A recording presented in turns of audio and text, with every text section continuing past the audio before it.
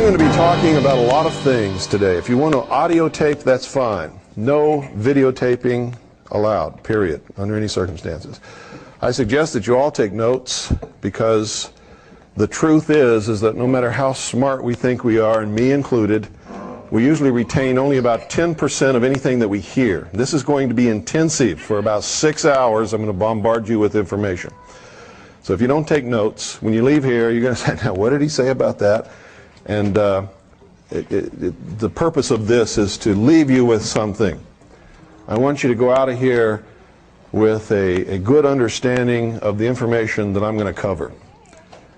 My purpose is not to change your religion. My purpose is not to make you believe everything that I say. On the contrary, I'm the only one in the world that will tell you, listen to everyone, read everything, believe absolutely nobody, including me, including your mother, including your pastor, your preacher, your priest, your Uncle Bob, and anybody else that you can think of, unless you can prove it in your own research. And research, it doesn't mean getting a book off the library shelf and reading it and saying, well, he said it, so it must be true. Because I wrote a book, you see. And I'm telling you, don't believe me unless in your own research you can prove what it is that I'm telling you. Because this is the age of deception. And if you don't believe that, you might as well go home right now, because you're in the wrong place. This is the age of deception. And everybody today is living in a fantasy world, and they're promoting agendas that they don't understand because somebody has told them that it's the right thing to do, and they generally believe it. Most people go to the church that they go to simply because their parents did, and for no other reason. Most people who are Democrats because their parents were. Or they're Republicans because their parents were. If you ask them, what is a Republican, they couldn't tell you in 100 million years. They don't know. They vote that way because that's comfortable for them, because that's what they grew up with. Most of us do what we do because we grew up in it. So there is an awful lot about this environment around you shapes who and what you are. It's the truth. I had a woman at the post office where we lived the other day say, I listen to your radio station every day. It's wonderful. But when Bill's show comes on, I turn it off because I don't want to be brainwashed. What is she admitting to? She's admitting that she's already been brainwashed because she is unwilling to listen to opposing viewpoints. That's the biggest number one sign of brainwashing that there is. It didn't matter that it was my show. It's any show. Any opposing viewpoint. Anything that opposes the status quo, if you won't listen to it, you're already brainwashed. You've closed your mind, and you are at the mercy of whatever manipulation they want to throw your way, because you've already determined that they're telling you the truth no matter what. You don't investigate. You have accepted blindly. That's the most dangerous thing that can happen to anyone. The moment that you say, this guy right here, I like him. I like what he says. He's right. I'm going to listen to him. And anybody that says anything different to him is wrong. You've just totally destroyed yourself. Because the truth is, he's a human being. I'm a human being. This young lady is a human being. Bill Clinton is a human being. Okay? When you mistake people for righteousness, or when you mistake people for the message, or when you mistake people for government, or when you mistake people for religion, you're making a big mistake. Because people, for the most part, are a big mistake. Does everybody understand what I'm trying to tell you? We are subject to temptations. We are subject to our own carnal desires, lusts, and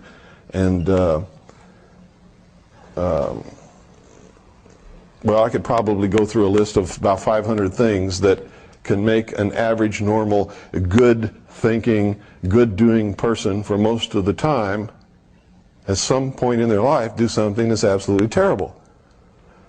Most of us are here and not in jail because most of us, when we did whatever it was that was so terrible in our life already, and everybody here without exception has done something like that, we got away with it, didn't we? Okay. The concept that imperfect men can rule imperfect men is absolutely ludicrous. The concept that you can give someone power and they're not going to abuse that power is also ludicrous. It is wrong for us to ever get into that kind of thinking. And the more power you give someone, the more opportunity they have to abuse or misuse that power. And the easier it is to fall into temptation for them. Now, I got to tell most of you right now, I don't like Bill Clinton any more than you do, but it's wrong. It is absolutely wrong of us to judge Bill Clinton. What we can say is we don't want him as president. He shouldn't be running the government. But unless you've walked in his shoes, unless you know what temptations he's fallen prey to, or what people have offered him to be and do, what he is and what he does, being imperfect humans ourselves, it's not right to do that. And if you're a Christian, you know, judge not lest ye be judged, right? So it's wrong for us to do that. It's okay to call him a communist because he is. Okay? It's okay to tell the truth.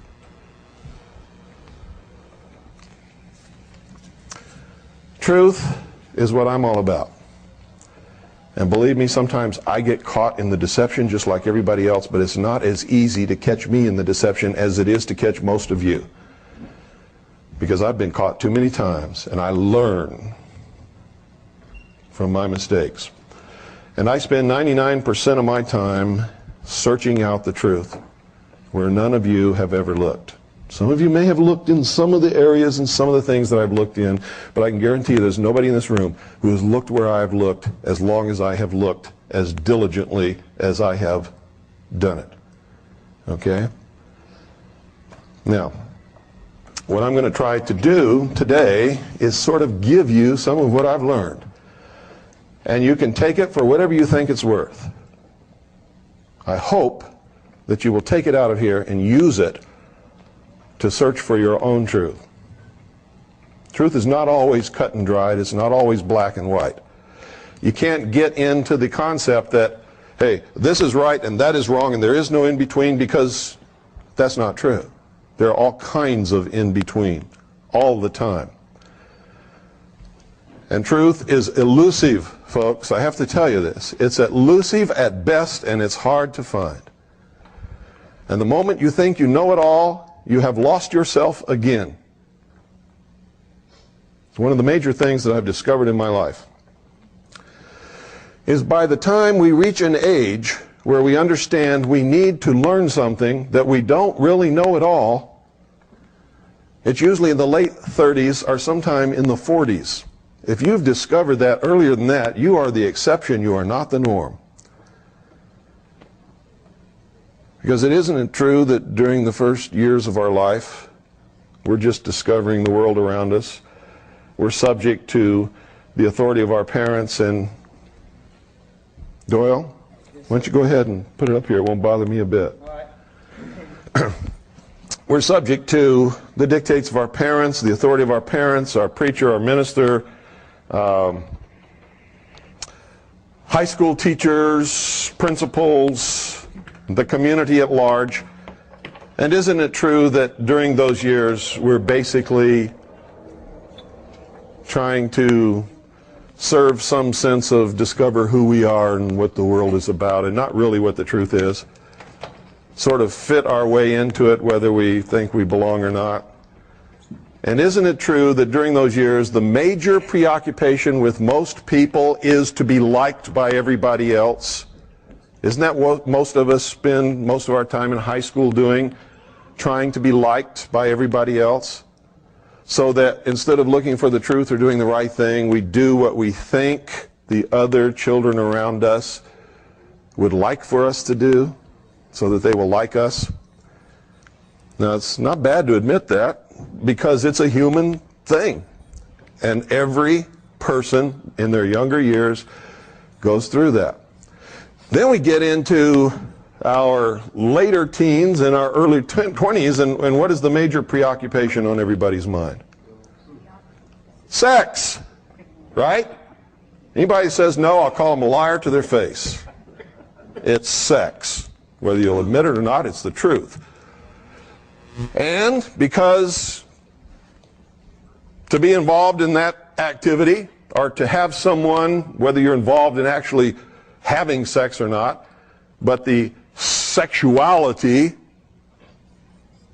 of being with someone else, you have to have a job. And you have to have a car. And you have to be able to talk the talk and walk the walk, right? So that takes up our life. And then sometime, usually in the later 20s, some guy sets out to get a girl and she traps him. Right? So they get married. Some people don't. And that's to their great credit, because personally, folks, after having lived my life and being honest with myself, any woman who marries a man before he's the age of 36 is a fool. Because most men aren't ready for that. They're not mature enough, and you're just asking for trouble. But people have done it and succeeded. I don't know how they did it, but they did it. But that's what we're all wrapped up in that stuff. And none of it really means anything. Because it's all going to happen to you anyway. If you are just doing the right thing, you're going to attract the right people. And if you're a man, the right woman's going to come along. And if you're a woman, the right guy is going to come along if you're involved in doing right things. But the problem is we try to make it happen, and that's where we get in trouble. And we ignore all the most important things that we should be involved in our life that really matter. Because these other things are just natural things that are going to happen. You can't make somebody like you in high school. Whatever in the world made us think that we could make people like us? If we just go along and do what we're supposed to do and just be ourselves, people are going to like us. But we think we have to make it happen. Or we think if we do this or we do that, Susie's going to like us more, and we're going to have the hot date we've always dreamed about. Well, you might, but as soon as Susie finds out that it's all phony, it's all going to fall apart anyway, right? Okay. So by the time we're in our late 30s or sometime in our 40s is usually when we begin to discover what's really important in life. Now, if you don't believe that, look around in this room and look at the age of everybody in here. See, if I was lying, this room would be full of 16-year-olds and 20-year-olds and 25 years old, but it's not, is it? What's the average age of everybody in here? Late 30s and 40s, right? So I'm telling you the truth, aren't I? By the time we reach that stage, if we make a concerted effort to learn everything that we need to know and begin to really do the right things, we don't have enough time left. That's why I devote every single moment that I have in my life to this. Because there just isn't enough time. And even if I do the very best job that I can possibly do, I can't complete the task that I need to complete before I'm going to pass on into another reality. And so it's so important to me that you get something from me and take it and continue with what I'm doing. The whole nation needs to be doing this.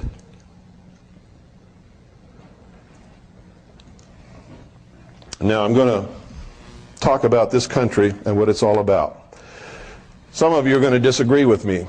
And during this talk today and tomorrow, I'm going to make some of you angry. And I want you to understand this. If what I'm telling you up here is not true,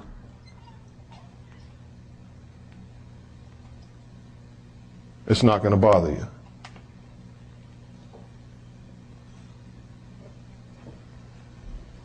You're a rapist. Did that bother anybody in here? Anybody get bothered by that? No. You know why? Because there's no rapists in here.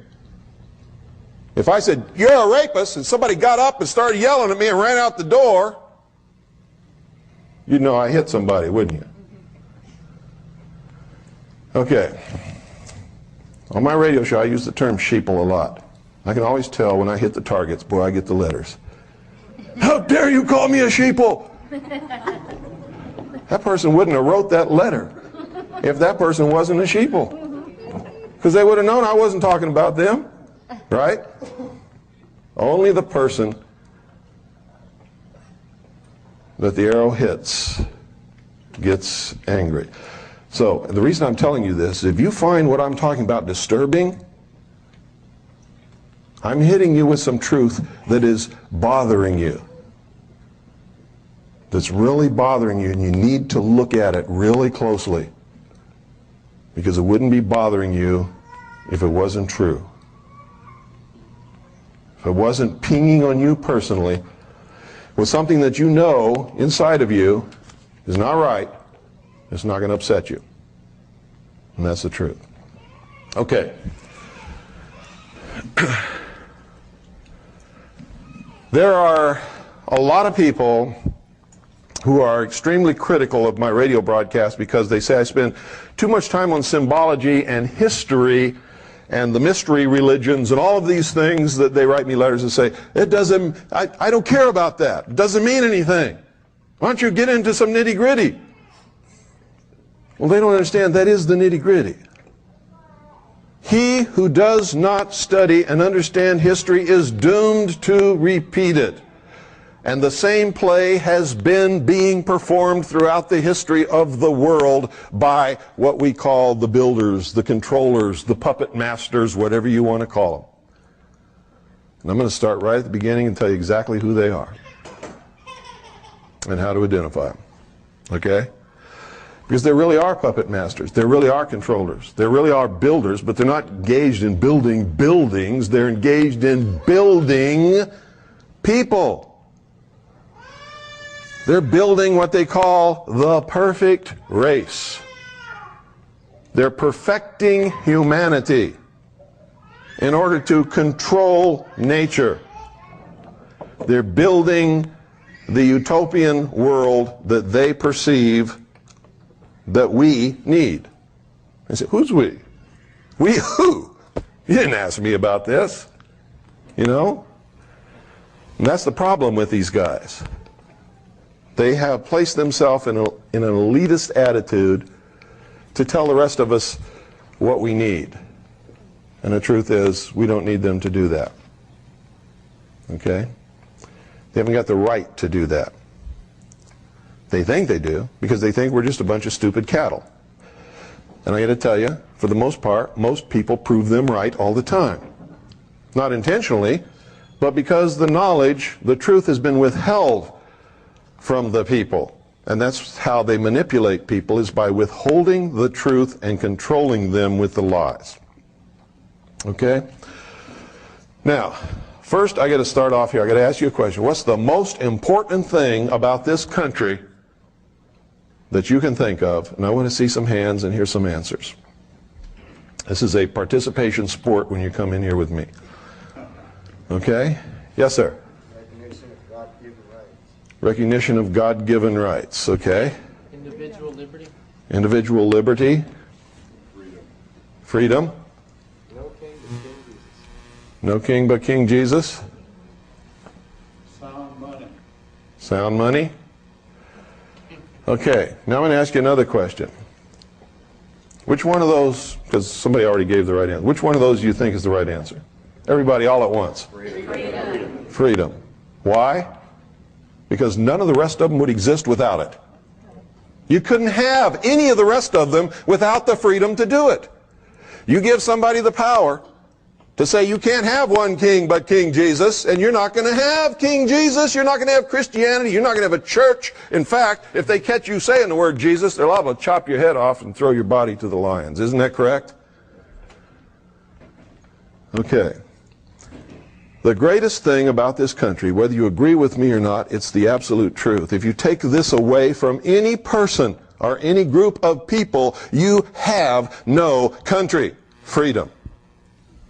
You have no religion. You have no sound money. You don't have any of it. You're subject to the control of the people who have taken your freedom away and who are now subjecting you to their will, because that's what lack of freedom is. Being subject. You know what subject means? To someone else's will. Freedom means you're subject to your own will. As long as what? As long as you take responsibility for your actions and you never hurt the person or property of any other human being. Period. If you do, you put yourself at war with someone else. Is that freedom? No. Then you're taking someone else's freedom away. You have become the bad guy when you do that. How many of you have heard of Dave Emery? Talk show host. KGO, San Francisco. Anybody? The other day he called me that famous fascist. Do I sound like a fascist? No. But you see, that's part of the manipulation. Because Emery has a one-track mind. Pardon? He has a one-track mind. No, he has an agenda, is what he has. One-track mind, the way he's saying. Yeah. He's not really thinking, he's fulfilling an agenda. He has an agenda. He's a socialist. He doesn't want people to listen to me who tell you that freedom is the most important thing in the world, because socialism can't have people walking around saying things like that. Because socialism doesn't give you freedom. They want you to think it does. Aren't they trying to bombard you with the delusion that liberals are for freedom? Liberals are for socialism. Liberals started out being for freedom when there wasn't any. Being for freedom was liberal. Being conservative was for the power of the king. Remember? All of our founding fathers were liberals. Believe it. They were also traitors. So when somebody calls me a traitor because I'm supposedly against the government, it doesn't bother me. I'm in damn good company. But you see, I'm not a traitor. Because what is the government? We are not the government. No, we're not even supposed to be. What is the government? The government is a contract signed by the founding fathers, which is called the Constitution for the United States of America. That is the government. That says what the government can do, what the government cannot do, when it can do it, when it cannot do it, where it can do it, where it cannot do it. Are you parties to that contract? Huh? Nope. No, you're not. How can you be party to a contract you didn't sign? You can't be.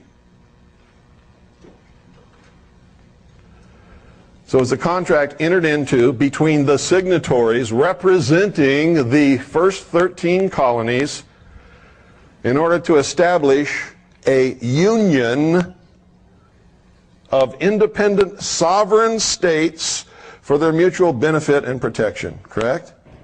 Am I right? Okay. Only those who signed it and those whom they legally and lawfully represented are really bound to it. Is that correct? Yeah. No. Now, don't get into all this posterity stuff, because posterity is only bound to it if they want to be. How do you get bound to it? Taken out. You're in a territory which wants to become a state. and by vote you agree to become bound to it and are accepted as a state of the Union. You understand that? Okay. Why? Because you elected representatives to act in your behalf. Is that correct? Okay. Is that a democracy? No. Is this a democratic country? No. Was it ever meant to be? No, never. So why do we hear all this talk about democracy all the time? It's the agenda to brainwash the American populace into accepting democracy, which is what? The first step into socialism. Why? No, because in our human failings and in our temptations, if it's one man, one vote, the majority is going to vote themselves everything, right? And if you vote yourself everything, what is that? The state owes me a job. We're going to vote that the state has to give us all a job. We're going to vote that the state is responsible for making sure that I have X number of dollars a year, so we're going to vote that there's going to be a minimum income for everybody in the country. That's socialism. Lenin, V.I. Lenin, you all know who he is? The man who founded the Soviet Union. V.I. Lenin said, democracy is indispensable to socialism. You can take a free people, make them into a democracy from whatever they were before, and they will vote themselves into slavery every single time because they are weak. They want the benefits. They want the check from the government. They want the job from the government. They want a car from the government. They want medical care from the government. They want everything from the government.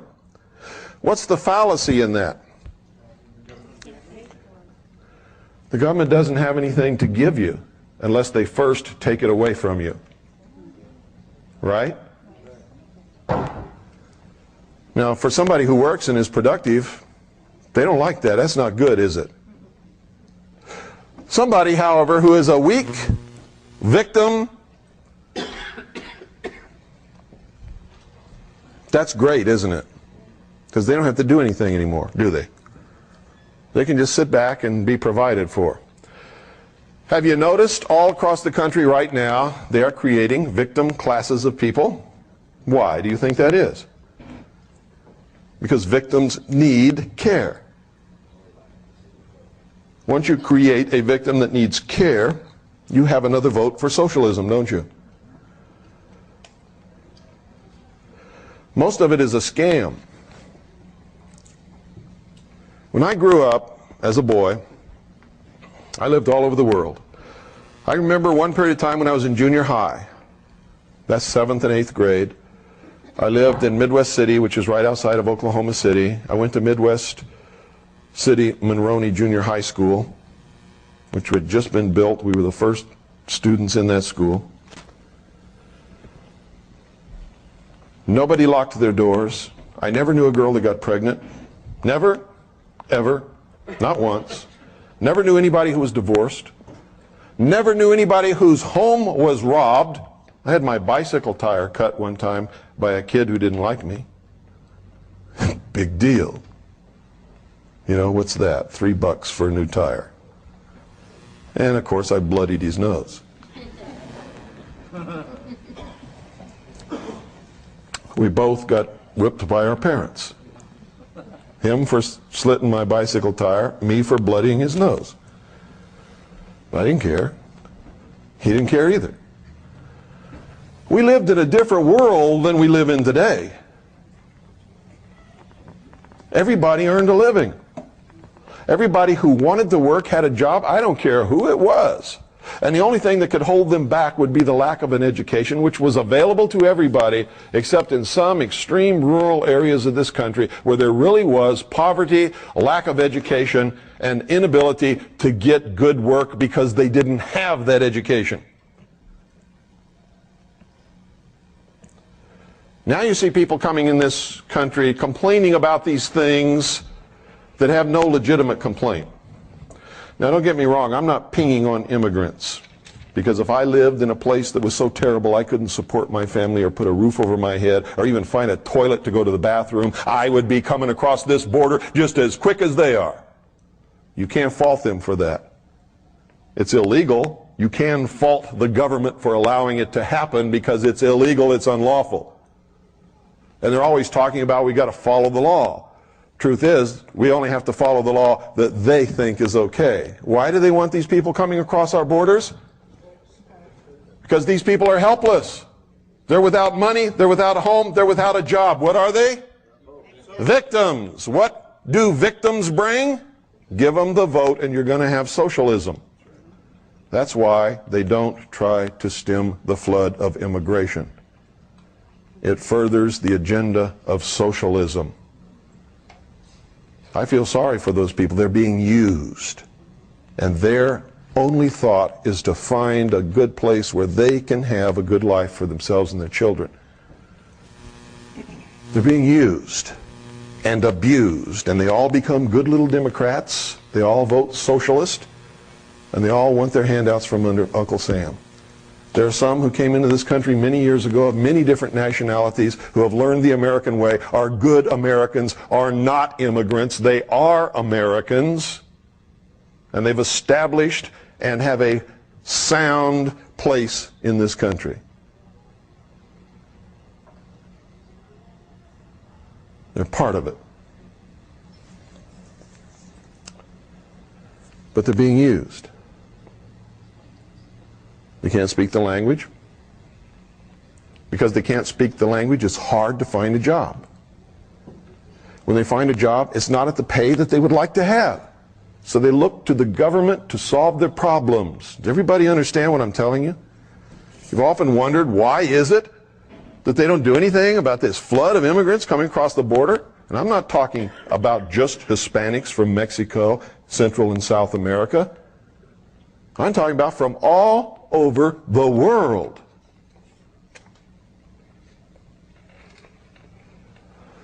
They come here for a better life, not realizing that in coming here and being manipulated and used as they are, they're going to destroy all of their chances forever having the American dream. They're going to help bring about socialism, which will put them back into slavery again. And that's got to stop. You have to understand the agenda. You have to understand who's bringing it about and why, before you can see the manipulations and how people are being used and manipulated to bring it about. How many of you believe that this is a Christian government? How many of you believe that it was founded as a Christian government? I hate to tell you this, but you're wrong. This country was built by Christians because that's the majority of the people who originally came here. And a lot of the things that they believed in is reflected in our laws and in our traditions and in our government. But the government was never meant to be Christian. Have you ever seen the government in church? Have you? Does the government go to church? No. Does the government pray? No. What is the government? It's the Constitution for the United States of America, the Bill of Rights, and the amendments lawfully made thereto. You see, you're mistaking people for the government. The founders of this country, by and large, were Christian.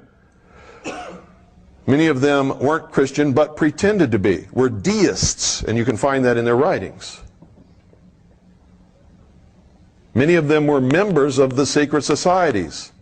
How many of you believe Thomas Jefferson was a Christian?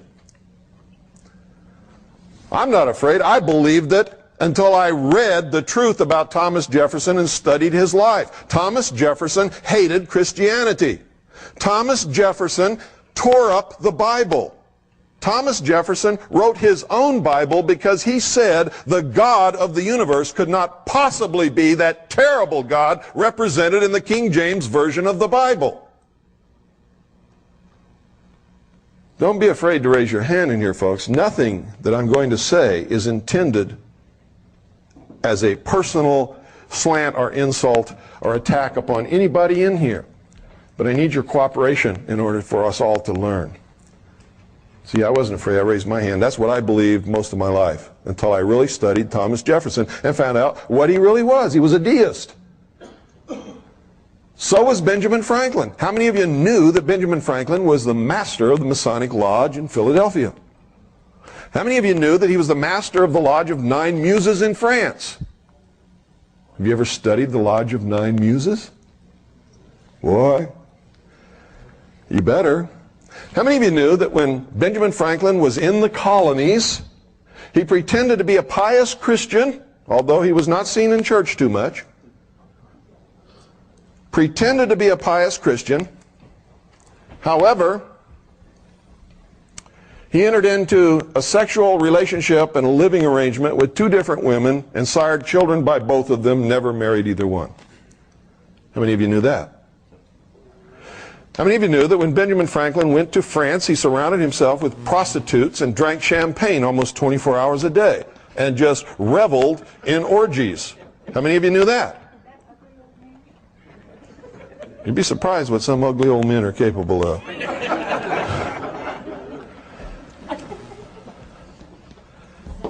See, these are things you don't know because you were taught something different, and it makes you uncomfortable to hear what I'm telling you, only for the reason that you've been taught something else and you've been reared with it and you've accepted it. It's hard to let go of something that you have learned and accepted that is not true. You don't want to let go of it because then you have to give up your comfort zone. How many of you know that George Washington was a Freemason? How many of you know if you're a Freemason, you cannot possibly in your wildest dreams be a Christian? It's absolutely impossible. And I can show it to you in their own words. So how could George Washington be a Christian? And you don't even know the slightest, teeniest bit about his real involvement in the secret societies.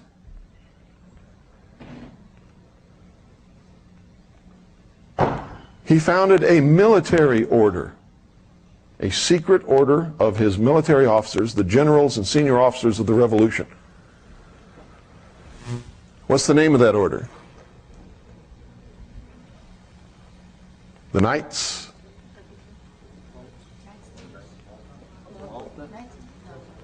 of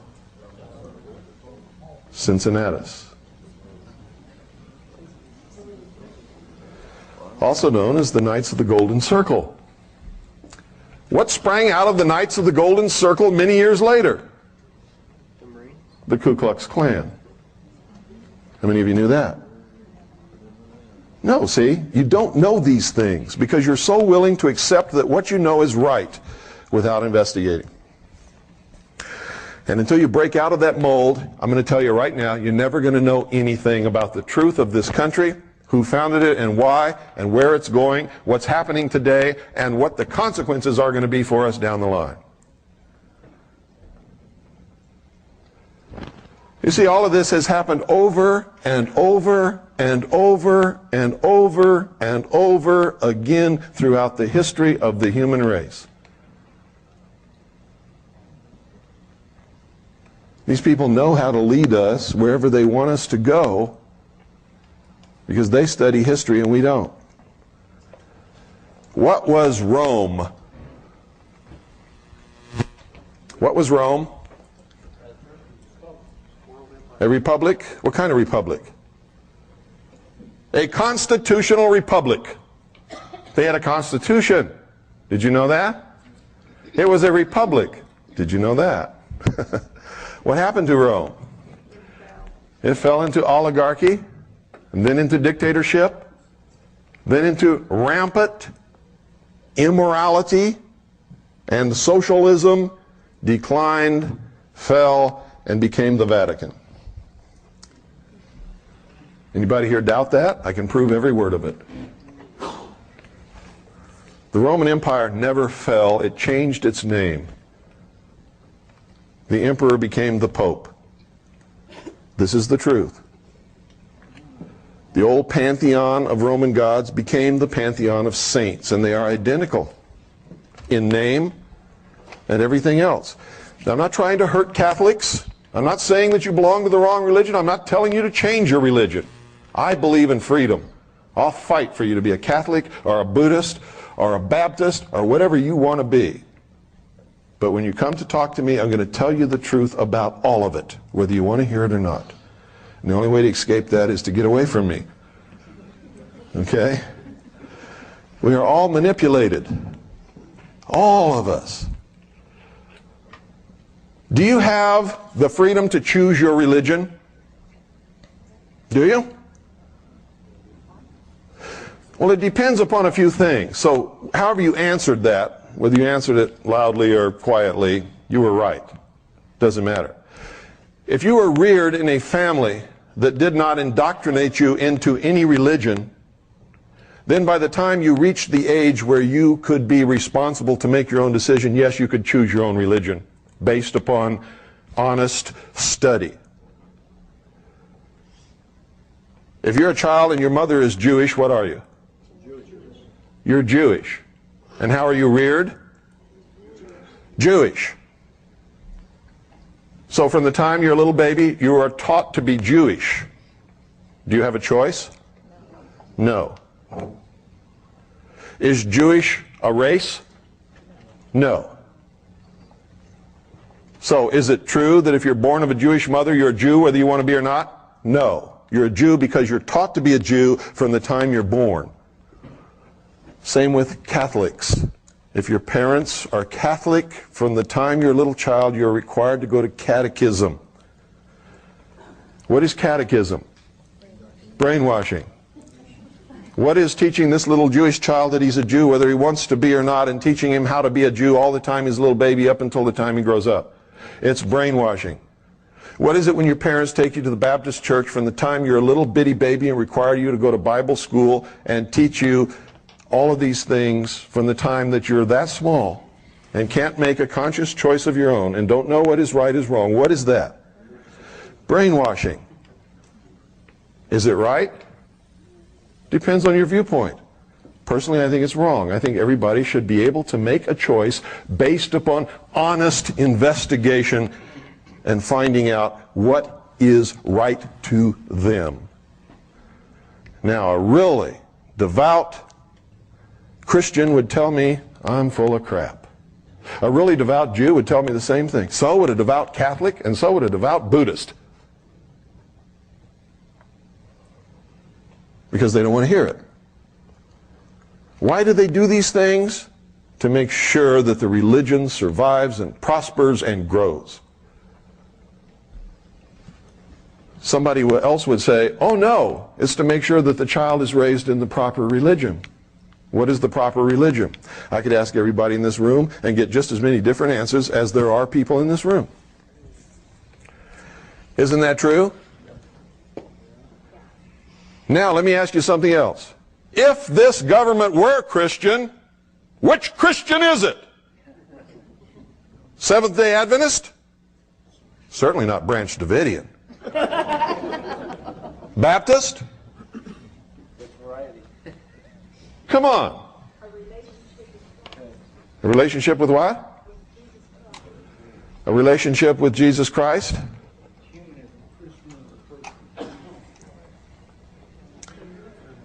Can you have a country that is Christian and have freedom? No. What if in 100 years the majority of the population changes their religion to Buddhist? Now, what kind of country is it? You can't assign a religion to a country. A country doesn't exist except on paper and in your mind. The religion belongs to the people.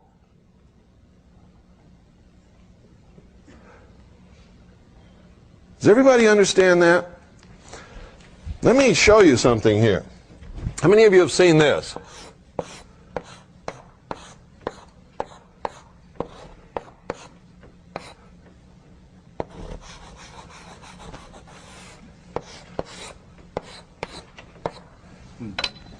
What is that? Where have you seen it? Pardon? On your book. Where have you seen that? Jehovah's Witnesses, that's true. Where else? How many of you watch Pat Robertson? You don't recognize that? He had that for a long time. It's the symbol of what great Christian broadcasting network? Who's on TVN? Huh? What does it mean?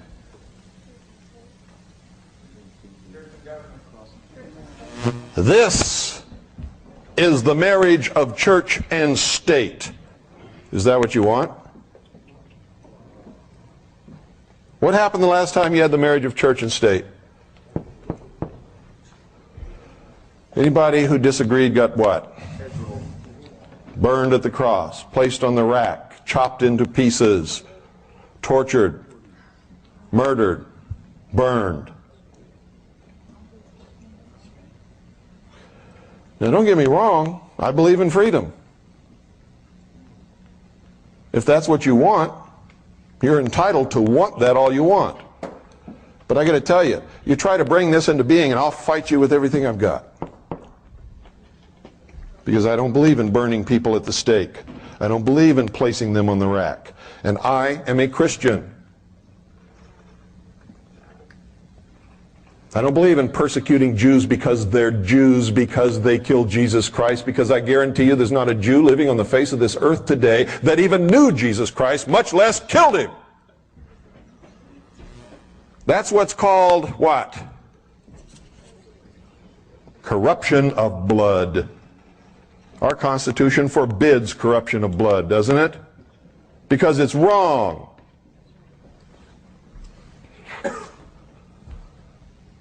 By the same token, I don't like Jews who say we're the chosen race and the rest of you are a bunch of stupid cattle and we're going to rule the world someday. You know what I say to them? Not if I can help it. Because why? Because it's this. Only it has a Star of David instead of a cross in the crown. Is that what you want? You see, that's democracy. When you have enough people who believe like you do to force your will upon everyone else, you become the bad guy. What does freedom say? What is freedom? The right to choose. As long as I don't hurt the person or property of any other human being, I can believe what I want, go to whatever church I want, be whatever I want, read whatever book I want, do whatever I wish, and do it abundantly and with prosperity. And without freedom, I couldn't do any of it, neither can you. When you ask for this, you're asking for enslavement. And right now, you might be the slave master, but who's going to be in charge 50 years from now? That's the uncertainty about these things. You might be on top now, but just wait a little while. It never fails. If you study the history of the world, you'll find whoever the oppressed is today will be the master tomorrow. A lot of what's happening in the world today is because this happened yesterday. Make no mistake about it, everything that is happening in the world today is because of race and religion and the persecution caused by those two different things throughout the history of the world.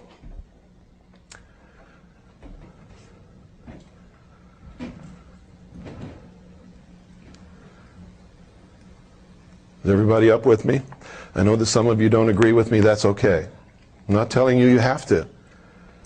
But I want you to go out of here thinking about these things and think about what is it that you really want. You want to be free so that you can be what you want to be and worship where you want to worship? Or do you want to cause a situation whereby you're in charge so that you can force your will upon everybody else so that they'll get pissed off enough to overthrow you and do the same thing to you? Because that's exactly what that brings about. Exactly, it's never failed. Study history, you'll see. It's the truth. So, gee, if our founding fathers were deists and they were members of the secret societies. And some of them were masquerading as Christians, and some of them were just flat weren't Christians, weren't masquerading at all. Why did they create this country? They came here to create a new world, not a country. How many of you really read what they wrote? They didn't come here to create a country. They came here to create a new world. What did they call it? They called it the New World, didn't they? What else did they call it? The Grand Experiment, the Great Experiment. Remember reading those words? And just read right over them, didn't really understand what it meant?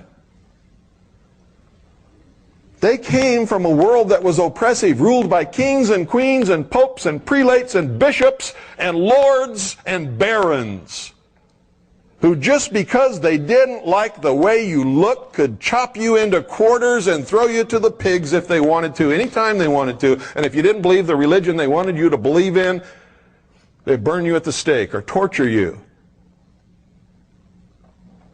In some way, make your life absolutely miserable. They came here to create a new world, free from all of that. But they knew that they could not be safe in the new world if the old world was the way that it was. How do you get rid of kings and queens and barons and lords and emperors and prelates and sultans and emirs? How do you do that?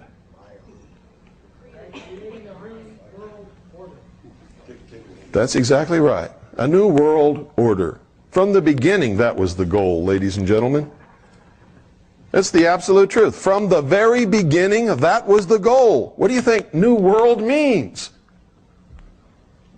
What do you think it means?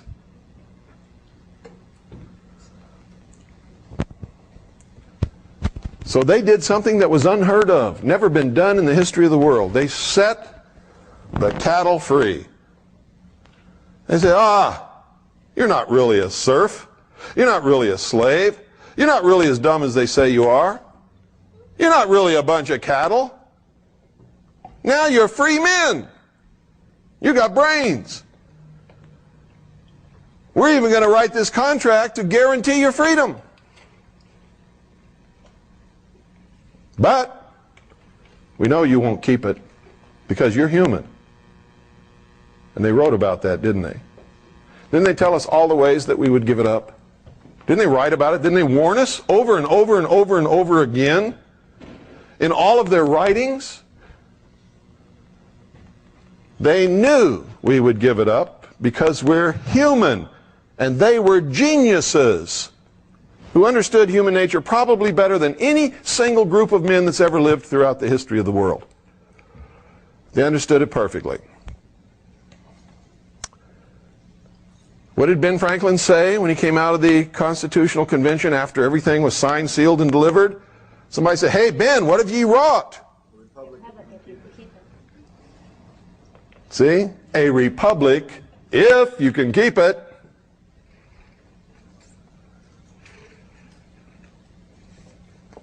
He knew.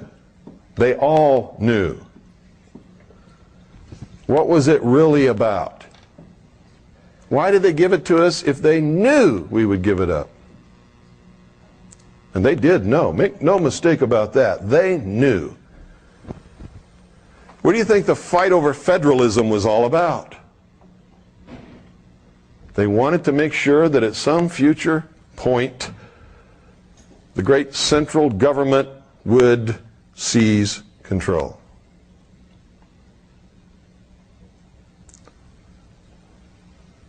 And they even pretended to fight over this.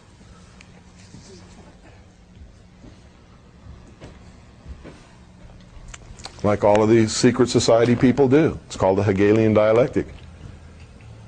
We want all these people to do something. So you and I are going to get together. We're going to create two different causes. We're going to get all these people wrapped up in it. We're going to pretend to fight against each other.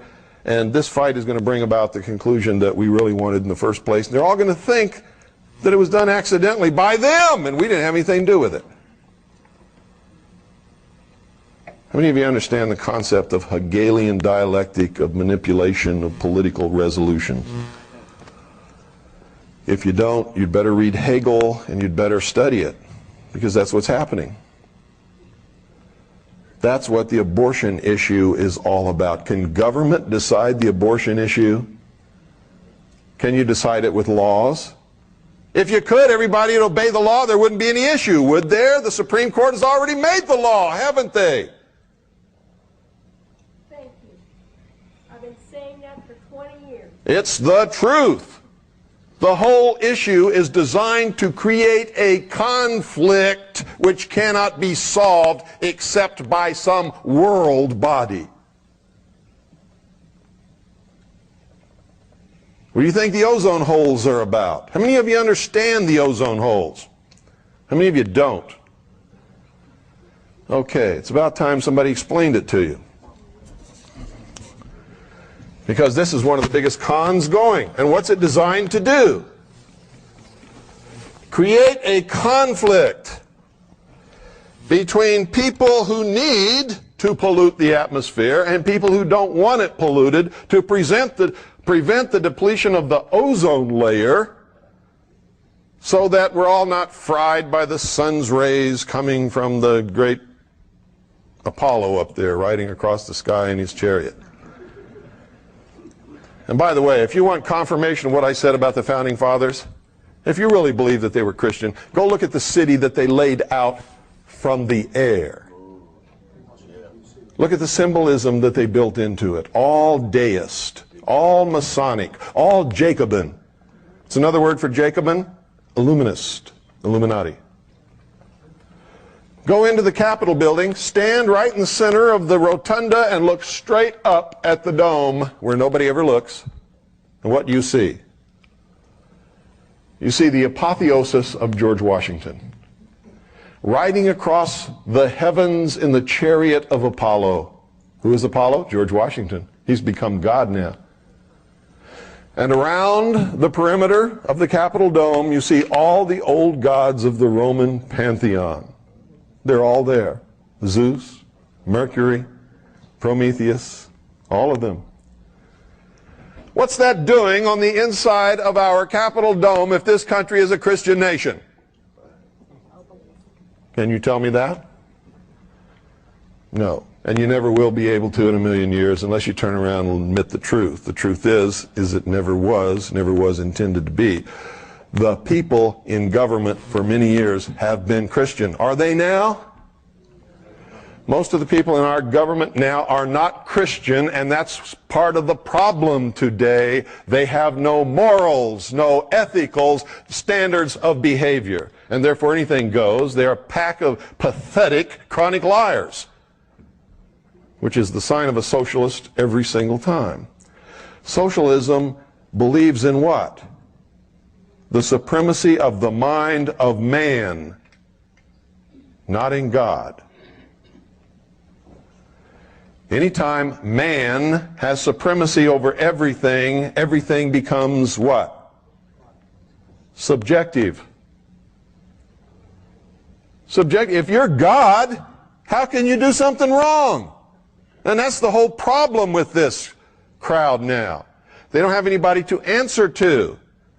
You see, whether you believe in God or not, the human race must have God. They must have a superior power to which they must answer. If they do not, then everything becomes subjective. And if I want to slice your head in half, by God, there's nothing wrong with me doing it because I'm God. You understand that? That's really what's wrong. When man has nothing or no one to answer to, man can do no wrong, can he?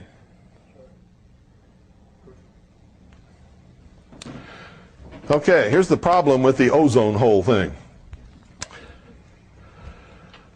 How many of you have noticed that every time they show a picture of an ozone hole, it's always over or near one of the poles? How many of you have noticed that? Every time. Because it has to be. It's the only place it occurs, and it's not really a hole at all. And it has nothing to do with what we do. It has nothing to do with CFCs or anything else. that we do here on this earth, period. Because here's the truth of it. How many of you have also noticed that whenever that hole occurs, it occurs at that particular pole in the wintertime? Why is that? Well, the earth is tilted on its axis. So if this is the North Pole up here, we have the earth right here, and we have old Sol over here giving out his rays. What has to happen to form ozone, folks? Sunlight must interact with gases in the atmosphere. Which gas? Oxygen. When sunlight strikes oxygen in the atmosphere, it causes a chemical reaction which splits O2 into two single O's. So O2 becomes, what is that? Ozone. Ozone. Each one of these is ozone. But what is it also? It's what's called a free radical. It doesn't like to be in that position. It doesn't like to be unattached. Okay? Some like people I know. Can't be without a mate for 10 seconds. And so they always choose the wrong one, which ensures that they're going to break up and they can't be without a mate for 10 seconds.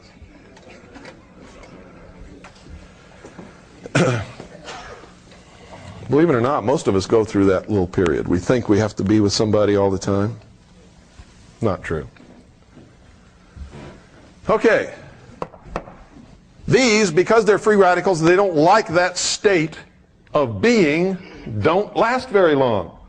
As soon as they find something to latch onto that they can oxidize, they will. Or as soon as they can find another free radical of oxygen, they will form once again O2. Or if they can find another radical of oxygen and an atom of hydrogen, they will form water. They don't like being apart. So ozone doesn't exist very long after it's created anyway. It's in a constant state of creation and attaching itself to something else and disappearing. So ozone is in a constant state of flux, becoming and unbecoming all the time. And it's caused by the sun rays interacting with oxygen in the atmosphere. What do we call that layer? There is no such thing as an ozone layer. What is it called? Because what are these? These are ions. Ozone is an ion of oxygen. Okay? It's called the ionosphere. So why don't these freako-environmentalist liars call it what it is, the ionosphere? Because it would be the truth, and we can all prove that the ionosphere is not disappearing. It's where ionization of gases takes place due to interaction with the sun's rays. Energy from the sun. Everybody understand that? So instead they say, there's an ozone layer. Oh, really? Can you taste it? Can you touch it? Can you feel it? It's the ionosphere. And this whole thing is a hoax. Because here's what happens. As sun streams toward the earth, you can see down here at the South Pole where they're having summer, sun's rays are hitting all over the pole, aren't they? But up here, they're not hitting a portion of the pole. At the pole that is experiencing winter, what do they have there that's unusual about the rest of the earth? They have 6 months of darkness. There's 6 months when the sun's rays are not hitting that part of the earth or the earth's atmosphere. And so there is no interaction between the sun's rays and the oxygen in the atmosphere, and so what is absent? Ozone. Is it a depletion of ozone? No, it's just a place where the chemical reaction does not take place. It is absolutely perfectly normal.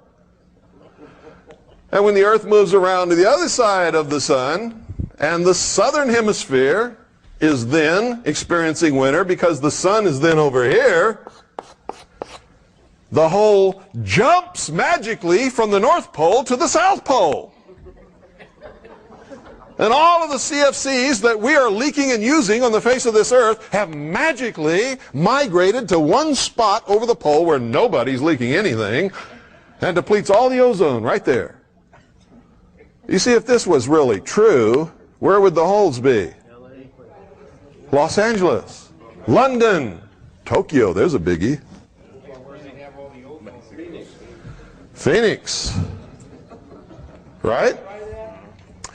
Do you know that the state of Arizona is the only state in the whole 50 United States that knows this and has passed a law saying, screw you, we know there's no ozone holes, we'll use CFCs all we want, and we do.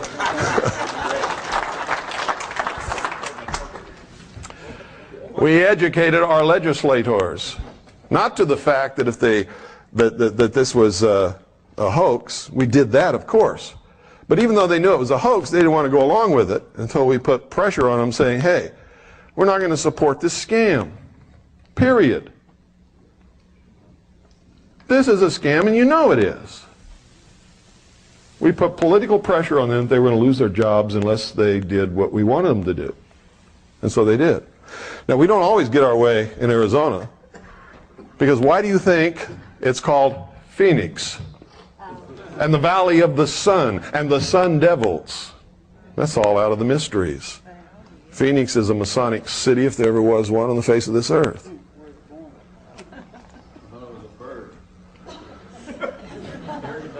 Nope. Phoenix is a symbol. Phoenix is the symbol of resurrection. Death and resurrection. Phoenix is the bird that rose up out of the ashes. Yes, sir? So why the hoax? Why the hoax? What is the end result of the hoax? What do you have to solve this problem? World government control of the atmosphere. You see, they do it by stages. Give them the atmosphere. What do they want next? The biosphere, maybe? How many of you know about the biosphere? Do you know that the UN inspectors were just at Yellowstone National Park and determined that there has to be a buffer zone around the park?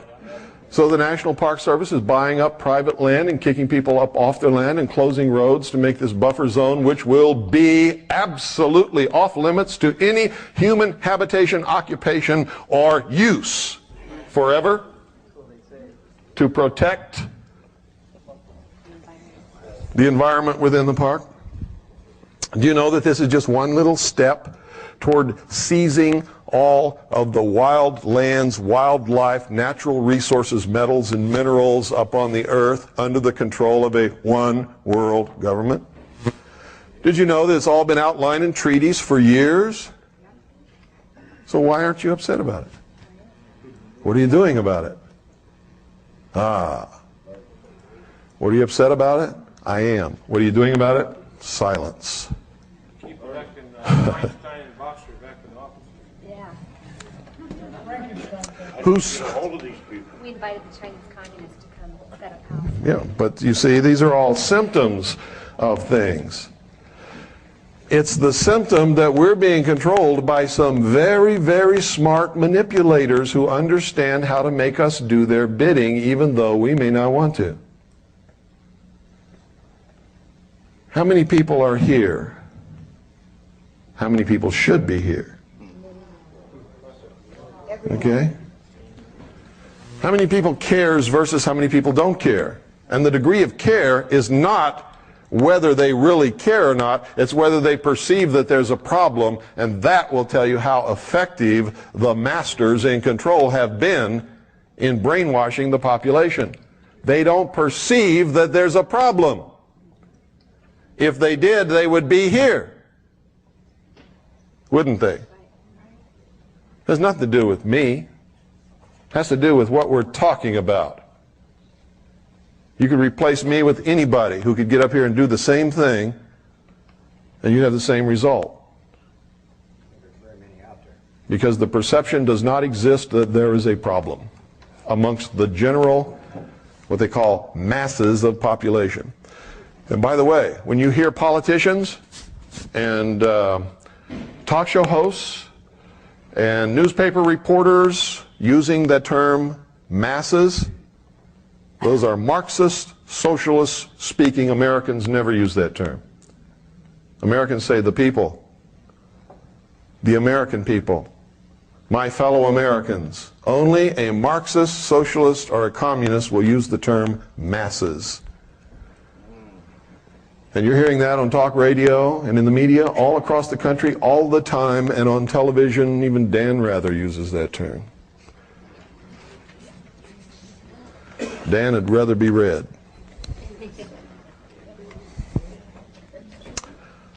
Okay, are you beginning to get sort of a feel of where we're going and what this is really about and how important it is that we understand it? And understand this, I'm going to say it one more time. I'm not trying to change your religion or what you believe or anything. I'm trying to confront you with some truth in the hopes that you will use that information and that truth in order to come up with some decisions and some actions on your part so that we can change this. Turn it around. There is only one uniting common bond amongst all Americans. What is it?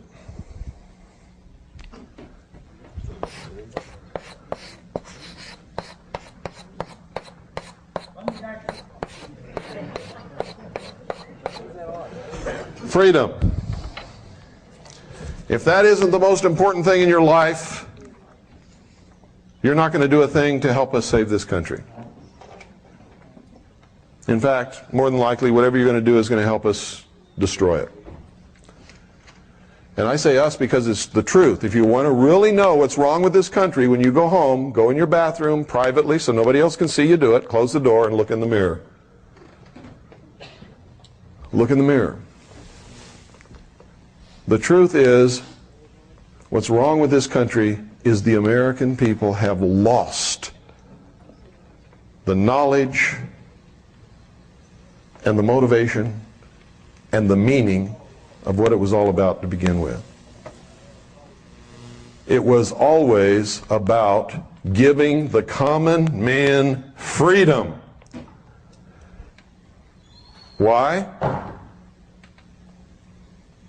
Because, folks, our founding fathers knew that if that would work, that would be the New World Order.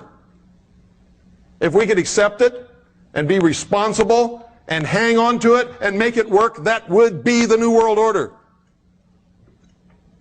A direct result of it would be that giving the common man real freedom would topple every king and queen and sultan and emir off their thrones all around the world, and that's exactly what it did.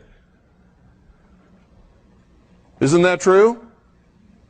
And they knew that they couldn't have any kind of a new world or new world order of any sort unless they got rid of the kings and queens and sultan and emirs and lords and barons.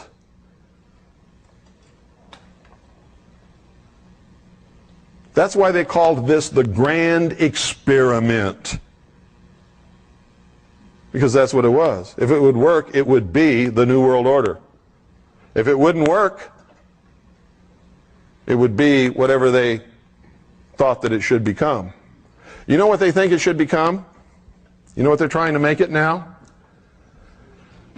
A world totalitarian socialist government headed by a, quote, benevolent, unquote, dictatorship. They're going to present you with a Messiah. The whole world will accept this person as a Messiah. You can call him the Antichrist, whatever you want. I don't care. It's going to be the answer to all your problems, worldwide. And the whole world is going to bow down to this person. Whether you believe in Christianity, the book of Revelations, or not, I'm telling you this is what's going to happen because I've talked to them face to face, and they don't even hide the fact. That person will wear the throne of the world. Behind that person will be a council of what they call wise men who will really be the rulers. This poor guy is just going to be the fool they stick out there to take the brunt of the public wrath whenever it's necessary. And you can knock him off if you want to. They just put somebody else up there. That's why I've said over and over and over again, So what if you impeach Clinton? So what? Who's going to take his place? Huh? Al Gore. And if you bump off Al Gore, who's going to take his place? Whoever else they want to put up there, because you don't have a choice. You think you have a choice? You don't have any choice, even if you vote. Because the choices that they give you to vote on all belong to them. Why do you think Charles Collins and Rosemary could not get in the debates?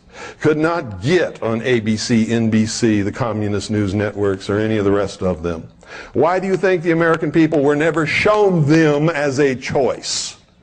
Because you're not going to get a choice.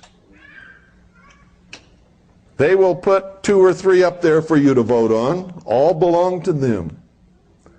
They'll even make it like they're really against each other. They'll make you believe it. They'll even throw you some trash about one of them, so maybe you won't vote for him thinking the election's fair because that's not a moral person. And then who do you put in the White House? The most immoral person that ever lived on this planet. William Jefferson, Communist Clinton.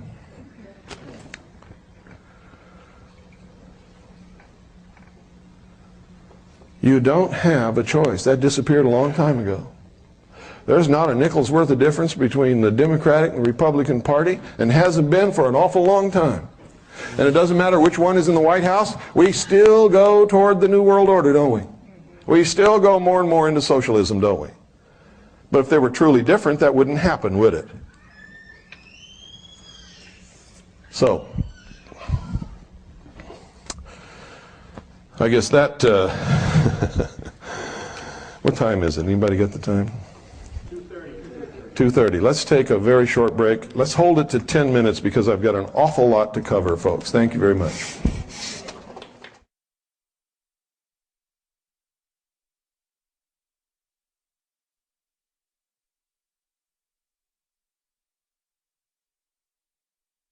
We're also going to do another Groom Lake trip. How many of you are interested in Area 51, Groom Dry Lake? That's going to be almost the entire subject of tomorrow's lecture. We're going to do an awful lot about that tomorrow. It's one of the major manipulations that's going on. It's something everybody is curious about. It involves tremendous technology and a lot of mystery, and it's extremely interesting. So, pardon? That's going to be in August. Let me see, June, July, August. I think it's the end of August, around the 1st of September. Is that Labor Day? Labor Day. It's going to be over the Labor Day weekend. We'll be going there. Is anybody here who went the last time with us? Gary. Stand up and tell them about our Groom Lake trip, Gary. We went there mostly just to visit Bill. We didn't think to see the UFO. And on July 4th, they were doing a lot of dog fights, so that was fun. That was worth it by itself. And then we got to see a lot of tapes and a lot of research work Bill had done. That was really fascinating. But the July 4th evening, we saw some fun. And the most exciting one was the one that was in the opposite direction in which we were looking. We were looking over Groom Lake area. And they were testing behind us because they knew we were there. They were all kind of tired. And I think it was 2:30 in the morning, some little kids said, hey, what about that over there? That's toward Dealey, probably like 60 miles away or so. Yeah. We got to watch advance for a while. And it was really fascinating. If we would have stayed at Rachel, though, we could have seen all 5 of them. Apparently there was 4 of them at low altitude that we couldn't see. And from Rachel you could see up that valley, so we could have seen all 5 of them. And the guy that told me that was a Air Force nuclear physicist that was doing a technical. Yeah. And he said you should have stayed here and had more time. Did you have a good time? I had a great time. Just keeping up with you was tough. How about the people that came? All really nice people. Fantastic people. Only the best people ever come to our activities, and I'm not exaggerating at all. They are the greatest most gracious, most polite, most concerned people that I've ever met in my life. And that's why they come. That's why you people are here. You care. If you didn't, you wouldn't be here. And that's the truth. So many of you fit into that category that I was just talking about. Some of you just grouchy old codgers and you know it. Like I get sometimes. Now, if I get a little impatient sometimes on the radio or anywhere else, it's because I've been doing this for so many years, folks. I don't want to be rude to anybody. I really don't. But I've learned a few things. One is there's no time left to suffer fools. There just isn't any. So if I'm confronted with a fool, I just let them know it, get it off my chest, get rid of them as quickly as I can, and hope that that is enough of a shock that maybe they'll get out of their foolishness. Okay? Because there just isn't any time. We're going down the tubes on a roller coaster. There is no time to tell you all that you are brilliant, wonderful American people, and that, you know, with people like you, we don't have any problem. We're going to turn it around right away and, you know, pass the hat and put some money in there and hoorah. Bullshit. It ain't true, and I ain't going to tell it to you. You're never going to hear that from me. We're in this situation because all of us, me included, we're dummies for most of our lives. And unless we change that, we are never going to turn anything around. And that is the cold, hard truth, whether we like it or not. And we all, at some point in our life, have to go in the bathroom, confront our own self in the mirror and say, Bill Cooper, you've been a fool for most of your life. What is the matter with you? You've got to stop it right now. You got to stop being stupid. You got to become a real American. You got to care about things. You got to find out what the truth is so you know what to care about. And it's hard to say. I know because I've done it. I couldn't be up here if I had not confronted myself in that manner. You've got to do that. You have to do it. If you can't make a change. You'll never understand. You'll always be saying, well, I ain't no sheeple. I ain't no fool. I know everything. I know what America is.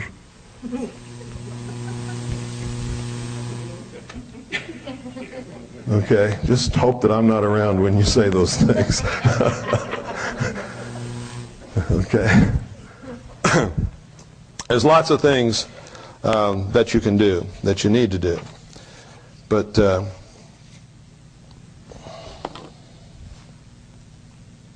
I want to just sort of give you a few things that are recent, so you'll know. And these are not really terribly serious things. Some of them are, but they're just things that you will all understand, and you'll understand them quickly. Listen to this. How many of you know who Alvin Toffler is? How many of you have read his books? What was the first book? Future Shock.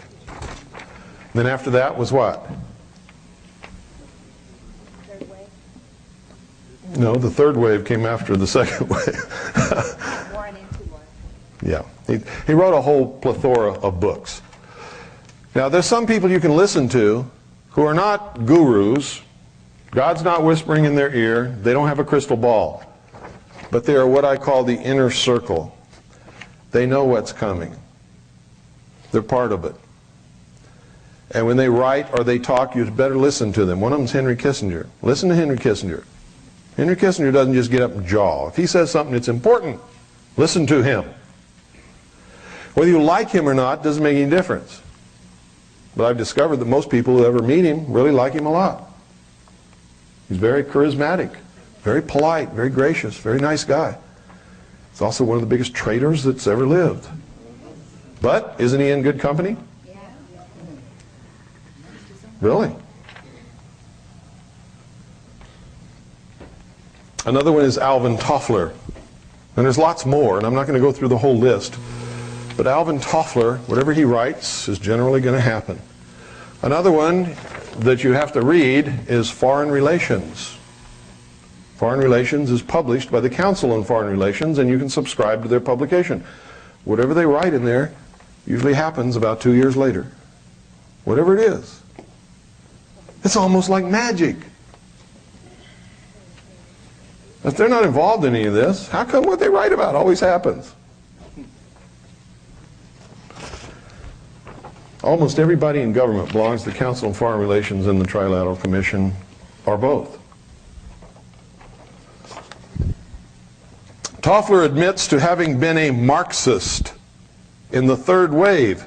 He wrote it on page 24.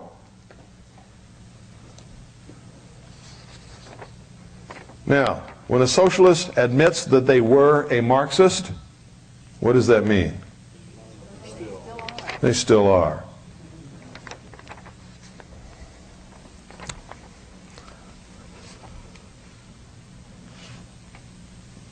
Toffler says in the third wave, it requires governments that are simpler, more effective, yet more democratic than any we know today. What's that a code word for? Socialist. It is a civilization with its own distinctive world outlook, its way of dealing with time, space, logic, and causality. What's that mean? World outlook, world government, world control. Causality, social engineering. You understand what I'm saying?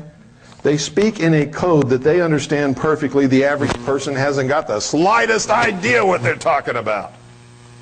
And if you don't study them and their symbology and what they believe in and what their agenda is, you'll never know. You could read this and never know what this guy's saying. Oh, that sounds nice.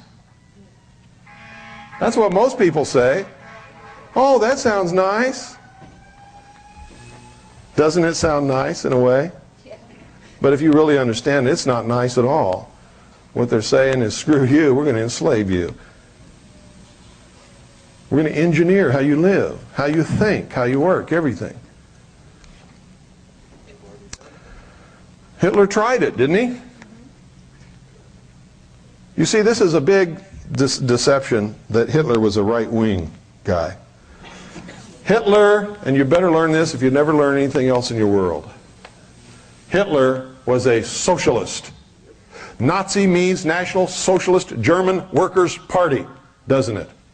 Hitler socialized Germany. All control is always on the left. Always. If you're left-wing, you're for control of yourself and other people.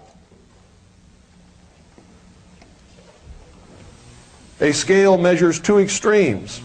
On the far left, you have total control of everything and everyone, and, by the way, ownership of everything and everyone by the state, which is more important than anything. It's called communism.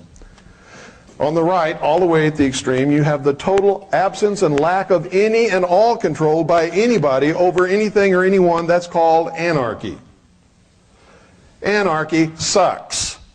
Communism sucks.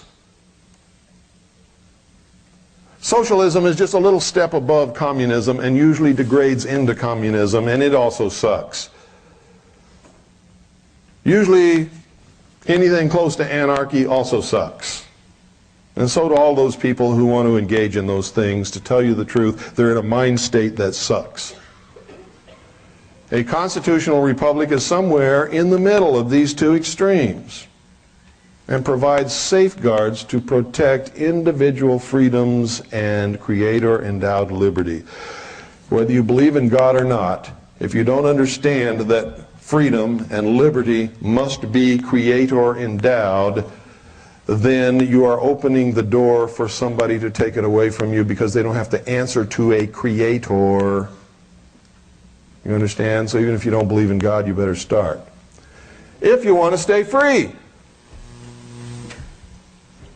If you want to stay free. If you don't care about freedom, you don't have to believe in God. You see, there must be something that human beings answer to protect us from ourselves. Because the minute we become God, how many of you in here want me to be God? I don't want me to be God either. Because I know who I am. I know the temptations that I'm subject to. I have seen what power can do to people, and I might fall prey to that same corruption that would allow me to use that power wrongly. Even Jesus Christ, if you're a Christian, was tempted. What was it that Satan offered him? The world. What is it these people are after? The world. Jesus turned it down. They're not gonna. If you were to give me the world, you know, I'd be hard put to turn it down, because then I could make it the way I want it to be. Is it the way I want it to be, the way you want it to be? You don't know that. You don't know, and that's the big problem. Why would you even want to take a chance? I'm a pretty good guy. But you don't want to take a chance on giving me the world or anybody else. You don't want the world. You don't want vast amounts of power, because you're a human being, and power will corrupt you and destroy you, and you will use it to destroy others. And that's the truth of the matter. You don't want it.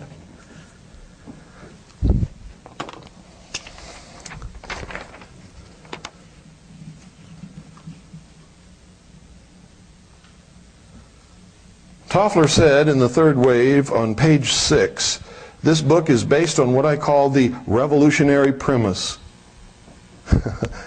That's Marxist if there ever was a Marxist statement in the whole wide world.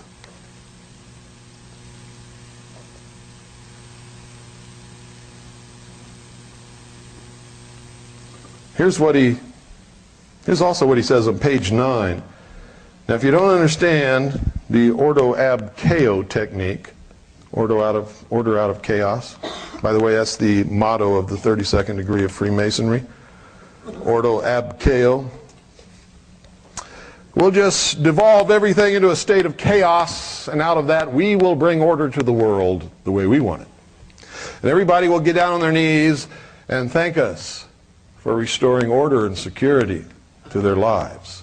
And they will be willing to give up anything to us for that favor.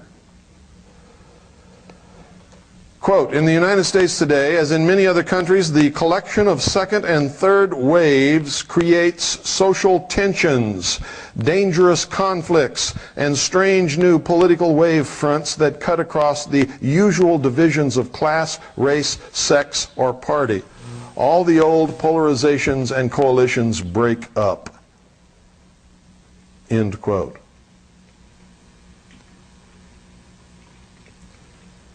How many of you women thought Gloria Steinem was doing you a favor? Gloria Steinem is a communist who created the concept of feminism to destroy American family life. Feminism is not good for you. Being a responsible woman is good for you. Being a good person is good for you. Whether you choose to do it in business or in the home doesn't make any difference to me. And yes, you should get equal pay for equal work. And yes, you should have the vote and all of this other stuff. But feminism? Feminism is war between women and men. It was created intentionally to destroy the basic unit of freedom in this country, and that's the family.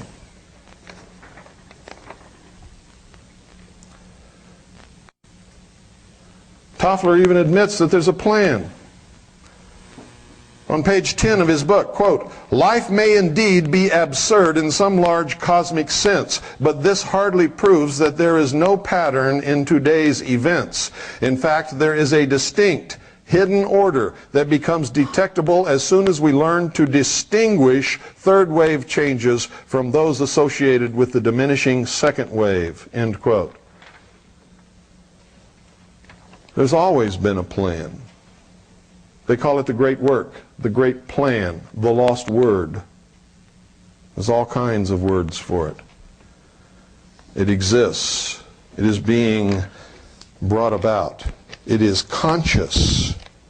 It is working its effect upon us now, today, as I speak. Now, I'm going to just give you a little demonstration of the degree of control that is already in effect in this country concerning communications. Now, if you're smart, you know that if you turn the dial on your radio and on your TV set and on every news story, it has the same slant in the same words, and it's the same stories. You know that the news and the media are controlled. If you don't, you're not playing with a full deck of cards. Okay? It is absolutely absurd to believe that all these different networks, news stations, newspapers, and radio stations are all owned by different people, yet they all carry the exact same stories every day, worded in the exact same way, with the same agenda and the same slant.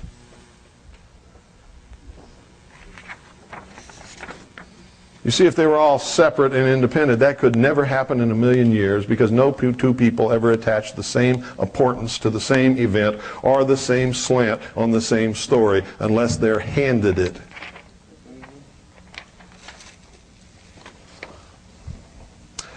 Two federal agencies are looking into a goof that led 4 extra states to get an emergency warning broadcast meant as a test for just one radio station, which caused all radio stations in those 4 states to go off the air.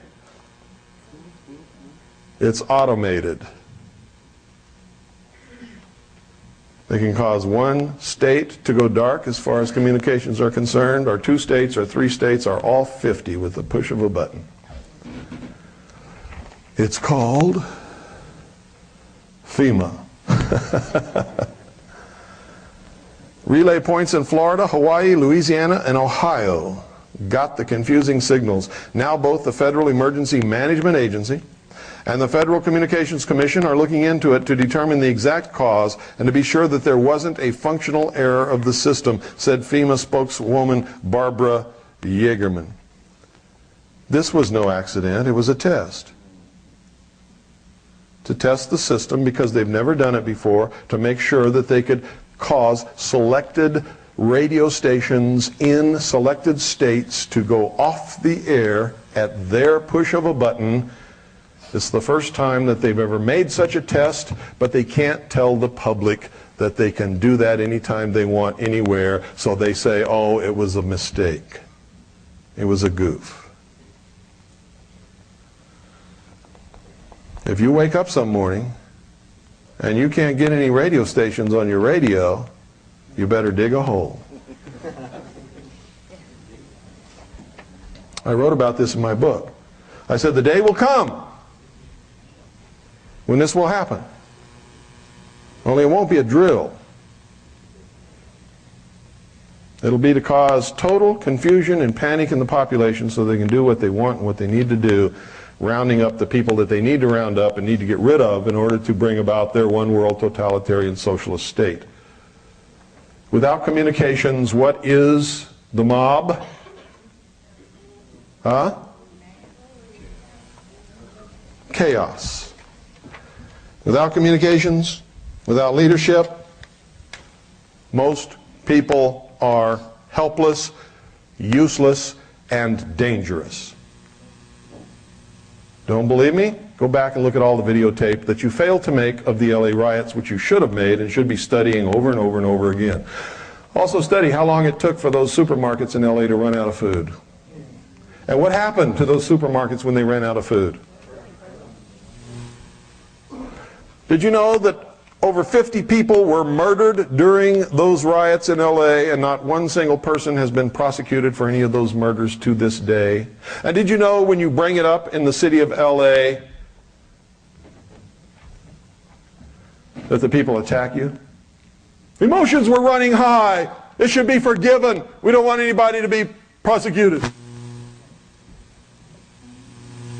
Hey, that's dangerous. Think it can't happen here? Think again. Some of the people you've lived around all your life, when society breaks down, will turn into your worst enemies, the baddest people you've ever seen. They will kill, rape, murder, and steal. Right now, they're nice people. And I got to tell you, you can never for sure determine who in the world's going to do what when that kind of stuff happens. You just can't. You don't know.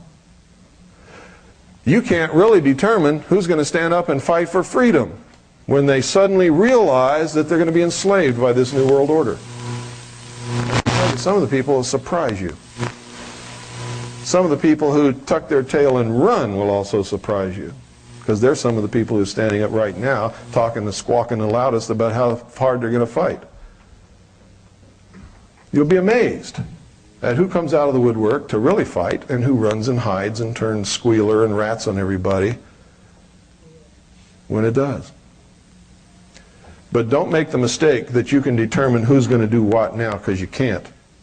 The only reason I can make this statement is based upon solid research of history, because this ain't the first time it ever happened. Nor is it going to be the last if the human race has anything to do with it. We've been doing this since the beginning.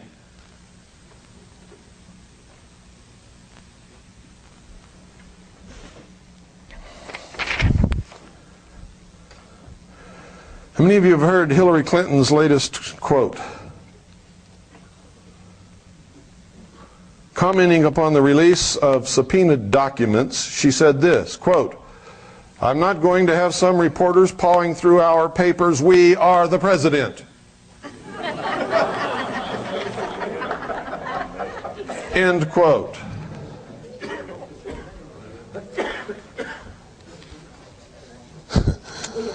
How many of you voted for Hillary?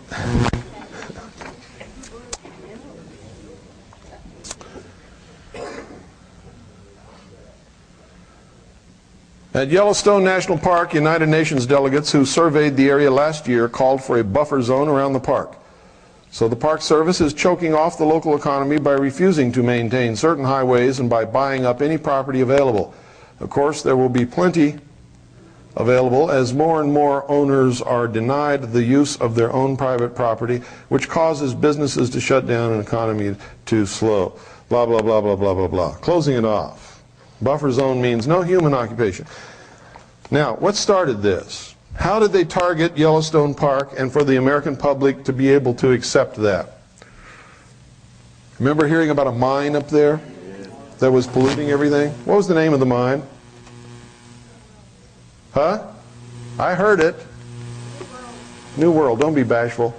The New World mine. You think that's an accident? No. Who do you think went up there and staked out the claim and started mining the New World mine to pollute everything, to cause this to happen? Huh? You think some miner went up there and staked it out and decided to name it the New World mine? You see, these people are arrogant. They love to flaunt what they're doing in our face. They like to slap us with it because they think we're so stupid. And like I said earlier, most of the time, most people tend to prove them right. They laugh at us, constantly laugh at us. Look at those fools. We got to stop that. We must stop it.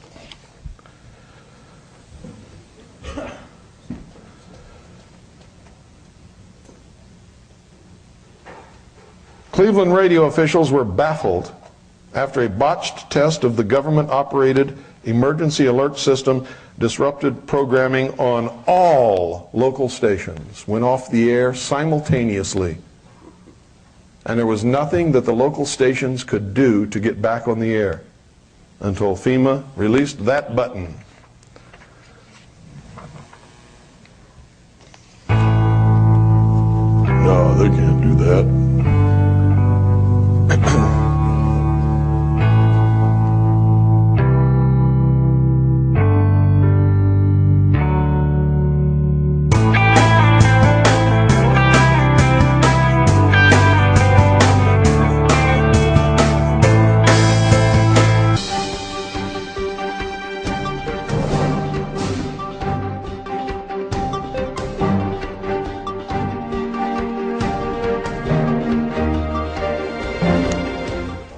Okay, folks, so you know all this stuff here is a scam. There's lots of scams. The global warming is another scam.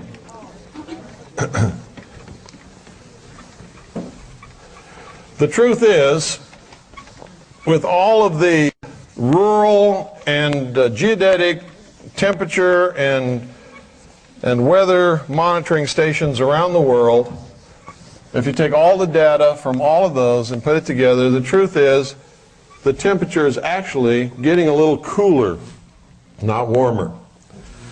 How do they perpetrate this global warming hoax? It's very simple. They take the temperature readings where the temperature is affected by some outside source, such as in the middle of a city. Right. They just change the place where they're taking the temperature so that the temperature is affected by something else. Artificial, usually man-created, like parking lots. Where is the temperature greater? In the park or in the parking lot? In the parking lot.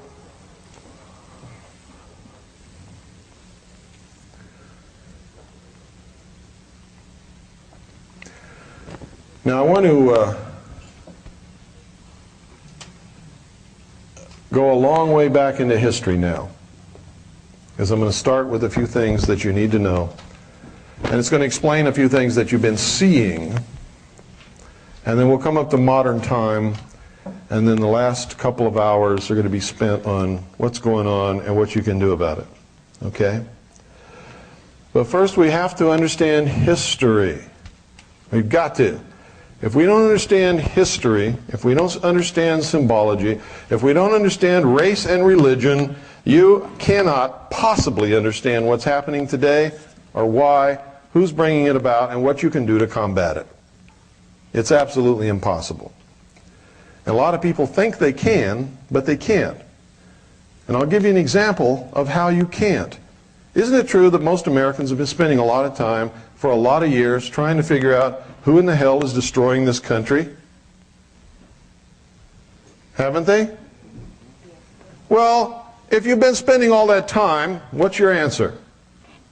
Logically, from what you yourself have discovered, not what I've told you up here. The answer is you still don't know, right? Isn't that correct? You look around for the enemy and you can't find the enemy. It's because you haven't looked in the mirror. And that's the truth. You've looked everywhere, except right here. I've searched my entire life to find the devil, and I finally found him. You know where he is? Right here. And I can let him take over, or I can cast him out. But he doesn't exist anywhere else. Don't believe me? Take all human beings out of a complete area and see what happens to that area. And this has nothing to do with the environment, the atmosphere, or anything else. I'm not an environmental freak. What happens? God's plan takes hold. The laws of nature rule. Everything functions as it should, and there is no evil anywhere. Now that ought to tell you that evil exists in the hearts and minds of man. That's where you're going to find the devil. If there is one, he's in us. If you don't believe that, try that little experiment. Just try it.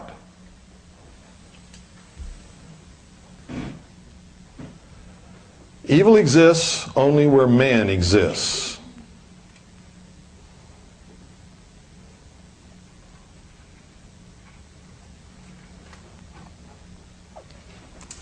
Okay?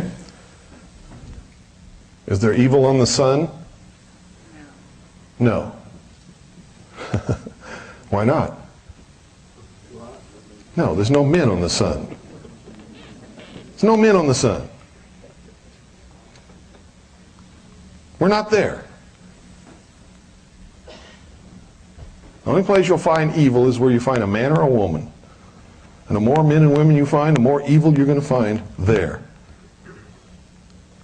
Exists within us. Why does it exist within us? Well, we're going to find out some of it. And we're going to find out why certain things are happening. Okay? If we go back as far back into history as we can possibly go,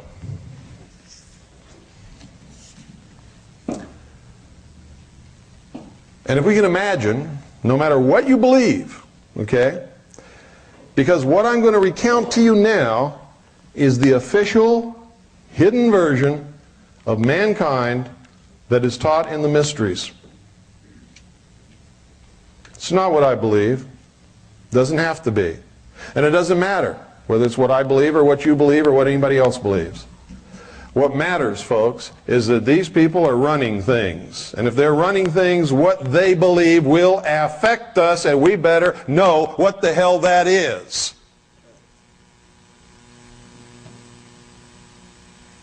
Because that's what's driving them.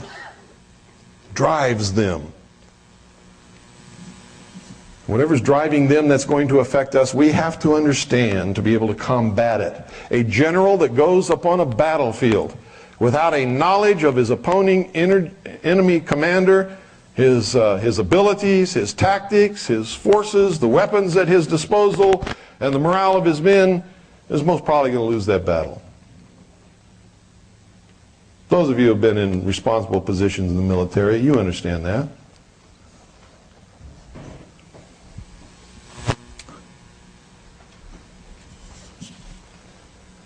Here's their version of history.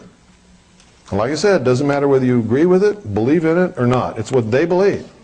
It's what's driving things today. And you better understand it. They believe that way back at the dawn of the history of the human race, there was a golden age. How many of you have heard that? The golden age.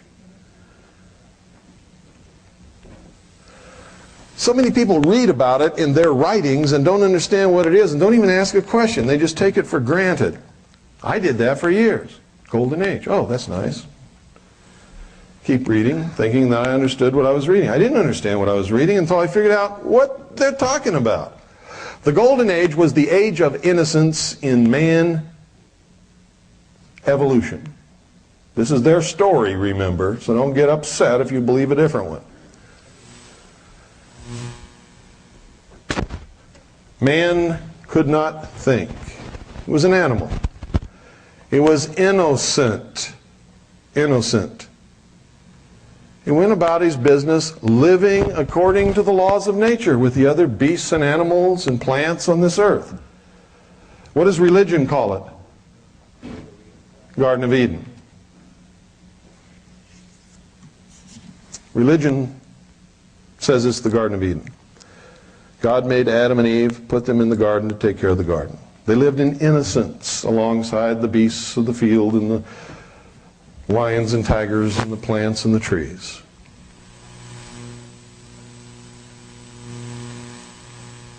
Back during that time, man was, they say, vegetarian. Ate roots and plants and nuts and berries just like many of the animals did. Man lived in harmony with nature. At some point during that time, some man had an original thought. What is that called in religion? Original sin. Man wasn't supposed to think. Okay? This is what they say. Had an original thought. And with that original thought, he picked something up and he used it to kill an animal. Bonk. You're eating the root that I was going to eat. Bonk. And he killed it. And it was dead. He decided to take a bite and see what it tastes like. It tasted good, so he became a meat eater, and a tuber eater, and a berry eater, and a nut eater, and vegetable eater. And somewhere along the line, man had learned to use this club. The man that could use the club was more powerful than other men. Just like today, folks, there are people who seem to catch on quicker than others. Doesn't mean the ones who haven't caught on yet are stupid, or they don't have a brain, or they're worthless.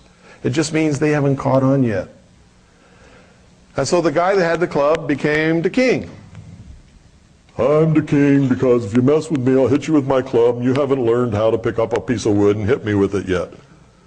So I am your master. That worked until other men watching him learned how to pick up a piece of wood and said, you ain't the king, I'm the king. Well, we the king. Let's all be king. And then men had to be wary of each other. That was the consequence of that. Men then had to be wary of each other. Then came a day when, lo and behold, fire fell from heaven. A streak of light came out of the sky and struck a tree and caught it on fire. And that tree was burning. Wow. Now, you'll never understand the significance of that until you understand the significance of this. Back in those times, according to the mystery schools, man was pretty much helpless. And man, unlike the animals, didn't have this big coat of wool. May have had some hair, more than we do now. But he didn't have this big woolly coat. He lived mostly in the tropics. If he went too far out of the tropics, he would die because he didn't have the means to protect himself from the cold. Man understood instinctively that the sun provided the conditions for life on earth. How did he know that? Because when the sun rose in the morning, he was damn thankful to see it, wasn't he? It was warm. And it lit up the earth, and he could see. He could see what he was doing. He could see dangerous animals coming from sometimes miles away.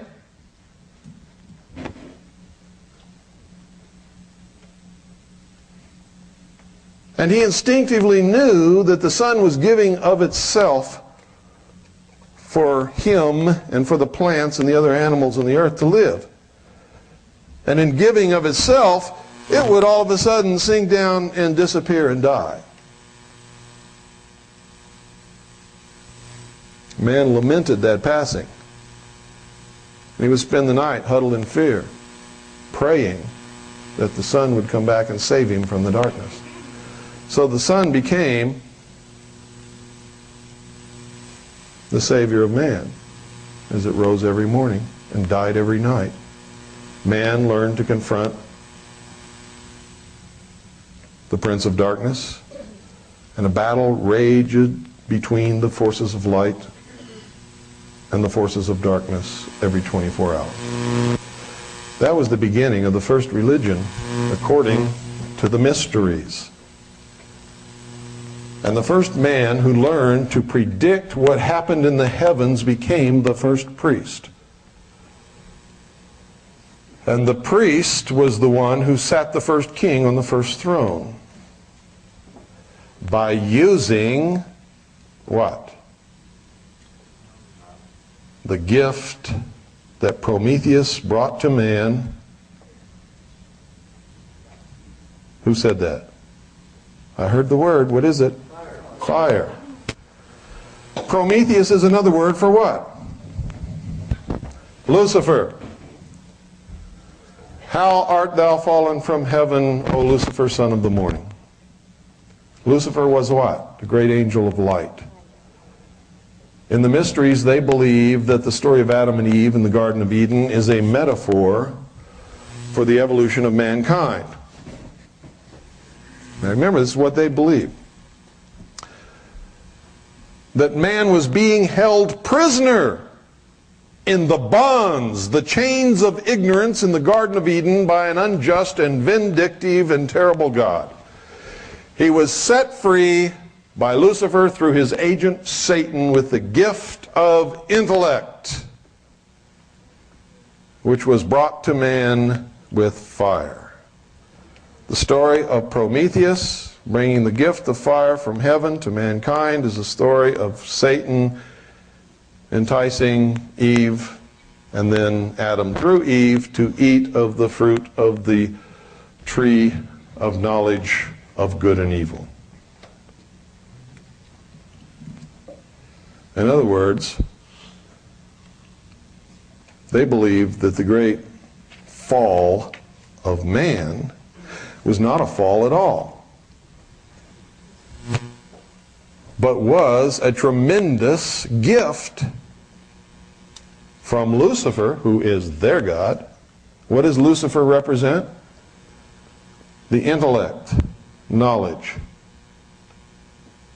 Some man went to that tree when it was burning after it was struck by that lightning, after Lucifer was flung out of heaven by God. In Greek, he was called Prometheus, gave the gift of fire to man. Fire has ever since been the symbol of learning, knowledge, intellect. Why do you think every great book of learning has inside the front cover a lamp with a flame, or a torch? Why do you think after they killed him they put an eternal flame on the grave of John F. Kennedy? It represents the conquering of nature and the universe by the mind, the intellect of man. It represents the apotheosis of humanity, the perfection of the race which they seek. Deep stuff, huh? It is deep stuff, but you have to understand it in order to be able to combat it, or to be able to work it to your will instead of being worked to their will.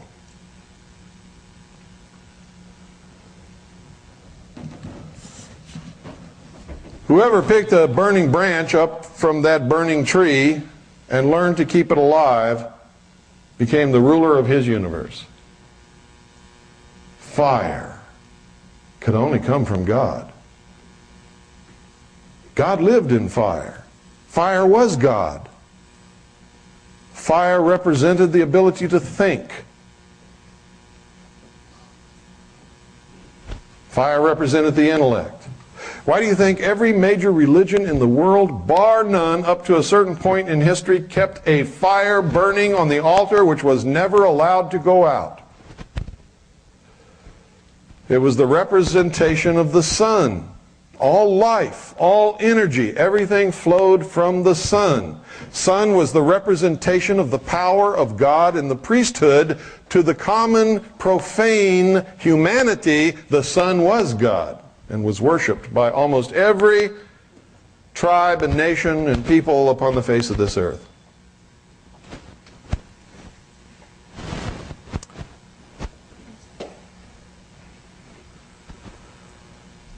It's important that you understand this because you're going to see this symbology everywhere. How many of you have really been to Dealey Plaza? What did you see there? At the time we were there, we didn't know to look for the things that we do now. You didn't see anything, did you? People go there every day. They don't see anything. How many of you knew that the ancient pyramids were never burial chambers? Never. Okay, some of you are up to date. Most of you aren't, though. Most of you don't know this. They were not burial chambers. They were temples of initiation in which the candidate was placed in the sarcophagus, suffered a mystical or symbolic death, lay 3 days in the coffin alone, and then was raised by the grip of the lion's paw, given a new name, and sent through the initiation in the passageways of the pyramid. How many of you knew that the sum total of all of the knowledge of the primitive peoples was built into the pyramids to be passed on to the initiates? The mysteries are old. Freemasonry is old. Rosicrucianism is old, ancient. It began when the first man picked up a branch, burning, and learned how to keep it alight. And he learned by hiding the method by which he maintained the fire, and by telling the common man that God dwelt within the fire, and by learning to predict the movements of the heavens, he could control all of the people in the realm that he could communicate to. And he became the first priest. The priests have seldom been kings, but the priests have always been the power behind the kings. Without the okay of the priests, the king cannot mount the throne, or could not in those days. Okay? So they learned several things. They learned that by being able to predict the natural events in the heavens, to be able to keep a fire burning on the altar, and to be able to start a fire from nothing and not teach that to anybody else, they could control large numbers of people who in those days thought that that was magical. And then their lives depend upon knowing when to plant the corn and when to harvest, when to till the ground and all of those things. These are the things that the priests learned to teach them. And of course, if they made a wrong guess or a wrong prediction, what was it? We've done something to displease God. Therefore, we must make a sacrifice. Right? You're it. For some reason, they were partial to virgins. In South America, it was whoever the captives were. And they would create wars just to get captives so that they could have sacrifices to appease the gods.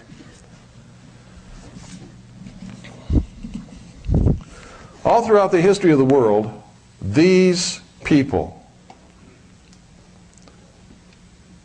have been the ones who have collected and hoarded the sum total of the knowledge of humankind.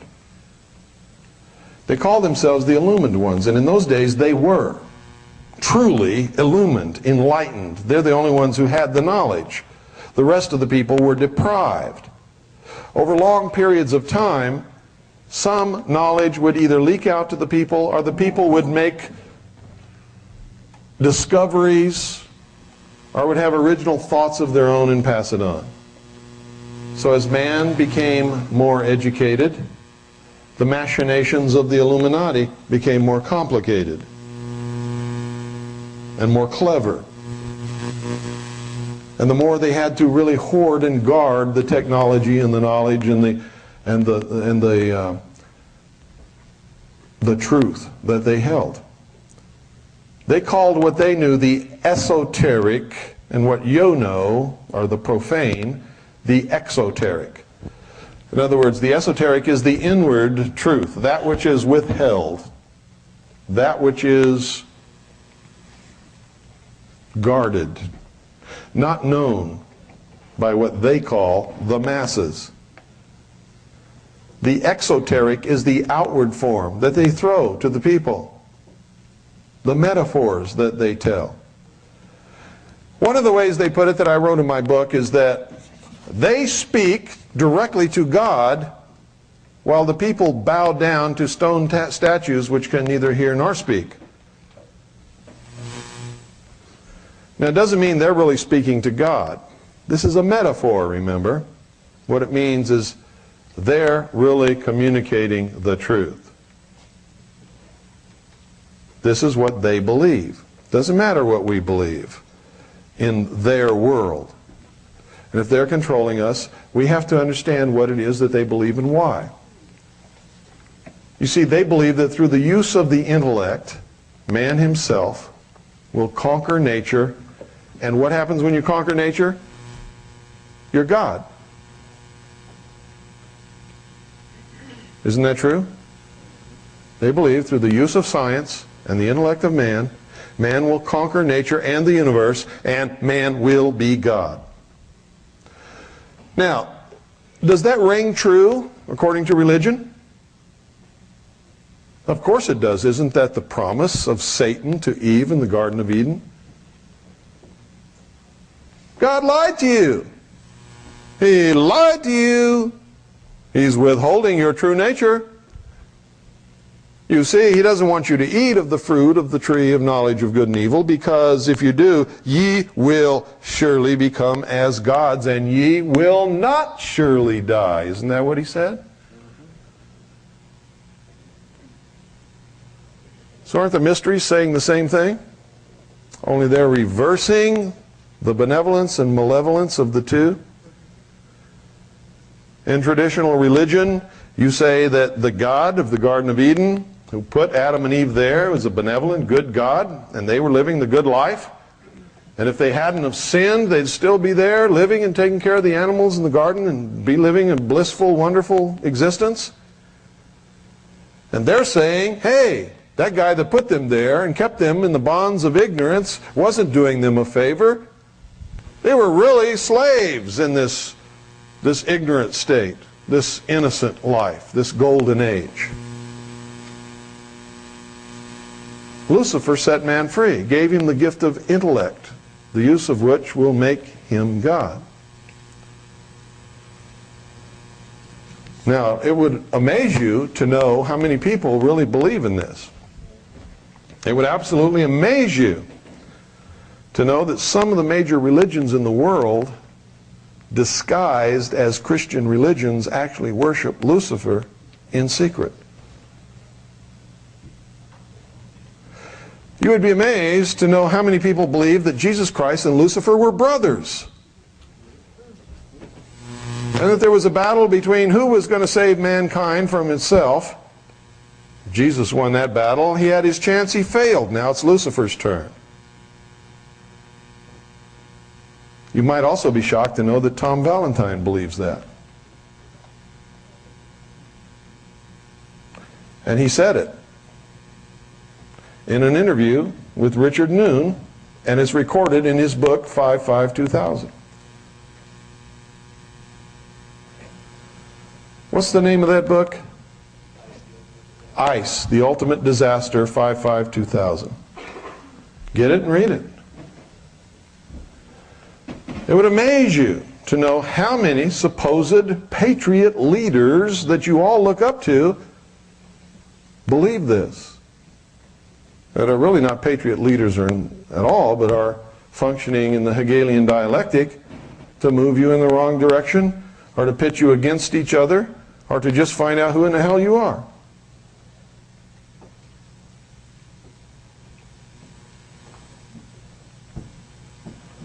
There's one that's traveled all over the whole country. And wherever he is the religion of whoever he's talking to. It's true. And some of you know that. When he's talking to Christians, he's a Christian. When he's talking to Christian identity, he's a Christian identity. If he's talking to Nazis, he's a Nazi. Talking about Bobo? If he's talking to Mormons, he's a Mormon. If he's talking to people who hate Mormons, he's left the Mormon church. If he's talking to the New Agers in Sedona, Arizona, he's tried every religion in the world and he's never found one that he could believe in.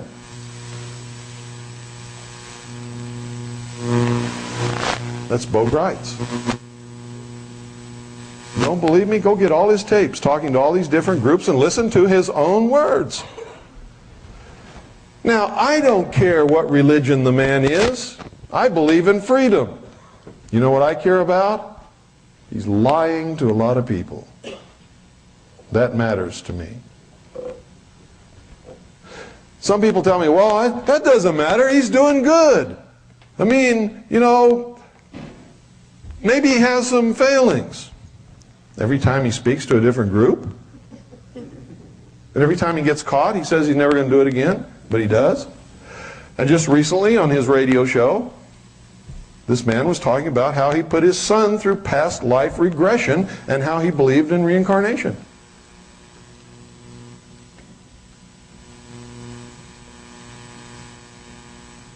The only reason I'm telling you this is so that you will be aware that you're being manipulated by a lot of different people and that you can't allow it to happen.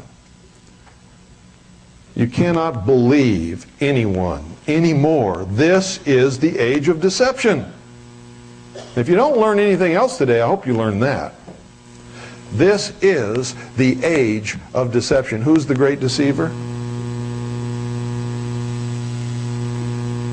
So you better be careful if you're a Christian. If you're not a Christian, I hope you at least believe in God. But if you don't, you're lost. We're all lost. Without God, there can be no freedom. There can be no creator-endowed rights. There can be no protection of those rights. And we are all lost.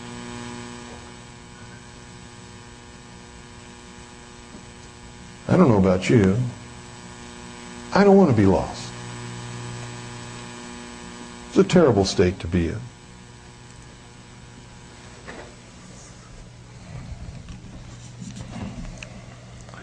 Coming up through history, these people have always been the ones who have guarded technology, who have guarded knowledge. Why do you think it was that nobody was allowed to read a book in Europe for thousands of years? Do you really think that would have hurt them if the common man could read books? Not just religion, but everything. They couldn't control man with the hidden knowledge anymore. What upset the balance of power in the world more than anything? The printing press. Why do you think President Bill Clinton calls me the most dangerous radio host in America and is sick the IRS, the BATF, and the FBI on me? Because I didn't believe them when they told me that I was just one lonely little person and there wasn't anything that I could do. I've never believed it.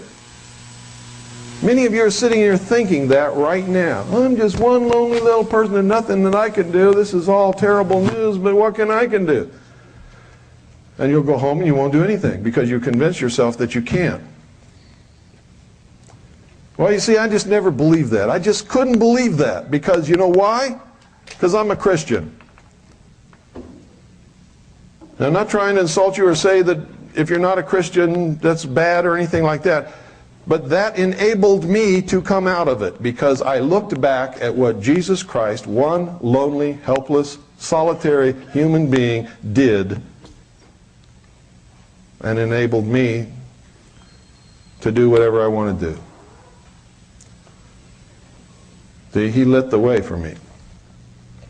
So I wrote a book called Behold a Pale Horse. Had this big manuscript. Took me years to write it.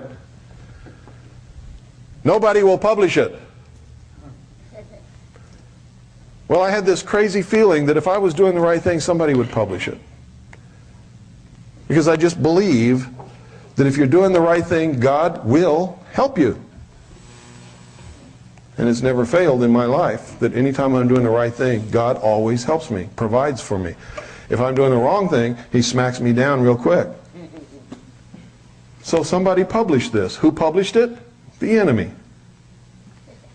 Light Technology Publishing in Sedona, Arizona, a New Age publisher, wanted to publish my book to warn the world about what they were doing to us simply because it had something about UFOs in it and they're really all caught up in that.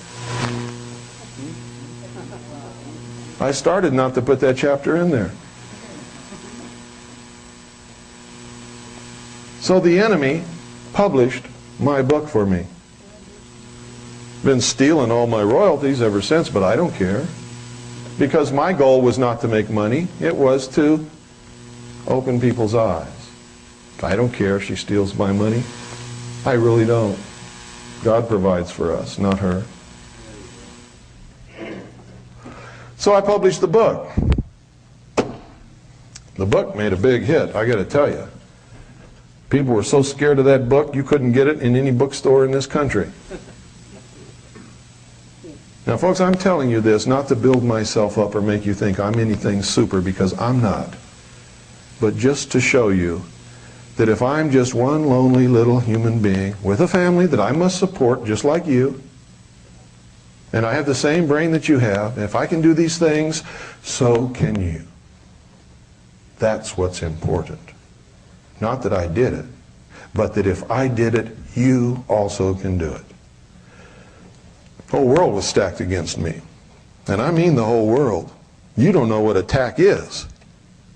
I've been attacked physically, mentally. We've been intimidated, followed. We've had weird people show up at our door at 2 o'clock in the morning with purple hair. We've been shot at, shit on, and everything else that you can imagine. We've been called every name in the book. I have been attacked by the White House, the FBI, the ATF, the IRS, the Communist News Network, CNN, ABC, CBS, and NBC, all of the major talk radio hosts in America, Rush Limbaugh, And I'm still here. And if I can do it, you can do it. And when all this started, I thought, God, I've got to counter this somewhere. And then one day there was this Stanton Friedman character on Chuck Harder. And he was just calling me every name in the book. Anti-Semitic, white supremacist, Nazi. And Chuck Harder, yeah, I know about that guy, Cooper. So I called Chuck and I said, hey Chuck, you don't know anything about me. Why do you allow that to happen? And give me 10 minutes on your show just to correct the thing. We don't want anybody like you on my show. Oh, anybody like me? But you don't even know me, Chuck. Well, I know about you. Okay. So I sent him a copy of my book, autographed it to Chuck from Bill. You know, read this. Got a fax from him. I can't repeat what he said in these facts because it might offend some people in here. So I said, okay, I got to get my own radio show. You can't do that. I can't. Why not? You know, radio today is like the road to Galilee. Jesus went along the road to Galilee. He'd find a rock and sit down and start talking. He didn't do what a lot of Christians do today. He didn't go out and try to grab them by the ear and force them to learn and tell them if they didn't learn they were going to hell. He'd just sit on the rock and start talking. And the passers-by, the one to keep going, he let them go, never said a word to them. The ones that stopped, he'd just keep on talking. And pretty soon there'd be this big crowd there, and he would teach to them. Well, I found the road to Galilee. It was called a satellite. And I arranged through the Becker Satellite Network to get up on satellite. And I knew that there wasn't a radio station in this world that was going to carry my show. But I was going to be on satellite right there, and anybody coming along that wanted to pick it off a satellite could just do that, you know. And I wouldn't try to force them or make them or anything.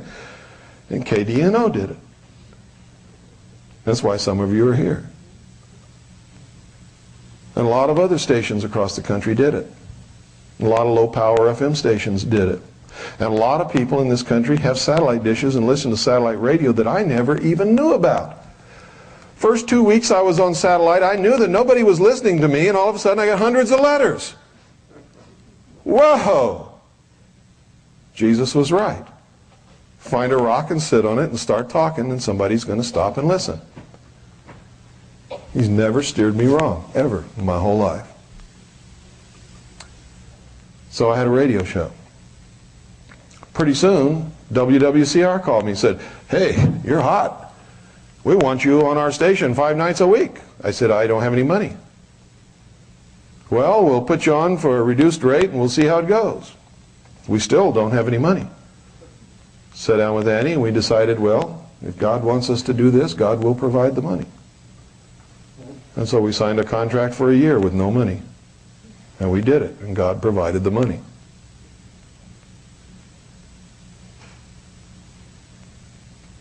Everything I've ever needed has been that way.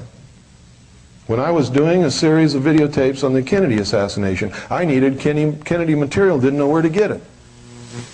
I needed speeches. I needed documentaries of his life.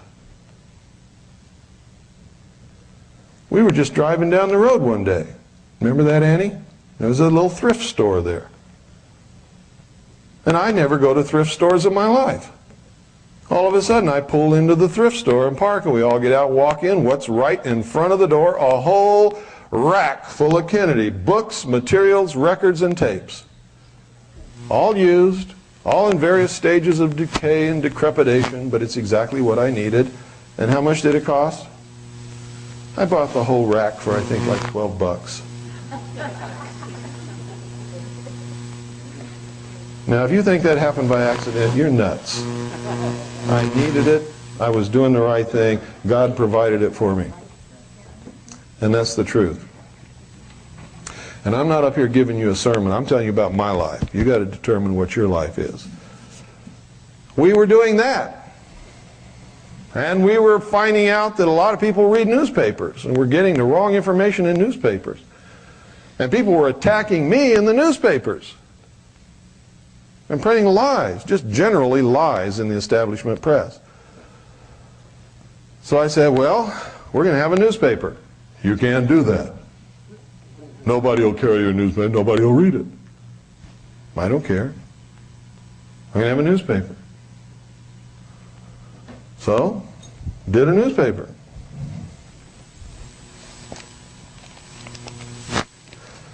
Didn't do a tabloid.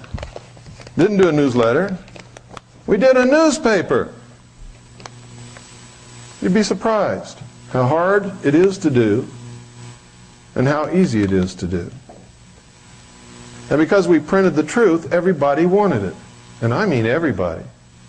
And because we wanted the Washington to know that we printed the truth, we sent a free copy to every representative, every senator, every member of the president's cabinet, the president, vice president, and every agency head in Washington. So we'd know. We got you pegged. We're printing the truth. And a lot of people are reading it. Oh, they didn't like that. They still don't like it. Pardon? I don't know. Bill gets one. I don't send her one because she's not an officer in government, even though she may think she is. This is my hometown paper. It's published by a guy named Glenn Jacobs. He's just one lonely, helpless, broke little guy who happens to have a house full of kids and a wife who, by the way, gives him hell about printing this paper because he doesn't make a lot of money and it takes most of his time. But this is what he does. This is a Round Valley paper. This is where I live. This is our paper. Pass this around and see what's in this paper. You see, there's hope, folks. And you know who's doing these things? One lonely, broke, individual, helpless people with families to support like the rest of you, who are not doing what most of you are doing, saying, I have a family to support. I'm just one lonely, helpless, broke individual. I don't have any money. Don't say that to me. You can do whatever you want to do. And if you're doing the right thing, God will provide for you. I promise you that. It's a promise straight from my heart. I have lived it. I know how it works, and it's the truth. You find out what the right thing to do is. Make sure it's the right thing, and God will provide for you to do it. Now, Annie is the worrier in my family. Whenever we are running out of money or whatever is happening, she begins to worry. And when she worries, I tell you what, she lets me know. And what do I tell you, Annie?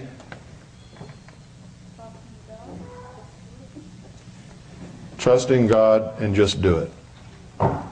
And God will provide. And God has always provided.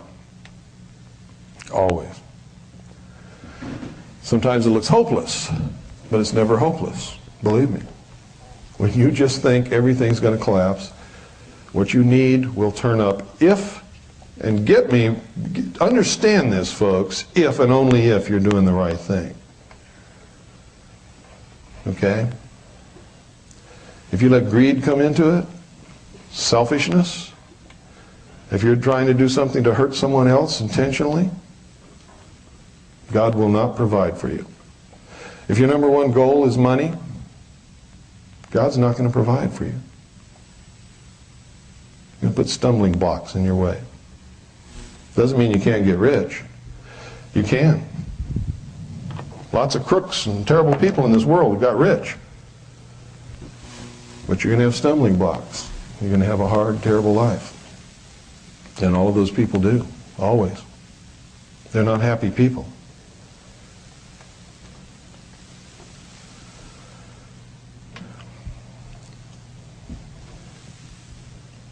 Then we decided to start a radio network and do something nobody else has ever done. Empower the people to take back the airwaves. And they said, guess what? You can't do that. Well, we've done it, and we're still doing it. Now, I'm sort of jumping out of sequence here with this, and I've got to because Rosemary's leaving, and I want to make sure she leaves with this information. I think it's important because she's a leader in the Patriot community and in this community and a lot of others.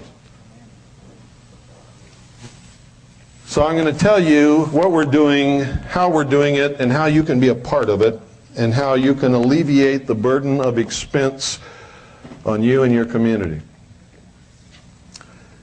We decided that 1 or 2 radio stations here and there is not enough. It's not enough to educate the American people, to bring them out of the wilderness, so to speak, and into a place of safety.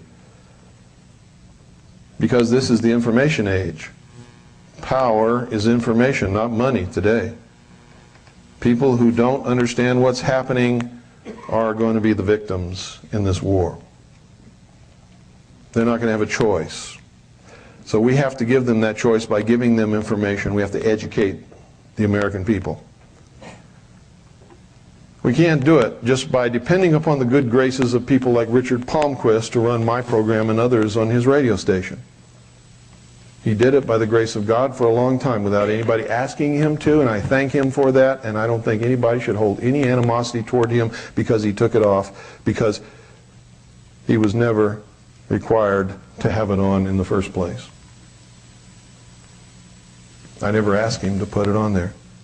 He did it because he thought I had a message and he wanted to run it. After a while, I guess money became a problem to Richard. He sent me a bill I couldn't pay because we don't have any money. Nothing. Everything we have is put in trust for the children. Right now, between all 6 of the trusts, I think there's about maybe $4,000 total. And most of that doesn't belong to us.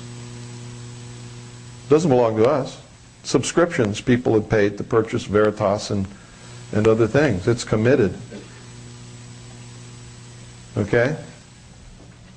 But it is important you have your assets in trust. Annie and I own nothing, have nothing, don't want anything. Everything is in trust for our children and for the nation. We have a charitable trust, which is the Independence Foundation Trust, which everything that is not used in the other trusts goes as a donation to the Independence Foundation Trust, which gives back to the nation that which it holds. Okay? Here's what we're doing. We put together what we call the Worldwide Freedom Radio Network. WWFN for short. Worldwide Freedom Network. We have purchased a satellite transponder for 24 hours a day. Do you know how much that costs?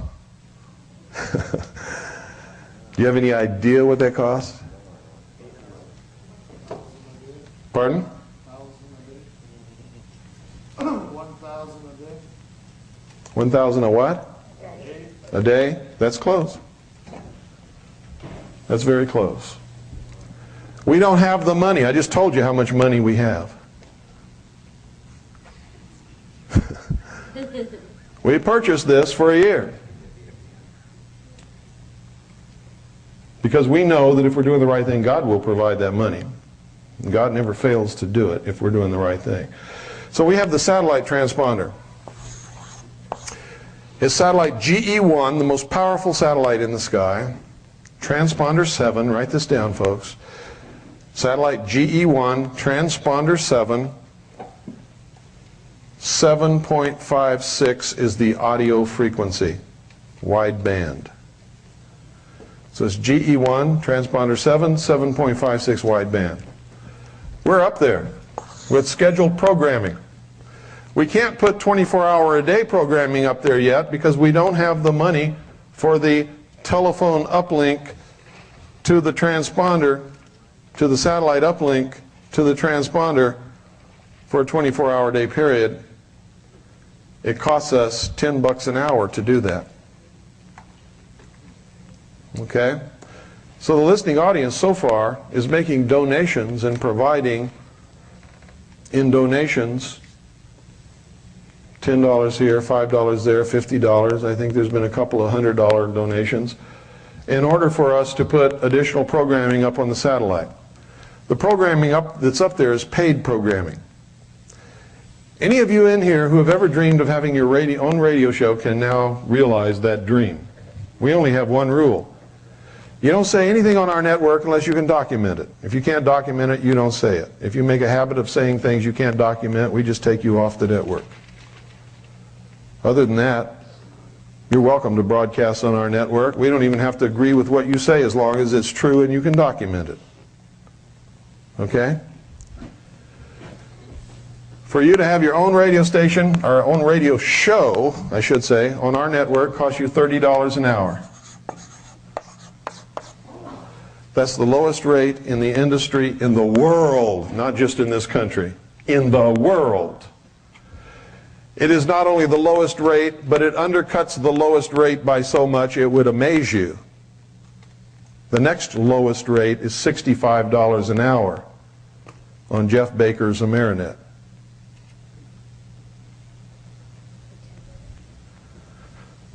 Okay?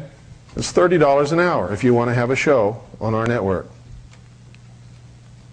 You can have one show a week, one show a month, 5 shows a week, I don't care. If you have 5 shows a week on our network, it's a flat rate, $600 per month.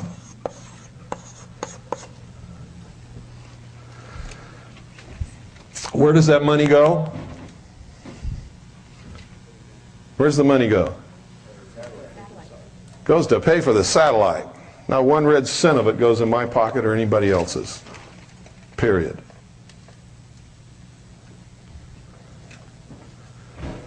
Okay, we're up there. Who's going to hear us? Anybody got any ideas? With satellite dishes? No. We have created a network of affiliate radio stations made up of you. Micro broadcasting on FM bands. Okay? We now have over 700 affiliates. Over 700 affiliates. Some of them outside this country in foreign countries. Some of them in Canada, some of them in Mexico. Okay. Now, so we have a big listenership already. Plus I'm on shortwave. My show is on shortwave. 9955 kilohertz, it's WRMI out of Miami. Worldwide. What time, Bill? Pardon? What time? 5 until 7 Eastern Daylight Time, Monday through Friday. Now let me tell you about these micro broadcasters. This is the most incredible thing I ever saw, because there have always been people who call themselves pirate radio stations. That's not what we are. We're not pirate radio stations. We're not breaking the law. We don't want to break the law. We have discovered that most people don't know the law about broadcasting, and anybody in this room can own your own radio station tomorrow if you want it. Today, if there was a place across the street where you could buy the equipment. Okay? And I'm going to tell you how to do this, because I want you to do it. Somebody in this room right here today, within a couple of months, is going to have their own radio station on the air right here. Maybe several of you. And I don't care if you carry our programming or not. What I care about is that you provide your community with an alternate source of news and programming. That's important.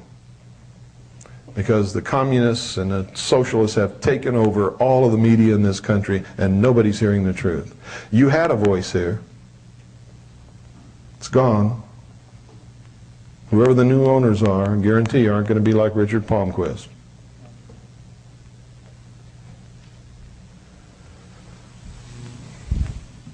Some of these stations are so small that they only transmit a couple of blocks from the transmitter. How many houses are in a couple of blocks? Quite a few people live there, huh? So even though they're not transmitting to a whole city, if they're transmitting a couple of blocks in every direction, they're hitting a lot of people. And if they provide programming on a regularly scheduled basis, those people can always know that they can tune in at 6 o'clock and hear this program. Right? That's what's important. You can't just decide, well, we're going to broadcast 2 hours tonight, and then we're going to be off the air till Friday, and then Friday morning we're going to broadcast an hour, and then on Sunday we're going to broadcast 6 hours. Because if people don't know that you're always going to be on the air at these certain times, they're just simply not going to tune in anymore. So you have to provide continuity. Okay?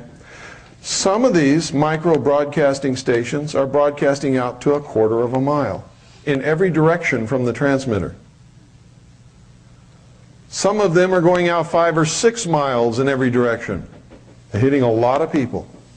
Some of them are going out 10, 15 miles in every direction. We have one of our affiliates made the Arbitron ratings recently. We have 4 stations that are broadcasting with 90, 95 watts of power, which is powerful.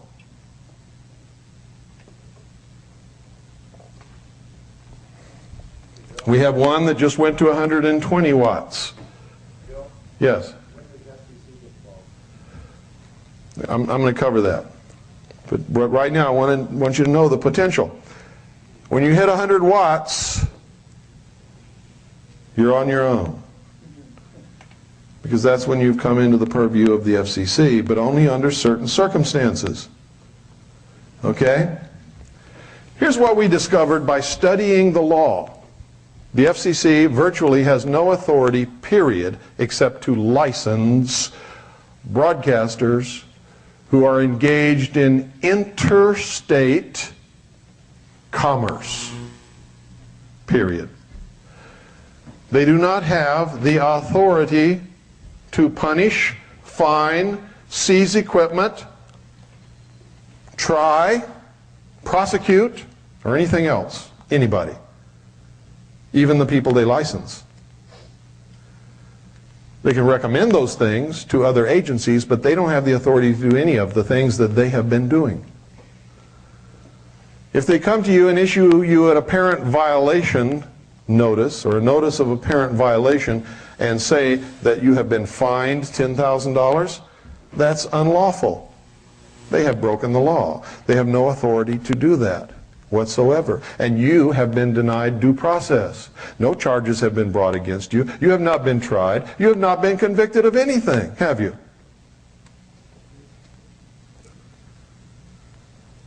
When confronted with someone who knows the law, these people run like hell. It's happening all over the country. You would be amazed at how quickly this is growing into a groundswell of grassroots broadcasting. And who started it? One lonely, broke, helpless individual with a family to support who didn't have the money. I got on WWDCR and said, this is what we're going to do. You guys are all going to go out and buy these little broadcasting transmitters, and we're going to start this, and we did. And it's a success. How many of you, are there anybody in here listening that listens on one of our FM affiliates? Anybody in here from any place? Okay, this is unusual. Usually there's at least one or two.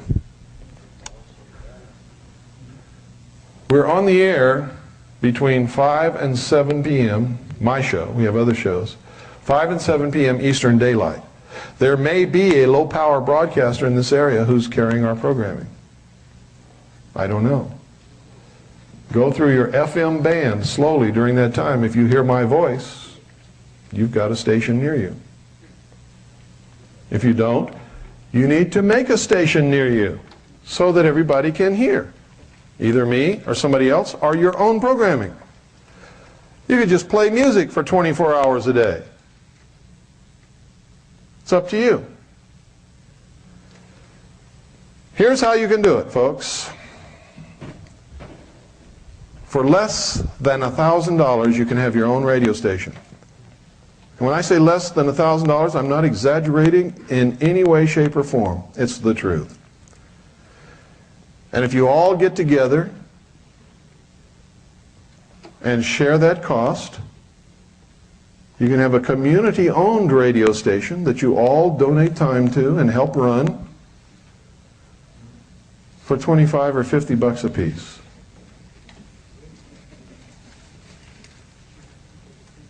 Okay? You must be less than 100 watts to be safe. You can be over 100 watts if you're not broadcasting interstate or across any international boundary and you're not engaged in commerce, which means no commercials. Okay?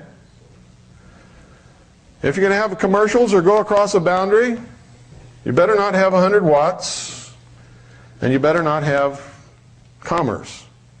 Okay? So you got to be less than 100 watts, no commerce,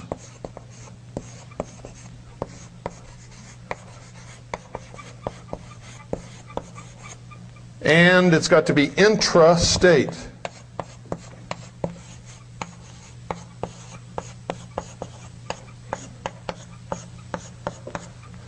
What's intrastate mean? Within your state. Within your state. Your broadcast cannot go across a state line or an international boundary and should not be able to be received by ships at sea. Okay? If you stick within those parameters, the FCC has absolutely no authority, no jurisdiction over you whatsoever. We wrote a letter to the FCC, folks. Said, please, tell us about your regulation of intrastate broadcasting on the FM band. Guess what we got back? The FCC does not regulate intrastate broadcasting. The FCC regulates interstate commerce amongst broadcasters over 100 watts of power. I've read the letter on the air several times. We've also prepared a great legal dossier from all of the confrontations with the FCC across the country. And guess what? The FCC is leaving all of us alone. Because we're not violating the law. We're within the law. We're doing the right thing. And we know what we're doing, and we can quote the law to them.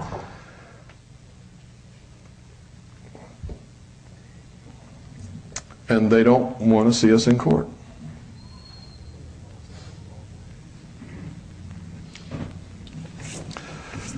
Recently, the FCC tried to intimidate one of our 95-watt broadcasters. He wasn't intimidated. Neither were we. The FCC said, well, in that case, we'll help you get a license so that you can broadcast with even more power. So the FCC is helping that station get a license. How about that? I have a station in Eagar, Arizona, 101.1 FM. 101.1 FM Eagar. Classic radio, like you always wished it could be. It's not usually your voice that does that, though. Yes, it is. It's a little girl that does it a lot of times. That's the little girl that does it most of the time. But occasionally I do it too. We started off with 25 milliwatts of power. With 25 milliwatts of power on the mountain where we live, surrounded by 7,000 people, we were going out 6 miles. We added a little 1-watt amplifier to it. Now we're going 15 miles in every direction. We own the valley. There's a commercial station there nobody listens to anymore. They don't listen to them anymore. Everybody in the valley is listening to 101.1 FM Eagar. When we're not carrying regular programming from the Worldwide Freedom Radio Network on my station, I play oldies all the time. And you can listen to my station for 24 hours and never hear the same song repeated twice. Have you ever heard any music station in the country where you can say that? No. No. So that's one of the reasons they listen to 101.1 FM. besides the wonderful programming that we give them when we're giving them programming. Yes, Rosemary?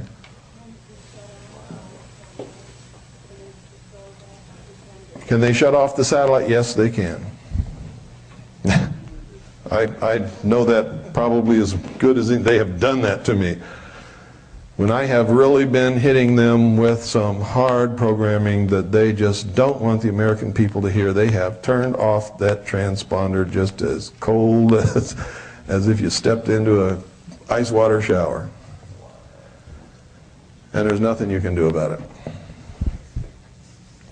But they don't do it all the time, and they don't do it that often because they don't want anybody to know that they can do it. So as frequently as they do it, they only do it when I'm really into something that's really dangerous to them. And they can always say that it was some technical glitch or something. Yes? Pardon? Oh, wow, there's all kinds of satellites up there all over the sky, folks.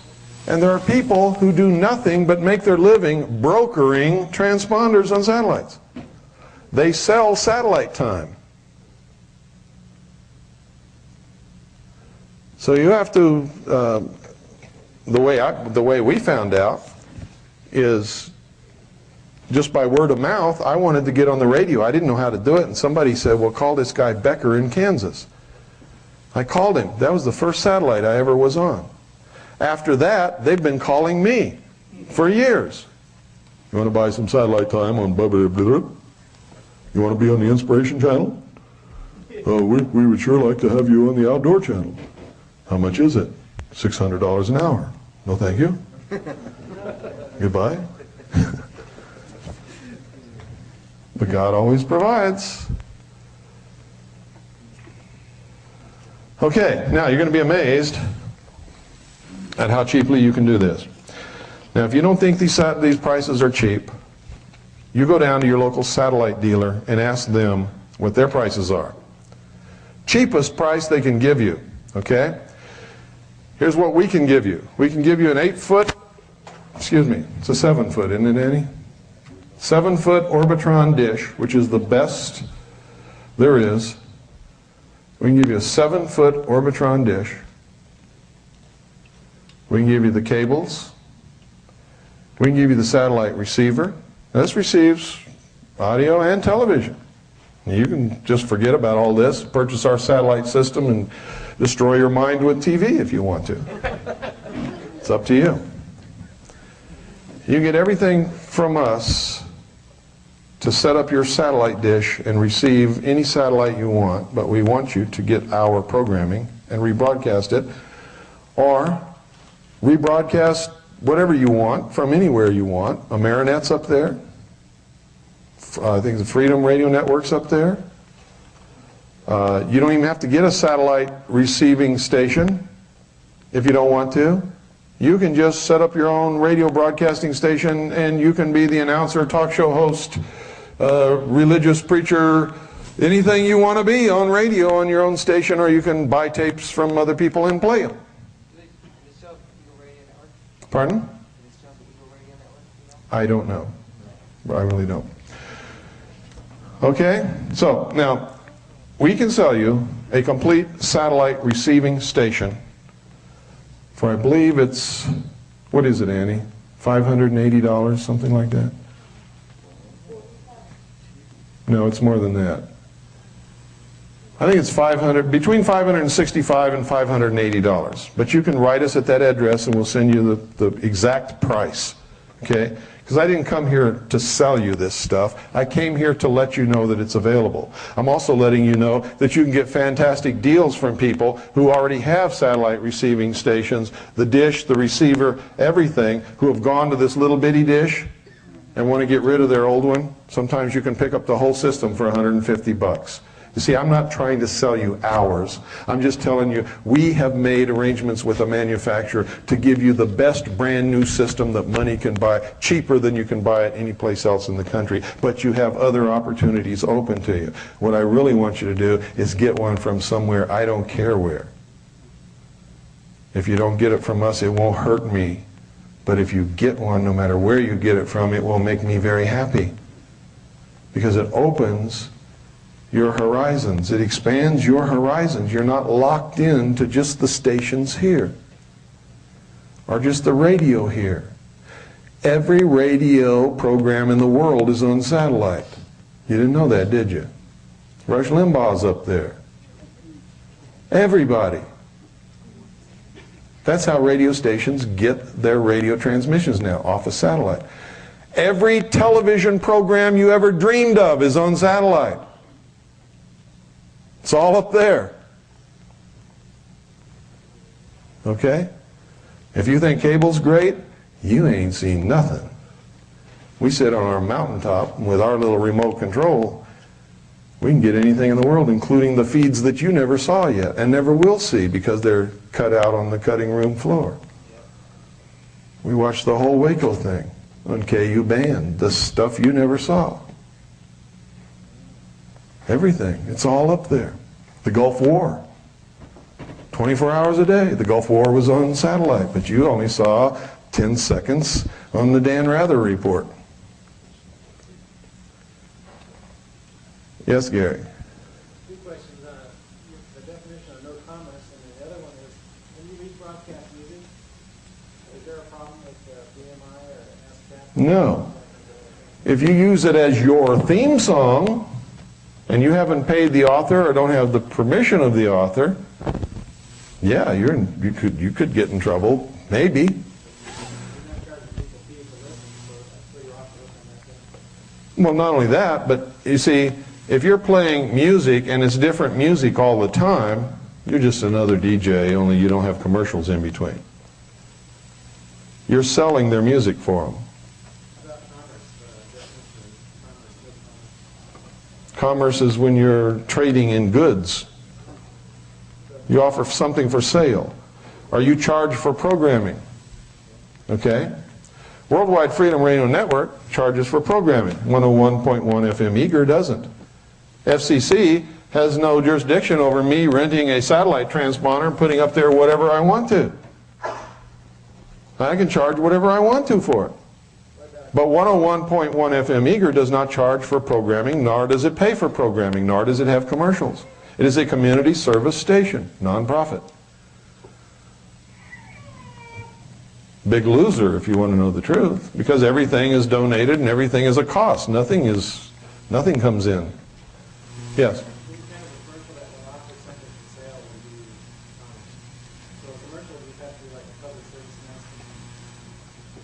No, you can't offer anything for sale as the radio station.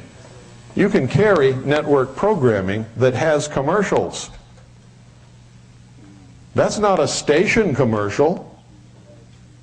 You're just rebroadcasting somebody else's programming. They can't get you for that.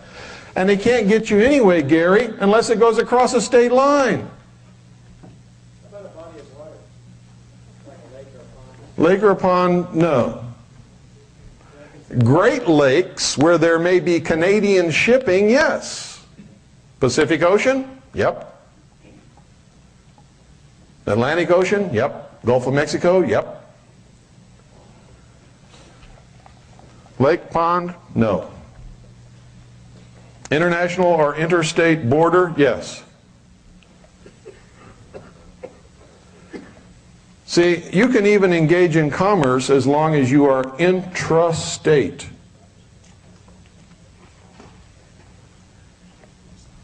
You understand what I'm saying? You can't get in trouble with commerce unless you're going across a state or international boundary or a large body of water such as an ocean or the Great Lakes.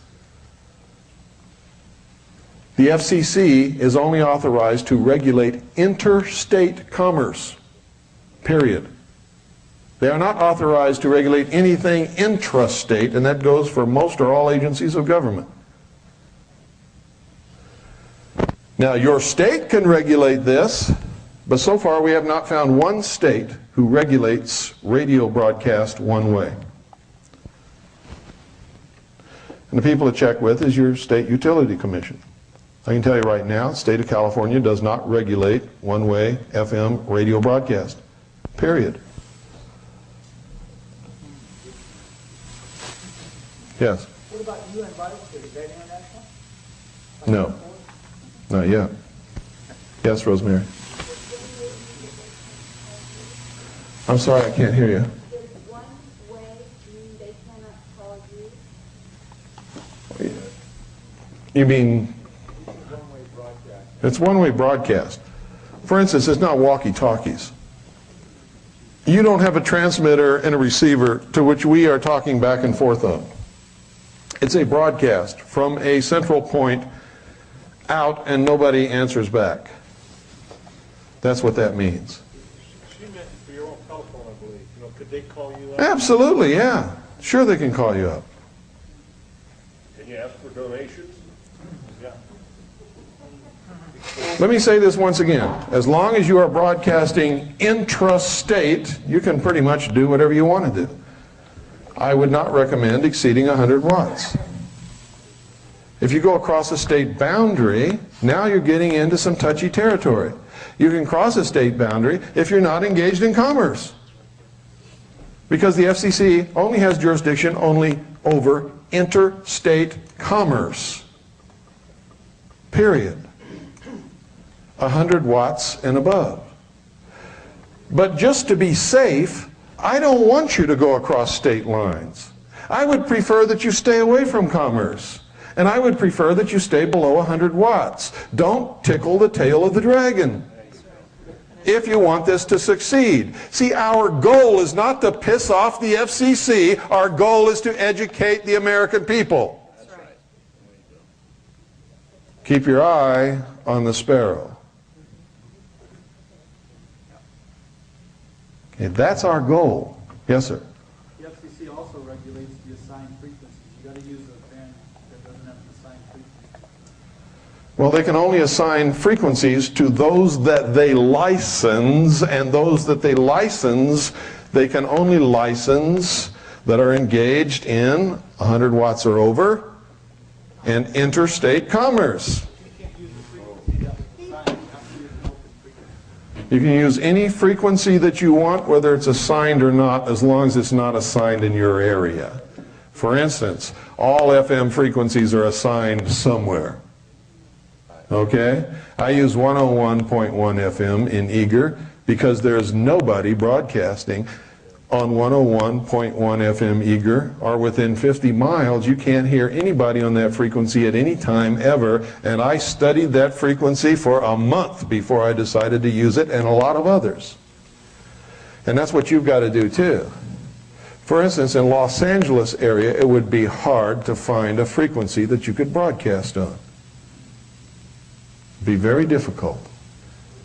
Because I guarantee you, there's something on almost every FM band in Los Angeles. But here in Delano, you could study all the available frequencies several times a day and during the night, and you could drive out and make trips all around studying the reception on these frequencies for about 30 days, and you can come up with a frequency that's clear that you can broadcast on, that's not going to interfere with or hurt anybody else. And you don't want to do that. You don't want to interfere with somebody else's broadcast. That's not what we're about. We're about freedom, right? That's right. You don't want to broadcast on a frequency where somebody else is already broadcasting. Why would you want to do that? Yeah. Doing that, you take off your own listening items because the other stronger frequency is probably overriding time to time, even though you're broadcasting. Sure. What you want to do is do what I did. You want to find, like in our area, there's a 96.5 and there's a 101.7. Or excuse me. It's 101.7. That's right. 96.5, 101.7. So people driving through that area or listening to radio will go back and forth between them. And most radios have that automatic button. You punch the button and it'll go to the next broadcasting station. I captured a huge audience who thought they were going from 96.5 to 101.7, and it locked on my frequency. And before they understood that they weren't on 101.7, they were hooked on my music and programming. So there was a method to my madness. And you also want to stay at the higher end of the FM spectrum, because at the lower end there's a lot of what are they, public broadcasting stations on the lower end of FM. And they're all over the country. And a lot of people listen to them. Okay? There's also such a thing as harmonics, so you want to make sure you have a good transmitter. Now, I've already told you what you can get the satellite receiving system for. Let me give you some prices for transmitters. This is going to frost you. I'm going to give you the price for my transmitter, the one I have. It's the only one I recommend anymore. Not because I have it, but because we have recommended others because they were cheaper, and it just doesn't work out. Okay? This one, if you put it together yourself, is $249.95. It's a kit. 25 milliwatts. Okay? This is a kit. This is a professional radio station. It's about this big. It has all the filters, everything in it. It sounds as good or better than any commercial FM station you've ever listened to in your life. When people come up to my studio and they say, "Where's the radio station?" And I say, "Right there," and I point to this little box. "You're kidding. Man, it sounds good." And it does. You can tune into any FM station you want to anywhere. This sounds as good or better. And I'm not joking, I'm not lying to you, I'm telling you the truth, it really does. It costs $249.95, that's if you put it together yourself. There's an export version kit, which you also put together yourself, costs $329.95. Instead of 25 milliwatts, it's 1 watt. But you have to send a letter telling them that you're going to export the radio. Okay? So you know what people do? They phone their friend in Arkansas. Say, "I'm going to send you the money. I want you to order this from Ramsey." Send them a letter saying you're going to export this radio. When they get it, they send it to you. It's been exported from Arkansas to California. You told the truth. There's also one. It's the high-power export version, fully wired and tested, assembled. It's $399.95. Again, you have to send them a letter saying you're going to export that transmitter. Okay? Or they won't sell it to you. Pardon? They're just covering themselves in case the FCC gets antsy. They don't want to be blamed for selling you a radio that you might use to try to broadcast over a commercial station frequency and interfere with somebody else and get in all kinds of legal tangles. That's why. It's called CYA. Are these set up to just hook a linear 2 or an amplifier 2? Or You can hook whatever you want to. These are the basic unit that you can go ahead and amplify then. No, this isn't a basic unit. This is a really professional transmitter. Well, what I mean is, it's only putting out 1 watt or whatever. Can you go ahead and run a linear to that? You can run it into an amplifier, but you have to make sure that it's built for FM transmissions. You can't, I don't believe that you can hook this to like a CB linear amp. No. Okay. That's AM. Yeah. Okay, the antenna. They make an antenna that is built especially for this transmitter. It's called the True Match FM broadcast antenna. By the way, this is Ramsey. You can call them and get their catalog. Let me give you their number. It's 800-446-2295. 800-446-2295. Ask them to send you a catalog. Remember, the only transmitter that I recommend is the Super Pro FM stereo radio station. That's the only one I'll recommend to you. We've tried the FM10, we've tried the FM25. If you have a super wizard that can put those together and not make any cold solder joints or anything like that, they'll work fine. but we're finding out that a lot of people aren't able to do that. Okay? So, what we recommend is a Super Pro FM stereo radio station. I don't get a penny from Ramsey. They don't even know that I'm doing this. I'm sure they'd be happy if they did know.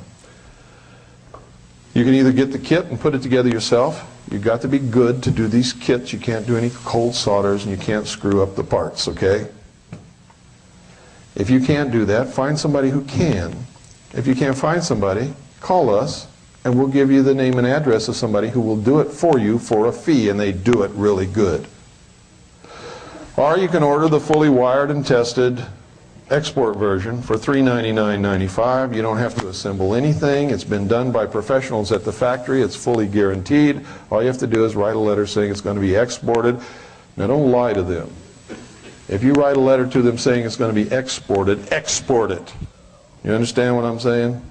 You don't have to tell them where you're exporting it to, but export means it's going to cross a line somewhere. Okay? Tell the truth, export it, because I will not be a party to lies. I just won't be. Do they have a website? No. True Match FM broadcast antenna. This is a kit also. It's easy to put together. I did mine in about an hour. It is fantastic. It is really great. Costs you $39.95. It's matched to the transmitter.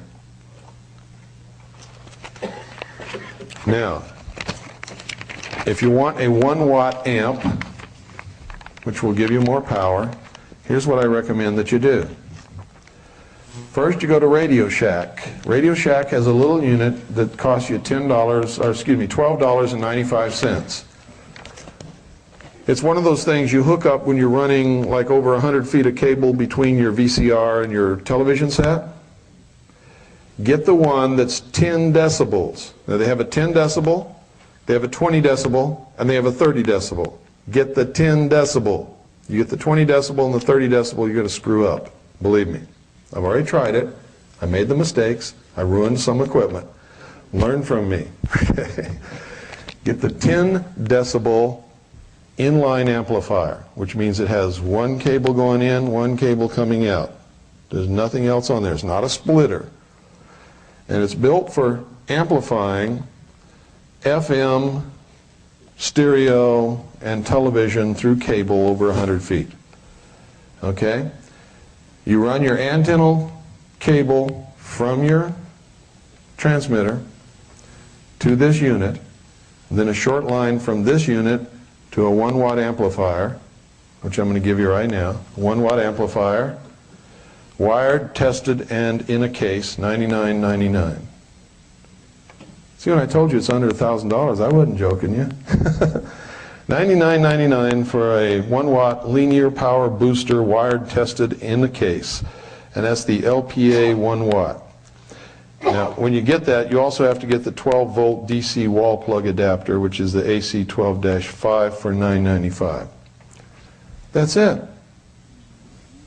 You mount your antenna where you want it to be, the higher the better. You run your cable down to your 1-watt amplifier, everything else is in line. You hook up your mixer and your CD player or your tape player and your microphone and all that kind of stuff that you're going to use to broadcast with, and you're on the air. Now, I'm not counting anything else because everybody's got that already anyway. Everybody's got a cassette deck, don't you? If you don't, they're really inexpensive. CD players today are inexpensive. You can go to Radio Shack and get a little bitty mixer, 30, 40 bucks. That's it. You're on the air. You're on the air. If you have the satellite receiving station, you can get our schedule. And when we have scheduled broadcasting on satellite, all you got to do is turn on your satellite and plug it into your mixer, and we're on the air. When we don't have scheduled broadcasting, you can put whatever you want to. But understand this, if you're going to have a radio station, have a radio station. If people can't count on tuning to that frequency and hearing something, they will soon not tune to that frequency. You got to have something there. How do you do that? How do you play music 24 hours a day? Well, you get a 24-disc CD changer and 24 CDs, and you put them in there and you turn it on. You adjust your volume levels and you walk away, and that thing will play music for 24 hours and you don't have to do anything. Everybody on town, who's watching the studio? God watches my studio. 24 hours a day.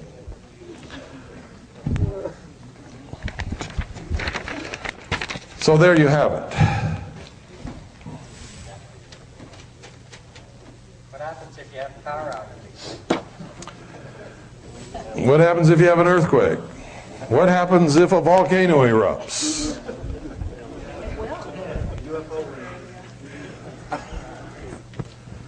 I mean, you can be as elaborate as you want to. If you want to, you can hook up an automatic starting secondary generator that will turn itself on when the power trips off. And you can have a backup, what do they call it, a UPS, like computer guys do, to make up for that interval while the generator's starting. And you can never have interrupted anything. I mean, you can get as elaborate as you want to. I just gave you simple basics. You can do what you want to do. You can even get people from the community to come in and write, produce, and put on original radio drama.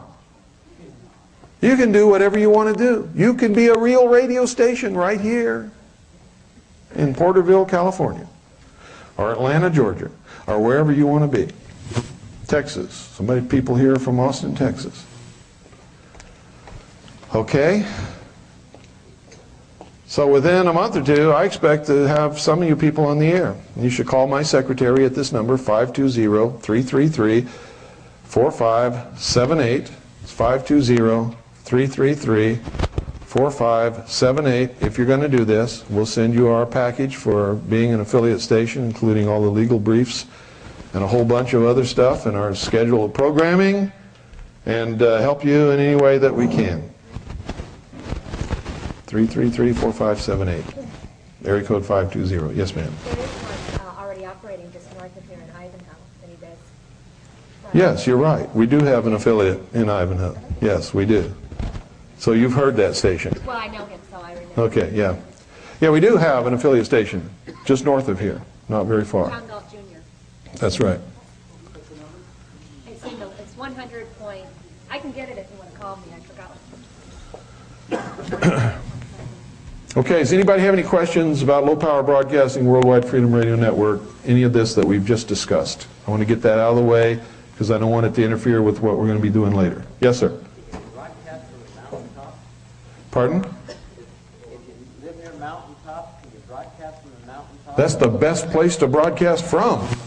The higher your antenna is, the farther your broadcast will go, and the less power you have to do it.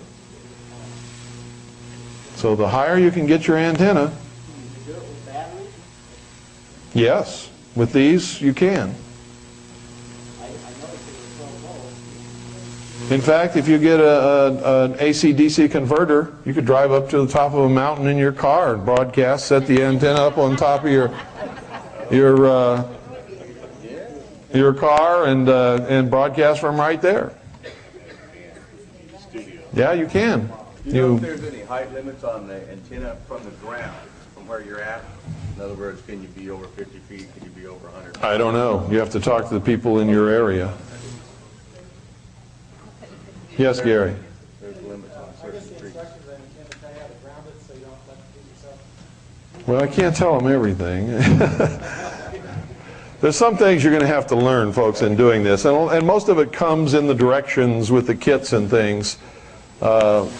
But you should, do a little bit more than just a cursory look at this. Because you do need to ground your antenna. You do need to take precaution against lightning. You do need to make sure that when you put your antenna up, it's not near any power lines. Okay?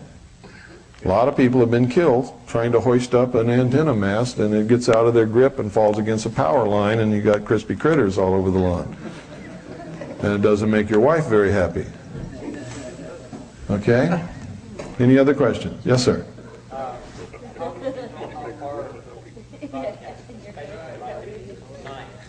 Well, you have to go out and find out.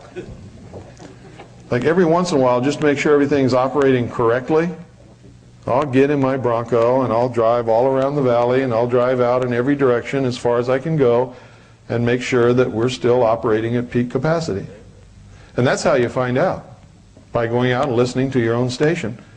And when you drive and it starts getting weak and then you can't hear it anymore, that's the limits of your broadcasting range as far as anybody can hear it. As far as the effective broadcast range is where you can hear it and understand it and it's pleasing to the ear. Okay?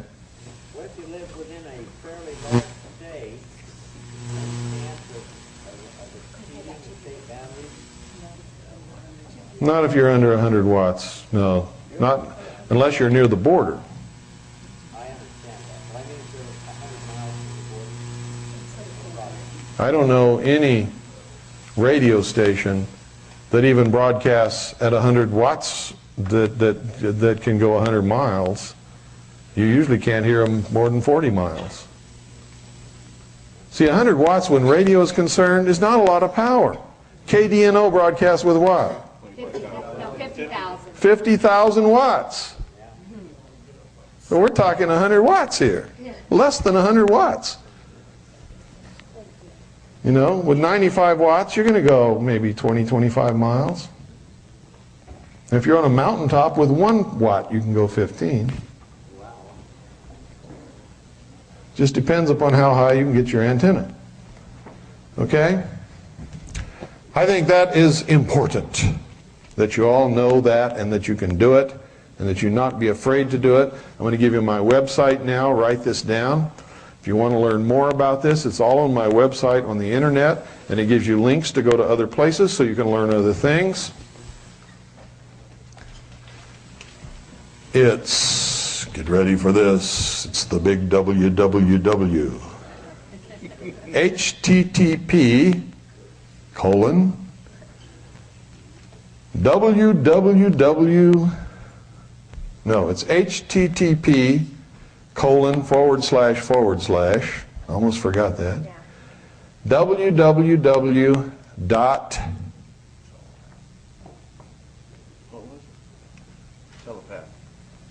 telepath.com/believer. http://www.telepath.com/believer.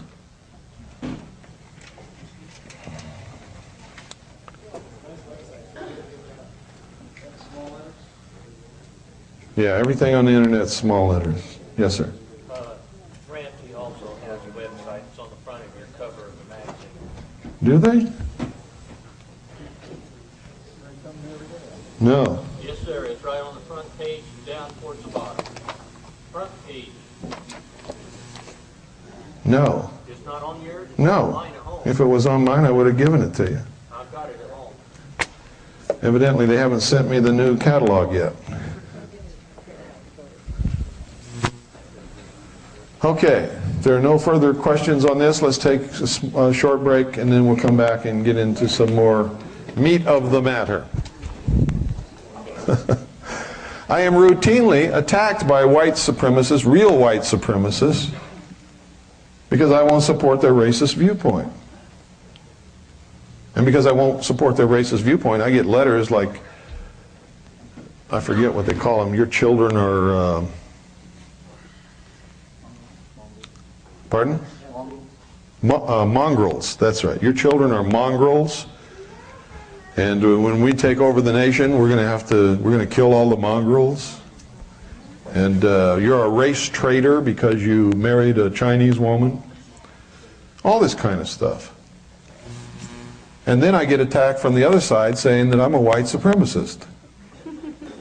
Okay? So when you enter this battle, I hope you understand that nobody's going to like you. Because in this day and age, if you stand for freedom, nobody likes you.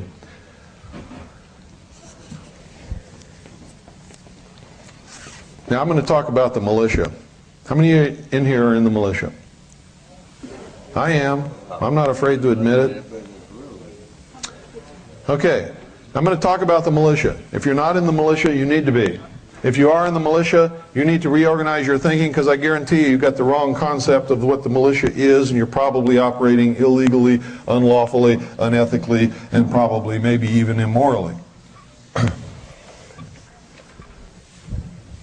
And I say that based upon past experience with other militias around the country, not knowing anything about your militia, and with the added CYA thing that I could have been wrong about that. But most probably I'm right. Now, what's wrong with a militia? Nothing, that's right. What is the militia?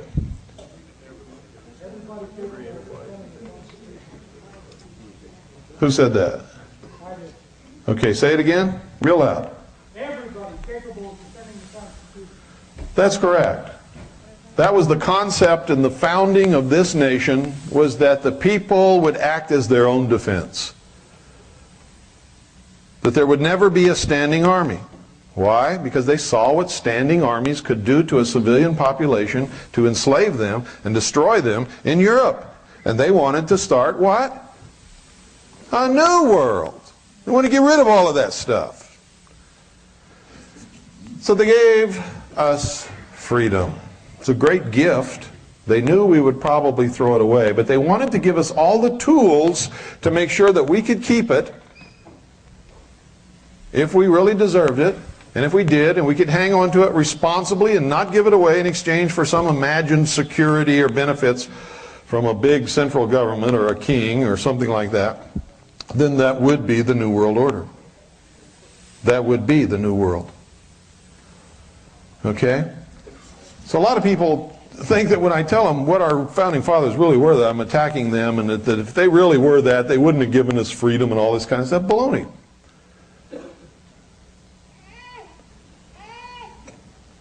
They understood human nature. They gave us our freedom, knowing that human nature is to give it up in exchange for promised security, even if it means we have to go into slavery. Because they understood what it took me a long time to figure out, because I really didn't understand all this in the beginning either. And usually I find the true answer by just looking within myself. Don't we usually spend the first 20 years of our life trying to get away from home and become free and responsible? Doesn't everybody, their big dream is, gee, I'll be glad when I'm out of Daddy's house and I can go where I want to, and I don't have to be in by midnight, and I can drive my car, and, you know, isn't that true? How many of you think that's true? Good. And isn't it also true that once we get out there and understand what's really required and how responsible we are and how hard it is, that we spend the rest of our life trying to find somebody that'll take care of us? Huh? Isn't that true? Not anymore. Good. Isn't that why a lot of guys go in the military? Oh, I'm leaving home and it's a hard world out there. No, I'm going in the service. They'll give me a bed and food and all that kind of stuff and send me around the world, and I get to see everybody, have a girl at every port, and boy, it's fine, huh? That's why they got the Gulf War system. And then you find out what that is. It's socialism. And some guys love it, and they stay in for life. Some of them even convince themselves that they're doing great service for their country, which is what I was involved in, convincing myself that I was doing great service for my country. It was my plan to stay in the military forever, until I figured it all out, saw what was really going on. When they made a mistake and put me in the Office of Naval Intelligence, and I became the briefing team member for Admiral Bernard Clary, and got to see the truth, I said, whoa, I'm leaving. And I was gone.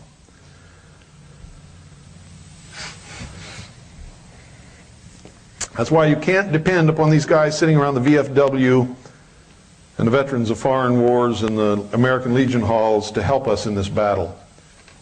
They spent their life in the military. They are socialists. All they give a damn about, And I don't care if it pisses you off if you're one of them, because it's the truth. And I'll stand and duke it out with you face to face over it if you want to. It's the truth.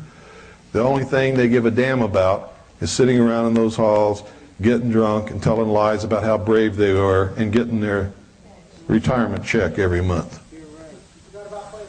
They have been trained to be socialists, and they are going to be good little socialists forever. Okay? It's the truth. Absolute truth. Anybody who's receiving a government check is not going to help us in this battle. That includes old folks on Medicare and everything else. If you can't turn around and walk away from it now, you're not going to help us in this battle. You have been socialized. Sorry if it makes you angry, but it's true, because you're not going to do anything to jeopardize your little checky-wecky, right? But the truth is, free people don't get little checky-weckies from Big Brother. They don't do it. And Social Security is not an insurance policy, it's a hook. It's a hook, along with all the rest of these benefits and things. You cannot accept the benefit from Big Brother without enslaving yourself in the process. Okay? Now I know I've just really severely made some of you angry. But I promised you I would do that when I came in, and I never ever go back on my promise. So I want you to think about that. For some of you, it may be too late. If you're up into your elder years and you haven't done anything in your life to save any money to provide for your old age or your retirement or your medical expenses, because you were promised Social Security, didn't think you had to, then maybe you don't have any way out of that. And I don't have any answers for you. And I truly feel for you in my heart, because you're engaged in a conflict within yourself. But most of you in here aren't in that situation. And there are things that you can do to provide for your old age and your medical care and anything else that you're going to need as life progresses upon us all, and nobody leaves this place alive and nobody ever stays young forever. Okay? Why do you think it is that over the years they have encouraged people to put the elderly in the old folks' homes? It's to take the wisdom of many, many years of experience and living and learning out of the home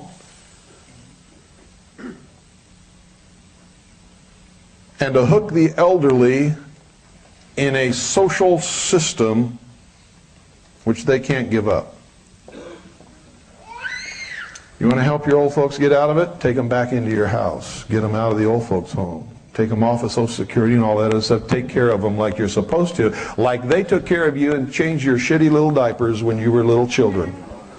Now, they did that for all of us. How dare we? How dare we put them on a shelf waiting to die in an old folks' home? To me, that's criminal. It is one of the things that's destroying this country. It takes grandmothers and grandfathers away from little children. It deprives them of the ability to see someone die in the home and be able to understand it and know that someday it's going to happen to them too. Now, if you have children, understand that under the current system, someday your children are going to turn their back on you and shelve you in an old folks' home so you can die out of their sight, out of their mind, and out of their pocketbook. If you don't think that's going to happen, you don't think your own children will do that to you, you better take another look around. Because that's the norm today. It's a terrible thing. It will not happen to my parents. When they get too old, they can't take care of themselves, I will go and get them and bring them home and take care of them. And Annie's parents too, if I have to go to China to do it.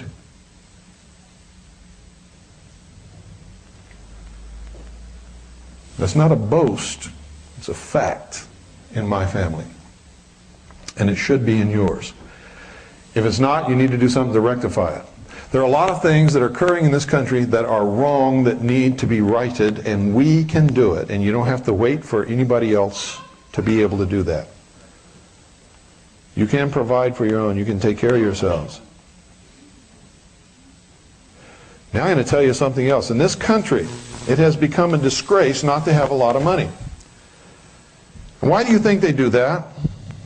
Why do you think that that's being foisted upon us? To get you in debt, under their control, and make you a victim.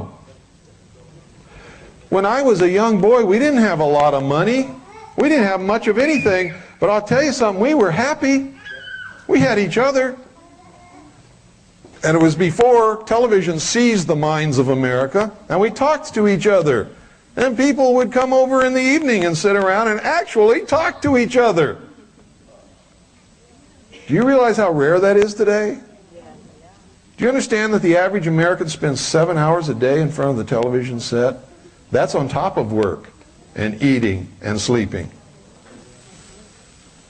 People don't know each other. They don't talk to each other. They don't know their neighbors.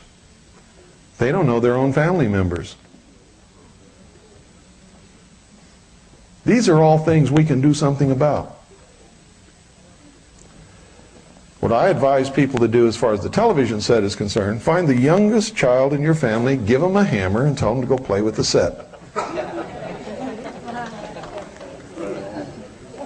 Do your child a favor, though. Unplug it first. Let them play with it. Say, little Johnny, the television set is broken.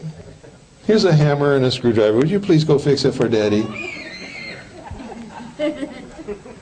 That child will take care of the biggest problem you've got in your home in short shrift, I guarantee you.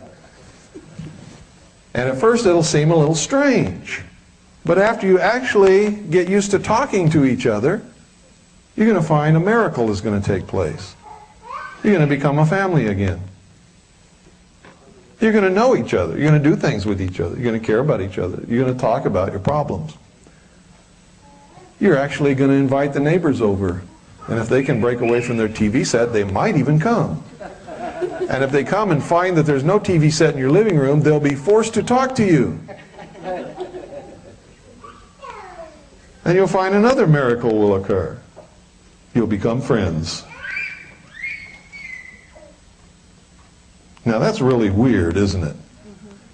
But when I was a kid, that was normal. All the children in the block would be outside playing all in the street until late at night. And nobody was ever afraid. Nobody ever got molested or kidnapped or hurt or run over or anything else. We'd play kick the can and run around with the flashlights and just have a great time. And the adults would be in talking and playing music and having snacks and sometimes a drink or two. And I got to tell you,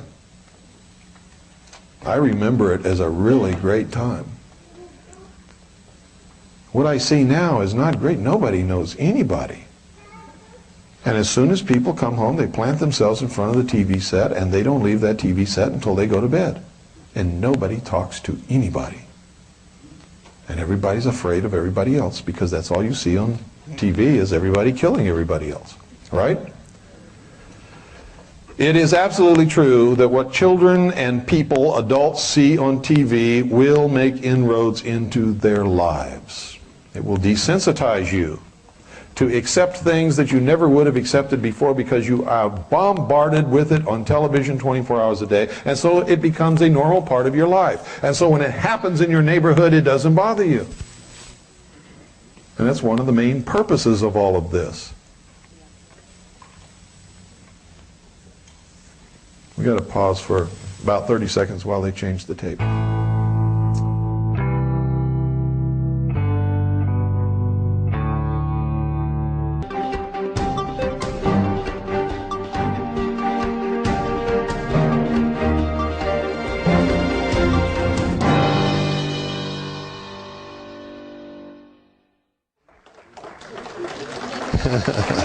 You like that, huh? You all heard her holler, "Dad, you." That's her word for water. So when she hollers, "Dad, you," she wants some water. So here's some water.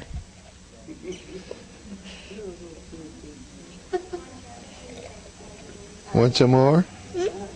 Okay. Who promised that she was going to lead us in the pledge? She's going to do that right now. If you'll all stand. What? No flag? We'll all pretend that there's a flag right over here in this corner, and Pooh can lead us in the pledge. Wait a minute. She wanted to do this, and I promised she could, and a lot of you have asked if she could do it. Okay, it's all up to you. I Pledge allegiance to the flag of the United States of America and to the republic for which it stands, one nation, under God, indivisible, with liberty and justice for all. Thank you, Vivian. Oh, she wants to. You want to say something? She wants to eat it. Okay. Take Allie, go back and play. Thank you, honey.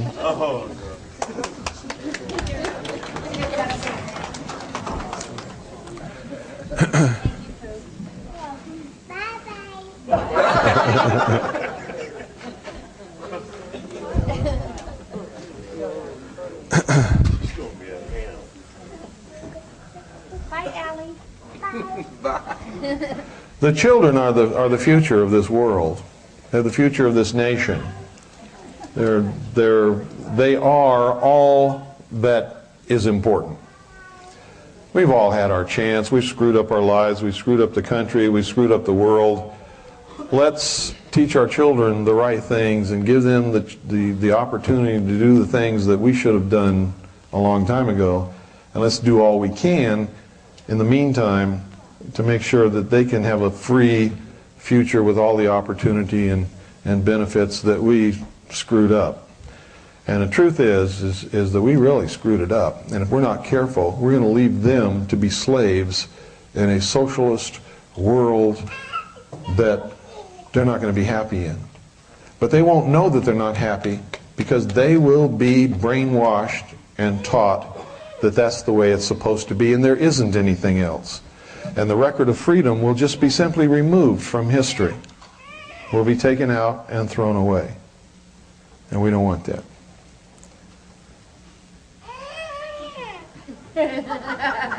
She's very assertive. Pooh, why don't you just go over there by Mom? She'll follow you. She's okay. Go to Mommy, honey. That's a good girl. Thank you. See how easy it is? You can't force somebody to do something they don't want to do. But if you ask them politely, they might do it. Okay. Let's get back to the subject at hand, militias.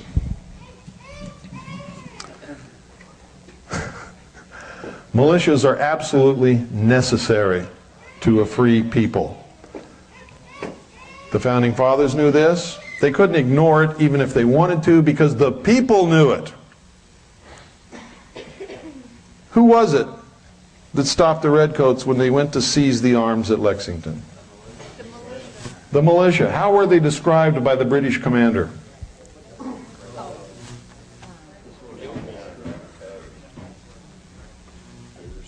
We marched to the bridge and were met by a group of farmers with guns who drew up in a somewhat military order and opposed us. That's how they were described. They weren't military people. They were farmers who had guns and who said, nope. I don't care who sent you, King George, or it doesn't matter. You're not taking our guns because we know that if we give up our guns, we are no longer a free people. What is so hard to understand about that? I can't figure it out, folks, that all of these people actually believe that they can allow themselves to be disarmed and they're going to stay free.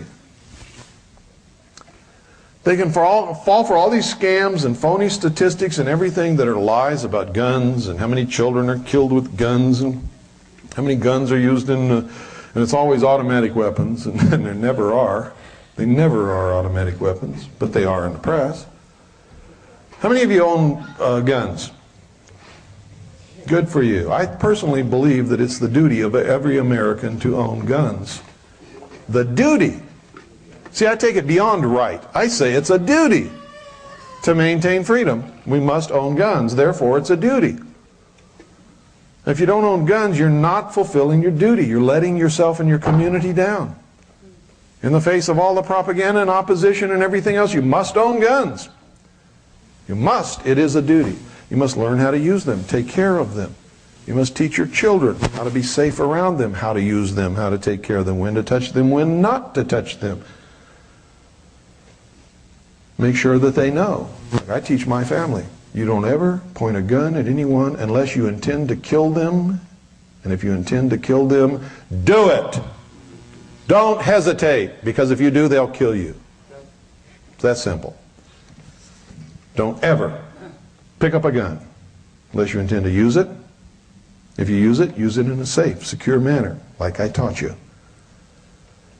Don't ever point a gun at another human being or an animal or anything that lives unless you intend to kill it. And if you intend to kill it, do it. Don't hesitate. So don't mess with my wife. She'll kill you. And I'm not joking.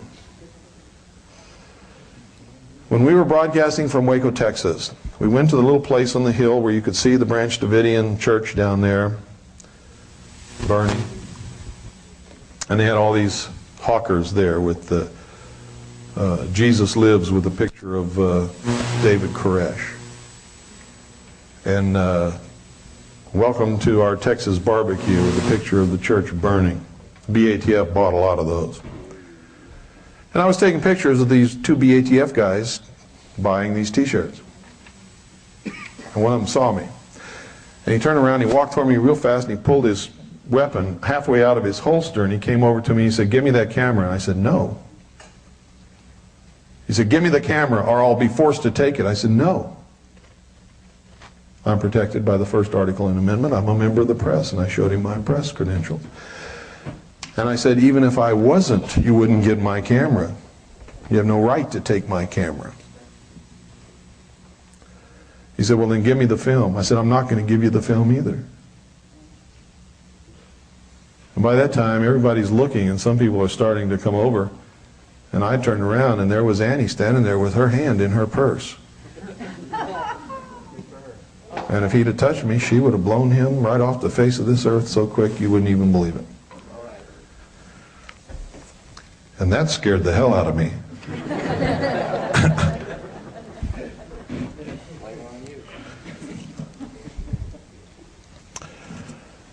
So,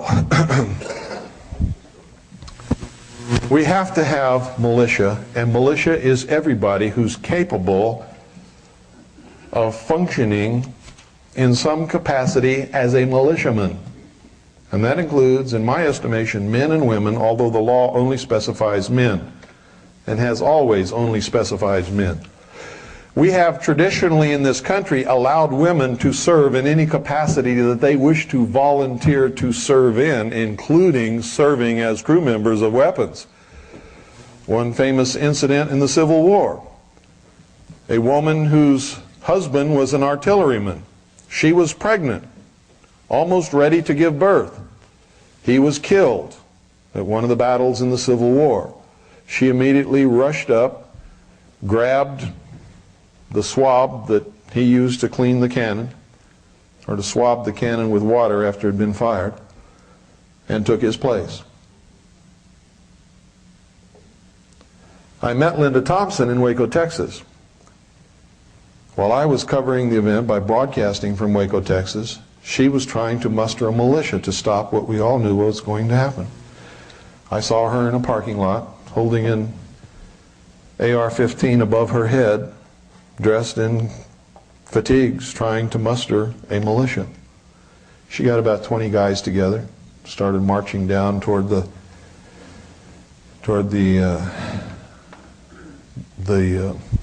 place where this confrontation was taken. I get all emotional when I even think about this, so you'll have to forgive me. And they were quickly surrounded and disarmed and hauled off. But she tried. She tried. Nobody else tried. Linda tried. And she's been just raked over the coals ever since, by everybody, except for me. I think Linda Thompson has more balls than most men in this country have ever had or ever will have. And she stood up for the nation when nobody else would. So I support her, and always will. If it wasn't for her tape, Waco the Big Lie, there would never have been any congressional investigations, and most of the country would still be saying, oh, they're a bunch of religious fanatics, they deserved exactly what they got.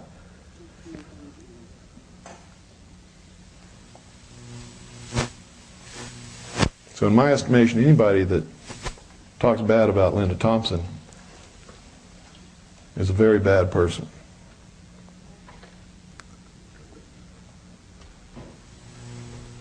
Linda Thompson was the militia. Who can call up the militia? Traditionally in this country, any responsible person could call forth the militia for any responsible reason. It's still that way today. Is the National Guard the militia? Well, no, you're wrong. It is the militia of the United States. You see, the California National Guard cannot ever be the militia of California. Why? Because it violates all the rules. It can be federalized and therefore could never stand in defense of the state against a central government turned despotic or tyrannical. Therefore, the National Guard cannot be the militia. It also violates the other rules. Who trains the officers of the National Guard? The regular army. The United States trains those officers. To be militia, the officers must be trained by the state, don't they? Okay. So the National Guard is not the militia of the states. It is the militia of the United States. That's true. There's also another militia of the United States. It's the unorganized militia of the United States of America. And who is that? It's everybody between the ages of 17 and 45 who are capable of serving in the capacity of a militiaman. The law specifically says men and boys.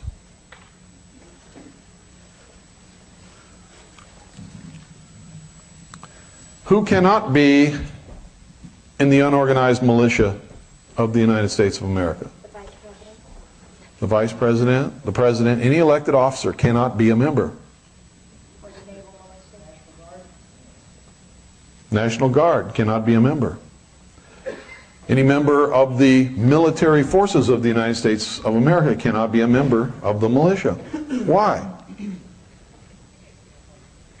Because they're under control of the very people who could subvert the government and become a tyrant to the people, aren't they? And the purpose of the militia is to prevent that. The militia has three functions. What are they? Who can name them off? There's only three. Nobody. Repel invasion, suppress insurrection, and enforce the laws of the Union. Actually, it says execute the laws of the Union. Repel invasion, suppress insurrection, and execute the laws of the Union. Why does it say execute the laws of the Union instead of obey the President? If the President tears up the Constitution and becomes a tyrant, it's up to the militia to enforce the laws of the Union and arrest the President, isn't it? That's the function of the militia. The same in the state. Any state, the function of the militia is to repel invasion, suppress insurrection, execute the laws of the state, and any other constitutional lawful purpose to which the governor may call them up to perform. What is a lawful militia? Can you put together a bunch of guys and say we're the militia? Can you? The white shirt? Yeah. Yes. That's right.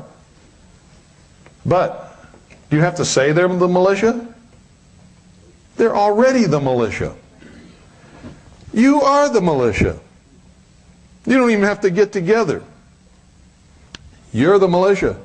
You can get together with anybody else in here who is the militia or who wants to volunteer to be a member of the militia, and you can form a unit of the unorganized militia of the state of California, or if the Constitution of the state of California specifies it, the constitutional militia of the state of California, like they do in Texas, the constitutional militia of Texas. Okay? And you can get together and you can have meetings and you can train and you can prepare to function as militiamen. Is this lawful? Absolutely. Absolutely. And there's nobody who can do anything to stop you. Period. Can you appoint yourself colonel and become commander of the militia? Why not? You have to be elected, don't you? In the absence of appointment of rank by the governor of your state, officers must be elected by the militia. So you elect your officers. You cannot appoint yourself, and nobody can appoint you. The militia elects the officers, and they're elected to serve in those capacities for certain periods of time.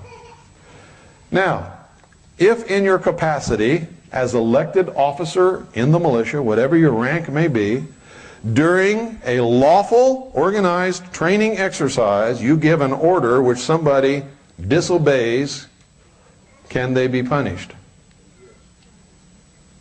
Not only can be, must be. Must be.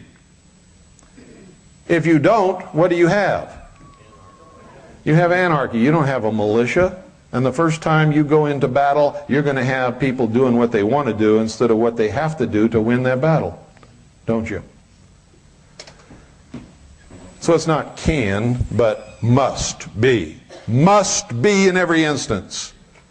When they elect you to be an officer, and your order was lawful and right under the circumstances, they must obey that order. If they don't, you must have some system set up to punish that member or expel that member from the militia body.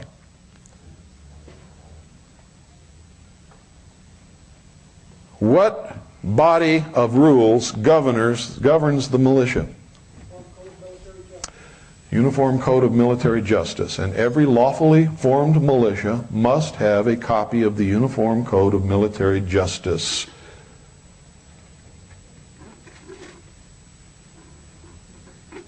And everybody must understand how it operates and what they're subject to.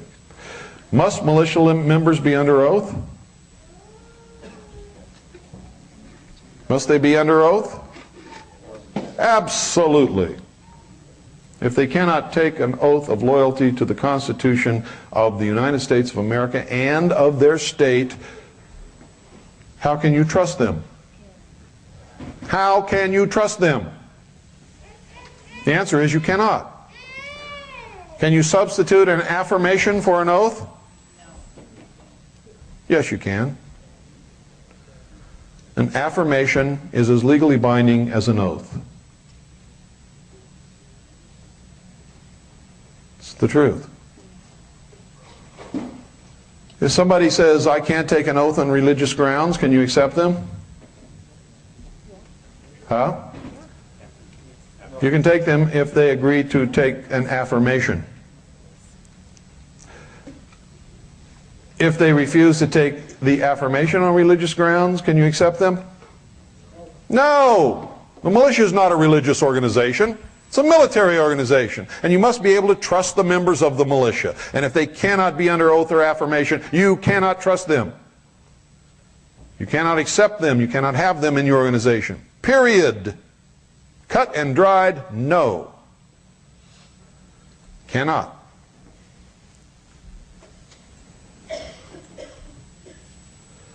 Can you accept a convicted felon in a militia organization? No. Why not? Bad character? What if he paid for his crime and he's never done anything bad again? He can't own a weapon. Now there's two reasons why you can't do this. Number one, he cannot own or be in possession of a weapon. So you're jeopardizing this person's life if you let them come around weapons and they're seen or a photograph is taken with them just touching a weapon. They could go back to prison, and you don't want that to happen to them. Okay? Aside from the fact that they can't own a weapon, can't use a weapon, touch a weapon, or hold a weapon, which means they have to function in some administrative capacity, there is a liability propaganda-wise.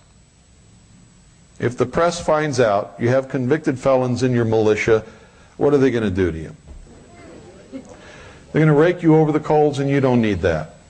So what you do is you put these people in reserve. And you say, you are not an active part of this militia. You are, by law of the land, a member of the militia, though you can't take part in our unit.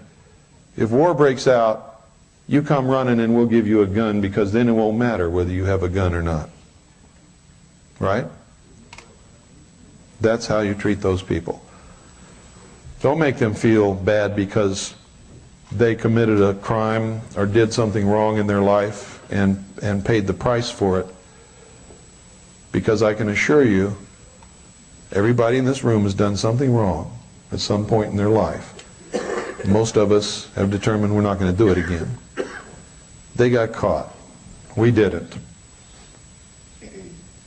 Now, if you're an exception to that rule, you are really an exception, I got to tell you.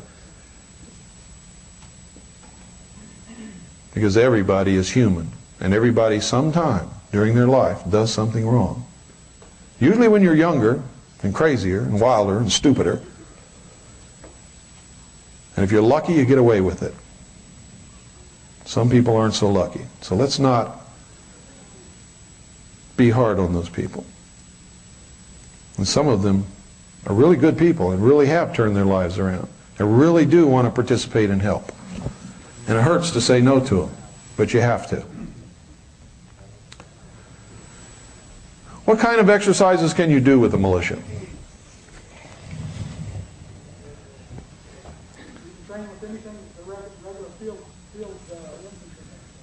No. You can have any kind of militia you want to, as long as you state it that you are that type of militia and that you have certain goals and purposes in your training exercises. You can have a militia of artillery. Did you know that? You can have a militia of armor. You can have a transportation company or battalion. You can be a militia company or battalion or even regiment. You can be an Air Force. Second Continental Army of the Republic has an Air Force. Didn't know that, did you?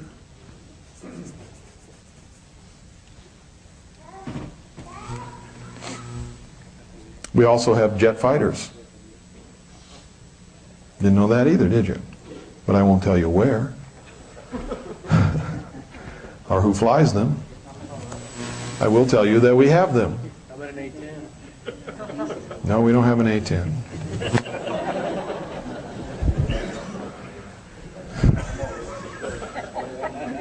We do have a few MiGs. Blaming the ones on the missiles that disappeared yesterday, too. We don't have any of those. None of them.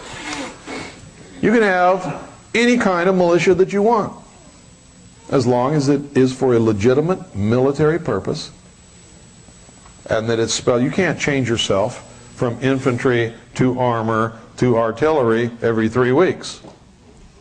You have to establish the unit as a specific type of unit and equip and train for that mission. You have to do that. Now, I see a lot of people shaking their heads when I say you can be an artillery unit. It happens to be the truth. The Supreme Court has ruled on it.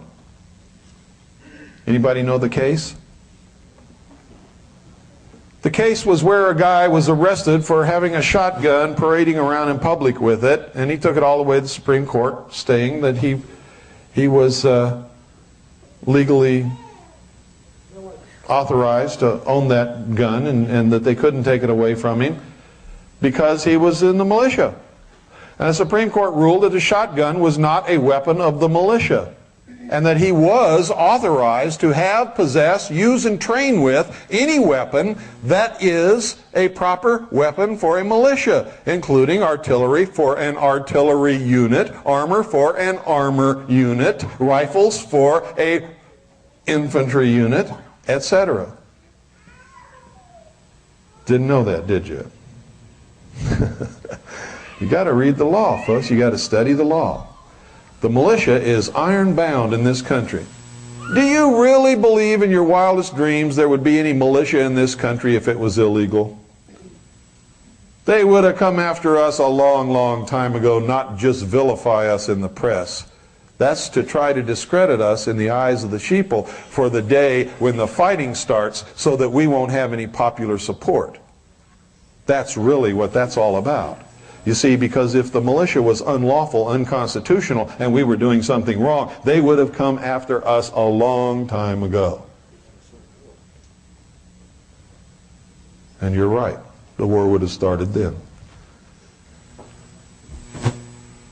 So you see, there is a legal militia. There's a lawful militia. There's a constitutional militia.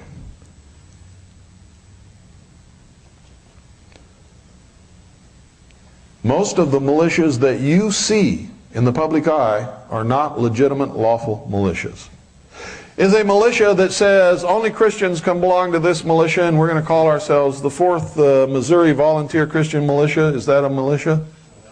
No, it's a religious army made up of religious members of some particular sect of Christianity as a whole, and if you don't believe in what they believe in, you're liable to end up fighting them. Okay?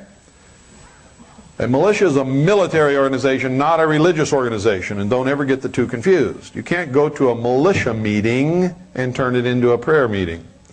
And you can't go to a prayer meeting and after you get through with the sermon, have a militia meeting.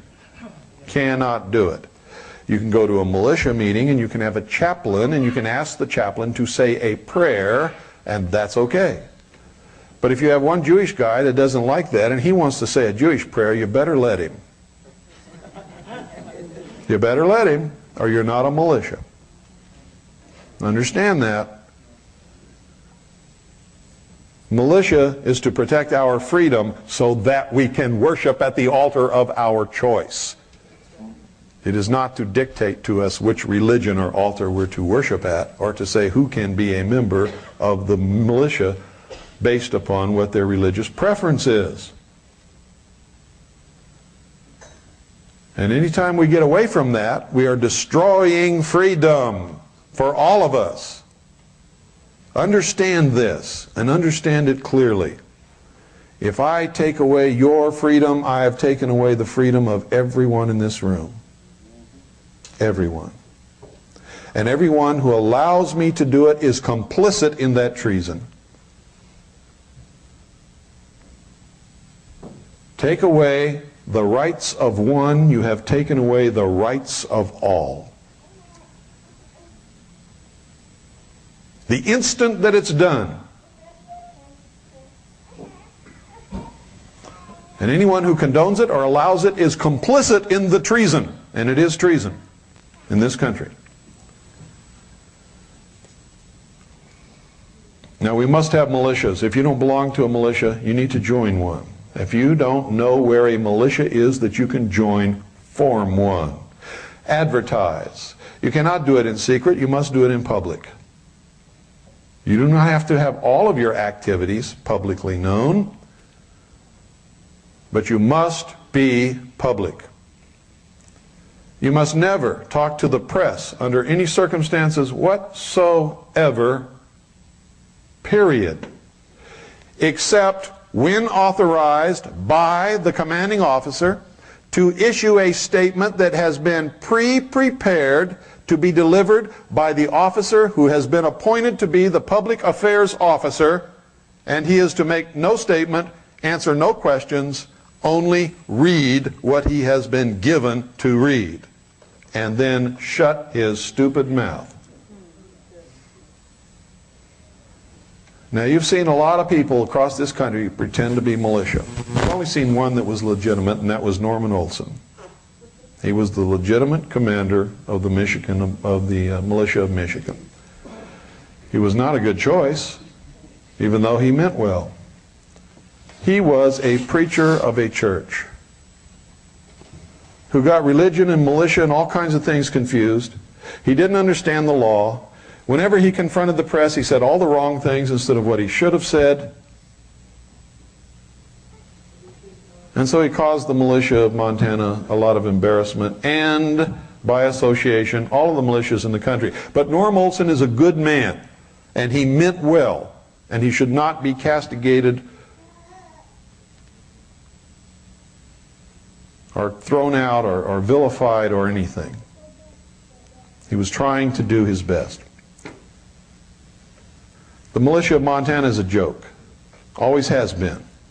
The militia of Montana has never been anyone other than John Trockman and about 4 or 5 other people in a little room full of all the stuff that they sell. Period. That's it. When they went to Congress, they made a joke out of the militia. Instead of addressing the issues that they should have addressed and talking about the things they should have talked about and quoting the law to legitimize to the nation and to Congress the militia, what did they talk about? The government's manipulating the weather. We're all going to drown in a rainstorm. Hurricanes and... What did they look like? I'm in the militia and they look like madmen to me. And I know that some of that is true. But I also know that you cannot get up there and start spouting off that kind of stuff in that kind of situation. You cannot allow them to make a joke out of you by consenting to be on the Donovan show, the great communist with the microphone who can make you look like an idiot. These are fools. You don't do that. You don't do that. You must maintain your dignity and your respect, and whatever you say to the press and to the nation must be words that will be taken seriously and respected and will build the respect and the dignity of the militia. Must.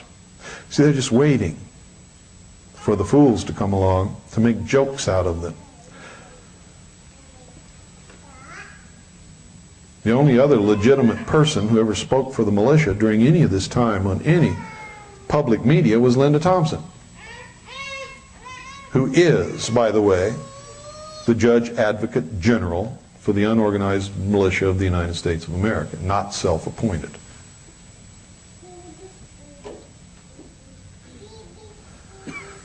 And when she spoke, she said the right things. Then they would try to make her look like an idiot, and sometimes they succeeded. Can you say anything to the press that's going to be put on camera or put on tape or film and expect to be treated fairly?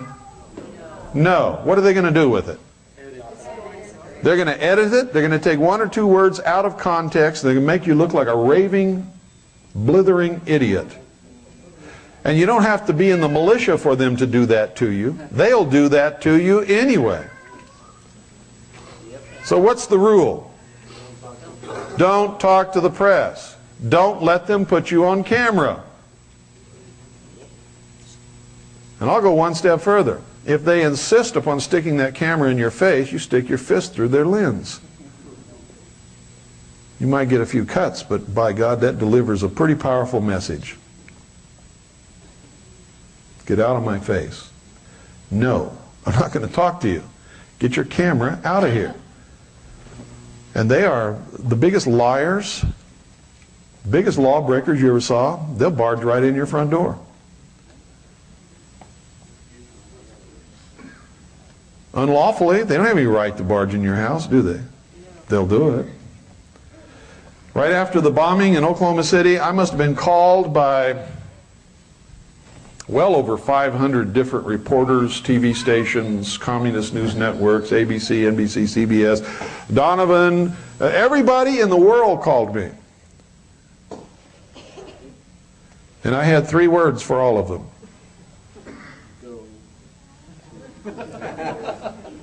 Go blank yourself. That's what I told them. Every one of them. Now, do you think any single one of them quoted me? Not one of them quoted me or even mentioned my name. But they all wanted to talk to me because they know that I'm the director of intelligence for the largest militia in the country. And they know that I speak for an awful lot of people. So they were just itching to get me on tape so they could destroy me.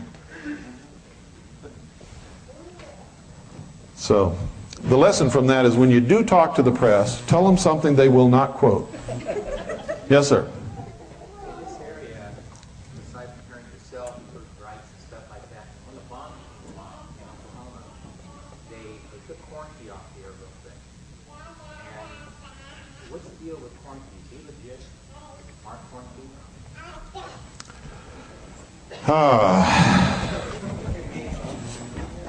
You would have to ask an easy question.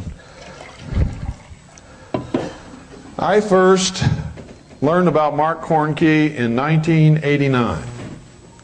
The end of 1989, first couple of months of 1990. When he called my friend Stan Barrington, who was then working with me and helping me, and told Stan Barrington that he was an active duty officer of the Air Force Office of Special Investigation and he had material that he wanted to give us to leak to the American public. I was in the Office of Naval Intelligence. I know there's no leaks. So right away I told Stan, I said, don't take anything from this guy because this is BS. And ask him to furnish us with proof of his identity. Substantiate himself. So we gave him that message, or Stan gave him that message, and he sent us Waco, or not Waco, but America Under Siege or something, some videotape. This was a long time ago. And he promised us that he would send documentation that he was who he said he was. Well, he never did. He contacted us again, we repeated our demand, and he never sent us anything. Next thing I know, a couple of years have passed, and I see him on a videotape, and he's saying that he was a member of the Army Intelligence Corps, and that he was telling all these things on this videotape. Some of it was true, some of it was not true. You have to understand, folks, you cannot function as a provocateur or a disinformation agent without throwing some honey for the flies together. They have to speak some truth. They can't just put out all lies. So part of what Mark Cornkey says is true. Most of what he's ever said has been a lie. And if you go through his videotapes and his speeches and you check it all out, you'll find that out. I don't have to tell you that. And it really bothers me when you ask me these kinds of questions because all you have to do is research what they say and you'll find out that most of it's not true. You don't have to ask me those things. And that's what I try to instill in you.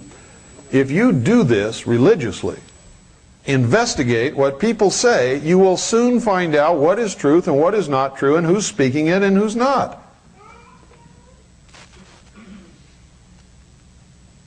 Overnight, listen to me because this is true and a lot of you are falling into this stuff. Over 95% of every piece of information that's passed through the community nationwide is fake, false, lies, rumor, frauds, forgeries. It's the truth. But you see, you get this stuff whether it comes over by fax or you hear it on the radio and you just pass it along, not realizing you're hurting all of us when you do that. You can't pass on anything without investigating it. You cannot do that. If you're passing on false, phony, fraudulent, forgery, fake, lies, what are you doing? You're helping our enemies, aren't you? Do you know that most people have left the patriot community and stopped being patriots because of the bullshit that has gone through their hands, that they have ultimately found out to be fake? Somebody came up a while ago and asked me about the Tommy Buckley Treasury Gate thing. I said on the radio, it was a fraud to begin with, and it's a fraud now. And most of these people who call themselves patriots bought right into it, hanging on every word. Do you really believe in your wildest dreams that somebody came over from Indonesia and just bumped into Tommy Buckley on the street and gave him a bank certificate worth trillions of dollars? Are you nuts?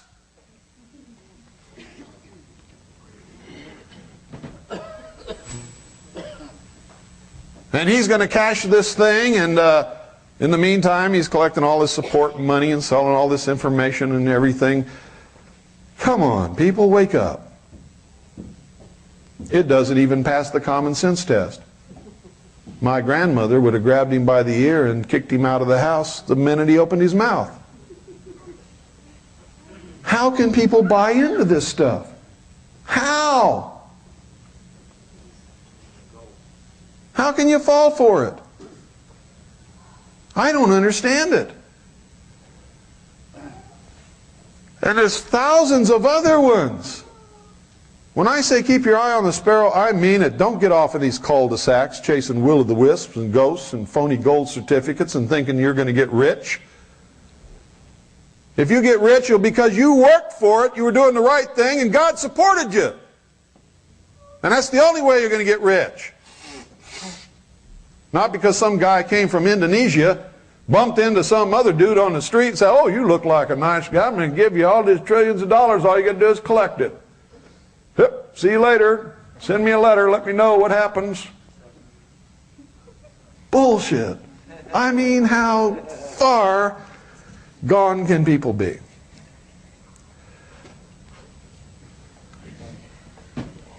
It ain't so.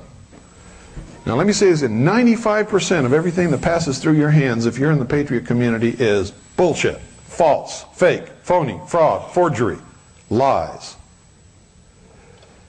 If you want to take me to task on that, you pile up everything you collect for the next 5 months and bring them to Arizona, and we'll sit there and we'll go through it and investigate every single piece of paper you've got.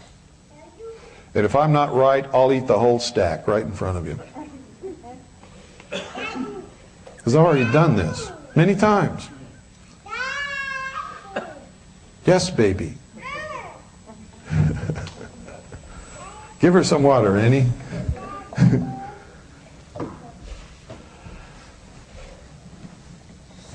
So please, don't do that. I promised you I'd show you the Zapruder film.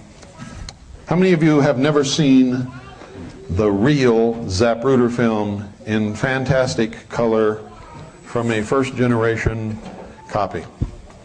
Okay, you're going to see it now. Bill, Yes, sir. there was an article in our Bakersfield, California, that's an archive now. He took it over, it's so deteriorated it can't be shown again, and taxpayers have to buy that film. They don't know what the value is from the guy that wrote it. Well, years ago, when I got tired of wondering what was really on it, because I saw so many copies that were doctored and tampered with and were in black and white instead of color, and I knew the thing was originally taken in color, I started putting out feelers. I wormed my way into the corporation that had the original copy of the Zapruder film, and it cost me $16,000, but I got a first generation 35 millimeter color copy directly off the original. So The only reason why I've said anything is kind of coincidence, you know. It was in the paper yesterday's Bakersfield, California, and I'm going to get to see it now. That's kind of a yep, you're going to get to see it right now. Bill, Yes. I don't blame him. I can't remember exactly what it was about, but I heard you today bring up the issue with phones. You attended a meeting much like this right out the vets hall below there. Mm-hmm. And I'm really upset, not because I think I want to trust Bo, but because it appears that there's a conflict there, and I don't understand why it's there, and I'd like to know. Well, let me ask you something. If I went and spoke to Mormons and told them that I was a Mormon, went and spoke to Christians and told them I was a Christian, went and spoke to atheists and told them that I had tried all the religions, couldn't find one that I belonged, do you think there's anything wrong with that? Is that, in a nutshell? No, there's a lot more than that, but that's enough. Just that alone is enough. If it's not enough for you, I don't know what to say, but it's more than enough for me. But there's much, much more than that involved. Well, see, I don't know anything about it. What I heard from him and you today is about all I've heard, and I don't know where to go for any more information except to ask somebody. Investigate. One place to start is get all of his tapes and start listening to them and remembering what he says and find out how he changes his story from day to day. Well, I see a little of the switching up on the religious angle. I've heard some of that. It's a lot more than that. When they gassed the Branch Davidians, Bo Gritz went on radio and he said, what they did is against the law. It's against the laws of war. We weren't allowed to use CS gas in Vietnam. It's a lie. I had CS gas on my boat, was issued to me, used it to break off engagements. And then go get his book, Called to Serve. In his book, he tells a story about how he used CS gas in Vietnam, but yet he lied on the radio to the American people. Is that enough? I mean, I could go on for hours. Now, you heard him say that on the radio, didn't you?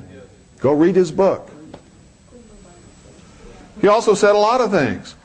He accused me in his book of stealing the Zapruder tape from a guy named Lars Hansen.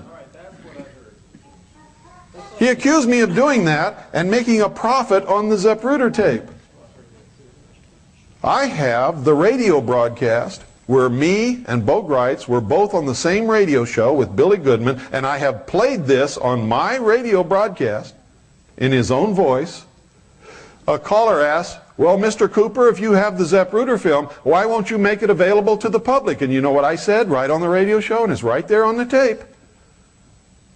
Because of copyright restrictions, I don't want to infringe on anybody's copyright, and I don't know who this belongs to. Gritz says, well, if Mr. Cooper doesn't want to make it available, I'll make it available. Just write to me and send me $10 and I'll send you a copy of the Zapruder tape. And he started sending them on everybody all over the world for $10 a piece. That's the truth. And if you want a copy of the tape of that broadcast, I'll be happy to send you a copy. The truth is, Gritz is one of the most chronic liars I've ever run into in my life, and anybody that lies cannot be trusted. He has an agenda that is not good for us. And there's many, many, many more incidents. But, you know, just the fact that he changes his religion depending on who he's talking to is enough for me. I gave you 2 more after that. Do you need 100 more? If you do, I can give them to you. Yes, sir. Real cheap, you get information from Tex Mars. Tex Mars used to be a big fan of Bo Gritz. Yeah, that's right. He put out a newsletter and asked help. Who was that? Tex Mars? Tex Mars was a big supporter and fan of Bo Gritz until he found out Bo Gritz was lying. Yeah, for like $20 you get a year's worth of newsletters. And he printed his in his newsletter. Buy some property from him, no time. You know, it doesn't make me feel good to get up here and talk like that about somebody. It doesn't. Believe me. And I'm going to tell you something else. I was one of the biggest fans and supporters of Bo Gritz that he ever had in his life until I found out he was lying. You should tell him about Mama Bonnie. Pardon? You should tell him about the Mama Bonnie. No. Got other stuff to do. Got other fish to fry here. You're welcome. Let me tell you something. What most people get caught up in with Bo Gritz is the uniform. You see, take your eyes off the uniform. Look at the person and listen to what the person says. There's a human being in there. It's not the uniform. If he said that he resigned his commission, which he has said, why is he wearing the uniform? If he resigned his commission, how come he's got an officer's rank on his shoulders?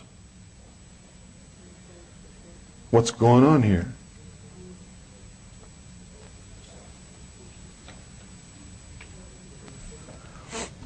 Okay, Doyle, could you come up here and give me a hand, please?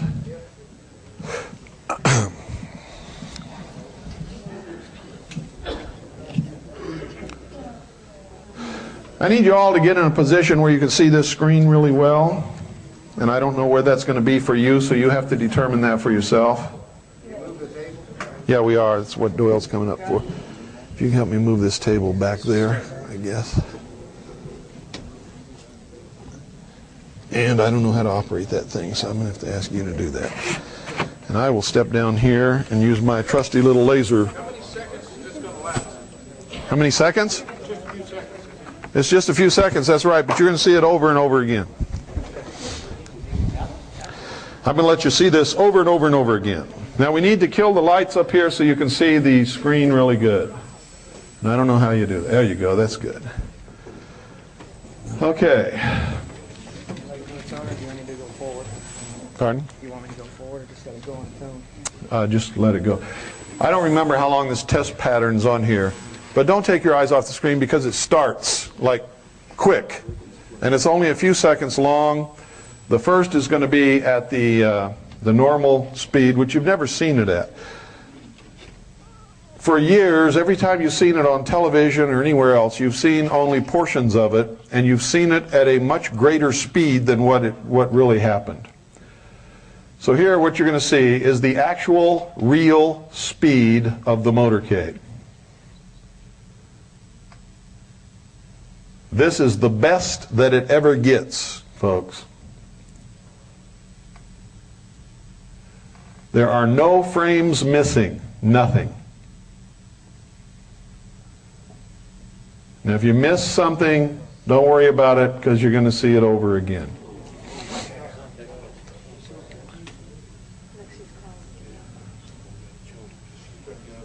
No, she didn't get anything. There was nothing on the trunk of that car. She was trying to get out of there is what she was trying to do. Okay, you're going to see it again. This time we slow it down. Now what you're going to notice is these motorcycles come ahead of the motorcade and then they come down here and stop. Now this is really weird because that's not supposed to happen.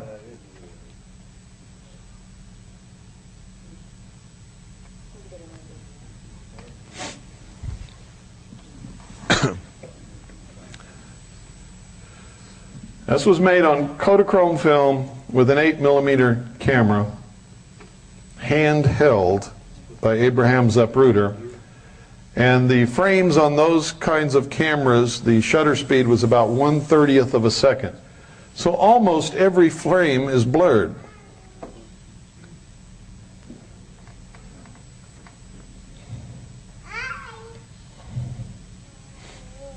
You're seeing every single frame is here. Nothing is missing. It's all here. Right about in here is where Kennedy was shot in the throat. See that umbrella? That's the umbrella man, lower left corner. You see that he's holding his throat. Jacqueline really doesn't know what's the matter. She knows something wrong, but she doesn't know he's been shot yet. Was that the bullet also hit Conley? No. Okay, let the driver turn it. There was no bullet that hit Kennedy that hit Connolly too. There's too much. Yeah.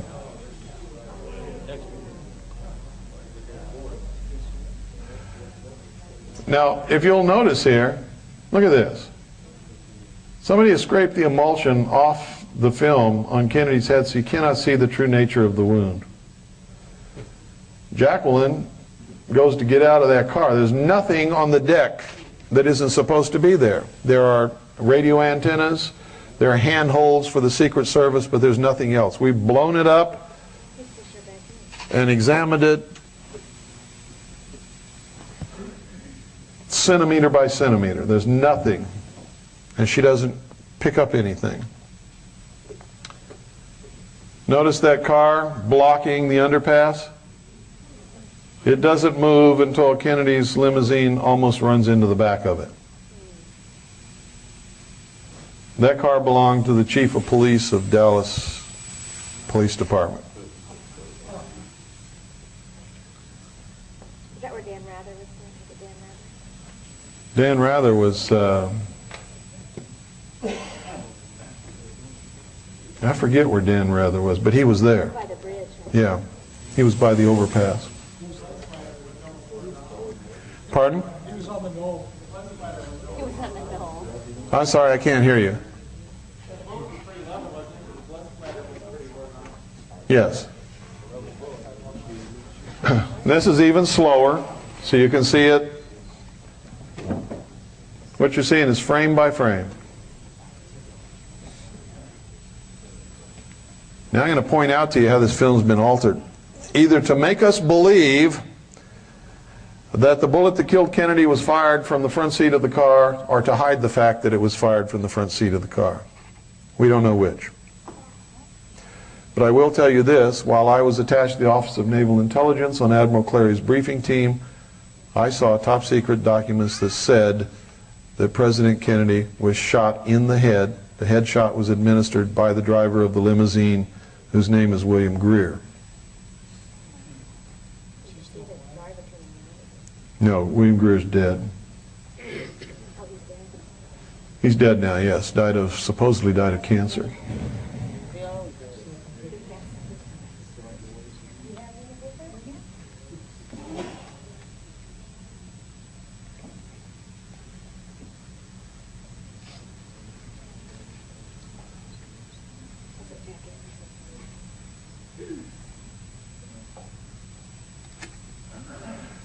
Now you can see some black stuff go across this sign. It's where Abraham Zapruder stopped the film and then started it again. And during the processing, some of the chemicals used to process the film were not washed off the film properly. It's not something someone did to the film.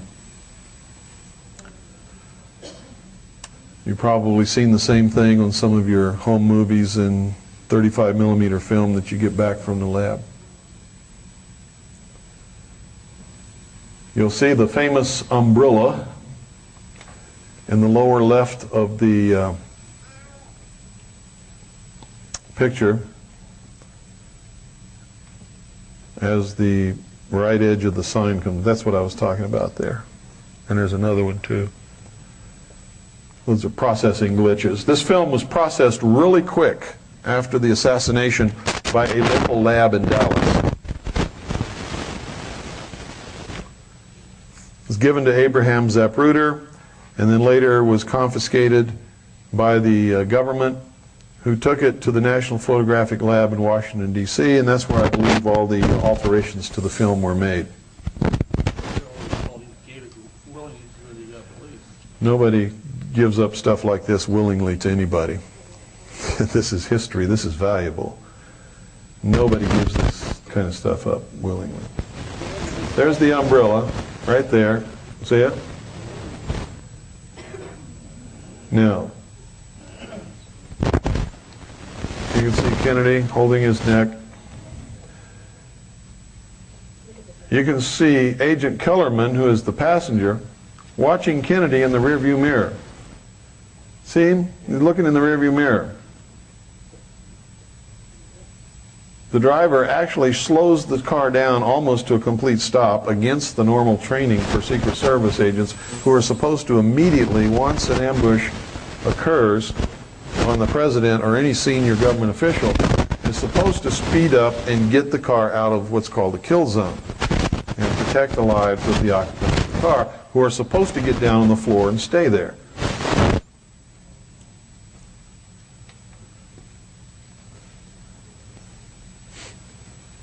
Now watch up here.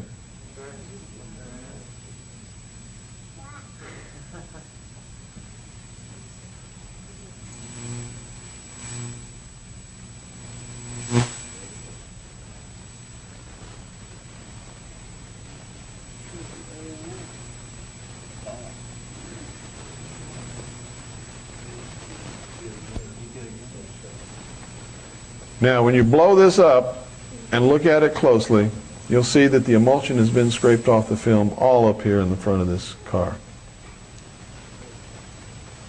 And it's there, you can see where a bullet hit the window. Or at least they want us to believe that a bullet hit the window, one of the two. The film has had extensive work done to it that you could never see before we actually got a copy and could blow up.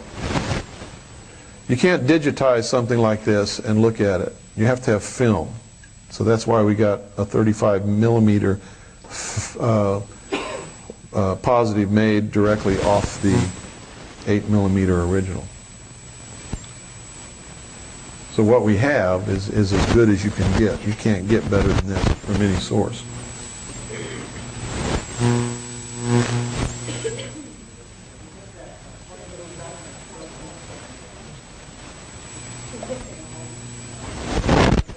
I don't know, because there's some real bad stuff going on here.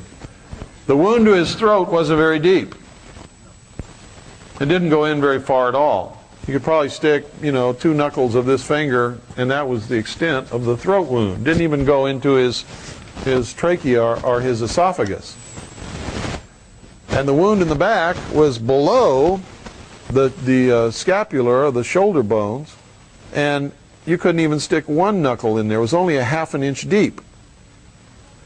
So what kind of a shot makes wounds like this? And there were no bullets taken out of either of these 2 wounds.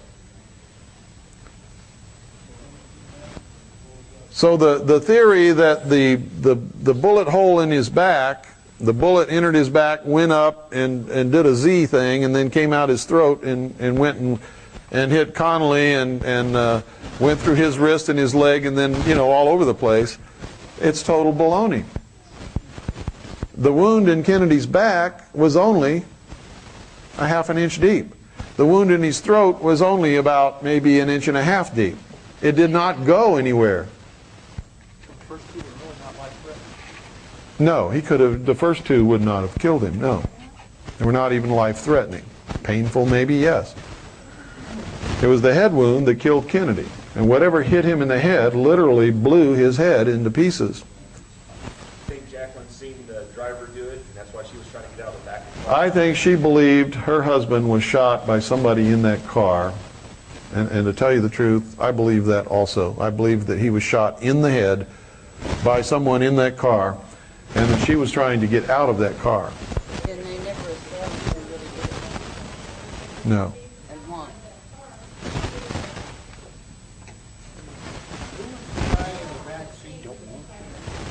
Pardon? Colony. Governor Connolly and his wife. Connolly has also made some very cryptic statements. He said that when he fell back, when he was wounded and he fell back on top of his wife, he saw and felt the shot that hit Kennedy in the head. Now, how can you see and feel that shot unless it's right over your face? Supposedly, Jacqueline made a big mistake 2 years before her death.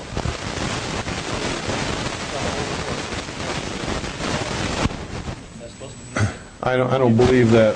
I don't believe that rumor, because I've investigated all of this for many years and I've never even heard anything like that. And you have to understand the loyalty of the people in these great families. They don't do that. They don't do that. They just don't do it. It would be suicide to do it. Cut yourself off and your children off. Pardon? Nobody really knows. The question is, why was he killed? Nobody really knows why he was killed. There's a lot of conjecture that he signed a bill authorizing the printing of United States notes backed by silver and all kinds of stuff. Nobody knows why he was killed. Nobody knows. Some people are saying he was killed because he was going to bring the troops out of Vietnam. Other people say he was killed because he was bucking the New World Order. The truth is, nobody really knows, and anything is just conjecture. Anything that I might offer to you or that you might think is just conjecture. No one knows. Same thing with his brother? Well, once they killed John F. Kennedy, they pretty much had to kill his brother if they thought he was going to be elected president. Because what would be the first thing that he would do once he was elected president? He would open up the investigation and find out who really shot his brother. So they pretty much had to kill him. They couldn't allow his brother to become president. Sirhan was just a patsy. We know who shot Robert Kennedy. It was the security guard named Caesar who shot him at point blank, put the gun right next to his head, right behind his ear, and shot him. That's who killed Robert Kennedy. We know that. Everybody knows who killed Robert Kennedy. Sirhan is the scapegoat. And this security guard just disappeared. Sirhan never got close to Robert Kennedy, but the death wound was right here. Barrel on the skin. In this film here, Bill, it makes sense that she had John F. Kennedy's head in her hands, and when that blast and the bullet went past, she was literally holding him when his head exploded. Yeah. And that's why she's... Yeah, see this stuff back here? These are antennas. Those are antennas. These are handholds for the Secret Service. There is nothing on the deck of that limousine at all. Nothing whatsoever for her to grab.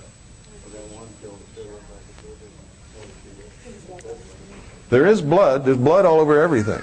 You can't blow somebody's head off without getting blood all over everything. Now the guy that jumps up and gets her to go back in there is Hill, who was her Secret Service. You see this tail light here? This has been opaqued. That's a photographic technique for blocking the transmission of light through the emulsion. That brake light was really on. There's just opaquing over it. It's one of the places where the film's been tampered with. There are several places. One is the right rear brake light has been opaqued. You can see the other one is on.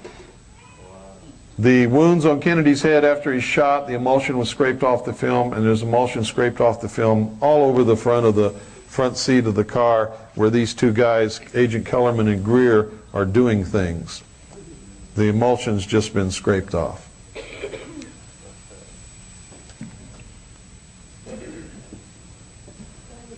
This is the... Kellerman also good? I don't remember if he is or not. Doyle? Where's Doyle? Yo, Doyle? Can we fast forward this to Dealey Plaza? I want to show them what's in Dealey Plaza.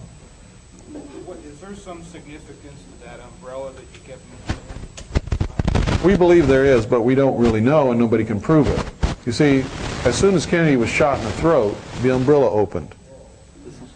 Now, if you have any experience with intelligence operations, that's a signal. That's saying, hey, he was hit. Kind of seem odd, a guy open an umbrella. It's a signal. It's not odd at all if you understand these things. In a crowd, if you're going to have a signal, you've got to have a signal that will not be missed, which means it has to be an unusual thing that happens. And big enough for everybody taking part to see. You see, if you're going to try to assassinate a president, once you hit him, you can't stop there. So that's the signal that it's got to continue. We've got to kill this guy. He's been hit. We can't let him live because he'll track us down for the rest of his life. You know. So that's what we believe that it was. Now don't go out of here and tell people that I said that's what it is. That's what we believe that it is. It fits. We don't really know. A guy came into Congress during the hearings and said that he was the guy with the umbrella, and he was just opening the umbrella to protect himself from the sun. The guy that went to Congress is not the guy that was standing there with the umbrella. The guy that was standing there with the umbrella is Gordon Novell. I know Gordon Novell. Gordon Novell is also one of the guys that was caught who broke in to an office in New Orleans connected with the Kennedy assassination, was stealing information and you know. And if you read Garrison's material, you'll know that Mark Lane, how many of you have heard of Mark Lane? Mark Lane's been connected with the CIA all his life. Mark Lane was remember Jonestown? Who was the minister? Jim Jones. Guess who was his lawyer? Mark Lane. Jonestown thing was a CIA mind control experiment. And that congressman got still onto it? The congressman got onto it. He went down there to investigate it. They murdered him. You know, Bo Bright said that too, that it was a mind control. It was. What I told you about flies and honey? Yeah. Also, well, is that the beginning of the... Starts like a plaque at the marble. Yeah, that's it. Okay. This is Dealey Plaza. This is a plaque dedicated to a man named Dealey, who was a 33rd degree Freemason of the Southern jurisdiction of Scottish Rite. Dealey Plaza is built upon the site of the first fraternal lodge in the state of Texas. Remember, they always do things according to symbology and ritual. That's old Mr. Dealey. This is the intersection of Main Street and Houston. Those cars are going up and down Main Street. The cross street is Houston.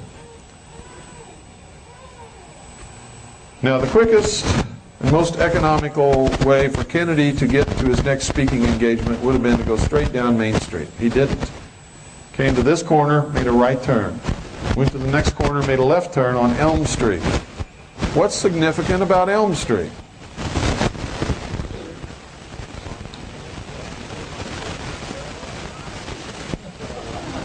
It's close to the 33rd parallel, which is one of the rituals in the history of these people. Guess what that is? That's the parking garage where Lee Harvey Oswald was killed. It all took place in Dealey Plaza. This is what they never tell you. It all took place in Dealey Plaza. There's the obelisk. Screw you. There it is. Big as life, just like I've always been telling you. And what's on top of that obelisk? The signature of the philosophers of fire, the eternal flame.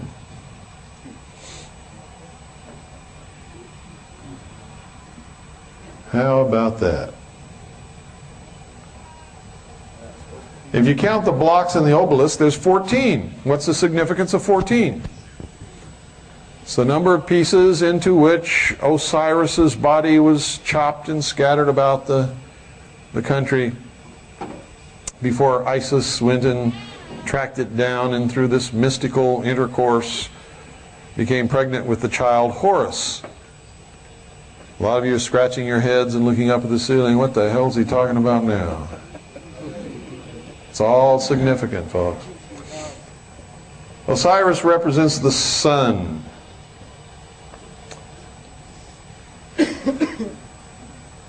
The sun is the manifestation of the power of God. What is God in the mysteries? The intellect, right? Fire is the symbol of the intellect. These are known as the philosophers of fire.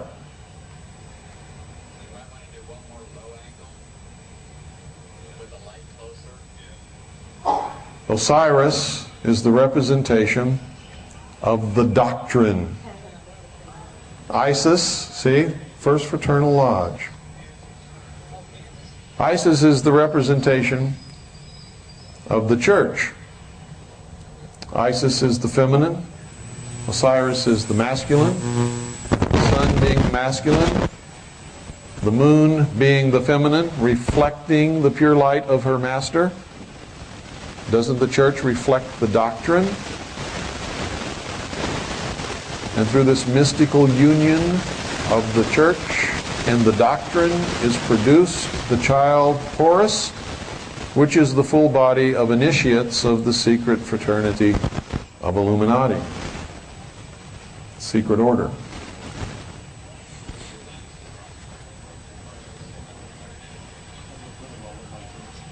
Pardon? My brother-in-law is big in the Freemasonry. He wouldn't like this. No, he wouldn't like it because I'd be exposing what he's involved in. Bill, to be in the Scottish Rite, you have to be a 33rd degree. No. No, the highest degree in the Scottish Rite is the 32nd degree. The 33rd degree is a meritorious or honorary degree bestowed upon certain individuals. Okay? And once you're a 33rd degree Freemason, then you can go into the rites of Mizraim, which is another 63 degrees. Then after you reach that, then you can go to the OTO, which is the Ordo Templi Orientalis. Is it possible for you to be a 32nd degree Mason and not know how No. Nope, they're told at the 30th degree. When they reach the 30th degree, they're told. They know. If they tell you they don't know, they're lying to you. And they have to lie because they've taken oaths to keep it a secret. They can't tell you the truth. Even if it's your father, they've sworn. They can't tell you the truth. Ever. Pardon? It's 96th degree is the highest that the rites of Mithra go. And then from there you go to the OTO for another 9 degrees. That's the highest. The reason I asked if I was listening to the Art Bell show, somebody came on and asked me if he used to get 99 degrees. Well, then that means he's gone beyond 96, which would put him into OTO. He's really diffusing disinformation. Art Bell, are you kidding? Do you listen to the Art Bell show and you're asking me if he's putting out disinformation?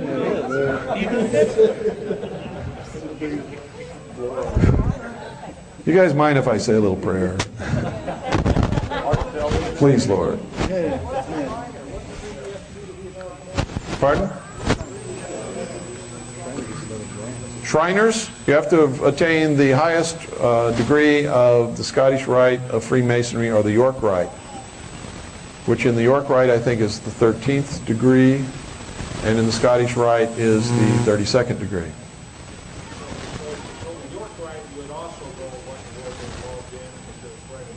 At the highest levels, yeah.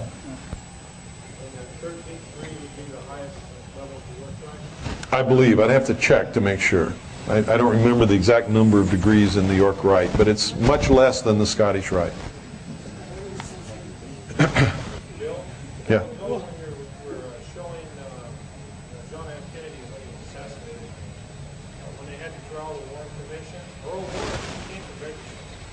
Earl Warren's a 33rd degree Freemason.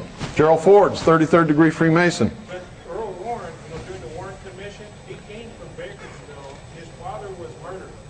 And the chief of police of Bakersville, that was his only suspect, was his own son. Is that Chief Grayson? Chief Grayson. What are we seeing? This is the corner of Maine and Houston. I've got to concentrate on this, folks, because there's things you've got to know about. So save your questions for later. This is the corner of Maine and Houston. This is the old courthouse over here. It's very old. But you're going to see some revealing things here in a minute. See, that's Houston Street.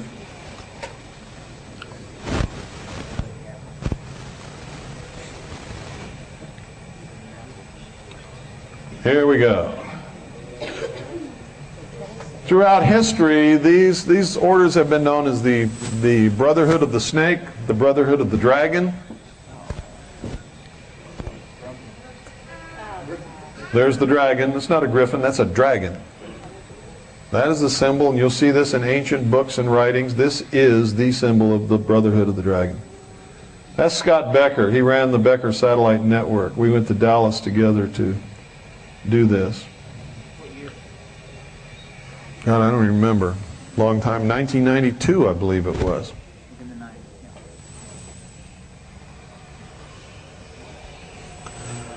Scott's a character. I really liked him a lot, but when it came to do business, he wasn't too hot.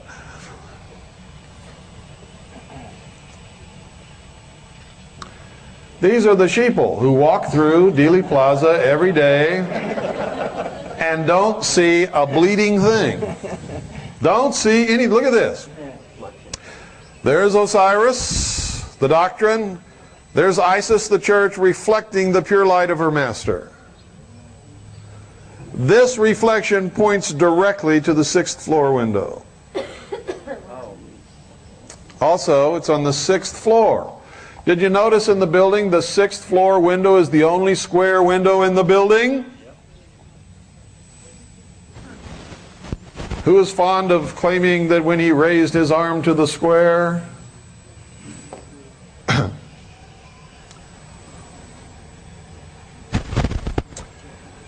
Isn't that what they put on Kennedy's grave? My, my. Insult, they're laughing at us. They laugh at us all the time. They rub it in our faces and laugh because we're so silly, so stupid.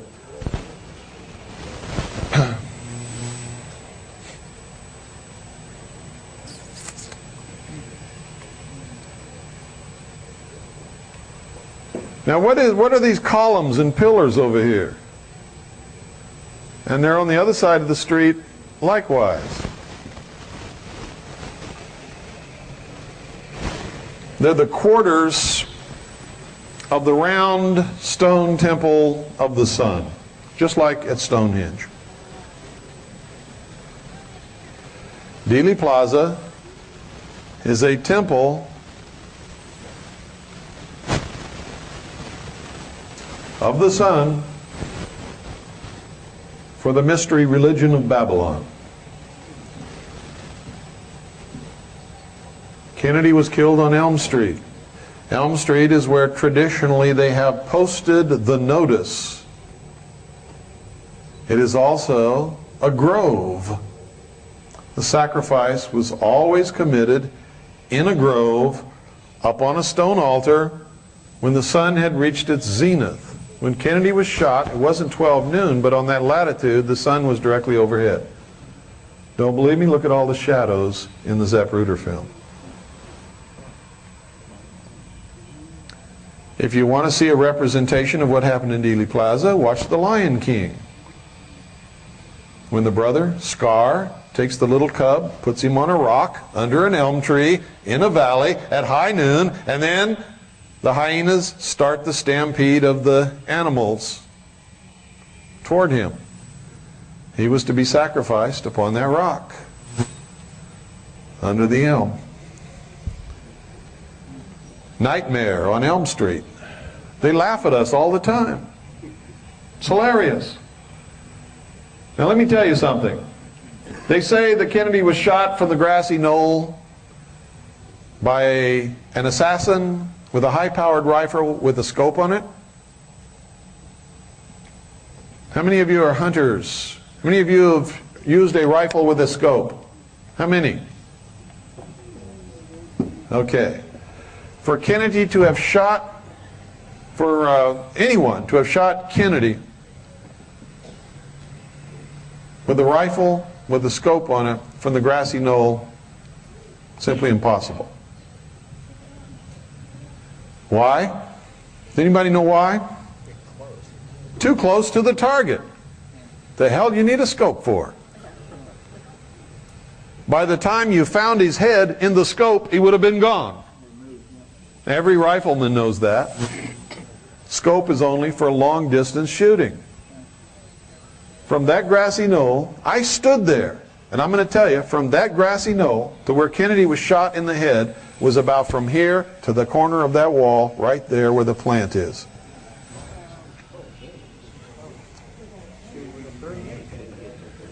So, when they tell you that he was shot by a rifleman using a scope on a rifle, I don't care if it was high-powered or .22, it's no.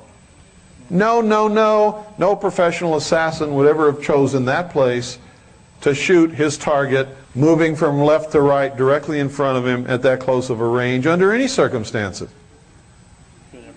Wouldn't do it. Just simply wouldn't do it. It's not done. Anybody who would do that is not a professional.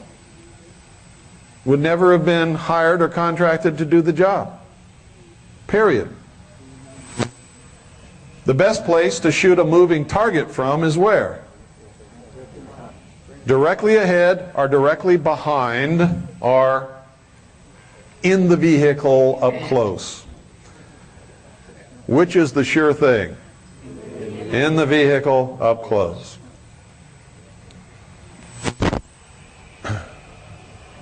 Oop. Everybody close your ears. Scott is going to say an obscenity here.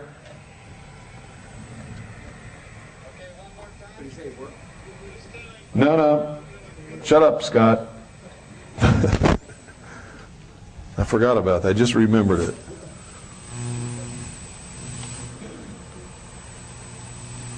See, we found this place. It goes right down into the sewer. There's another hole right down in there where you can go down and disappear forever. How long has that been there? It's been there forever. And that's the view from the hole. It's not a good shot either, is it? And there were more trees and other things there on the day Kennedy was shot that are now gone.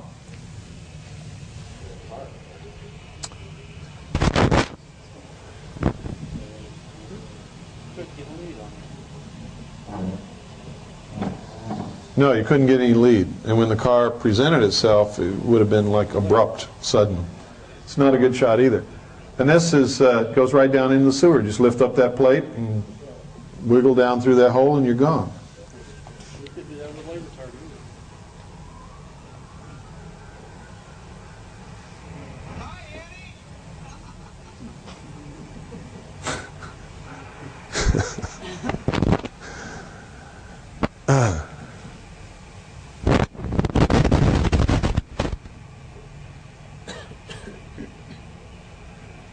Okay,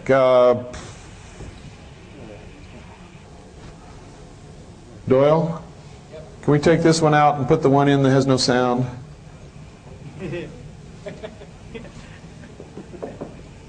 Remember the one you had in first? Yeah, stick that in. Yes? You're going to see. I'm going to show you.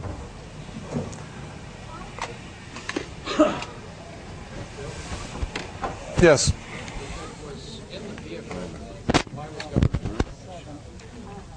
I have no idea. I don't think he was supposed to be shot. When he was shot, you know what he said? He said, "Oh my God, they're going to kill us all." Which tells me he knew it was going to happen. He knew it was going to happen. Wasn't there a big discrepancy beforehand, a big argument also that he didn't want to ride in the car with him? Well, Connolly? no, I think that was Lyndon. Lyndon didn't want to ride in the car. Lyndon wasn't too fond of JFK. Connolly didn't want to ride in the president's car if he was going to have a bad reception. But he actually had a good reception. Okay, yeah. Back that up. Okay, pay attention to this, folks, because you can see everything here. Here is Dealey Plaza. You can see it's laid out in the truncated pyramid of the Temple of Initiation of the Mysteries. The capstone is missing. There are actually three triangles here. Actually three pyramids here. One big one, and two small ones. There are three eyes over the pyramids that are the underpasses under the railroad overpass. This is Main Street here. They took a right turn, went down here and turned left on Elm Street. He was shot in the throat here, supposedly shot in the back here, shot in the head and killed here. 3 shots, 3 wounds. That's 6. There's the 6th floor. All of this is in the tremendous symbology of the mysteries. Now, here's the kicker. Where was he hit? And it also explains why these 2 wounds were weird. In the Masonic initiation, Hiram Abiff is attacked and hit in the back or the chest, this torso area, the throat, and in the head.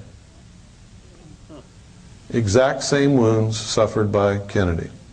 Where'd you get the footage of the overhead helicopter shot? Pardon? Where'd you get the helicopter shot that they just showed? From a helicopter. I mean, did you do it yourself? We did that.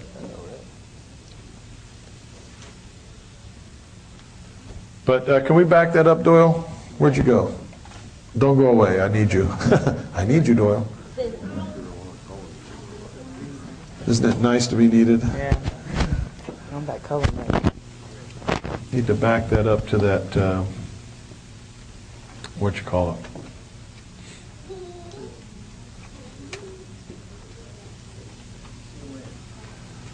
I want to point out to you what all's in there. You can see the, okay, look here. Over here, see this? This is part of the temple of the sun. This is another part. Instead of all being together in one spot, they're separated. There's 4 of them. You put them together, it makes a stone temple just like Stonehenge. See up there?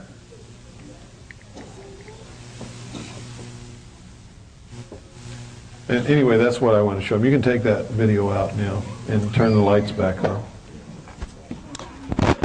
That's what I wanted you to see. That Dealey Plaza is really an occult temple of the mystery religion of the so-called fraternal orders, which is really the ancient mystery religion of Babylon. And Kennedy's assassination was a ritual assassination done in the temple when the sun was at its highest in the grove on a rock. He was the sacrificed king. And nobody really knows what the purpose of it was.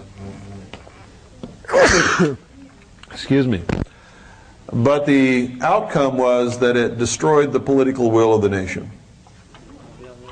And it scared the hell out of everybody. If they can kill John F. Kennedy, they can kill anybody that goes against them. Isn't that a message? Who's safe from them? Yeah, oh, you're wrong. Anyone who is not afraid of them is safe from them. Not in that you're not going to be killed. You might be killed. But in that you are their most dangerous enemy. How many of you in here are Christians? If you're a Christian, what are you afraid of? I mean, serious. What is there to be afraid of? If they kill you, what happens? Go to heaven and be with Jesus. So why are you afraid? So why aren't you doing what you know you should be doing all the time? Just getting in their face. Telling them you're not afraid of them. I don't care if you kill me. I believe in God. I'm doing the right thing. You can't judge me. God can. Death is not bad. It's a transition to a better world, actually. Now, if you tell me you're a Christian and you're still afraid, what are you telling me? You're not a Christian. You're lying to yourself and you're lying to me. I don't care if you lie to yourself, but don't ever lie to me.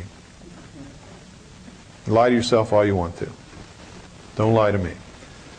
If you're a Christian, you cannot be afraid. There's nothing that they can do to you, period, that is bad. Nothing. Nothing. Nothing. That's why I'm the most dangerous radio host in America. That's why I'm the most dangerous thing that's ever come along to these people in their entire history, because I am not afraid of them. I don't care if they kill me tomorrow. I'm going to do as much damage to them and expose them for what they are for as long as I'm living. And you know what else? And in doing that, it sort of protects me, because if they come along and kill me tomorrow, what are you all going to believe? You were right. That you were right. You know, I had some doubts, but now I know he was right. And so now they can't touch me. Now they can't touch me because of that. They've waited too long. They thought I was some silly little fool that would destroy myself somewhere along the way, and it hasn't happened. So now they back themselves into a corner. If they touch me now, in fact, I'll go one further. If I step out on my porch in the middle of winter and slip on the ice and my head cracks open as an accident, the whole world is going to know they killed me to shut me up. And I was right all along. And that's why they come every winter and put salt on my steps. Yes, sir. I've had experience along the line myself, and God has stepped in my behalf. I was in jail, I was running for the United States Congress, and they were eliminated. And God has sent bulldogs, which are a Hispanic gang, to be my bodyguards. That's great. That's great. And I was like you, I don't care. You can't. You see, what is it when you're afraid of somebody? Let me put it a different way that you will all understand. Let me bring it home to you. How many of you file and pay income tax? How many of you file and pay income tax know that you don't have to? I file. Why do you file and pay income tax if you know you don't have to? No. It's because you're afraid. If you're afraid and you file and pay income tax and you know you don't have to, what are you doing? You're paying tribute to your master, and you have admitted that you are the slave. And you are afraid, which means you're not a Christian. No matter who you tell you are, no matter what church you go to, no matter how you try to convince anybody, you know in your heart you're not, because if you are, you cannot be afraid. And that's something you have to deal with for yourself. I'm not saying this to embarrass anybody or make anybody feel bad. I'm saying it because we have to learn to live with the truth. Whatever the truth is, no matter who it hurts or helps, even if it hurts me. See, I had to start with these same things too. And I had to do some real reckoning here with myself before I could get up here and try to reckon with you. I couldn't do it if I hadn't reckoned with myself first. And neither can you. You can't fight this battle if you're afraid of the enemy. He's already beaten you if you're afraid. You're whipped. You're finished. You can't fight the battle if you're afraid of the enemy. You can't do it. If they walked in here right now and put a gun to my head and said, we're going to shoot you, unless you say this, this, or this, I'll say shoot. Shoot. Go right ahead. Pull the trigger. And I'd look them right in the eye, and they can pull the trigger if they want to. And that's the truth. Because I'm not afraid. See, I believe in God. And I've learned in my life that if I'm doing the right thing, God's going to take care of me.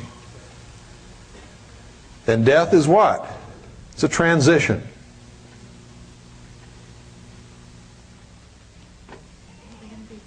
They can't kill me. All they can do is set me free from this body. That's all. And isn't that the ultimate freedom? Isn't it? And who loves freedom more than anybody in this room? Me. So they can't hurt me. They can set me into another state of freedom. And if I've been doing God's work, God's going to smile at me and open the gates, and I'm going to get some rest. And it's going to feel good. You know? Whether there's really gates or that's just a metaphor for something we pass through, I don't know, but I'm going to find out. I'm also an investigator. And that's going to be the ultimate research project. And if I can, I'll come back and tell you what the results are. Yes, sir. What is the status on the next issue of Marathon? It's being worked on right now. The paper has been laid out, and we're putting stories into it. And as soon as that's done, it'll go to press and be on the way to you. We've had some tremendous setbacks. We lost our staff. Then we had tremendous computer failures.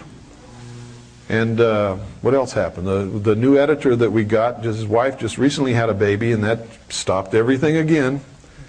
You know how that is. Do you have a time estimate? No. No. I don't have a time estimate. And we foresaw these kinds of things happening because there's nobody You know who really runs this whole thing? Annie and I. That's it. And we're doing a tremendous amount of work that everybody else says they can't do because they're just one solid, lonely little person. So that's why we sold the paper by number of issues rather than per week or per month or per year or whatever. So that if we had these kind of things, we're not infringing upon breaking anybody's contract.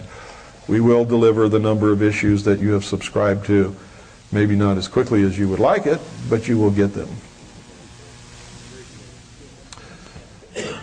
Yes, sir. A couple of things. You lost the Swiss America as a sponsor, right? Yes. So are you going to be down to one show a week probably in May? Yeah, beginning, I think, about the 7th of May, we'll be going to 1 hour a day for as long as we can. If that doesn't work out, we'll cut down to even less than that. I know you don't realize sponsors, but do you have any prospects? Pardon? I know you're not going to have sponsors, but do you have any prospects that you might do? No. And to tell you the truth, I haven't really been looking very hard. Swiss America was a great sponsor. They paid for the satellite time for my show only, and for the shortwave airtime for my show only for 4 years. And they're great people. Craig Smith is my good friend. But you have no conception of how much money that represents, that he put into the backing of my show. I never took a penny from Craig. He never paid me anything. I never asked him for anything. In fact, the agreement was that if he ever paid me anything, the thing that would be over, because I don't want that. But he put in to the payment of shortwave and satellite airtime probably $300,000-$400,000 easily. And the amount of business that he got back, if you want to know the truth, probably cost him another $300,000-$400,000 because, folks, I probably lost him more customers than he ever gained from my broadcast, because of the controversial nature and because of the fact that I'm just not the most polite person in the world to the socialists who might have been doing business with him. Yes? Regarding taxes too, when you decide not to file, did you file a decision of revocation? Pardon? Regarding income taxes, did you go through the process of filing a decision of revocation? No, I told him to take a flying you-know-what. You did a short form revocation. I sent in nothing. I sent in about 500,000 Freedom of Information requests and got every piece of information that you can possibly get from them about me and about them and how they operate and everything else. And I filed suit against them, which I'm winning. And they don't like me very much. You're still in the process. Yeah. They have tried many ways to put me away forever. And it just doesn't work simply because, number one, I'm not afraid of them. Number two, I don't believe this thing that the law is too hard for us to understand unless we're an attorney. And I go study the law. Whatever it is they're trying to pull on me, I go get in the law books and figure out what it's all about, and I throw it back in their face, and they go limping away, usually, with their tail between their legs. Yeah? I'm sorry, I can't hear you. Your position is they don't have any jurisdiction because they're not in the federal. They don't have any jurisdiction. I'm not required by any law to file or pay income tax, and I just flat will not do it. Last time an FBI agent came to talk to me, he asked me about income tax, and I said, I don't file and I don't pay, and you can go back and tell your lackeys that I'm never going to file and I'm never going to pay. Did you judgment proof yourself first or No, I don't need to do that. I know what the law says, and the law says I'm not required. They don't care. They'll come get your car. They only don't care if you don't know the law. And if you don't know how to talk to them and can't represent yourself in court, then they don't care. You can win in court and they'll still come and tell your stuff. No, they won't. They won't tell my stuff. And I'll tell you something else. I'll go even farther than that. The day that they ever try, I will defend myself, my property, and my family with the force of arms until I'm dead. And I don't care if they kill me. Let them explain that to the world. I don't think they want that to happen. They don't want to do that. It's hard to explain. Makes me right too, doesn't it? It's going to embarrass the hell out of them. And the whole world will see a man who's not afraid of them put his life on the line for himself, his property, and his family, and stand up to him and die like a man on television.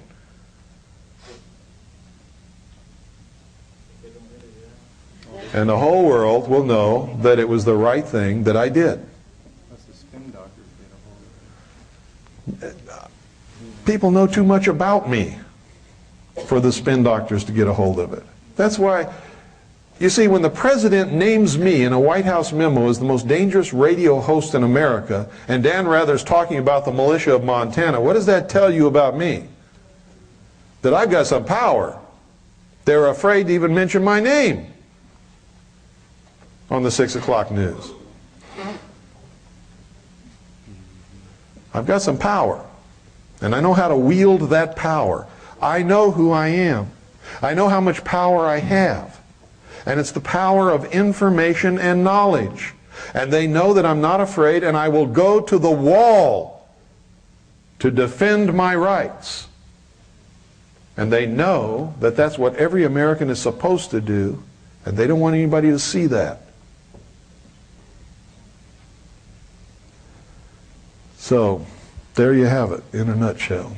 Really, that's what it's all about. If you're not afraid and you have information and knowledge, you are powerful. I'm not unique. I just worked hard for this. I love my children. Believe it or not, I love your children. I love all children. I don't love all adults, but I love all children. The future belongs to them. I'm going to do my best to make sure they have the best possible future they can possibly have. And if it's not good, nobody can ever put the blame on my shoulders. Nobody.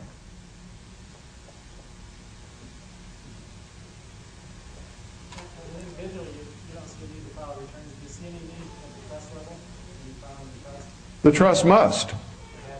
The trust is not a natural human.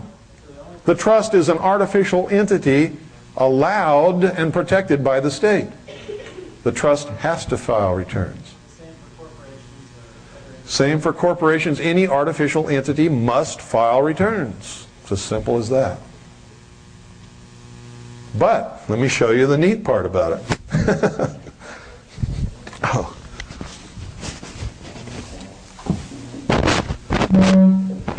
Thank you.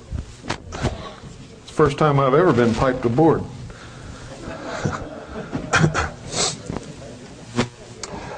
Let me show you the neat part of this. How many of you don't even know what a trust is? Don't be afraid to raise your hands. Okay, you need to find out. If you're interested in a trust, I'm going to tell you there's lots of them out there. Most of them you don't even want to get involved in. Most of them will hurt you. Most of them will not educate you properly. They'll give you a few pieces of paper, tell them if you fill them out and sign them and go file them here or there, that you've got a trust, and it's not true. It's a lie. And it'll get you in trouble. Okay? If you really want to get into a real trust that is solid, and you're willing to do what's required, when you're required to do it, and before the expiration date, fulfill all the requirements of the trust, and faithfully execute the paperwork, and have the meetings of the trustees, and all of these kinds of things, you can have a trust that will be iron-bound, can't be broken, will protect your assets for your children for as long as they live, and it's going to cost you about $10,000. And you can't buy it from me, but I know where to send you. If you're interested, send me a letter, and I'll send your name and address to the people who can do it for you right and who will guarantee the trust for you when it's done. But that's what it costs, $10,000. And they will train you and educate you and help you all along the way. Nobody else will do that. So if you're interested, write me a letter, let me know. Is it worth $10,000? You better bet your boots it is. Just the first year alone, it's worth $10,000, because that's what you're going to pay in taxes without it. Everybody in here, you're going to pay taxes. Most of you are going to pay at least $10,000, maybe more. Hi, Allie. Hi, sweetheart. You want to come up here with me? Come on. So let me just demonstrate to you a little bit about a trust. Come on up here, honey. Come on, let me have your left hand. Give me your hand. That's it. You can come up here with Poppy. Okay? Oh, you want to talk? Let me do this thing for everybody. What time is it? It's after 7? Okay, I'm going to do this real quick and then we're going to be finished, okay? And then I'll see you tomorrow at 1. In a trust, what you do is you have a family trust. Bill? Yes? People real quick, you're going to leave. Maybe give an overview of what tomorrow is. It's not going to cover anything we talked about today. It's going to be a lot of Area 51 stuff, a lot of slides. It's going to be really interesting. Is what it's going to be. Okay, this is a family trust. A family trust is where you take everything that you own or have ever owned and you put it in trust for the beneficiaries. Now here's where you get in trouble. The trustees can have no interest in this trust. Okay? So you have to designate beneficiaries. They should be your children. They don't have to be your children. It can be anybody. The way we have ours set up is we have our children are the beneficiaries of the trust. Everything that we own has been relegated into the trust. We own nothing. I don't own this shirt. It belongs to my daughters. It's the truth. We own nothing. Ooh, what you got there? What in the world have you got? Annie and I are the trustees. We are the fiduciary agents of the trust. This trust has another trust, which is the business trust. This trust conducts all the business. The beneficiary of this trust is this trust. Okay? We also have 4 other trusts, all of which the beneficiary is this trust. This trust owns all our vehicles, automobiles, conveyances, whatever. This trust owns all firearms. And I mean owns them. We don't own them. If we want to use one of these vehicles, we have to lease it from this trust.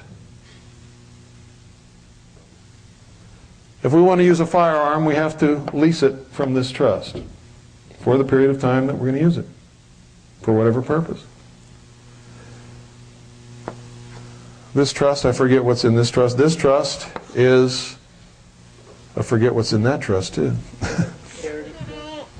There's another trust over here, which is the charitable trust. Everything that's left over at the end of the year from all of these other trusts is donated to this trust and is tax deductible. Those trusts pay no income taxes. This trust is a charitable trust, nonprofit foundation, which pays no income taxes. But every year, 5% of what goes into this trust must go back to the community. This money does not belong to us. The library is in here. 101.1 FM is owned by the charitable trust. It's a community service radio station. Okay? It all goes to the community. This is how we give back to the community, to our country, to our fellow men, to our neighbors. It's not ours. We can't come and take anything out of here. If we need a loan, we can borrow money from this trust, but we have to pay it back. Annie and I, as trustees, are paid a salary by each trust for maintaining the trust. I get $25 a year for each trust. Annie gets the same. We enter into contracts with the trusts that the trusts will pay all of our expenses connected with the education, the rearing, the supervision of the beneficiaries of the trust, and for managing the trusts. It's all legal, it's all lawful, it's all constitutional, it's all approved by the Internal Revenue Service. You cannot get in trouble, period. I don't earn enough money to even have to file an income tax return, even if I wanted to, at the end of the year. And if I did, I wouldn't, and haven't for many years before we even did this, when I made a lot of money. Okay? And my daughters are taken care of. If anything happens to us, these trusts are irrevocable, perpetual trusts. They're pure trusts. New trustees would be appointed, and they would have to manage the trusts and take care of the beneficiaries, just as we have always done. The trusts are the guardians of our daughters, not us. Okay? And in that sense, the trustees actually become the legal guardians of the children. There are no estate taxes, there are no death taxes, there are no nothing. The trusts didn't die. And it's all done through the Constitution, through our right to contract. And if you still don't believe it, this, what I've outlined for you, is called a complex trust. Next time you look at your 1040 information, look on there and you'll see complex trust. 1041, that's right. Yeah, Gary. The firearms, the trust can actually buy a firearm, right? It has to be bought by a person. Well, we owned all of our firearms. But if you were to buy one today, If we were going to buy one today, we'd buy it as an individual and sell it to the trust. and so you did a bill of sale for the trust. Absolutely, yes. For everything. So it's a clean, straight. Absolutely, yes. The family trust literally bought everything that Annie and I own for $10. Everything. We own nothing.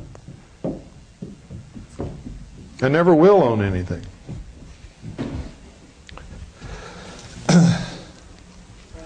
Now that's commitment. What do I need with anything? I happen to know from personal experience that if you fall in love with material things, if you can't turn your back on everything that you own and walk away right now, you're enslaved. That's right. Yep. Literally, you are enslaved. I don't want anything. I don't need anything. And I got to tell you, if our house was to burn down tomorrow and we lose everything that belongs to the trust, wouldn't bother me a bit. We'd start over. I, of course, would be concerned for the children losing part of their security, to take care of them until they become old enough to quit being beneficiaries and become trustees, because that's what the children ultimately become. They ultimately give up everything that they own also and become trustees.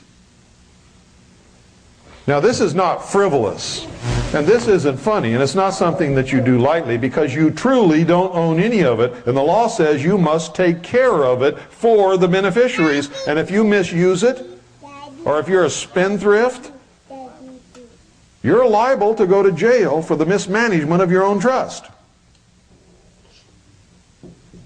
And that's exactly the way it should be. Because you see, none of this is ours anymore. It doesn't belong to us. We have a responsibility as fiduciary agents to take care of it in their name. It belongs to them. All of it. And everything that the trusts do, everything that's done by these trusts, is for the betterment of the nation, of the American people. That's our mission statement. That's the purpose of the whole thing. Okay, thank you very much, folks. I hope to see you tomorrow. Good night, and God bless you.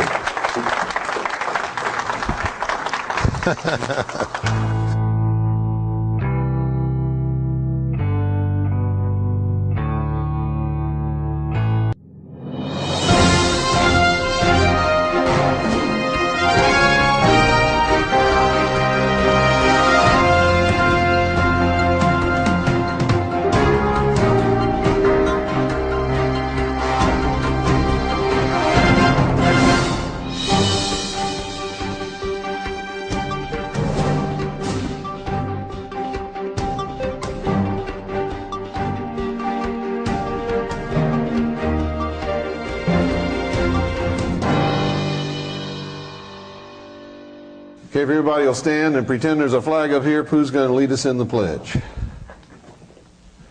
I pledge allegiance to the flag of the United States of America and to the republic for which it stands, one nation, under God, indivisible, with liberty and justice for all. Thank you, baby. Thank you. Thank you, Pooh.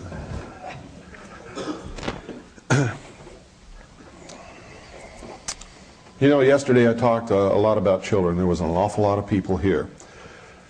Not as many people here today, but I think it's just important to talk a little bit about children before we start today, because that's really what this is all about. I'll be, gee, I've forgotten. I think 54 next month. I don't have a whole lot of more time to stick around here. And Annie and I could probably just go and, you know, make a good living, and with the rest of our life just have a great time and party and do what we want to do. But it wouldn't be the responsible thing to do, because we would be living this total mess to our children who don't deserve it. It's our responsibility to leave them something else. And so that's what that's why we're doing all of this. There's a lot of things that I'd much rather be doing. I have a degree in photography, and that's really what I love to do. I'd much rather be up in the mountains stalking a herd of elk to get some fantastic shots that nobody else has ever got on film than be here doing this. But I look at my children and I can't go do that, because it's irresponsible of me to leave the world in the condition that it's in for my children to clean up after us. And the way things are going, folks, they won't have an opportunity to clean it up, because by the time they become of age where they could possibly do anything, it's going to be all over. How many of you heard President Clinton's State of the Union address? What did he say? Anybody remember what he said? Huh? For the year 2000, why? To cross that bridge into what? And how did he put it? We're going to watch the sun set. Didn't he? And prepare our children for what? The new dawn. Now that went right over the head of most Americans, but if you've studied the symbology of the mystery schools and the Illuminati, the fraternal orders that are bringing this about, the socialists, the Marxists, the communists, who all speak that kind of language, what they were saying is, we're going to destroy the world as it is now, and we're preparing our children for the new world order. That's what he said. Most Americans didn't understand a word of it, didn't even know what in the world he was talking about. But I did, a lot of other people did, and every initiate on the face of this earth was sitting there with a big smile on their face, laughing at the rest of us profane fools. Cattle, they think we are. Their conception of us is a nation or world of people who will not use their intelligence, are no better than animals who have no intelligence, and therefore are beasts of burden and stakes on the table by choice and consent, and are our lawful prey. How does that make you feel? How does it make you feel? How many of you have a 32nd degree Freemason in your family? 30 on up know exactly what's happening, and they're part of it. They'll tell you that they don't. They'll tell you that I'm a liar. And you ask them to tell them what they're doing, they can't tell you. They'll tell you some bullshit about their fraternal order existing for the good of the community, and they'll point to the hospitals that they built. Okay? They can't tell you the truth because what? By the time they've gotten to the 30th degree of the Scottish Rite, and this is just one organization I'm talking about, there are many under many different names, where at the highest levels they are actually members of the Illuminati. The illumined ones, the initiates, the guardians of the secrets of the ages. They call themselves many different things. They've taken 30 different oaths that they will never disclose the secrets of the order. Blood oaths on penalty of death. And you say, hey, what about these oaths on penalty of death? Oh, those don't mean nothing. They're just, ceremonies. How many of you believe that grown men put on robes and walk around in secret rituals in temples without windows and take blood oaths and don't mean it? How many of you believe that? And if they'll take those oaths and don't mean it, will they mean the one where they have their hand on the Bible? Of course not. They're lying to you. They are liars. Chronic liars. One of their ceremonies and oaths give them permission to lie, if it protects the secrets of the order and tells them it's okay. Now, it's important that you know this symbolism so that you understand what these people are talking about. Because Clinton was talking to the nation in the language of these secret orders, and it went right over everybody's head. They didn't even know what he said. And he gave the timetable. What was the timetable? No, he said it in days. 1,000 days, didn't he? Recently at a press conference, Sarah McClendon asked him a question. How many of you saw or heard that or read about it? She said, Mr. President, there's a lot of these crazy people in this country talking about concentration camps, and you're going to be rounding up patriots and all this kind of stuff, and I just want to know if you could say a few words to, to clear this up, because it's hurting the nation, Mr. President. What did he say? No, he didn't say it's posh. He did not deny it. What did he say? There is no freedom. What he said, folks, is this. He says there's some substance to that. And they can talk all they want to.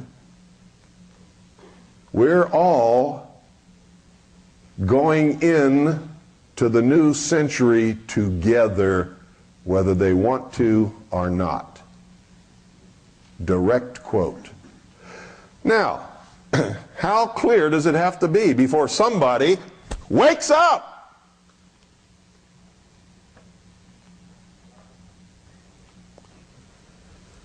How many days do we have left now? See, I told you yesterday, I'm not nice to people anymore. There's no time to be nice. No time to stroke you and make you feel good. I got to wake you up quick. And I got to get you ready to fight for your freedom, or you're going to make me a slave because you won't fight with me. Or you'll make me dead because I'm the only one fighting. I don't like those odds. But whether you're with me or not, I'm going to fight for my children. They're talking to us clearly. We don't hear what they're saying because we don't understand the language. We don't understand. How many of you saw the movie JFK? How many of you understood what was going on in that movie? How many of you understood that Oliver Stone told us who killed John F. Kennedy in that movie in clear language? And how many of you understood the message and can tell me now who did it? Not a one of you. Isn't that amazing?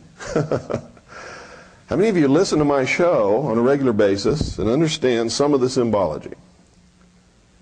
You should have spotted it immediately. He told us who killed the president in that movie. He knows. That's why they came down so hard on him about that movie. Not because he made that movie about the CIA was involved, but because in that movie he named the killers of the president. And all of those who participated in that murder understood what he said. The rest of the nation didn't. And it scared them, because there's people like me out there teaching you the language. It scared them. Oliver Stone scared them. Now, you all saw in Dealey Plaza yesterday, what was there? Those of you who were here yesterday. The obelisk. The penis of Osiris.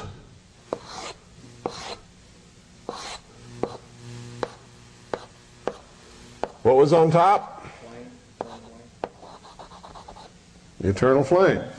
It's divided into 14 blocks, right? I'm not going to put exactly 14 here, but you all know that, right? Right next to it is what? Reflecting pool. Long, rectangular. That's the vagina. This is the penis. This is the vagina. This is the masculine. This is the feminine. This is Osiris. This is Isis. Osiris represents the sun. The reflecting pool represents the moon. The sun is the doctrine, the power, the God. Represents the source of all life on earth. The feminine reflects the light of her master.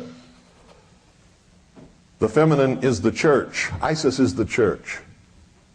Remember the story? Osiris was killed by Set. Where do you think we get sunset?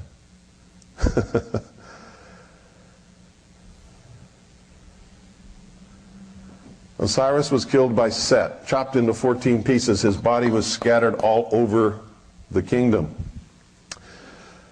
That represents the death of the true religion.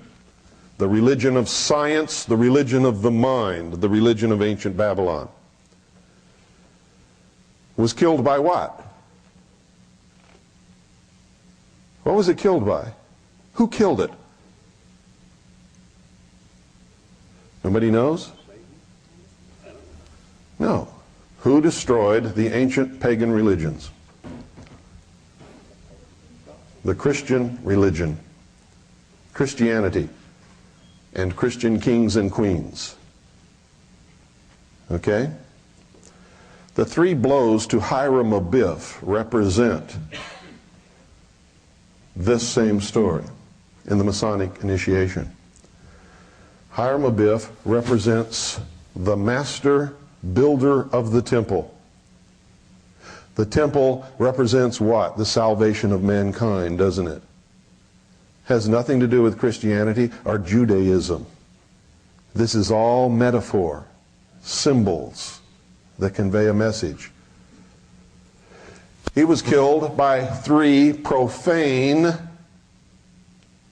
workers who wanted to know the secrets of the master. They couldn't wait to be initiated and to learn in the proper manner. They killed him. They killed him and they suppressed science, intellect, and the evolutionary progression toward perfection of humanity. This is their story, remember. It's not mine.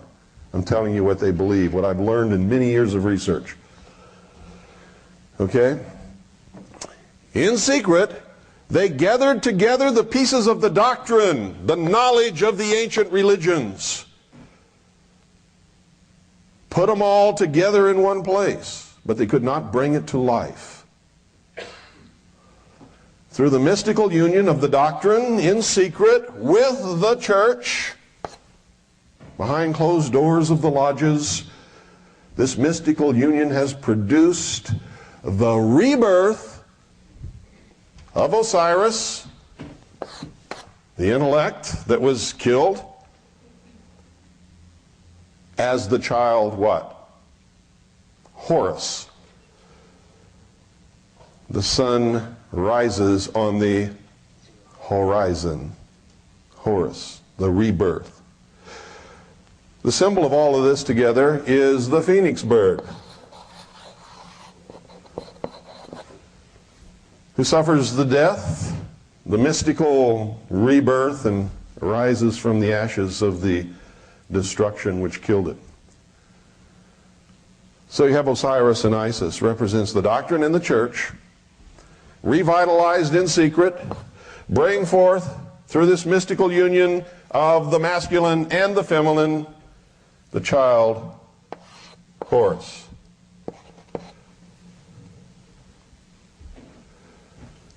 The child Horus is the full body of initiates, the adepts, the illumined ones, the priests,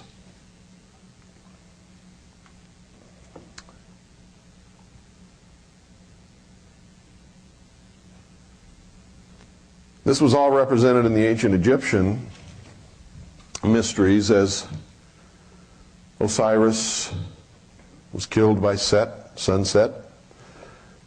He rode in his boat through the underground, through the mystical union between the dead parts assembled together by Isis, except for one. There produced the next morning the child Horus, which is the rising sun, who would then go to the zenith, do his father's work in the temple, become Osiris, dying, and the whole pattern would repeat itself again. It meant something different in those days than it does now. What I've given you here is the modern interpretation. And these people have one goal. They have a great plan to unite all humanity on this earth in one world government, eliminate all existing religions, and put shackles on the mob. That's their goal. They're sworn to that. Everybody in America looks around for the enemy. They can't ever find the enemy, because the enemy is your mothers, fathers, grandfathers, brothers, sisters, uncles, aunts, and friends next door who belong to these secret orders. Freemasonry, AMORC, the Rosicrucians, the Knights of Pythias, the Knights of Malta, the Knights of St. John of Jerusalem, and I could go on and on and on and on. The ones at the lower levels don't know dip about what they're involved in. They're the fools. The ones at the highest levels are members of the adepts, the Illuminati, who work behind the veil, who are the 1,000 points of light, to bring this to fruition all the time.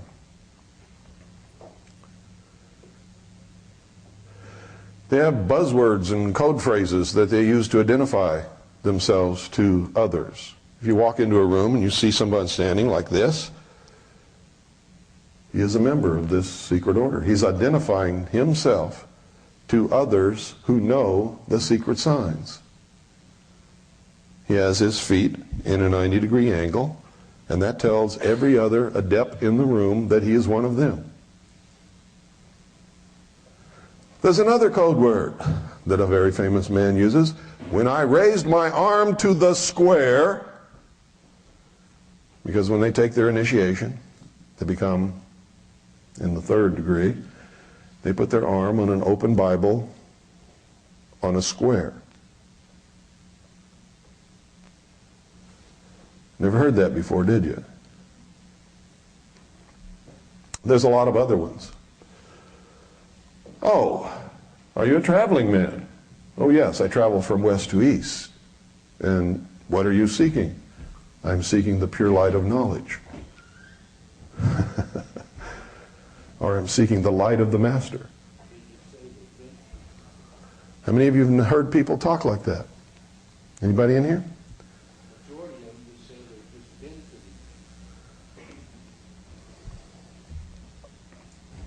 And they're always going from west to east. Why? Where does the sun rise? In the east. In the lodges, where's the source of knowledge and society come from, civilization? The east. Always. Why does the master of the lodge have his chair in the east? He represents the rising sun, the new dawn, the golden age. See, when Clinton made that statement to the Congress and to the world, he was delivering a message.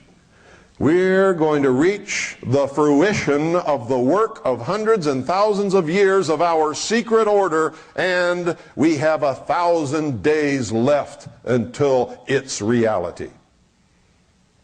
And we are preparing our children for the new dawn.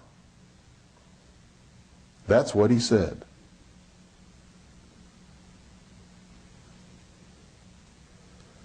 I've been trying to warn America for a long, long time. Time has run out, folks. It's all over. You have some serious decisions to make. You're either going to bend down and put the chains on your own ankles, or you're going to stand up and fight for freedom. And you better be making those choices now, because the day the fighting starts, it's too late to make your choice. You won't be prepared. And you're not too old and you're not too young.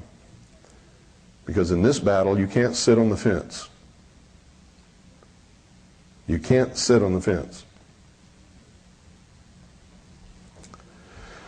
So here we have. What do we have in Washington, D.C.? What is this? Washington Monument. Well, if this was a Christian government, why do we have the penis of Osiris standing in our capital city? Next to a representation of the pagan goddess Isis in the reflecting pool. And what is at the end of the reflecting pool? Pardon?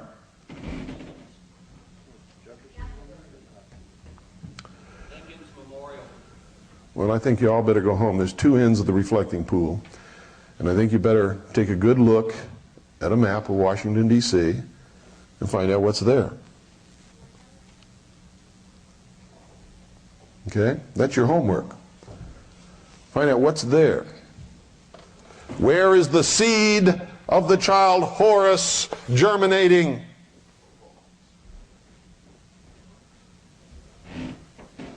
And producing the New World Order.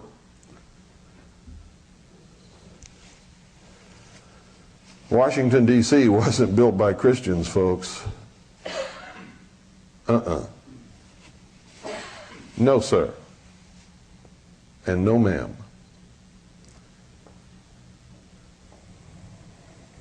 You've all read books and heard references to the secret destiny of America, haven't you?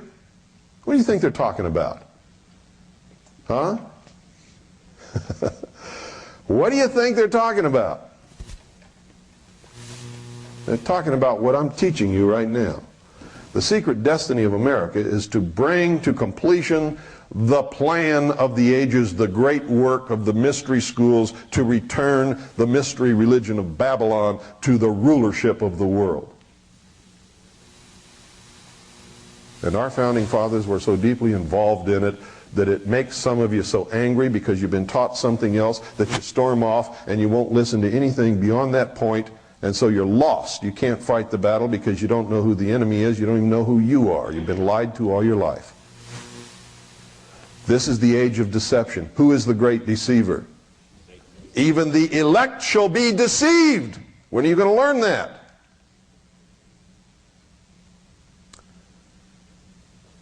How can you claim to be the elect if you're a Christian and then get insulted when I tell you you've been deceived?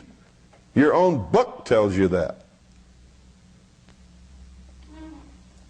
You've been lied to all your life. All of us, not just you, me, everybody. I wasn't born with this knowledge. Most of my life was spent in stupid occupations and endeavors that meant absolutely nothing to anybody anywhere except in my silly mind.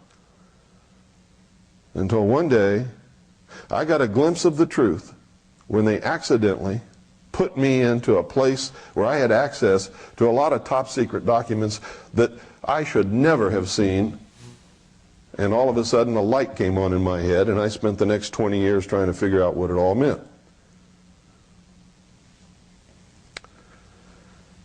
And what it means is, like I told you yesterday, I reached a point where I had to go in, look myself in the bathroom mirror and say, you are the stupidest idiot that has ever walked upon the face of this earth. And you got to stop it right now. And there's nobody who's going to escape that. And if you haven't done it yet, you're going to have to do it someday, because it's true. You don't want to do it, but you got to do it. That's what's neat about doing it in the bathroom. Nobody has to see. Okay? You're not going to be embarrassed except to yourself.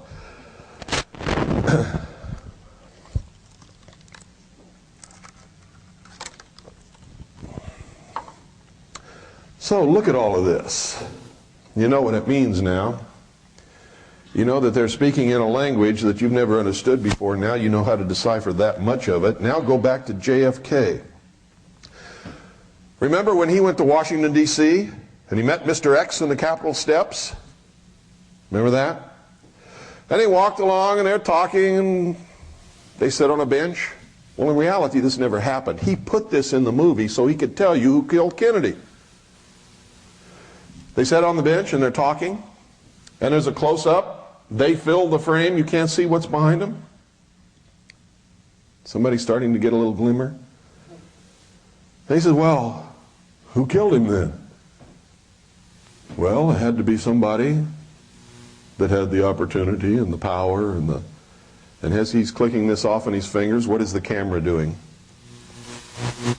The camera's panning back. I can't believe you all watched the movie and you don't even remember what you saw. The camera's panning back. As the camera pans back, what is the answer to the question?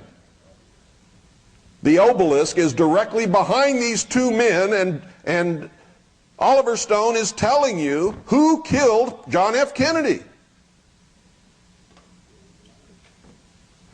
He was killed by the same people who built the Temple of the Sun in Dealey Plaza on the site of the first Masonic Lodge in Dallas, Texas, where there is an obelisk with the eternal flame on top, with the reflecting pool, where the reflection of the obelisk points directly at the 6th floor window, which is the only square window in the building.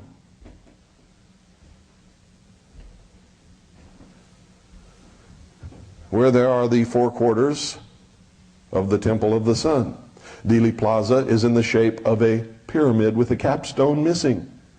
What is the eye on top of the pyramid in place of the capstone? It's the tunnel under the railroad overpass.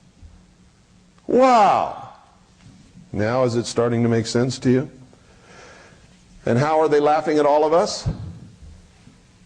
How are they laughing at all of us? What did they put on the slain king's grave, the sacrificed king's grave? What did they put?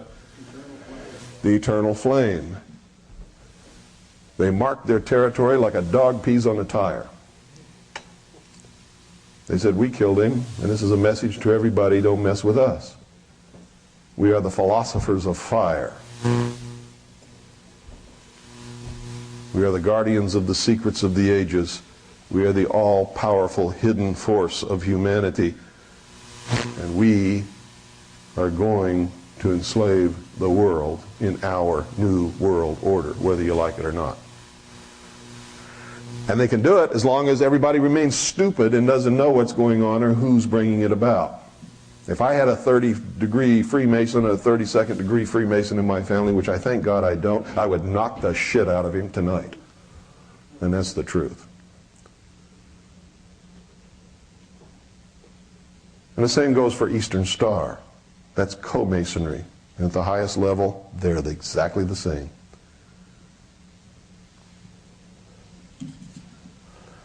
I know some of you don't want to hear these things, but it's the truth. Now I'm going to play a little videotape. And it's you saw part of it, some of you tomorrow. Now I'm going to play it all the way to the end. And if Doyle, if you'll come up here and start that. I'll play it all the way to the end now, and you'll get to see what I'm talking about here. You're going to see Dealey Plaza as is laid out. You're going to see what's in Dealey Plaza in reality. You're going to look at it. And then at the end, you're going to see some clips from Oliver Stone's film.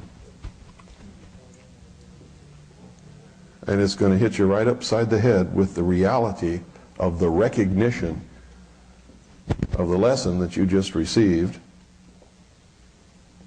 And you're going to be staggered by it if you really care about what's happening in this country.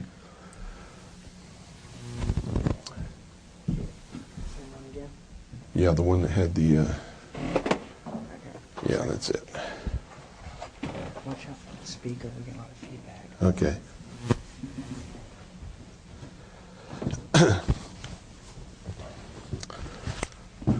I'm going to come down here where I can do that kind of stuff.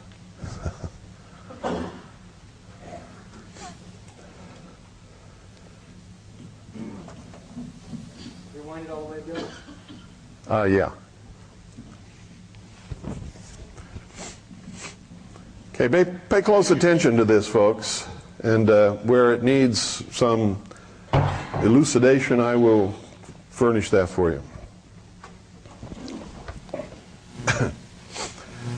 If you're not in a position where you can see the screen real good, I would advise you to change your position now.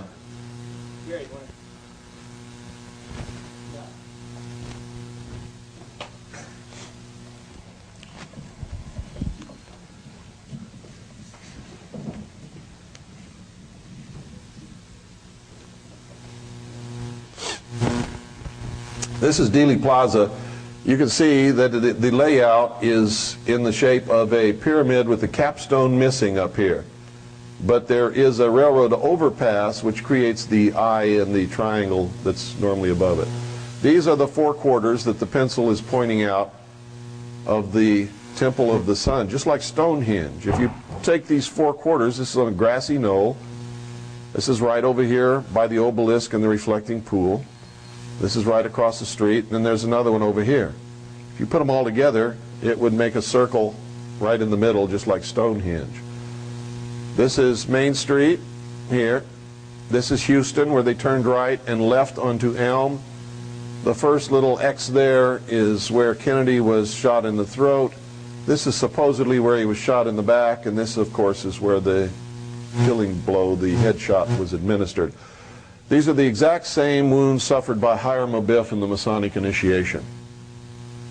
Blow to the back, the throat, and the head. This is an aerial view from helicopter of Dealey Plaza and a couple of the sections of the Temple of the Sun.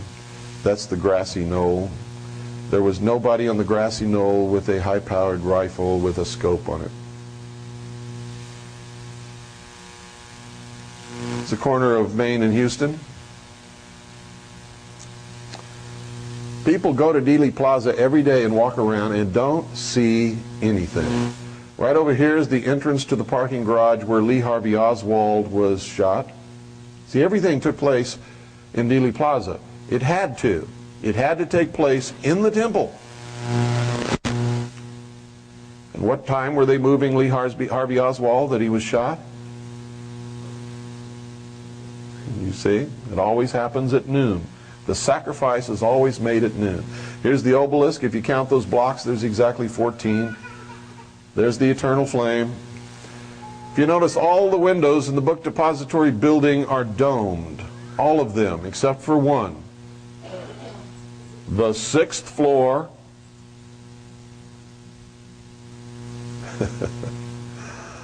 How many of you realize it was the 6th floor? Where there's the only square window in the building out of which Lee Harvey Oswald is supposed to have made the shot. On that plaque you can see that it's dedicated to the First Fraternal Lodge in the city of Dallas. There you're looking at one of the quarters of the Temple of the Sun. Here's the obelisk, the phallus of Osiris, with the eternal flame on top. First time I walked into Dealey Plaza, I knew instantly what had happened there and who did it. Nobody had to tell me.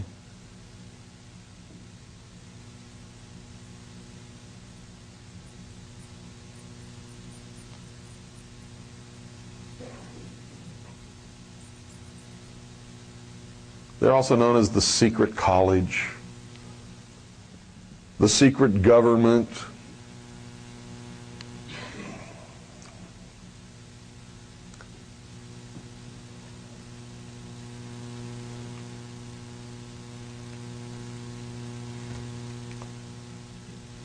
And I took this shot on purpose because it divides the obelisk into two columns of darkness and lightness. Because this is a war between the forces of dark and the forces of light. But the enemy is the great deceiver, and so he represents himself as the light. This is Isis, the reflecting pool. the feminine, the vagina. The reflection of the obelisk in the reflecting pool points directly to this window. That's the only square window in that building. Even the ones up here have domed tops to them. They keep that window propped open all the time with a little box in there so the public will know which window Lee Harvey Oswald was supposed to have shot John F. Kennedy from. However, he was not up there. This is where Oswald was shot, in the parking garage there.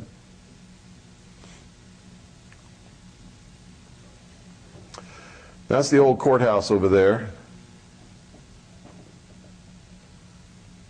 This secret order has also been known as the what? Order of the Dragon, the Order of the Snake. On top of the courthouse you can see their mark here, the dragon. This is not a griffin, this is a dragon.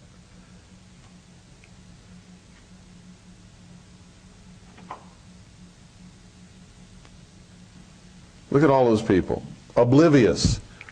Oh look, a little, let's throw a penny in and make a wish. See where that's pointed to? If you look at the reflection, it's pointed directly at the 6th floor window. Look at this guy, he's cool. Look at her, she's taking her child to teach him something about the Kennedy assassination. See the 2 quarters across here? There's another quarter right over there, right behind those trees. And on this side, of course, on the grassy knoll, there's another quarter. They're marked on the columns by pentagrams, and you can see the pyramidal shape of the plaza. This is behind the grassy knoll looking at the railroad tower. There's the 1 quarter of the Temple of the Sun. I've stood there. No professional assassin would ever make that a point from which to shoot at anyone to assassinate them moving along Elm Street. In the first place, the target is too close. In the second place, there are trees and bushes and signs all along here. You'd have to be more than an expert marksman. You'd have to be Jesus Christ himself to make that shot.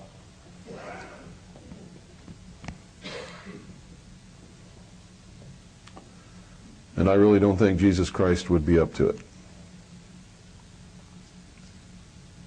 That's the railroad tower where you've heard testimony about.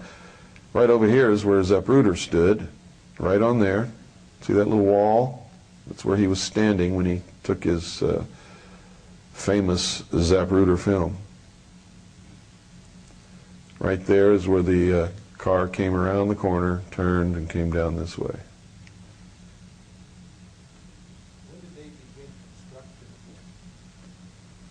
Long before Kennedy was assassinated, this was built. Now, if you go back and read the writings of the adepts of this order, you'll see that there's certain things had to transpire in order to create the New World Order, and one was to sacrifice the king. Another one was to change matter into energy, and all of these things happen on the 33rd parallel. All of them. Why? Anybody know why? Yeah. As the sun traverses in its path from midwinter to midsummer, it traverses what? 33 degrees. 16.5 degrees on each side of the equator. Isn't that true? Is that 33 degrees? You bet your boots it is.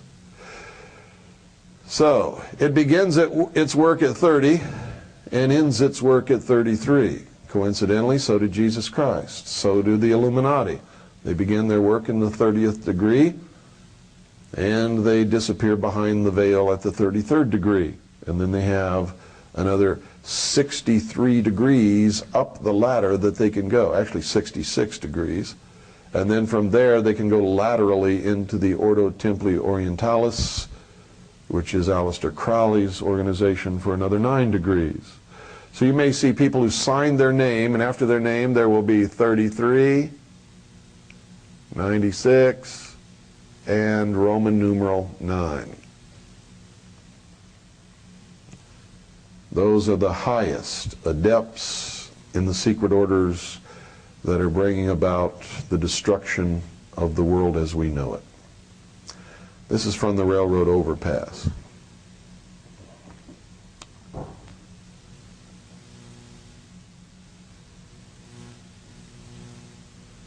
Look at that. From the railroad overpass, or from down where Kennedy was actually shot in the head, you look up, that pyramid of that other building is right above the spot on the book depository building, under which is the square window from which Lee Harvey Oswald supposedly shot John F. Kennedy. But Lee Harvey Oswald was never there. He was never up there. We have a photograph of him actually standing in the doorway of the book depository building as Kennedy is being shot. He's watching the motorcade go by as any normal human being would be doing. Is that the sign that they pass behind when they're driving? Yeah. That's one of them. The one that you're thinking of was actually up further. Where the Up umbrella there. person's at? That sign's been removed.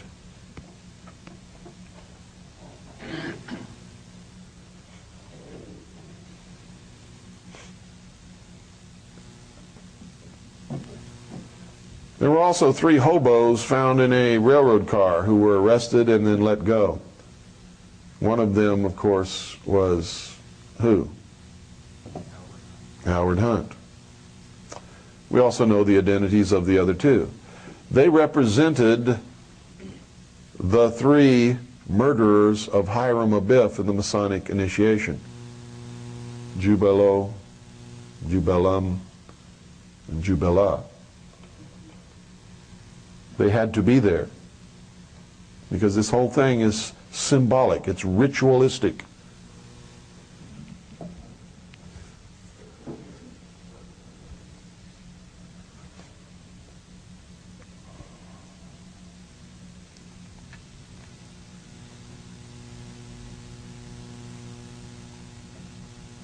Uncle Jim will tell you, oh,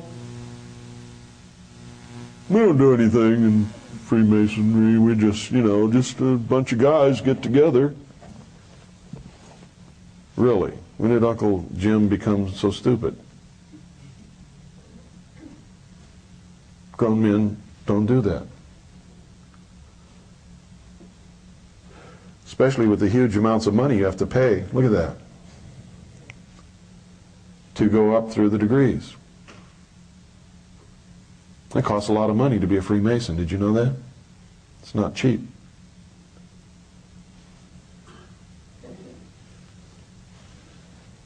You see in each of those posts, right there, there's a pentagram. Would you point that out, please, the pentagram? It's on the posts of the sections of the Temple of the Sun. Everywhere there's a post and the top member crosses, there's a pentagram. When it went in there for that close-up, you could have seen them very clearly. But I failed to point that out at that point. But if you go to Dealey Plaza, you'll see them very clearly.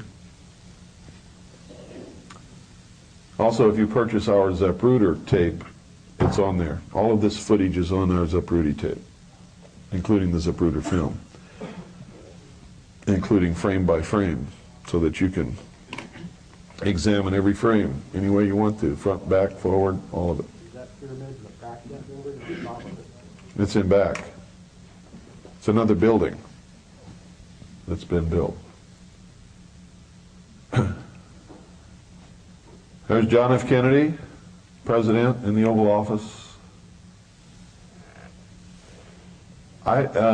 Is there a volume on this, Doyle? I don't remember. I don't remember where the volume comes in, but there's going to be volume coming up here shortly.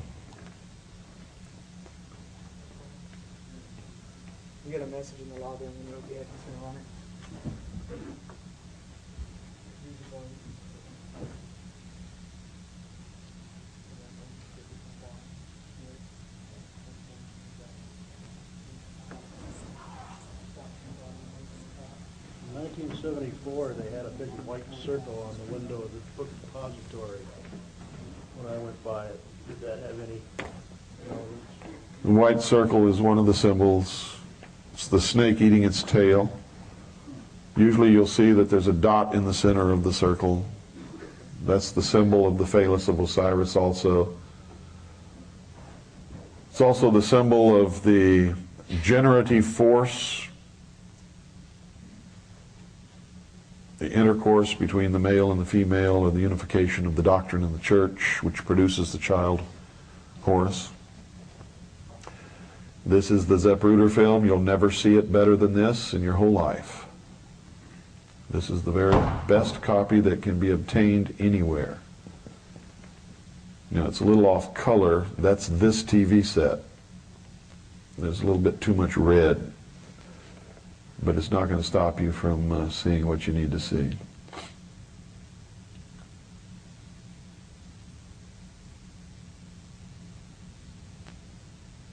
She wasn't retrieving a part of his skull on the deck of that limousine. She was trying to get out of there. See that white car under the underpass? That car was there and didn't start to move until Kennedy's limousine almost ran into it. That car belonged to the chief of police of Dallas. I should say the Dallas chief of police. Here it is a little slower.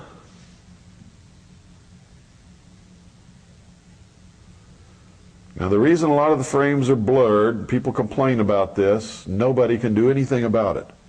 Home movie cameras at that time in 8mm format that used Kodachrome had a shutter speed that could only go at its very fastest 1/30th of a second.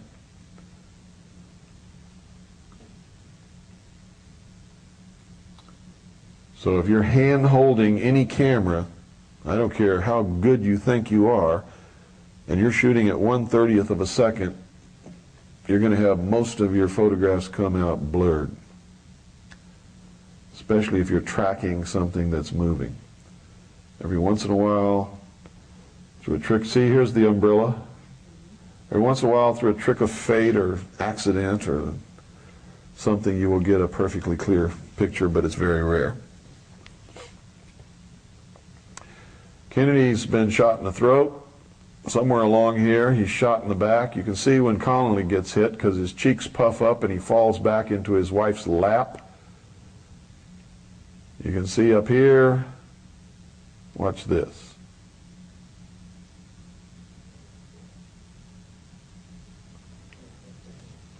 It appears that the driver turns around and shoots Kennedy in the head. Shortly after that, you see a big flash here. When you slow it down and examine the whole frame, you'll see glass shards falling down, which appears that a bullet hit the windshield, and we know that one bullet did hit the windshield.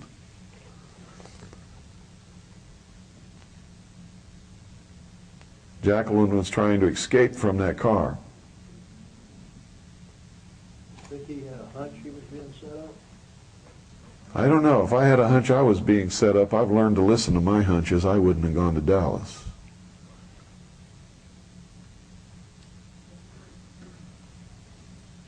And I don't think John F. Kennedy was a fool. He certainly didn't impress me as being a fool. So I don't think he had the slightest idea.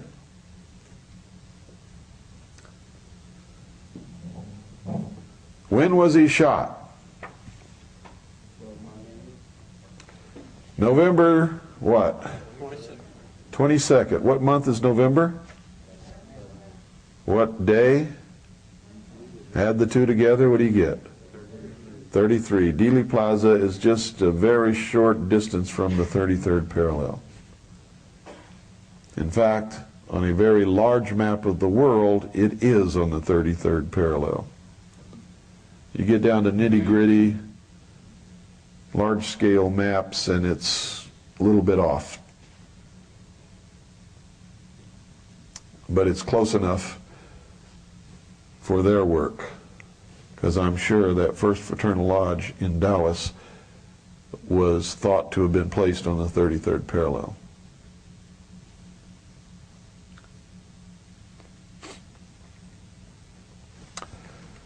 These are just some frame by frames. You see, these guys aren't too concerned the president's been shot. Oh, ho, ho, hum. Oh, me. Gee, what shall we do? Secret Service. They're supposed to protect his life. Do they look upset?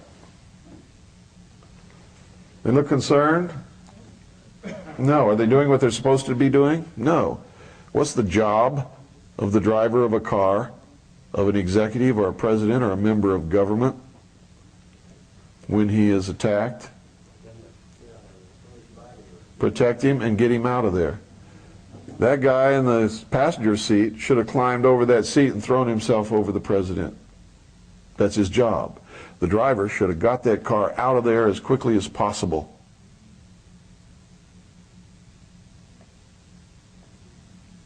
They didn't do either of those things, did they? No. When we examine this very closely, we find some strange things. We find the emulsion scraped off the film here, here, all up here in the front seat. Up here we find, some people say that's a reflection on Kellerman's head, but it's not, because his headline goes right where I'm showing you. Well, I can't hold it steady enough, but right under here. It's actually floating above his head. It's not on his head at all. The emulsion was scraped off here. It was scraped off here. Emulsion has been scraped off up here. This is not chrome. These are the visors of the car. You'll see flesh that appears to throw the same reflection as sunlight on chrome. That's impossible. All of these white places, you see, this is actually where it's been scraped off, not only on his head, but up into the grass.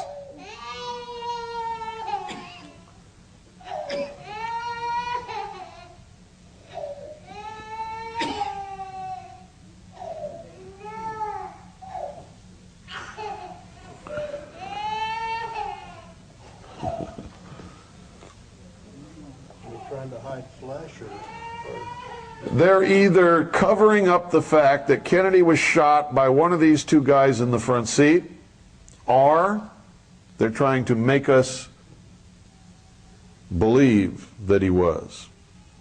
We don't know, because we can't tell what's there where they've scraped the emulsion off the film. Look at this. That's where the emulsion's been removed from the film. Here, here, down here. Here's Kellerman's headline, right there.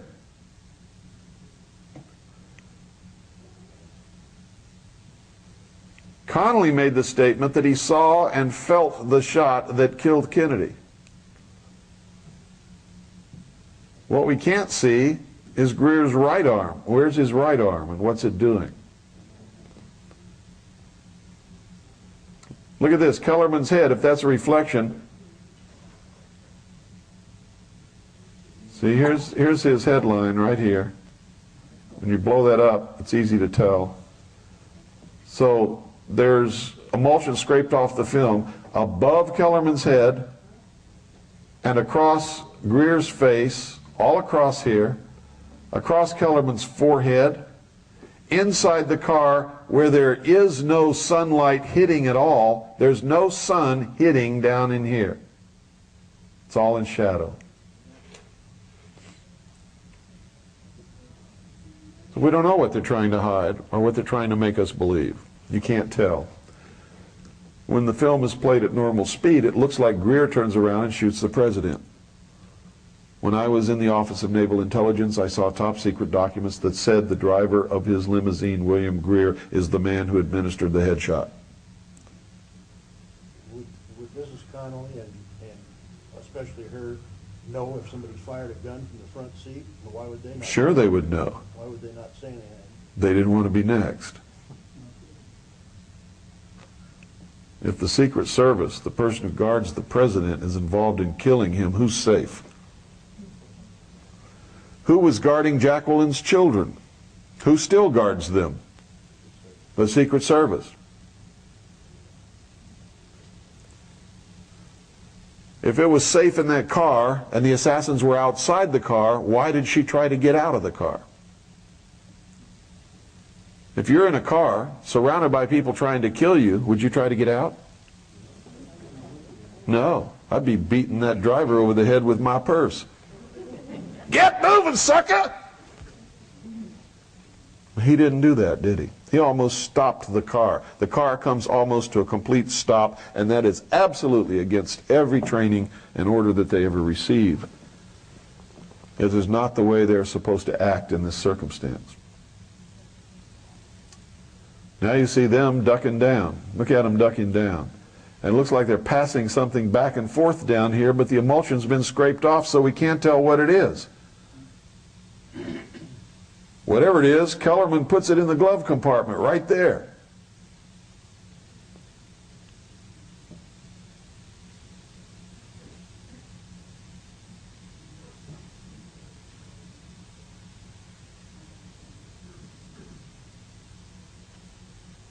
Look at this. This is flesh and clothing. Here's where something hits the windshield right here. See the glass fly? That's after they cut, too. Yeah. And that bullet came directly in front of the car. What's in front of that car? Another car parked under the overpass in which the Dallas Chief of Police is with another member of the Dallas Police Department. It didn't come from top of the overpass because there's people up there. And nobody shot from up there.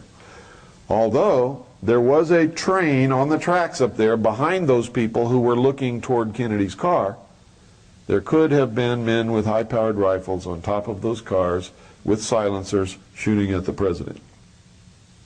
It's possible.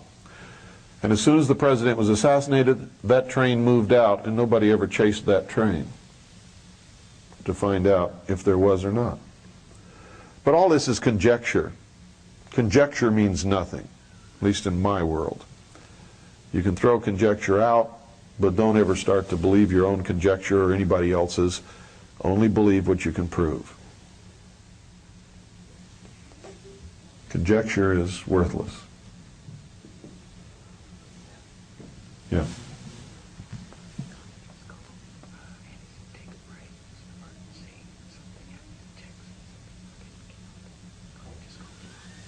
Okay, let's, can you stop that? Just stop it right where it's at. We'll take a little break. Yeah.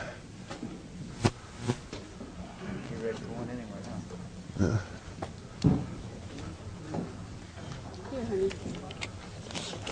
Told John Pounder right away. This phone let me repeat. Yeah. Is Doyle out there somewhere?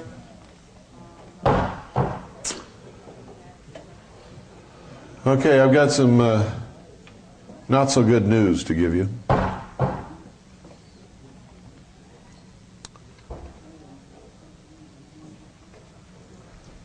think most of you know by now that I'm the Director of Intelligence for the Second Continental Army of the Republic, which is one of the largest militias in the country. And our people are everywhere. So if anything happens, they notify me immediately. Just a very short while ago, some of the people from the Republic, the so-called Republic of Texas, went into town in Fort Davis in a van and were arrested by the sheriff. Richard McLaren, who is the so-called ambassador for the Republic of Texas, who has his home in Fort Davis, and his following got upset about this and went to a neighbor and kidnapped the neighbor and his wife and are holding them hostage. And so we have a very bad situation developing.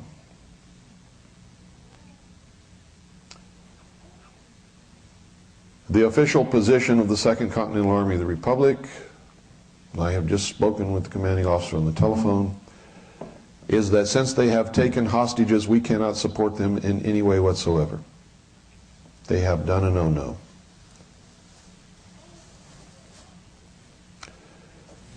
So now you know what's going on, you know our official position. You're going to have to make up your own mind what stance that you take on this. We've done a lot of study into this Republic of Texas stuff and find out that where they may have some legal grounds for what they say, they have screwed themselves by lying, telling an awful lot of lies, and they're split into three factions who have three different presidents of the Republic of Texas at the present time. Richard McLaren, who claims that he is the official ambassador for the Republic of Texas, was officially kicked out of the Republic of Texas by one of the other two presidents. So, you know, at this point, when they go and take innocent hostages, they've gone beyond the pale of being legitimate. You can't do that. But that's what's happening right now. And this hostage taking just occurred just a few minutes ago. And my people are there and they're watching the whole situation. So if anything develops, we'll know about it before anybody else does. Where at? In Fort Davis, Texas. Okay, if we can start this again, we'll continue where we left off. I hate to give you bad news like that. But there are no end to fools in this world, and an awful lot of them seem to be in this country today for some reason.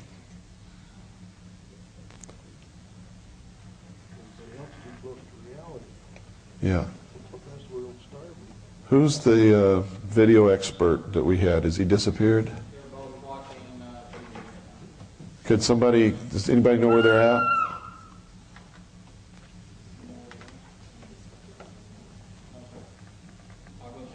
Okay, thanks. Pardon?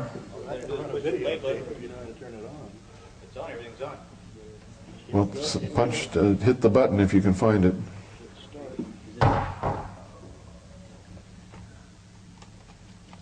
See, it's not so easy, is it? Round knob up there that says play on the big. Ah, here he comes. Here comes the expert.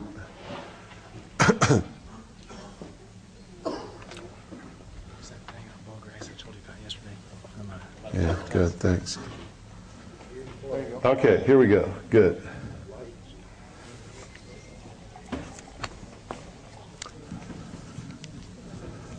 So, we continue.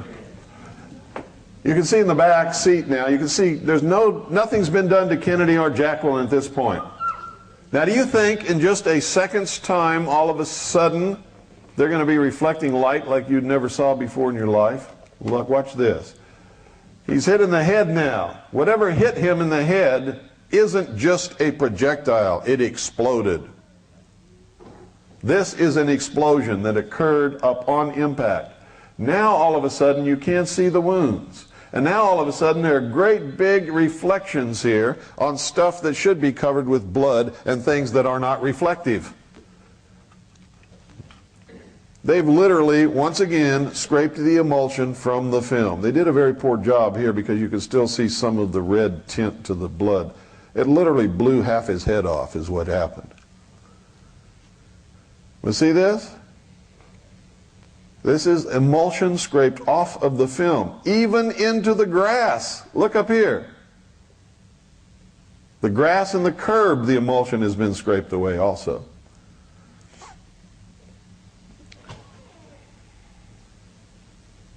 Now all of a sudden you can't see anything. Look at all this. This is scraped off the film, folks. All of this. It's all gone. Why did they allow the film to even exist? Well, once you know the film exists, it's impossible to say it doesn't. Too many people knew. Abraham Zapruder took it to the local processing place and had this film processed immediately, and he had them hurry up and do it, and he phoned all the news people. They showed it on TV that night. The whole world knew about it, and then the government said, oh God, we've got to get that film, no telling what it shows. They took it away from Zapruder, took it to the National Photographic Laboratory in Washington, D.C., and that's where we believe they did all this alteration to the film. No copies were made? No. Do you think a rubber bullet or something the other two wounds, you said that didn't go very deep? I have no idea what made them. That I fought in a war. I know what a bullet wound looks like, and I've never seen a bullet in my life that will only go like 3/4 of an inch in somebody's throat. A BB gun will almost do that. Look at this. That is so obvious, it's unbelievable. Look at that. Just totally scraped off. No, that's where the emulsion has been removed from the film to cover up the truth about his wound, so you can't see it. Now this is Jacqueline's white gloves. That's her white glove.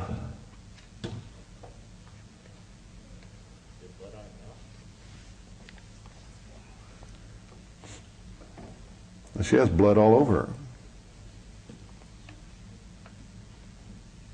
Look at her. Look at the horror.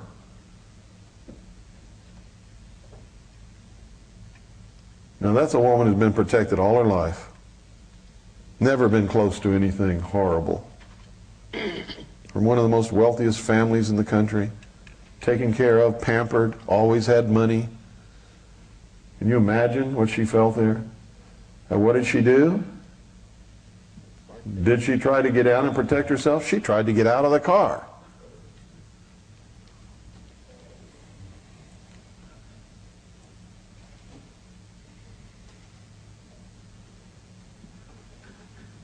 Connolly's laying down in his wife's lap, yelling, "They're going to kill us all." She said, "Not me. I'm leaving." "Stay if you want to. I'm getting out of here." Now look at the deck. Look at the rear lid. There's nothing there. These two things are antennas. They're supposed to be there. These are handholds for the Secret Service. There's nothing else on the deck of that car. There is no piece of his head. She did not go back there to pick up anything. It's a lie. You can see it. Anybody see anything there that's not supposed to be there? Anybody in this room? No, because there isn't anything. You've been lied to for years by people who tell you that they're experts telling you the truth, like Bob Groden, one of the biggest liars that's ever lived on the face of this earth. He claimed he was the world's leading independent photo analyst, and he analyzed the Zapruder film. He never told you that it was doctored. He never told you that this brake light right here was opaqued, which is a common term for blocking out the passage of light through film. You can see the other brake light right there, it's clear as day. Both of them were working fine. This one's been opaqued. Because normally when they show it on television, you can't see that brake light. They did a quick job, a very quick job, blew it up, made a copy, and gave it for use on television, where you only saw that brake light. They didn't want you to know that the driver of the car, against all orders, was stopping the car instead of speeding it up. That's why. He didn't tell you about all the emulsion removed from the film on Kennedy's head and in the front seat and the driver and the face and the head of Kellerman and Greer. He didn't tell you any of that. Said he lied to you and said she went back on the deck of that car to pick up a piece of his head. Bob Groden is a liar. I've said it publicly all across this country. I've said it to his face. He hasn't sued me yet, so it must be true. Well, had the driver sped up, she wouldn't have tried to get out of the car either. Well, I don't know. If the guy that just killed my husband and shot the guy that was riding with him in the car was in the car with me, I'd try to get out of the car. Well, the fact that he slowed down and stopped, so they back with it. No, they're trained. You see, they go through drills. If the president is assassinated while riding in his car, you will do this, this, and this. They're supposed to get down on the floorboards. The driver is supposed to maneuver the car and do what he's been trained to do to get them out of the kill zone, out of the area of danger, and take them to safety. The Secret Service people following and in front of the president's limousine have jobs that they're supposed to do. They're supposed to pinpoint the direction of the fire and return fire and kill those people as quickly as they can. Yeah, they've done that job in Reagan. They Yeah. tell what they're supposed to do in Reagan. That's right. The man who was in the front seat with Greer is supposed to climb over that seat and cover the president's body with his own. He didn't do it. This is all public knowledge. There's no secret about this. They didn't do any of it. There's the car that belongs to the chief of police. It's parked stationary under that overpass. It doesn't even move until Kennedy's car almost runs into the back of it, and then it clears out of there. What was it doing under there?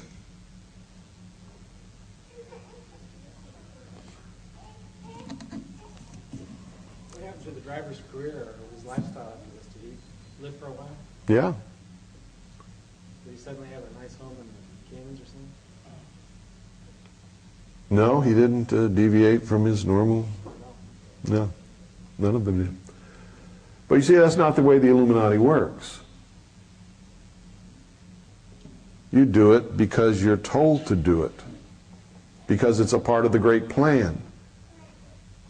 And you've taken an oath that you must do what you're told to do when the order asks you to do it. Whatever. The order will take care of their family. That's the promise. If they go to jail or they get killed, they did it for the greater good.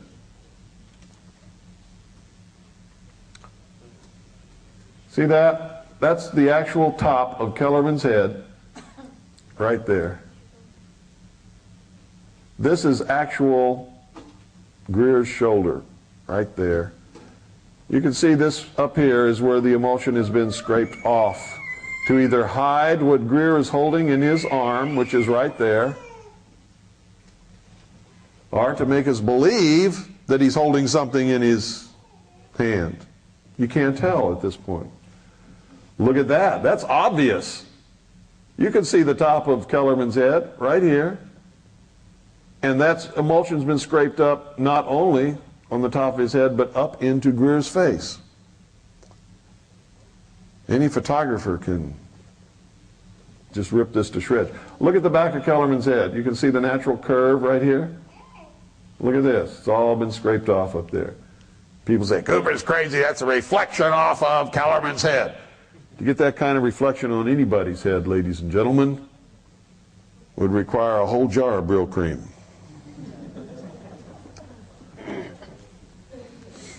You think government agents grease up their head like that? No. Look at that. There's the natural curvature of Kellerman's head. That's not a reflection on his head. It's where the emulsion has been scraped off clean above his head and across Greer's face. Can you all see it clearly? Am I telling you the truth? If you can't see it well, come up and look for yourself. Get closer. I don't want you to go out of here with any doubts. Well, I can't see it now. You're too late. Got to be quick.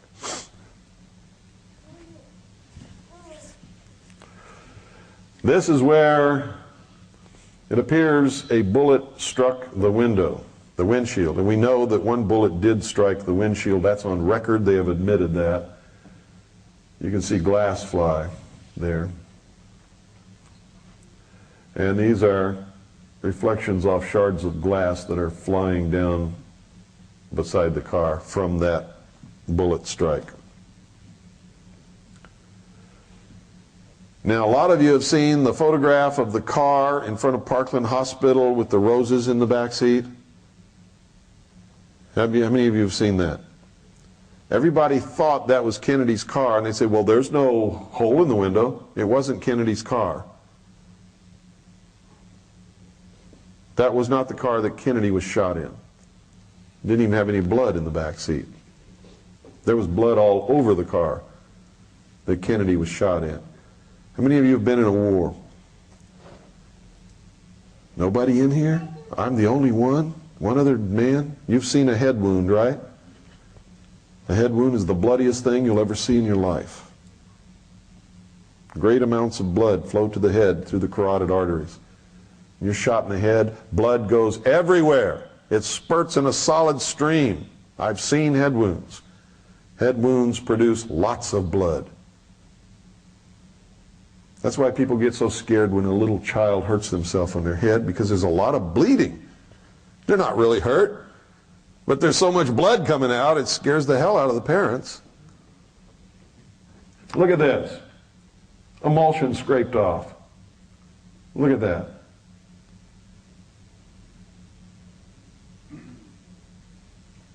Look at it.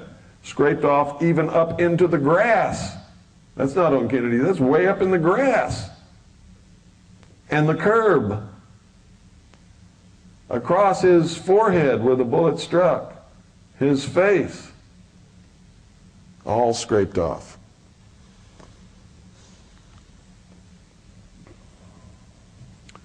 Next time you see Bob Groden and he's talking to you and you're in the audience,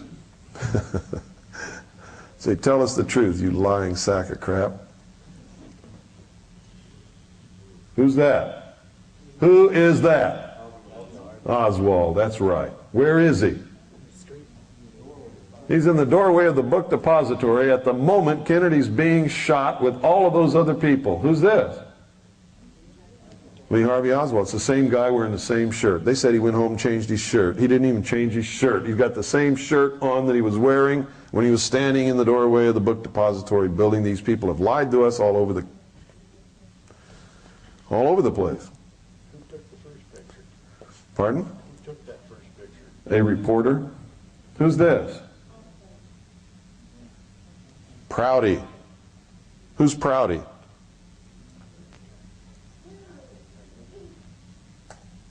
For one moment. If you haven't with another country to get their perceptions. Turn it up. Troops on the air for possible live control. The telephones didn't work to get the wrong stories and spreading of anything. Listen carefully. Nothing was left to chance. He could not be allowed to escape alive. Well, I never thought things were the same after that.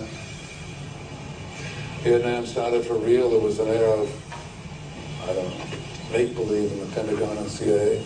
Those of us who'd been in secret ops since the beginning knew the Warren Commission was fiction. But there was something deeper, uglier. I know Alan Dulles very well. I've briefed him many a time in his house.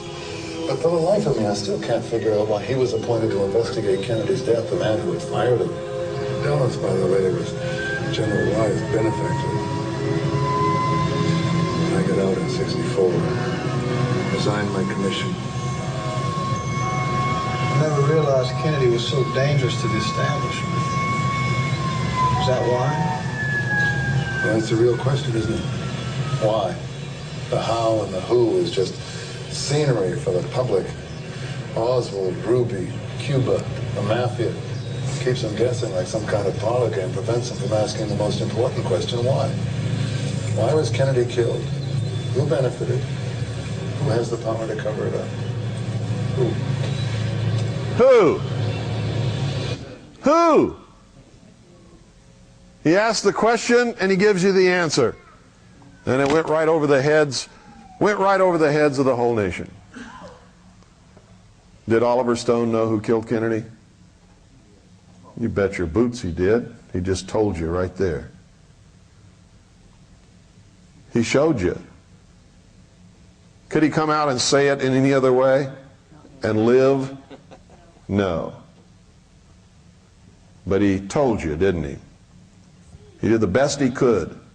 He can't help it if we're all so damn stupid, can he? He knows what I know. He showed you. He told you. He asked the question, how plain can it be? And then he backed off the camera and showed you. Go ahead, let it go. Or I'll tell you what, let's just go into, take that video out and put in 2001. And we'll start from the beginning.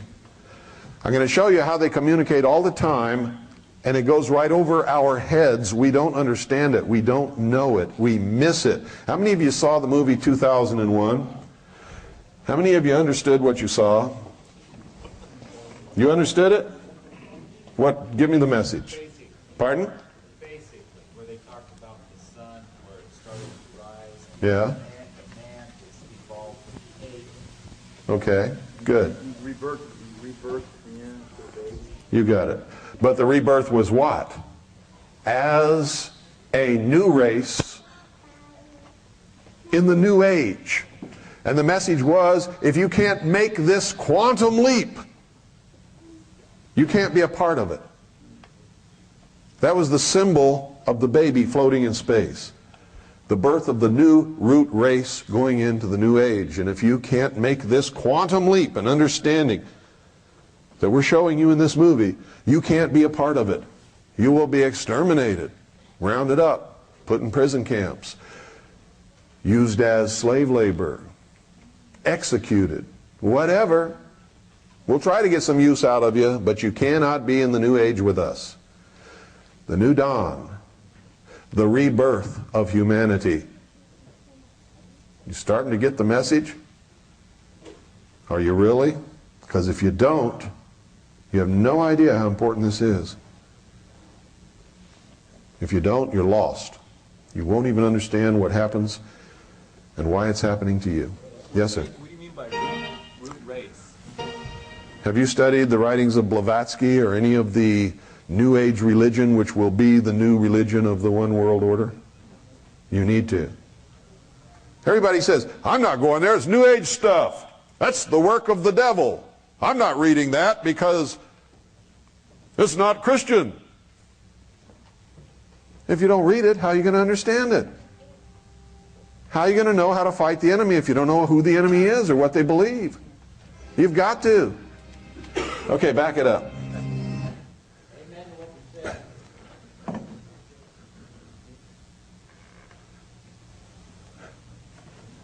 It starts with the MGM lion.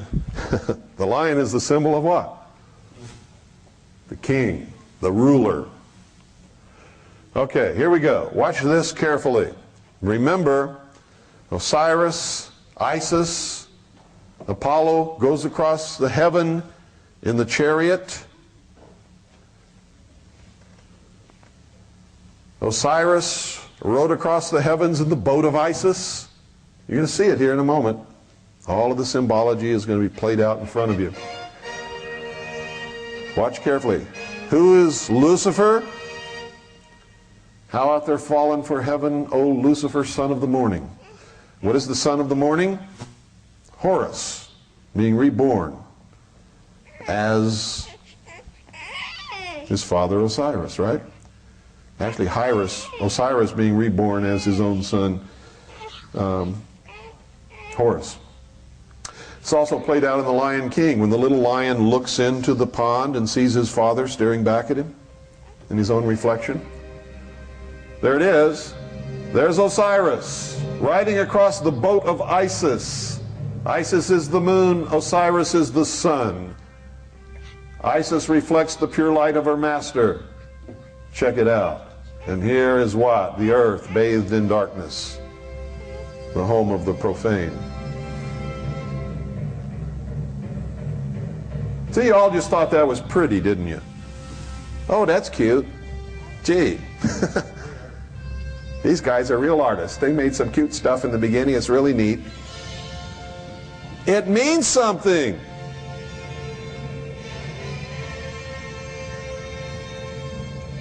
They're showing you the mystical intercourse between the sun, the phallus of Osiris, and the moon, Isis, which produces the full body of initiates. The adepts, the Illuminati. The Illuminati have a god of light.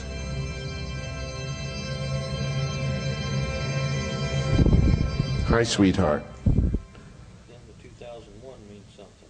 Annie, would you come and get baby? I have to do this, okay? Please? I'm sorry, honey. I can't pick you up right now. Now, this is all symbolic. Here, what do you see? The golden dawn. This is the dawn of the golden age. The dawn of man. There's nothing here. Some clouds, some ground, no green stuff growing.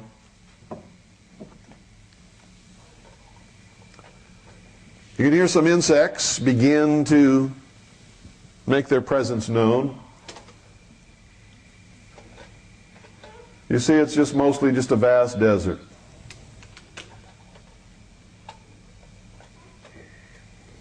The sun rises higher, and what happens? You see things beginning to materialize. Trees, shrubs, some grass is growing. There is the phallus. The generative force is at work. You hear the wind blowing. When the wind blows, it signifies an age is passing, a long period of time. But the Spirit is moving upon the waters. That's the way the Bible would say it. Here, they say it with the wind. A long period of time is passing. Things are happening.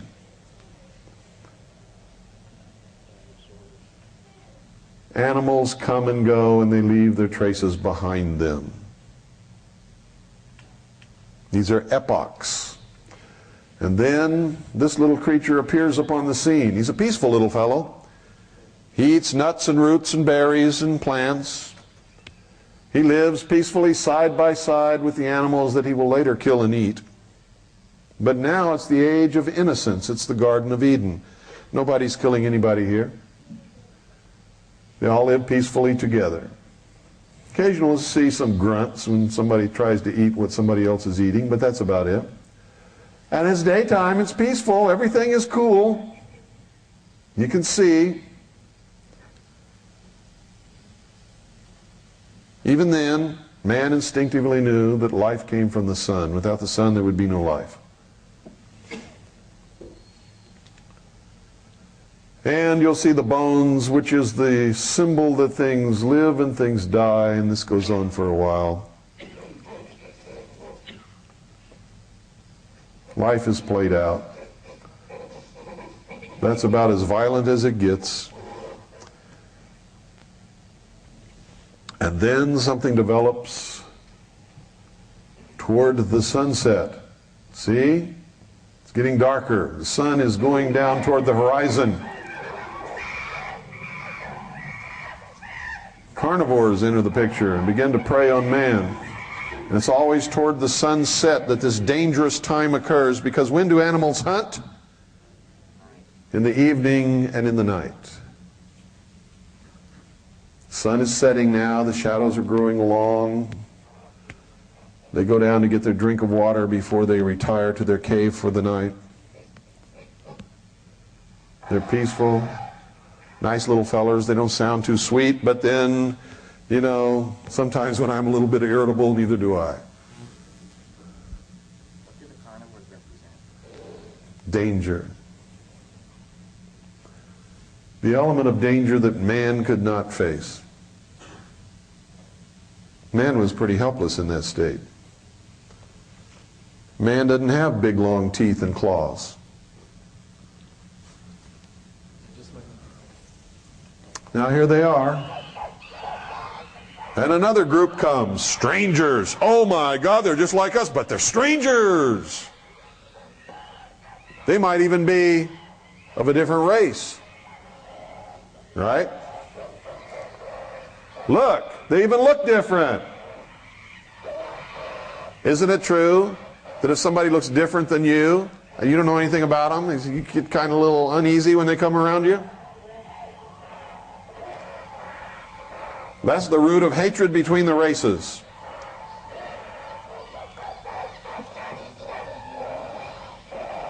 See, they're all bluster and bluff. Nobody's hurting anybody. They say, we're here first, we're drinking. Yeah, but you had your drink, get out, we want to drink. Well, why can't we drink together? Because you don't look like me, you sucker. And back and forth and back and forth. And so they go away and let the other guys drink. That's about as violent as it ever got. In the age of innocence, living with nature. But it was dangerous. That's supposed to be the golden age? Yeah, the age of innocence is the golden age. When man lived in concert with nature. When things got out of balance, nature took care of it.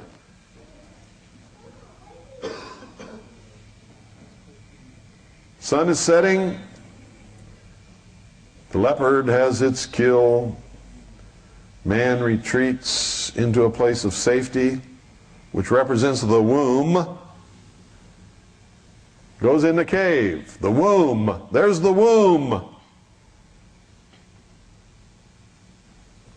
While he's in the womb, evolution is taking place. It's also nighttime. What happens at nighttime? Huh? Monsters come out. Gets dark, doesn't it? What happens when it gets dark? You get scared if you can't see what's going on around you. And if you were these guys, you'd have reason to be, wouldn't you? Anybody who says they never got scared in the dark is full of crap. It's the normal state of things. Most of us big guys aren't supposed to admit it, though, are we?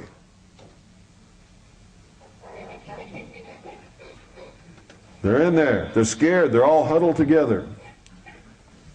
In just a minute, you'll see another symbol. One of them is holding a baby. Look at that. See that little feller? See that little baby? Something is coming of this. Evolution is occurring. Comes the first rays of the golden dawn. A new epoch is being born. There they are, all sleeping. Now you're going to hear something. Listen carefully. What is it?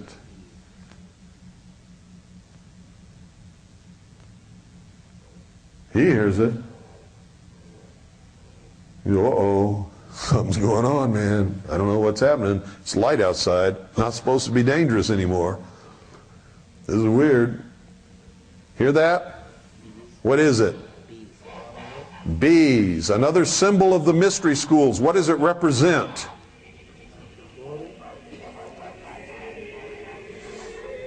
What is this?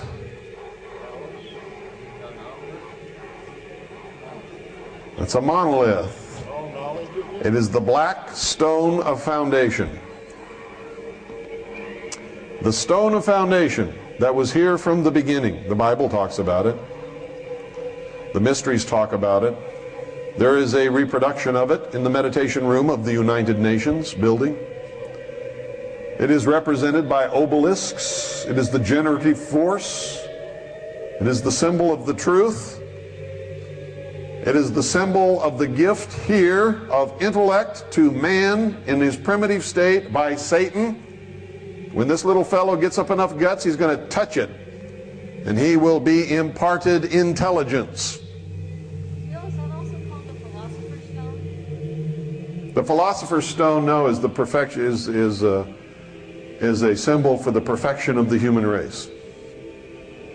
That's what they're working toward, the discovery of the Philosopher's Stone, which is the perfection of the human race.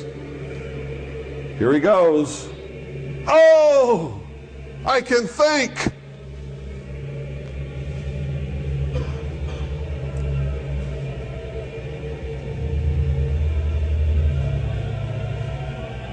See, I've heard so many explanations for this from people who didn't understand the movie. Oh, it was extraterrestrials. Well, what were they doing? Well, I don't know, but it was extraterrestrial, I can tell you that. Yeah, really? Tell me some more. This is the stone of foundation.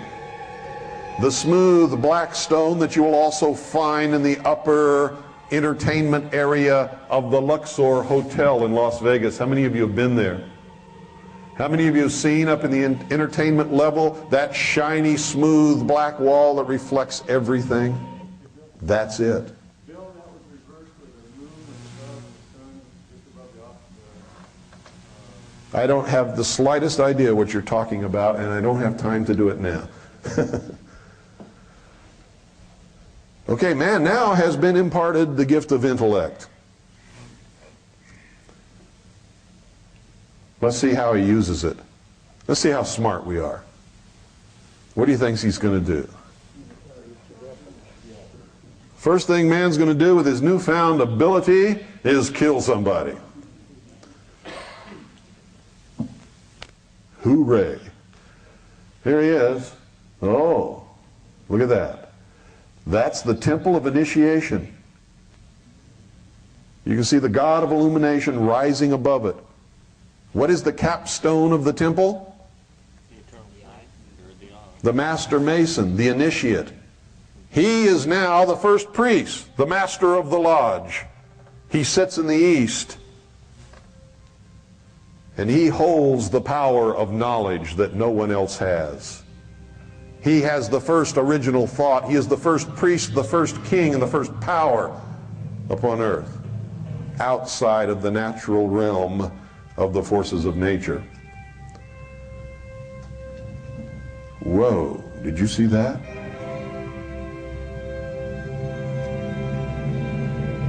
You know what he's thinking?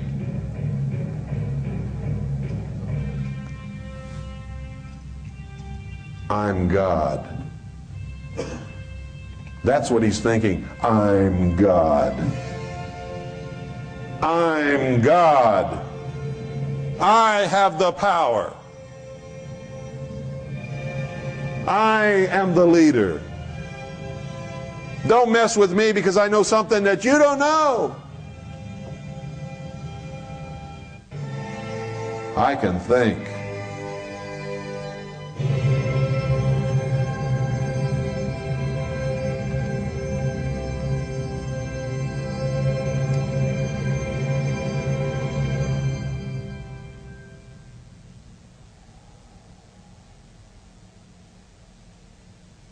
Comes eventide. What's he eating now? Doesn't look like veggies to me. He's eating meat. He's learned how to kill his neighbors that he used to live peacefully with.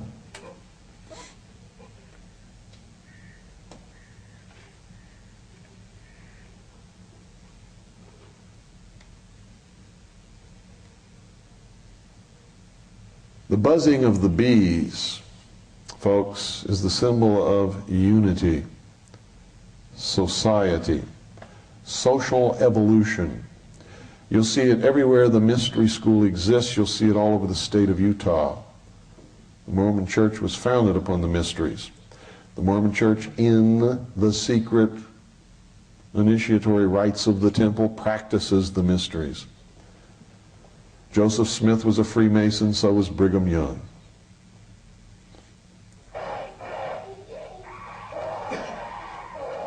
If you're a Mormon, I don't mean any disrespect or insult, but for me, you get the truth. How you deal with it is your business.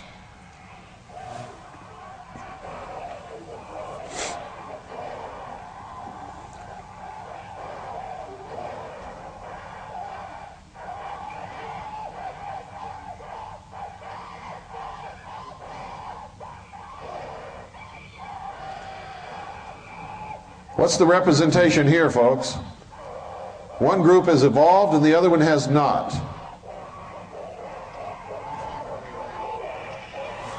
One was the hunter, one ate veggies. What is the metaphor? Cain and Abel. One sacrificed meat upon the altar, the other ate veggies, sacrificed vegetables, right? Cain slew his brother Abel.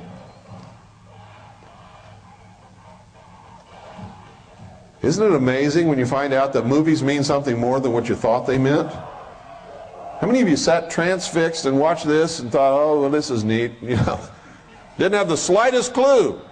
Well, the first time I saw it, I didn't, because I wasn't as smart as I am now. And then I'm willing to admit it. Took me years before I understood enough about the mysteries and their symbology to understand what it was I was watching in this movie. Now watch this. The mind of man evolved. The priesthood hoarded and protected the knowledge until eventually they could produce a space station which floated in space. Can you produce a space station that can float in space?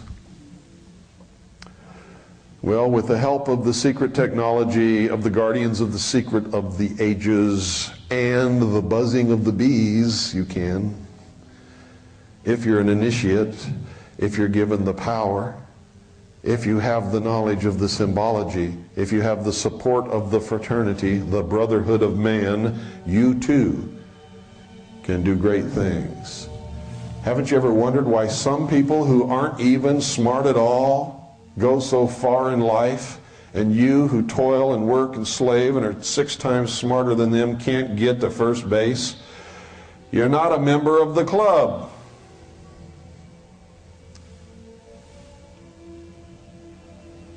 They're not going to pull you up. They're going to slap you down. They're going to pull their brother up.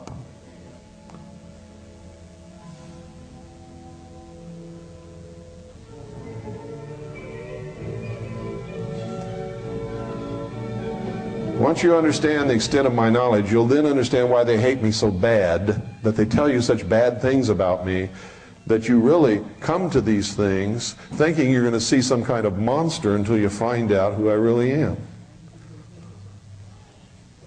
Why haven't they gone through with their symbology and created the real things?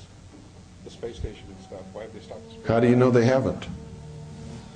They don't tell you everything. You're going to find out today that most of the photographs that NASA has ever shown you are fake.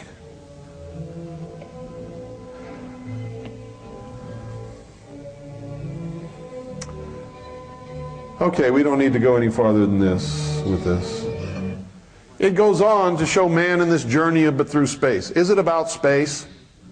No, it's about man. Who survived?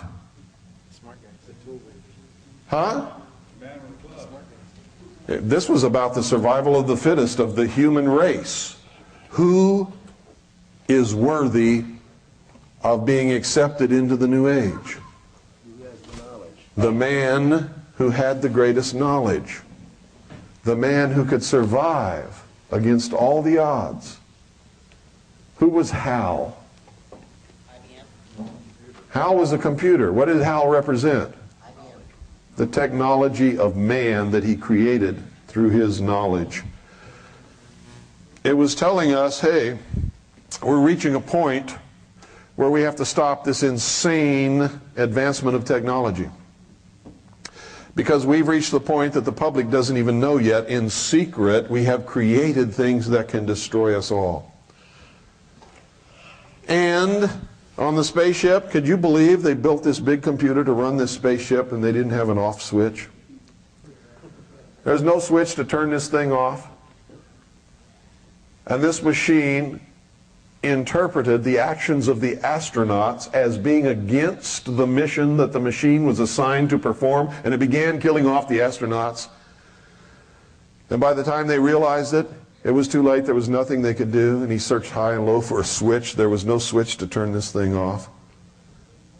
He had to crawl up in the machine and cut wires and pull out circuit boards and all kinds of stuff, and he luckily made it before the machine got to him. HAL. Advance them one letter of the alphabet. What is it? IBM. Were they talking about the IBM Corporation? No. But what was the symbol of technology at that time? IBM. Right? What happened to him when he reached Jupiter?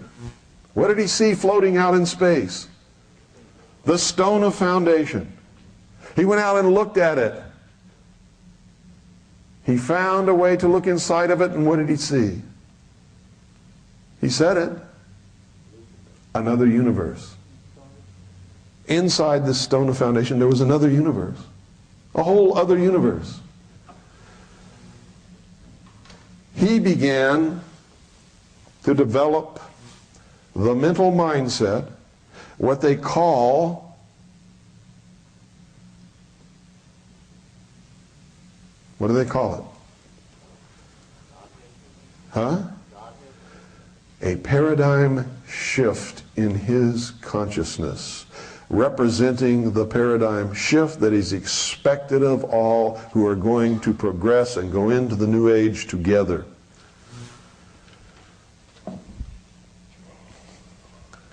All of this stuff about him laying there and then looking up and seeing himself in the doorway and then looking in the mirror and growing older and all of this kind of stuff, that was his confrontation between himself to make this paradigm shift where he was reborn See, he represented humanity. He wasn't a person at all. He represented humanity.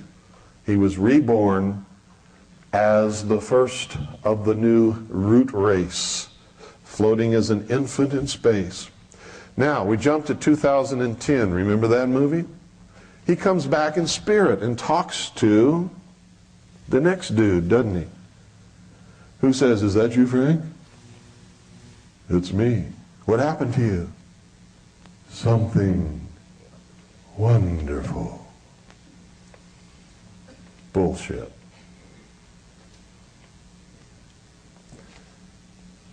This wasn't a message to you.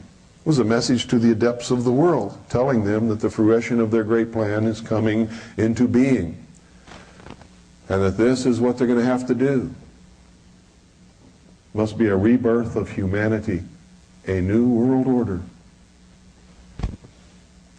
What was 2010 all about? It told you how this new world order is going to come about, didn't it? Didn't it show you that?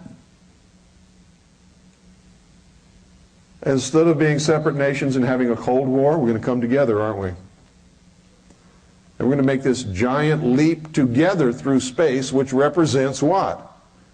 Humanity together as one, conquering the odds, preventing them from going into their new world order. So the Russians and the Americans and the rest of them on board this spaceship, they do that, don't they? When they get up there, they find the old ship. They re-energize Hal, who's willing to sacrifice himself so that they can get away, now that Hal understands. And they see the stone of foundation appears again and starts to multiply. Where? Across the face of Jupiter. And they're skedaddling out of there because what's going to happen? Jupiter explodes and becomes another sun. And the children of the first sun meet the children of the two suns. Children of the one sun meet the children of the two suns. There was a movie about that, wasn't there? How many of you saw that movie? They communicate in this manner all the time. But it's all about the creation of their new consciousness, their paradigm shift, the new world order.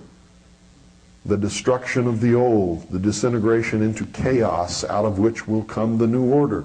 Ordo ab chao. That is the motto of the 32nd degree of Freemasonry. They have it written on everything. Their buildings, their lodges, their books, their badges, their pins, everything. You think it means nothing? Ordo ab chao. To get the new world that they need, they must destroy the old. The phoenix must be reborn out of the ashes.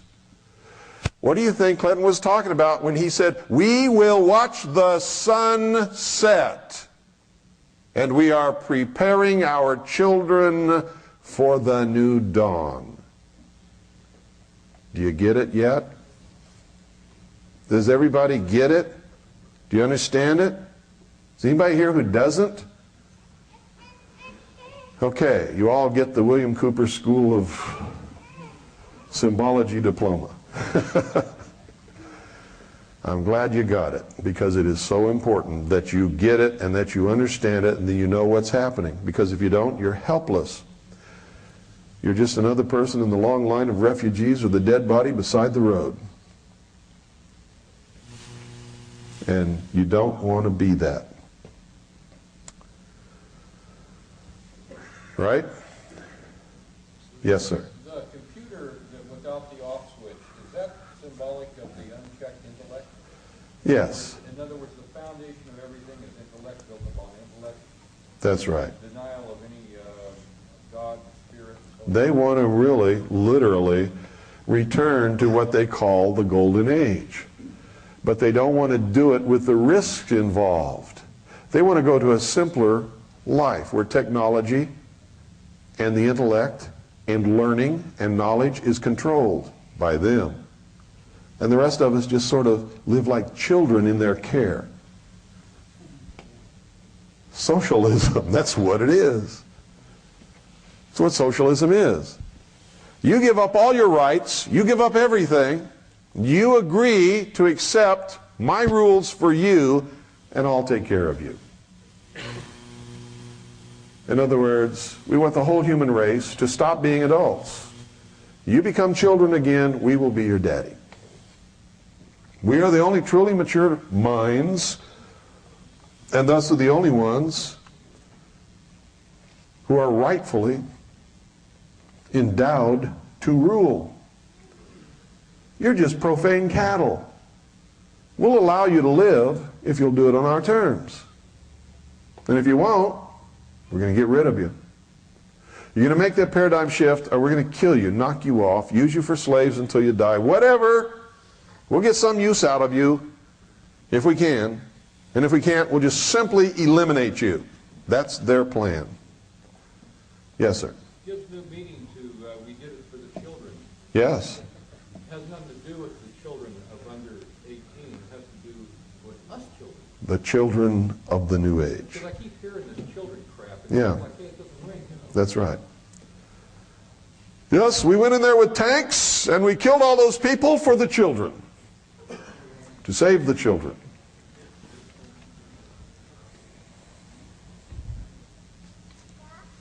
Absolutely correct. Demonstration to us children. It was a demonstration. That's right. Well, it's a good thing they say in the hostage rescue unit instead of the termination team. Yeah.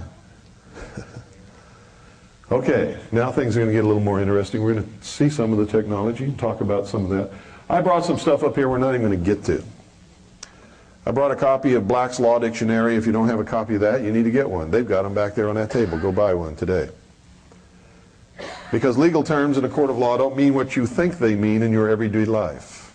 The way you use terms in your everyday life have no standing whatsoever in a court of law. If you don't have that dictionary and you're reading law and trying to interpret law or trying to represent yourself in court or trying to understand law or why a court did this or did that, you can't do it without Black's Law Dictionary.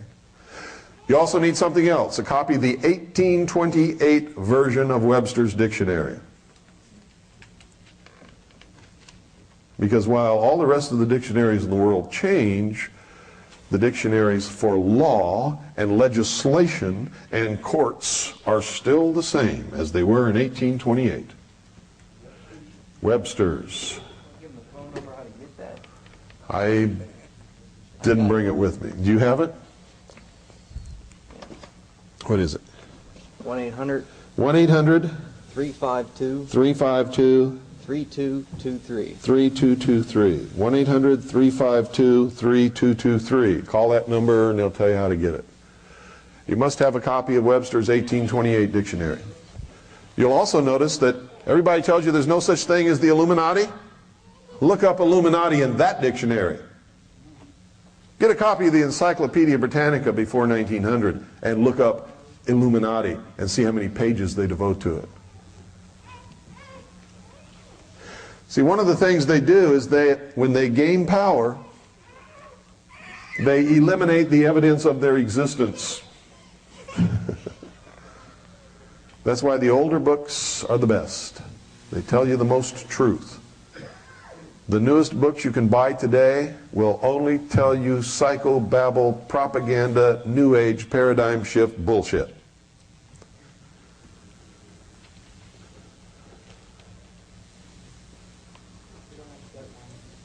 So, where should you go to buy books? In the bookstore that has the oldest books that you can find. And you better get there because they're being bought up and disappearing at a rapid rate. You would be amazed what you can find in these old books that they're now telling you is not true. Absolutely amazed. It's incredible, as a matter of fact. Sort of like Clinton in the same paragraph. That's right. Okay, what we're going to do now is we're going to take a little video trip on a long time ago when I was first trying to disclose to people what's going on. I made a video called Project Red Light. I thought we didn't have any copies at all until I was getting ready for this trip, and I found a copy. Also found that tray of slides.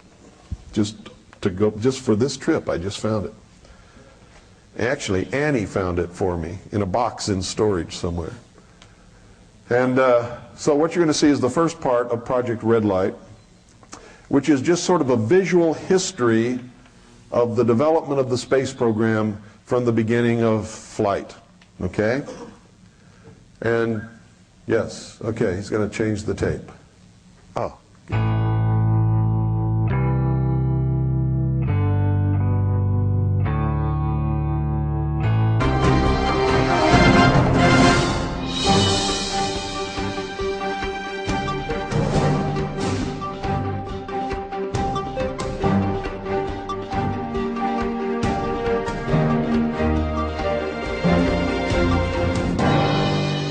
This group that is the most seen by the average person. Nope. Nope. Nope. One red American Beauty rose. It is the symbol of the secret destiny of America. It is the international symbol of Marxist socialism. It is the symbol of the birth of the New World Order. You need to get the song called The Rose and listen to it again. Because even when things are going against it, the seed is lying beneath the snow in the cold of winter. When their movement has to be suppressed.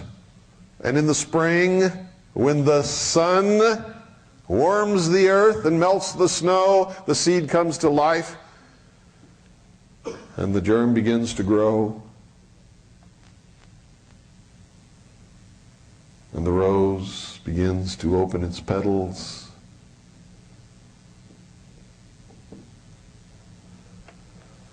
Pretty song, huh? You never knew it had a message, did you? It gives courage and hope to all the socialists of the world.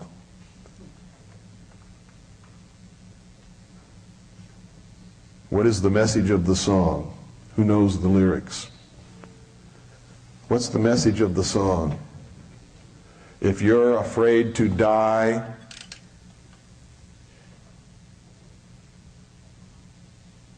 you cannot grow.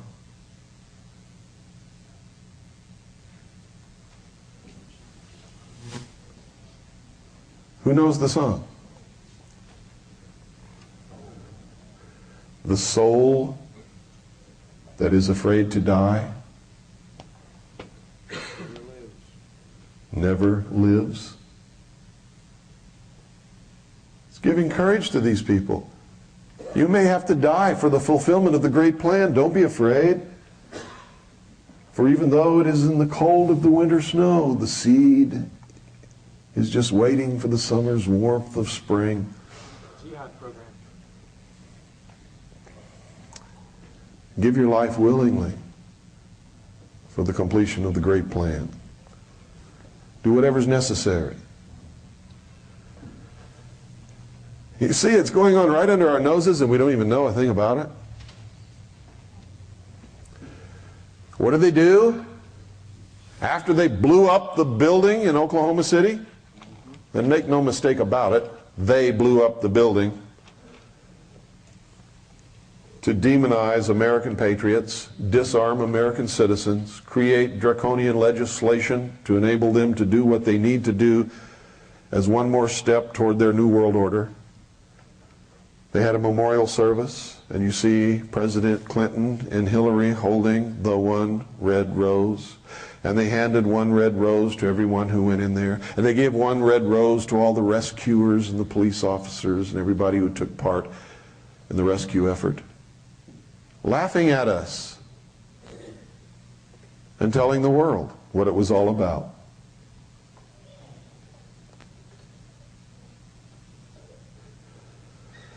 Timothy McVeigh may be guilty.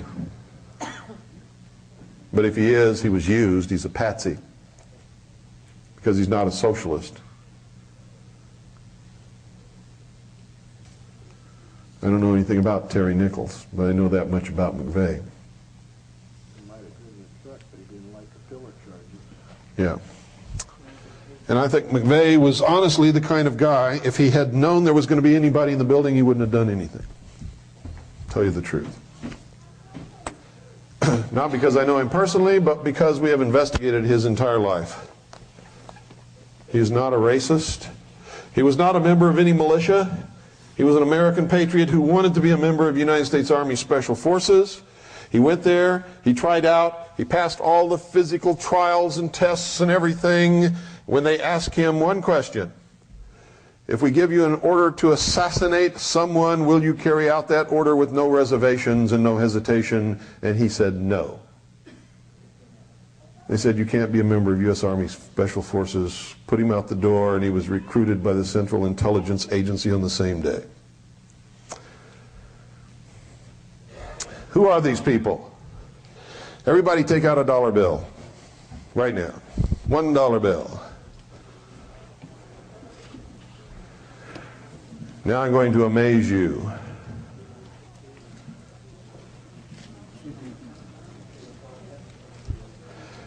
You see, they always make themselves known. They always speak to each other in symbols.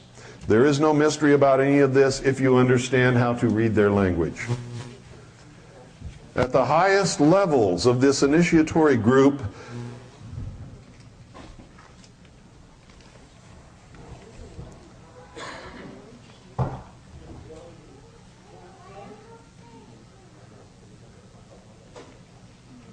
there is what's known as the Order of the Trapezoid. The head of the Temple of Set in San Francisco is a member of the Order of Trapezoid. He's also a member of United States Army Intelligence, G2.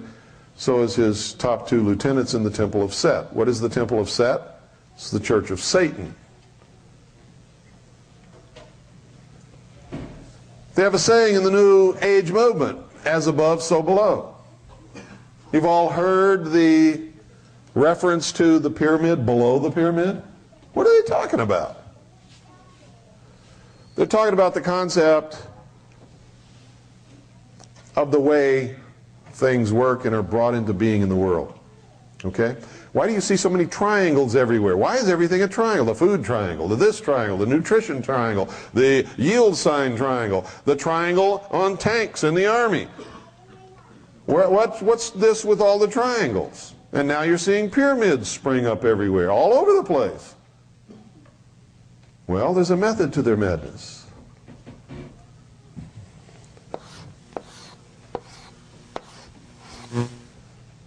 This is the Trinity. What does the Trinity represent? How things are created and brought into the world. It is reflected in religion as the Father, Son, and the Holy Ghost.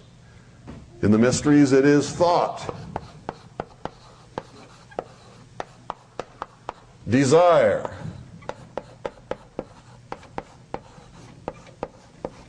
and action.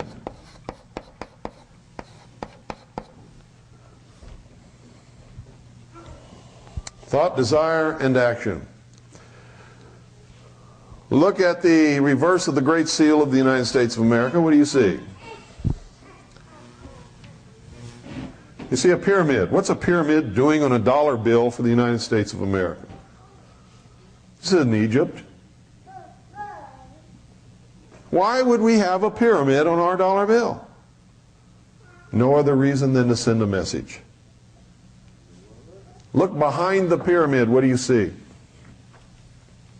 Come on, speak up. Light. No. What do you see behind the pyramid? Look there. What's growing there? Anything? Desert. Nothing is there. We left the old world because it was barren, wasteland. There was nothing for us there. We came to the new world, and what do you see in front of the pyramid? Things beginning to sprout and grow. We have planted the seed of the great plan, the New World Order, in the New World. And it is taking root, and it is growing. There are 13 courses on the pyramid. You can count them. The 13 courses are, 13 is the symbol of the phoenix, death and rebirth, resurrection.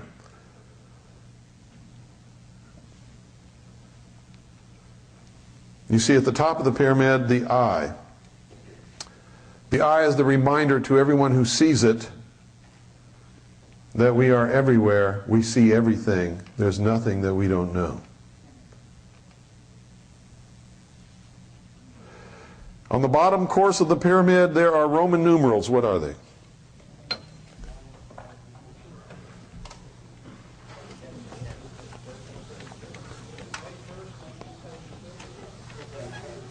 No. Read me those Roman numerals in order.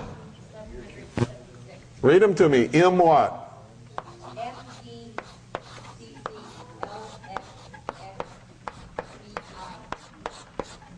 Okay. I knew it, but I want you to participate. If you don't participate, you cannot learn. Thank you.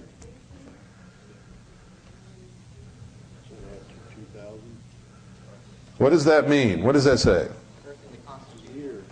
1776. Everybody says that's the birth of the Constitution. When was the Constitution born? 1789. This isn't the birth of the Constitution. 1776, what else was born? The Bavarian Illuminati. Everybody says, this stands for the birth of the Bavarian Illuminati. Weishaupt created the Illuminati. More bullshit. It's not true. The Illuminati has existed throughout the history of humanity. Wasn't born with Weishaupt. Weishaupt created a Bavarian order of the Illuminati and made it publicly known. That was a no-no. Wasn't supposed to happen. Let's find out what they're talking about here.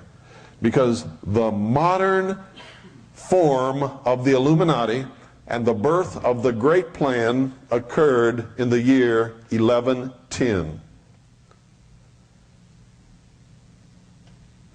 What happened in 1110?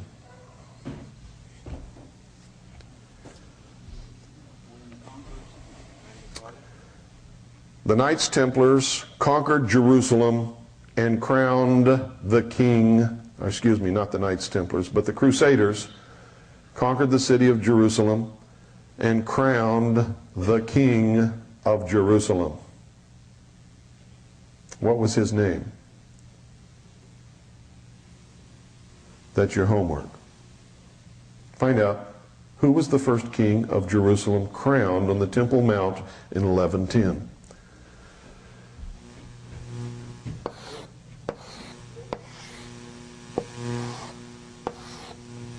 I'll tell you this, he was one in the line of the Merovingian kings. Nope. Okay, let's see what this is all about. Let's see if we can decipher this. I'll tell you we can, and we will, and it's going to blow your mind. Let's see what this really refers to.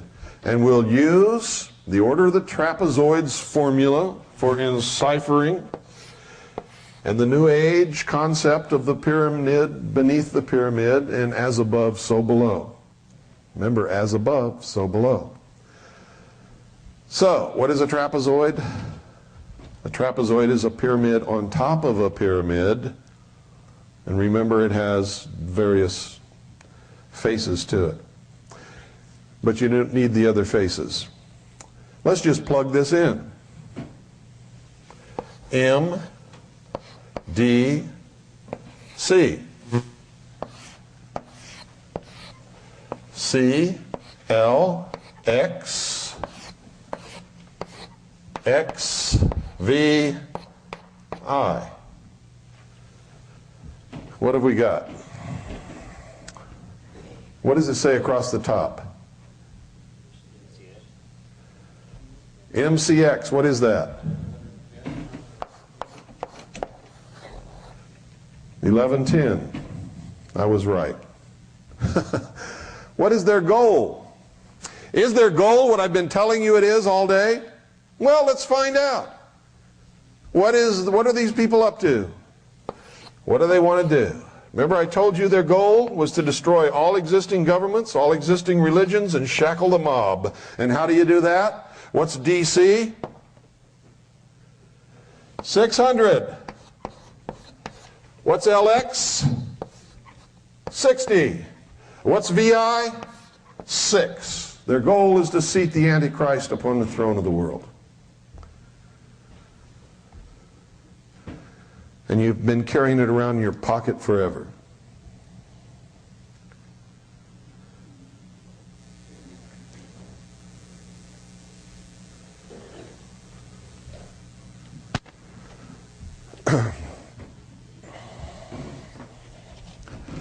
Who is the Pope?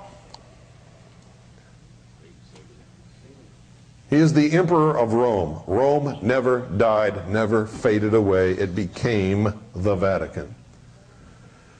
What is the Vatican? It is the priesthood of all of the old pagan religions of Rome, built upon the deception that they are Christian. Can man change the orders of God? Can man change the orders of God? Can man elevate himself above God? No. Then why did the Pope change the Sabbath from Saturday to Sunday, the venerable day of the worship of the sun Osiris? Why in the outer courtyard of the Vatican is there a temple of the sun, an obelisk, and a reflecting pool built as a fountain around the base of the obelisk? Because what we're talking about in Dealey Plaza and in Washington, D.C. exists also in the Vatican. And I'm not trying to insult Catholics, I'm just trying to tell you the truth. You can believe in whatever you want to believe. I will never argue with you about that or try to stop you in any way. In fact, I'll fight and die for your right to do that.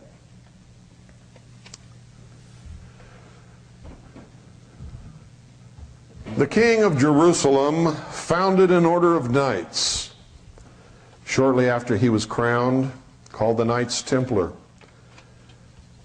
Their first task was to explore the caverns and tunnels below the Temple Mount and find whatever relics of the past that they could find. They became the richest order in the world. They became the first international bankers. They were, to my knowledge, the first communist. Actually, that's not true because the Gnostics were the first communists. But the Knights Templar became the second large group of a communistic order that existed in the world. Their symbol is two knights riding on one horse. When they joined the order, they had to give up all their worldly possessions, goods, money, clothes, property, everything, to the order. And they were only given according to their need in the position that they were assigned to perform by the order. What is that? Communism. They didn't own anything. They didn't have anything. They were never given anything unless they absolutely needed it to do whatever job they were assigned. And they were given only what food and clothing they needed for that particular day or that time or wherever they were or how much labor that they were performing. They were communists. Were they created by the Vatican or by the church? No. That's the biggest misconception you could ever have in your whole life. No, they weren't. The church never even noticed them, didn't care about them until they became powerful and rich and wealthy and started to own lands and lend money to kings and queens. Then the Pope called the head of the order to Rome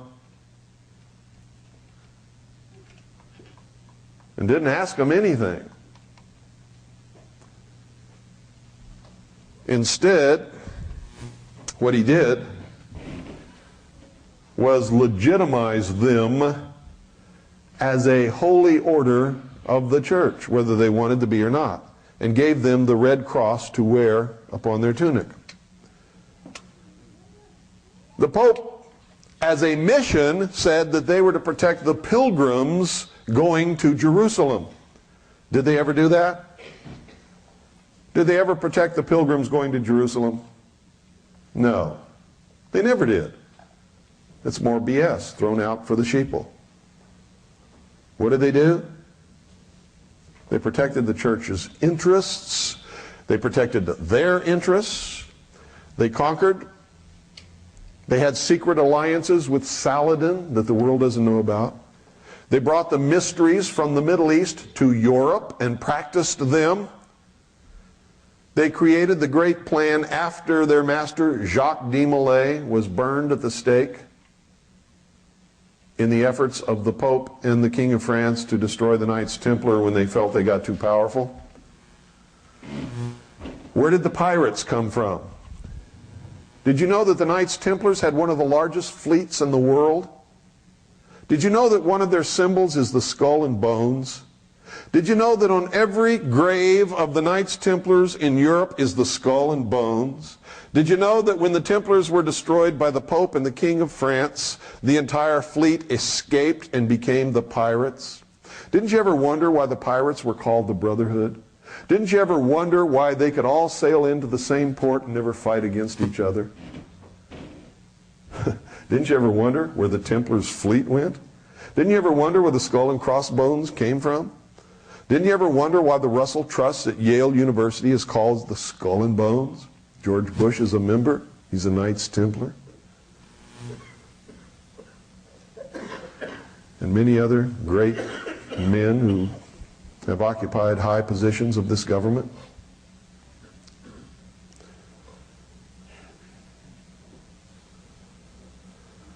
Their goal is revenge for the persecution of men of intellect and science throughout the Middle and Dark Ages by the church, by the kings and queens, by the governments, and by the ignorant mob. That's why they want to destroy all existing governments, destroy all existing religions, and put the shackles on the mob. Now, if you think they're wrong in doing this, you go back and study the Middle Ages and the Dark Ages and the Inquisition. And then you come back and tell me that these guys haven't got a right to be pissed off. They do. Does anybody in here know how many people were murdered in the name of the church?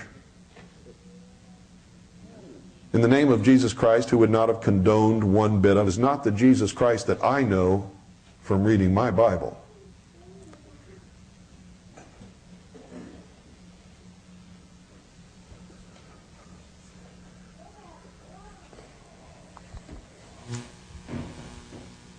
Does anybody know how many people have been murdered by kings and queens because they refused to be enslaved by them? Or because they had an idea that was different?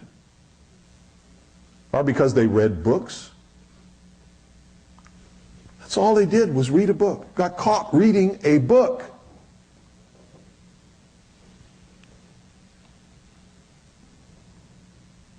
Anybody know?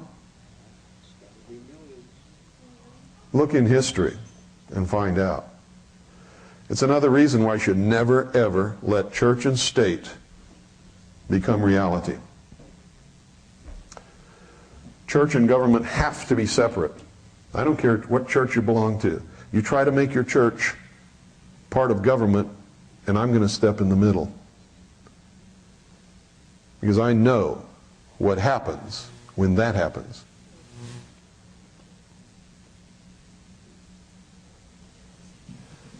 Members of the same church can't agree with each other.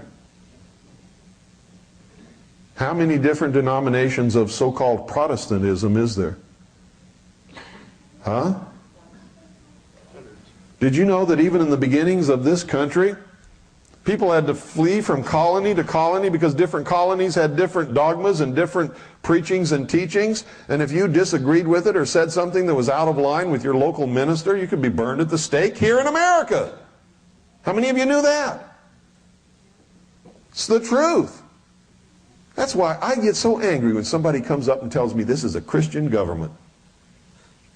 Which Christian? Where did you come from? Who taught you this nonsense? Our founding fathers did everything they could to prevent that kind of thing from happening. And at the same time, allow you to worship at whatever altar, whatever God, whatever denomination, whatever dogma you wanted to. And that's really the key to freedom and the success of the first 150 years of this country.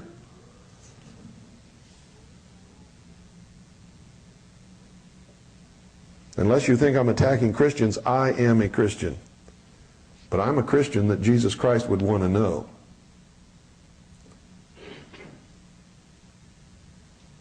Yes, sir. In all of these situations you referred to, too, weapons was a primary key element that they disarmed prior to being killed. That's right.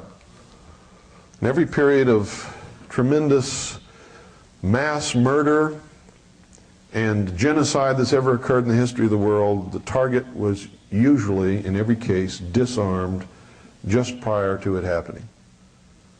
And I'm telling you right now, that's the key to the big push to disarm the American people, is if you don't fit their definition of the mental attitude for the citizen of the New World Order, you're going to be exterminated. They don't want you here.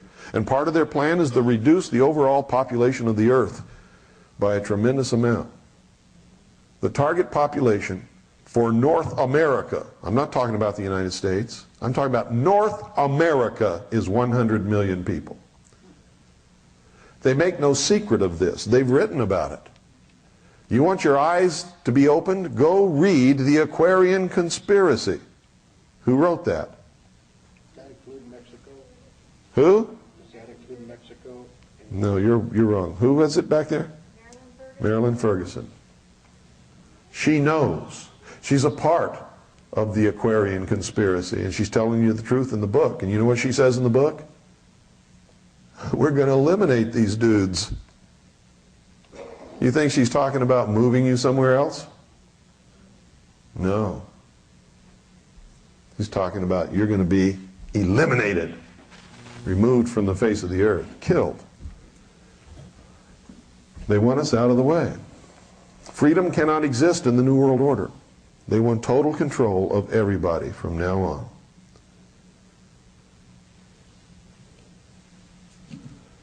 Okay? Everybody understand all of this stuff? That's why it's so important that you research the secret orders. The secret orders have existed since the beginning of mankind, when the first man learned something that nobody else knew and said, all right, I'll start the fire tonight if you'll all be good, and if I can have that woman and I get the comfortable place in the cave, and you all go hunt meat for me because I'm hungry, and I'm just going to sit here and wait for you to come back. First priest, first king. Since that time, knowledge has been used to control other people. The common man was not allowed to read books, or have knowledge, or learn, or go to school. It was a beast of burden. The worker.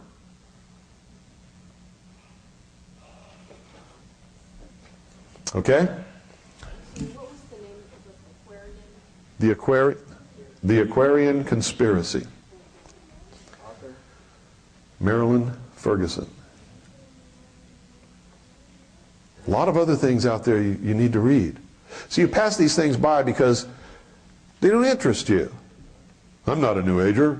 I'm not even going in that section. I'm a Christian, so I'm not going to read any other religious books. Secret societies? The Illuminati, no such thing. How do I know? Rush Limbaugh told me. Excellence in broadcasting.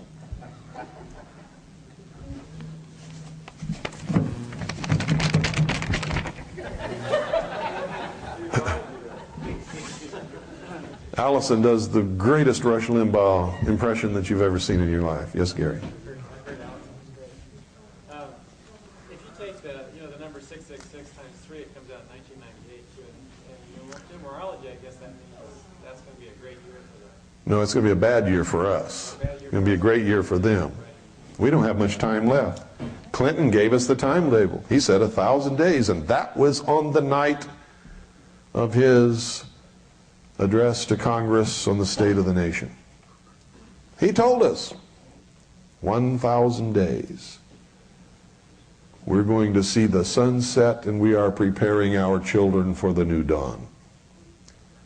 Now you better take what he says seriously, because he's not joking. He's not lying this time. State of the Union message. I played it on my broadcast just so to make sure everybody got it a second time. And I'll probably play it again just so that they get it for the third time. And you'll be surprised how many people still won't get it even then. Circus act and all that. Yep, circus act and all. Those other guys like Dole and them, they knew what he meant? Absolutely. Bob Dole is a 33rd degree Freemason. You really think he's on your side because he calls himself a Republican? Read Hegel. Read Hegel. It's exactly the way they corrupt the nation. You vote for him because he's a Republican. And you're a Republican, conservative, upstanding, American traditional constitutionist, right? So you're going to vote for the Republican, who happens to be a lying piece of crap, who's not a Republican at all. He's an illuminist, pushing us into the New World Order. Most people vote Republican because their parents were Republican. They don't even know what the word means. And if you took the meaning of Republican and applied it to any of the candidates who call themselves Republican, you'll see that they're not even close. Yes, ma'am, in the back.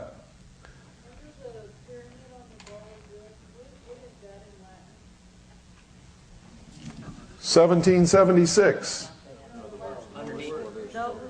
Novus Ordo Seclorum.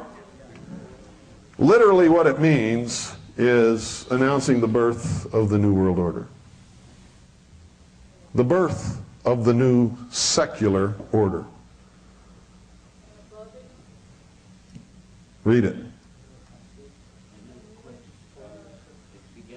Septus. Annuit Septus. Announcing the birth of. Down below, the New World Order. The new secular order.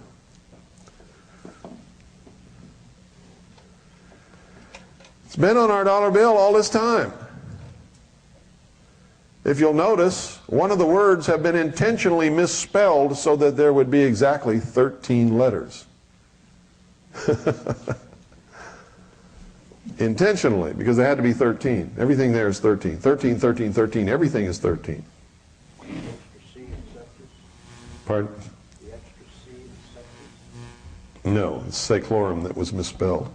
Seclorum was misspelled intentionally so that there would be 13 letters in Novus Ordo Seclorum. Pardon? Do you have a list of recommended Yeah. readings? Pardon? Do you have a list of like recommended readings or you know, where to go? No, but I did a tape in the Mystery Babylon series that has the whole hour as a bibliography. I did it on tape.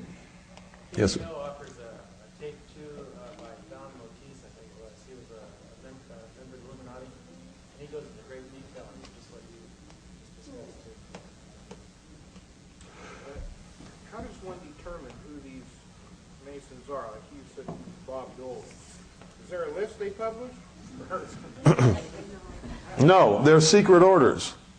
Unless the member lets it be known who he is, the only other way to tell is by the symbology of their language or what they do. But see, who's who, when they ask somebody to be in who's who, they ask them to provide a list of all of their organizations and associations and degrees and all that kind of stuff. Bob Dole gave it to them. It's right in there. You want to know who they are? Go to who's who and start looking in there first. If you can't find out, call their office and say, I would like to have a list of the membership organizations to which Congressman so-and-so belongs to. And if it's not listed on there, call him up or go and talk to him. And when you walk in and talk to him, give him the handshake of the Master Mason and say, are you a traveling man? And if he gives you the handshake back and says, yes, I'm traveling from west to east, you got your answer.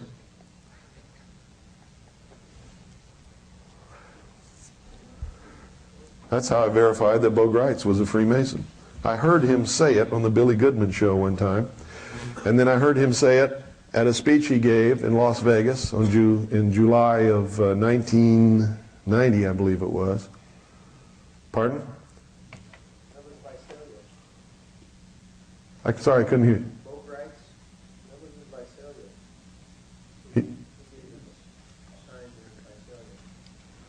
Yeah, but I'm talking about when I heard him say, he said, I'm a 32nd degree Freemason of the Scottish Rite. And then later he denied it. Well, he didn't know that I knew what that meant. And so that night, He came into the ballroom there, and I was standing there, and I thought, I'm going to give this guy the test. And you know why I was there? Because I loved him. I was one of his greatest followers. Everywhere I went, I said, listen to Bo Grites. I walked up to him. I gave him the handshake of the Master Mason. He immediately grabbed me, took me into the 5 points of fellowship, and whispered Mahabone in my ear. You know what I did? I said, Mahabone my ass. Pushed him away, I walked out, and that's the last time I've ever said anything good about Bo Grites.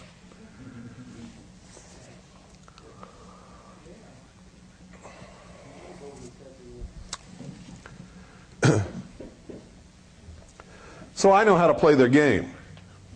You don't know how to do that. You can learn, though.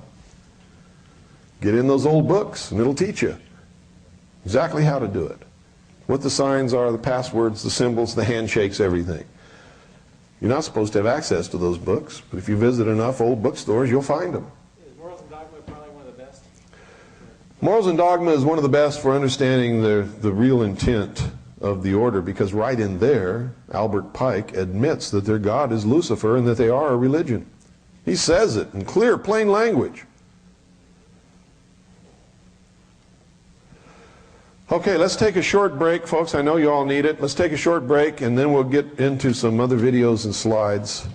And, well, I'll tell you what. Let's do this first. Let's go through the beginning of this evolution of the space program, and then we'll take our break, short break, before we get into the other stuff. So, if we can, Doyle, who's the video guy? Who's the video senior expert par excellence dude that does the video? Here he is.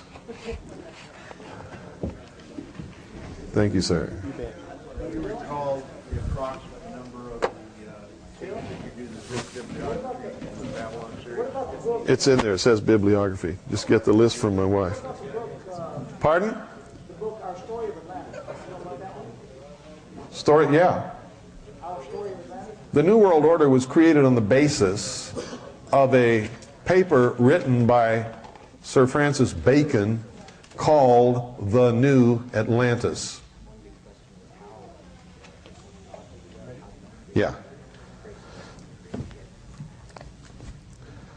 Okay, this doesn't require any narration, just... It has been made with the best equipment. Truth is not very much.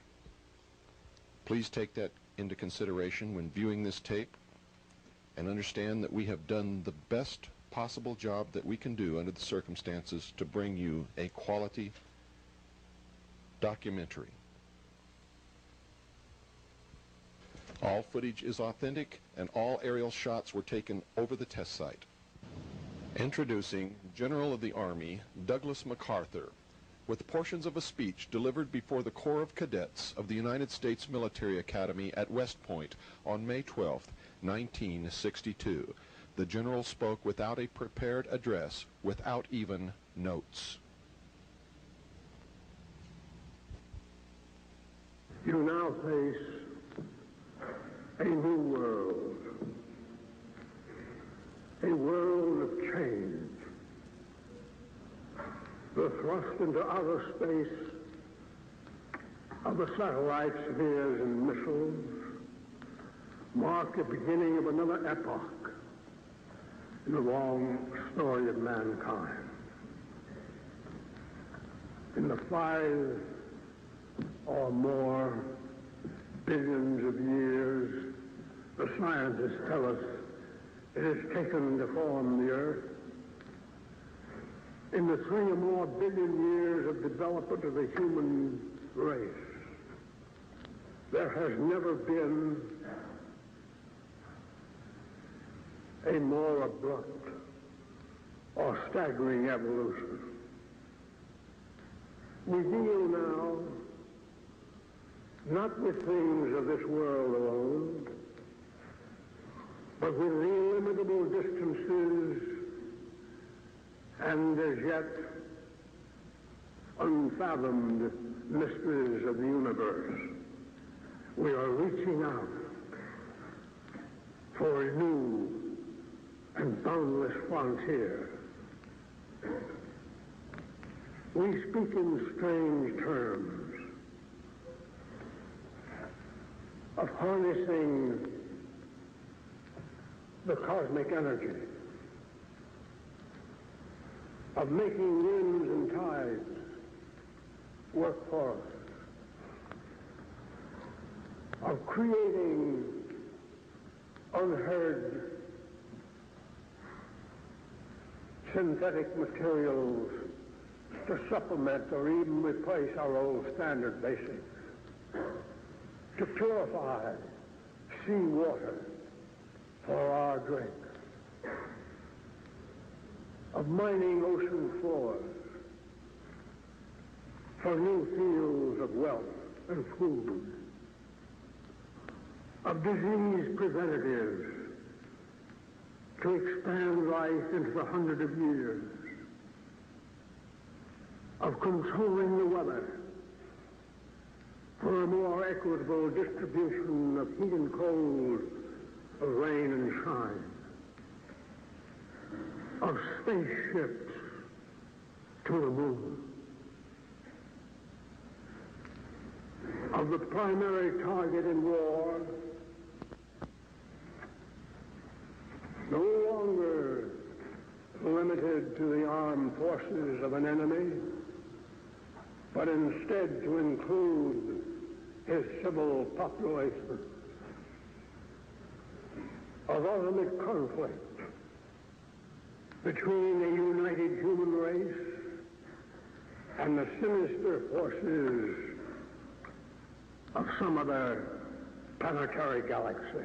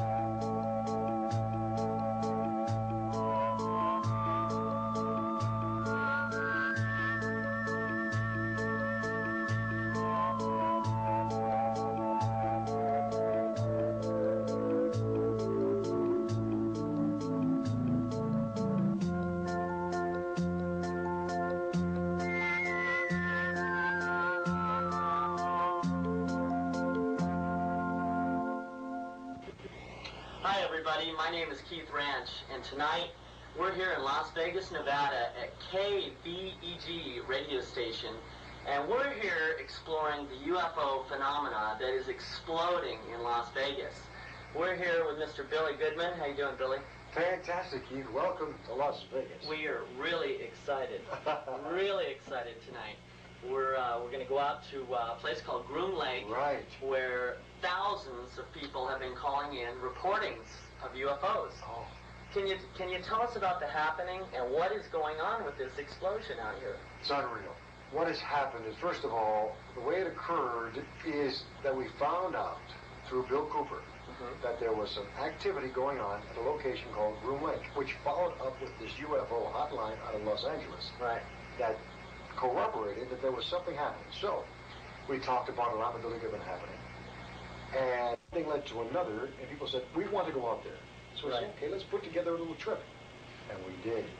And a couple of Saturdays ago, you had to see this, Keith, to believe it. Over 100 people sitting in a circle in folding chairs with cameras in the middle of the desert. Now, you've got to visualize. Cars and trucks pulled off to the side, vans, everything, buses, all pulled off to the side. And they saw these lights all over the place. And now we left because we had to get the bus back to Las Vegas, but people stayed overnight, and they saw over 20 other sightings overnight of lights and activity that is unexplainable. You have to understand the area of Groom Lake is off limits to regular air travel and to Air Force and Navy. So no other planes are going to be flying over there except what is happening at Groom Lake. And yeah, I understand that you can actually be shot down if you fly in that airspace. I can't, because I won't do it. You know, I'm not about to fly over there. Yes, if anybody from the Air Force, the Navy, or commercial airlines, yes, they will be shot down. There's no question about it. Who is Bill Cooper exactly? Bill Cooper is a gentleman who was an ex-member of the Naval Intelligence Briefing Team. And he was honorably discharged in 1972 from the United States Navy. While in the Navy, as part of the Pacific Fleet, he spotted UFOs literally coming out of the water while he was on watch. Coming out of the water? Out of the water while he was on watch. Not only did he spot the UFOs, but other members of the Pacific Fleet also saw what he saw. Now, these UFOs not only came out of the water and flew around and did some tricks for them. They didn't do it once. They did it a number of times. Out of the water, back into the water, come out and do some flip-flops for them, and then back into the water. So this man knows for a fact, number one, he saw them with his own eyes. But that's not all. That's not all. The other part is that while he was in the process of being a part of the Naval Intelligence Briefing Team, he had the opportunity to look at some top security papers, and he saw in writing that, in fact, there were UFO craft in captivity and aliens in captivity. Actual aliens? Actual aliens in captivity over the years. Okay, well, listen, I guess we're going to have to wrap it up here. One more question. Have you been out to Groom Lake yourself? I was there. And what did you see? I saw lights up in the sky, zigzagging. That's all I can tell you. In other words, could they have been our aircraft? Did they act like something no, like they have? No. Planes don't do that that I know of. Now, I'm not saying we don't have something that we don't know of that's going on at Groom Lake. But you don't see planes zigzagging up and down, flying horizontally, going up and coming down. You don't see those things as far as I know. Right. The planes that I'm familiar with. I'm not that much into aeronautics, don't get me wrong. Okay, well, I'll tell you what, we're going to go out there and check it out for ourselves. Do it. So, thanks for the interview, and we will talk to you later. The only thing I regret is I cannot be with you folks. But I was there, and now it's your turn. Okay, well, we'll let you know what happens tonight. I know you will, but Charles Ellery will be out there. And Charles Ellery is my guide. And he's the one who brought us out to 29.5-mile marker on Route 375. Well, you heard us. You're on the air, Billy. Oh. He's on the air. Well, no, I'm not. But I guess we'll catch up with it. As far as UFO activity and unsolved mysteries, decided to go into it and to look into what happened at Roswell, New Mexico. I want to read you a little letter that's dated September 21. As a matter of fact, it just got to the radio station today. It took a while to get here. I don't know why. Perhaps she did not mail it. But listen to this. In the late 40s, early 50s, my father was a civilian employee at Wright Air Development Center, now called Wright-Patterson Air Force Base in Dayton, Ohio. He was air eyewitness to several pictures of the craft, as well as documents that were circulated among the key personnel in the government. What is being told now is something I have grown up with. My entire family has known of this since I can remember. But we, like the others, were sworn to silence. We were all too aware of the problems my dad would face if we said too much. Can you believe this, Dave? It goes on and on. Even though we knew that things from other planets did exist, she's not saying think, she knew things from other planets did exist, we tried to deny it to ourselves because even a few years ago, to mention such things in public would have bought us one-way tickets to the funny farm. That's only the beginning. There's more with this letter. I mean, there's so much more. This is nothing compared to the mail that I just received today of people telling us that finally the fact is that they have seen or they know of UFOs. Favor, zoom in on this little puppy. Look at it. Can you hear that noise in the background, folks? And camera 4, zoom in on this. This is, I guess it's a Tesla coil. Is that correct? Anybody nod your head? This is the Tesla coil. Now, you've heard me talk on the air about Nikola Tesla. Well, somebody, Ted Rice, brought this down tonight. Look at this. Isn't that something? That is fantastic. All I'm doing is touching it with the tip of my finger, and you hear that. I'm touching this. It looks like a crystal ball type thing. Well, it's not a crystal ball. And there's a lot of electronic stuff, and all it is plugged into the wall in restaurants. I think I'm seeing the very same thing where you see them sort of flaring out, and you probably have seen these at the Elephant Bar and Shenanigans, but this is something else. And camera 4, zoom in on this puppy. Look at that. Oh, wow, I feel like I'm electrified. Are the rumors that presidents have been briefed on aliens and UFOs true? Has a president ever said anything about extraterrestrials or unidentified flying objects? Let's see. But I've often wondered, what if all of us in the world discovered that we were threatened by a power from outer space, from another planet? Wouldn't we all of a sudden find that we didn't have any differences between us? When I left Vietnam, I was sent to the USS Charles Berry 1035 for a short period with NIS Naval Investigative Service to conduct an investigation on board that investigation. How many of you ever listened to Billy Goodman when he was on KVEG in Las Vegas? He was absolutely insane. He was a lot of fun. Everybody loved him, and everybody listened to him for 11 states all over the place, and I was a guest on there a lot.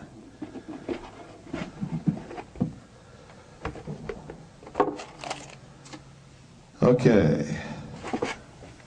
All I got to do is jig this across.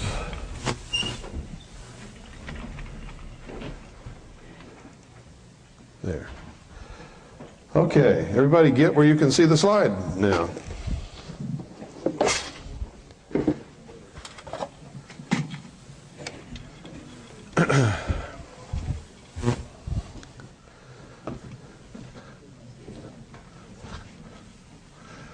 This is going to be a little bit fun, a little bit crazy, very educating, and extremely interesting, I think.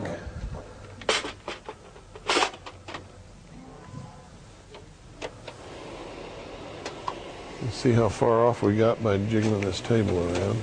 Yep, I knew it.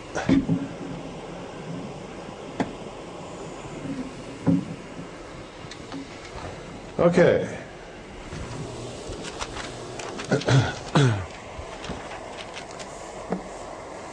Well, if everybody believes there's UFOs and there's extraterrestrials, why don't they land? Nobody knows the answer to that. Nobody knows if they even exist. UFOs, however, we know are real. This photograph was taken in the early 50s over the Capitol building in Washington, D.C. There were headlines in the newspapers talking about the great UFO flap and the pictures that were taken of UFOs over the nation's capital. This is a part of history. It's real. It's not a joke. This is another one of the same bunch. Now, some people claim that these photographs are fake. They were published in the newspapers. Hundreds of thousands of people who lived and worked in Washington, D.C. saw them. This is an ad that appeared in a magazine, Look magazine, as a matter of fact. It said, "Flying mobile camper of the future may be electric powered, plugging into any electric outlet for recharging." Now, why would somebody put an ad in Look magazine with something like this if they didn't think that this was possible? Does anybody know? The truth is, at the same time, during the early 50s, in all of the scientific magazines and in the scientific journals of the day, in popular electronics, popular mechanics, all of those, there were people publishing articles about the use of electromagnetic force fields to create craft that could fly with what appeared to be anti-gravity characteristics. It was no secret then that people were working on this stuff. It was also no secret then that there was a lot of talk and a lot of articles written about technology that the Germans had perfected in their secret weapons program just prior to and during World War II to come up with new types of flying machines and weapons that could be used for Hitler's socialist conquering of the world. And the Germans had developed disc-shaped flying craft that they had developed to the point where they were test flown, and witnesses had seen them. And when we went, getting tongue-tied here, when we went into Germany and started to capture German facilities and manufacturing plants, we found the plans and disc-shaped craft in various stages of production and brought them back to the United States. So did Great Britain, so did Canada, and so did the Soviet Union. In the United States, at that time, this wasn't secret. Somewhere during the middle 50s, it became secret. And the reason it became secret is because they perfected it. They made it work. When that happened, you no longer saw any articles appearing in any magazines, scientific journals, or anything else concerning this type of technology. You also saw patents that had been applied for and granted to people like Nikola Tesla and others, classified as top secret and disappeared from the files of the patent office. This is fact.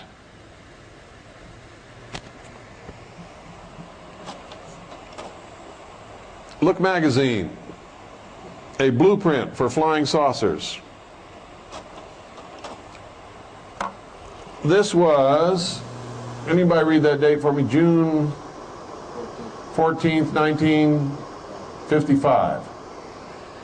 This is the table of contents page for the cover of the magazine that you just saw. There it is. Is this the real flying saucer? This article was written by a journalist who had interviewed a general in the United States Army who described for him this flying saucer, piloted by a human being, built by the United States Army, and in operation at that time. You can get that magazine and read this article. Now, if you'll notice down on the left-hand side there, that picture of the airport of the future, where is it? No, that's not Area 51. It's underground, though, isn't it? It's underground in a mesa. Now, if you take that picture and cut it out of that magazine article and go to Dulce, New Mexico, and stand at the east side of the Archuleta Mesa, on the south side of the San Juan River, and hold that picture up, that is the Archuleta Mesa in Dulce, New Mexico. Part of it's on the Hickory Apache Indian Reservation. The other part is on the Southern Ute Reservation in southern Colorado. Start talking to these Indians about UFOs and they shut up, look at you like you're crazy, and get away from you real quick. Stick around at night. Sometimes you don't see anything. Sometimes you see the most fantastic contraptions flying out of that mesa that you ever saw in your life. Belongs to the United States government. This is a very early 50s safety poster that was taken off a bulletin board in a United States Air Force installation.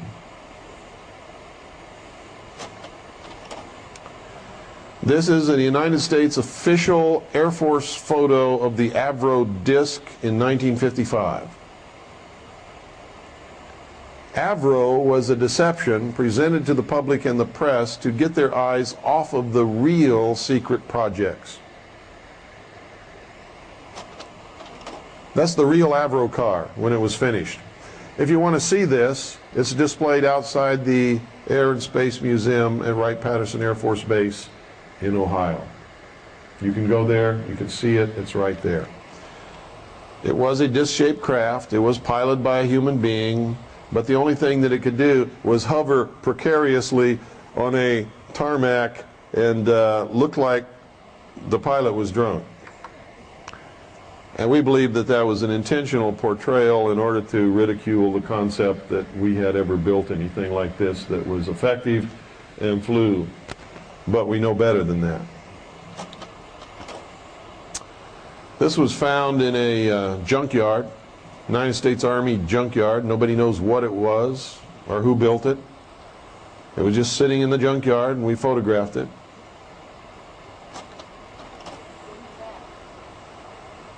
Pardon?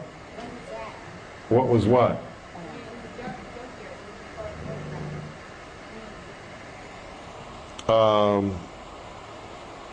I don't even remember the year. It was quite a while ago, though, I can tell you that. It was nothing recent. This is a photograph that someone made of something that was being tested in a wind tunnel. And it was being tested by NASA. NASA says it was a nose cone, but there's no aircraft that this nose cone fits on. We don't know what it is. But it appears that they were testing the aerodynamics of a disc-shaped object. If they were testing a nose cone, the nose would be pointed into the tunnel. It wouldn't be sideways to the tunnel. This is a saucer-shaped craft that was built by the French Air Force, was operational and flown on many occasions. It's piloted by one man. Belonged to the French Air Force. There's another view on it. So when people tell you that these come from outer space, I'm telling you that the chances of them coming from outer space are pretty slim. It's like going in, turning on your TV set, and you can't get a picture. So instead of looking in back to see if it's plugged in, you fly off to New York to find out what's wrong. There's something flying around in our skies. Why should we automatically assume that it came from somewhere light years away? It's not even logical. Especially in light of the fact that we can find no proof anywhere upon the face of this earth that extraterrestrials exist in space, much less have ever visited here. There's all kinds of circumstantial evidence if you accept that what you're seeing is extraterrestrial rather than saying, hey, it's flying in our atmosphere. The logical conclusion is it was built here and it belongs to us. Now, I'm not telling you there's no such thing as extraterrestrials, because I don't know, and neither does anybody else. I am telling you this: there is no evidence whatsoever that extraterrestrials exist anywhere, much less have ever visited this earth. And there have been millions of dollars offered as a reward for anybody that can furnish any such evidence or prove that any such evidence exists, and no one has ever stepped forward to claim those millions of dollars of reward. Simply because there isn't any evidence at all. Period. This is a UFO that was photographed from which some kind of luminous substance was dropping and disappeared. Is this what's going on? Is it? Are we being visited by space people who look at us as little babies in the playpen of the universe, who looks back at the aliens and sees them as insignificant little twerps with a lot of technology? Because I'm going to tell you, if there really were extraterrestrials and they were really visiting here, it wouldn't be ignored and it wouldn't be treated so lightly by so many people and so many governments and so many scientists.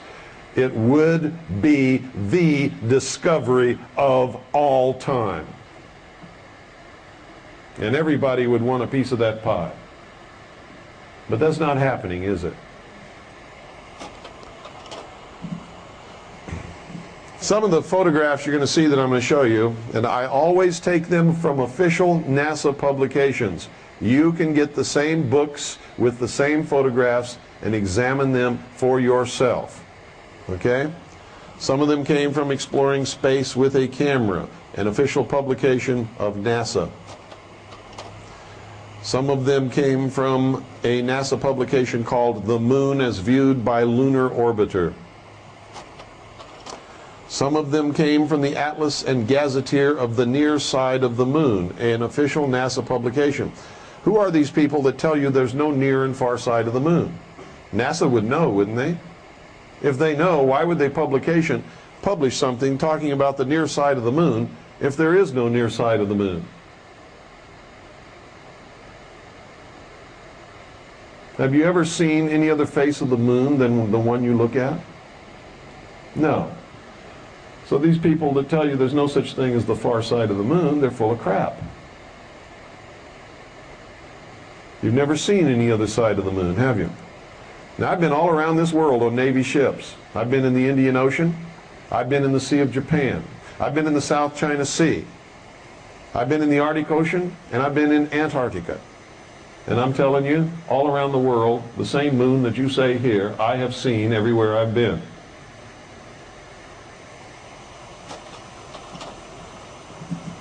Some of them were taken from lunar photographs from Apollos 8, 10, and 11. Now, if you don't think there's any symbology of all of this NASA stuff, what was the first craft that we ever had that actually landed on the moon? Manned or unmanned? No, that was manned. And it wasn't Apollo 13.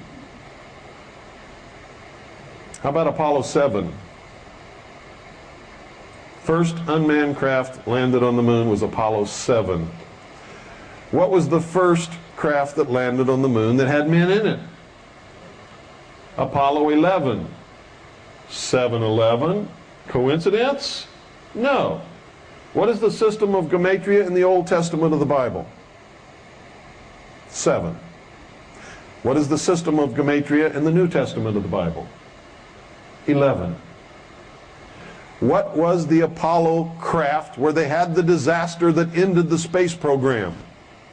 Apollo 13, the symbolic death and the resurrection of a new order in the space program. You're beginning to understand? They're running the show, folks.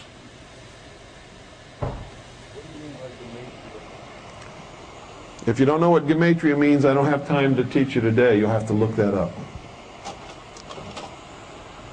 Some of them were taken from space images published by Lustrum Press, which were made from official NASA photographs, which they considered to be fine art. Here's a bunch of bumbling dudes in spacesuits up there, not using any brains whatsoever to take these pictures, and these jerks call it fine art. This is the moon from a long way away, they tell us. If you look real closely, though, you don't see any stars in the background, do you? No. You won't see any stars in the background of any NASA photographs taken of any of the Apollo moon landings. Now let me tell you something, folks. This old bit that you can't take photographs of stars on the moon or from the moon is a crock of crap. Stars are out there. Without an atmosphere to filter the light and diffuse the light of the stars and the sun are extremely bright in space where there's a vacuum. They were using Hasselblads. Most of the time they had those Hasselblads set on infinity, which means anything in the frame would have been in focus. The light was so bright they had them stopped down to the lowest f-stop that they could possibly have because light in space is overpowered. Okay? How come, if they were using the finest cameras, the finest lenses known to man, stopped down to the lowest f-stop that provides you with an unlimited depth of field,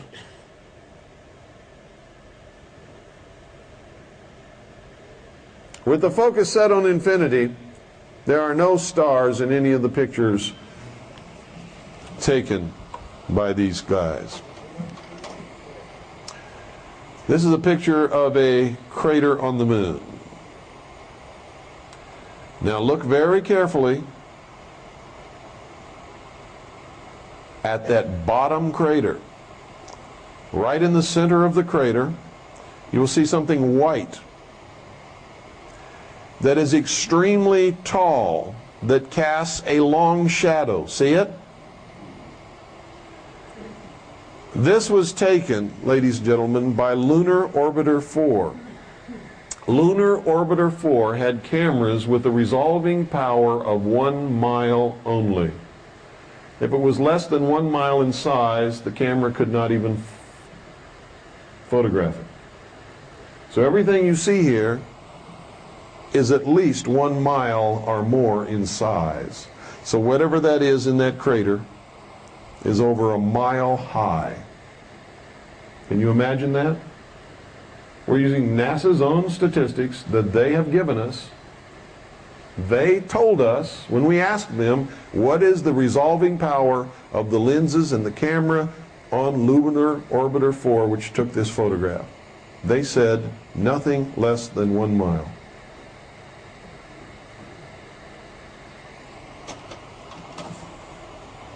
Look at this. You see those tracks on the moon? This also was taken with Lunar Orbiter 4. Lunar Orbiter 4 cannot resolve anything with its lens less than 1 mile in size. That's what NASA tells us. Whatever made those tracks is over 1 mile in size just to be able to see it, which means this is a lot more than 1 mile. And the arrow is pointing to whatever made the tracks. Are they telling us the truth? They can't be, because this is crap. You understand what I'm saying? They want us to think that there's somebody rolling around up there on the moon. If you ask NASA what this is, they say it's moon rocks shaken loose by lunar quakes.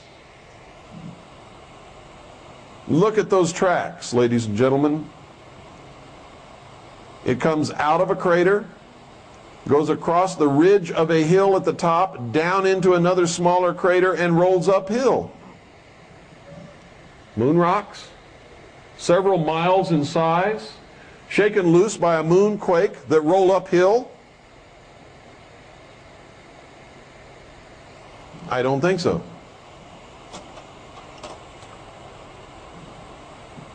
Here you see a crater on the moon, and on the close edge, the edge nearest to us, we see something that is anomalous on the edge of that crater.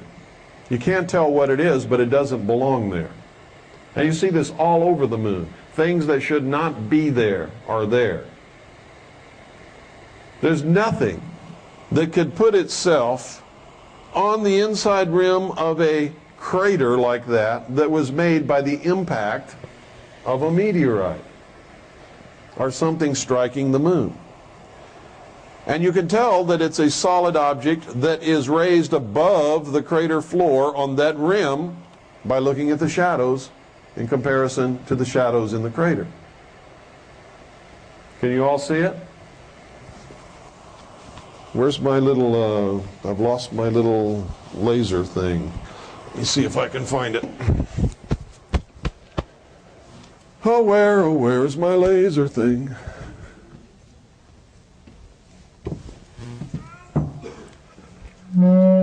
Hi, baby. Did you hear her say, hi, Bill? There it is. I found my laser thing.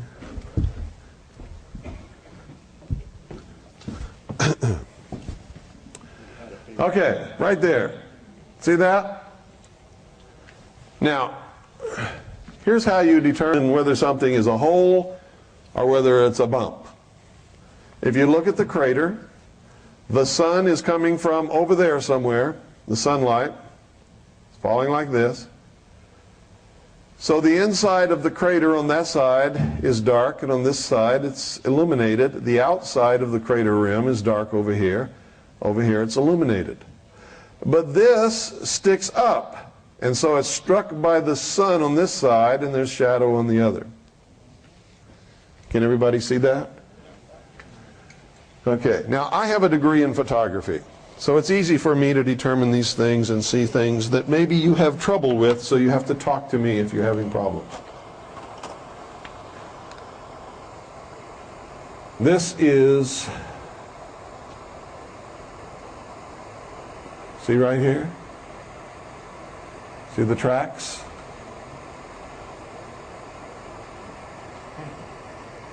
Lunar rocks shaken loose by lunar quakes. Look at the path of the tracks. It goes in and out of holes, up and down hills. Do you think that's possible? No. Of course not. Here we are again. Lunar tracks on the moon. Where does it end? Right here, with something that throws a shadow, which is what? An obelisk. That is an obelisk. We have found obelisks all over the moon. All over the moon. Now, who do you think put those obelisks there? Huh? Are they on the moon? Or are they in these phony photographs? They're in these phony photos, folks. There are no obelisks on the moon. These are fake photographs. Lunar Orbiter 4 could only resolve things that are 1 mile in size.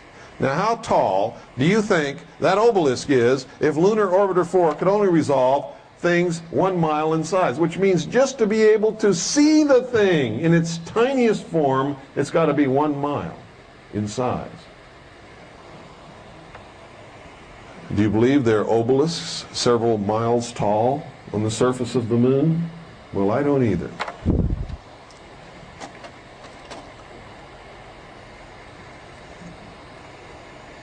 What do we have here?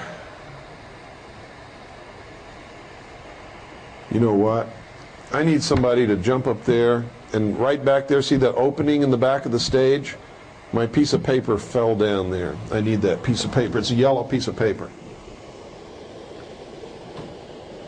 27. Right here on this photograph, you can see some things that don't belong on the moon. Can anybody pick it out? Can anybody see it? Talk up loud.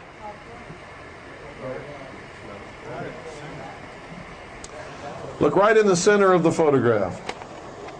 Thank you. Anybody see what I'm talking about? Isn't there a cross right there? Flanked on both sides by rectangular and square objects right here. Can everybody see it? What are the odds against a perfect 90-degree right angle occurring in nature?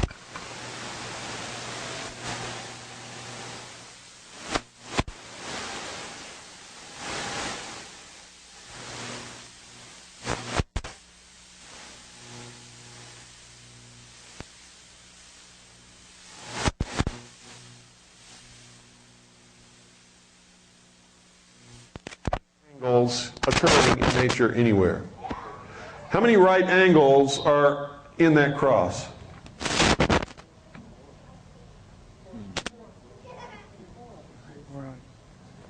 There are 12 that I can see, and that's only if it's a two-dimensional object. If it's a three-dimensional object, there are at least 24. Come, if you can't see, there are going to be small things in these pictures. Get up here where you belong. And don't complain to me if you can't see, if you insist on staying back there. Get up here. There's plenty of chairs. Nobody's going to bite you. Okay? Come on up here and you'll be able to see them clearly. If you want to sit on the floor right in front of the stage, be my guest. I want you to see this. So come up, find a chair, get comfortable. Can you see it right there? Can you see it now? Now I see it, yes. Right there.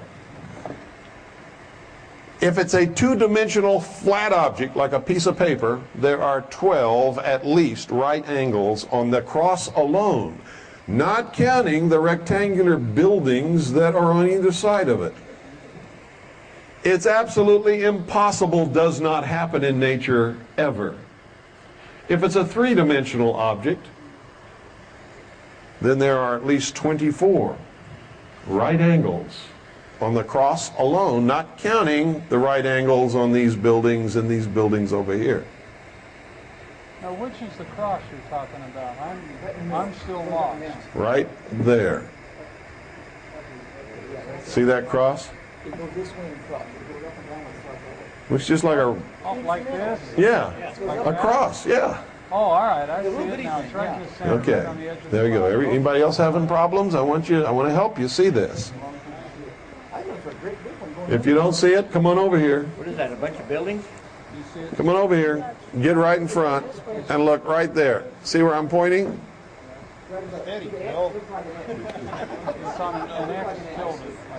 The center part of it's tilted over. That's about as steady as it gets. Everybody see it? Okay.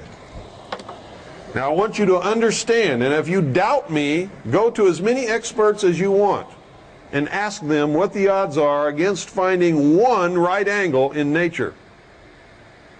And then build it up to the 12 that you can clearly see there if it's a two-dimensional object.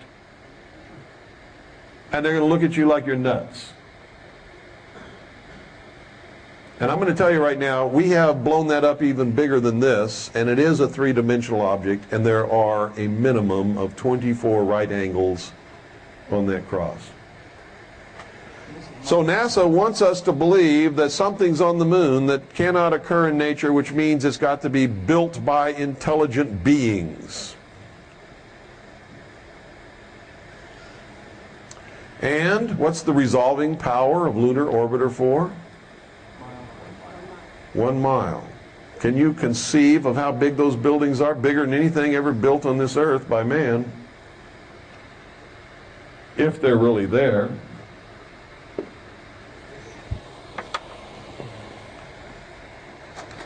This is the front side or the back side? Near side.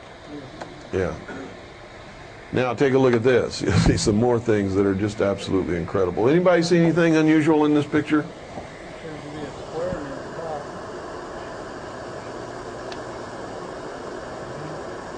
What do you see?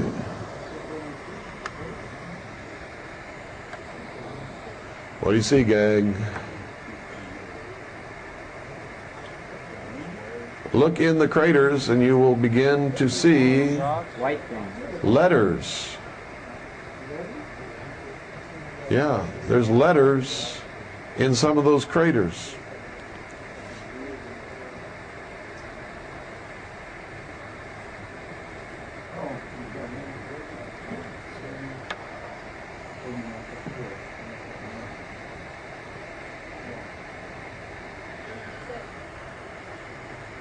It doesn't say anything, they're just letters.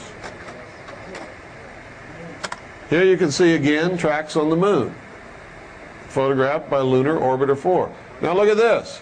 This one comes out of the bottom of a crater,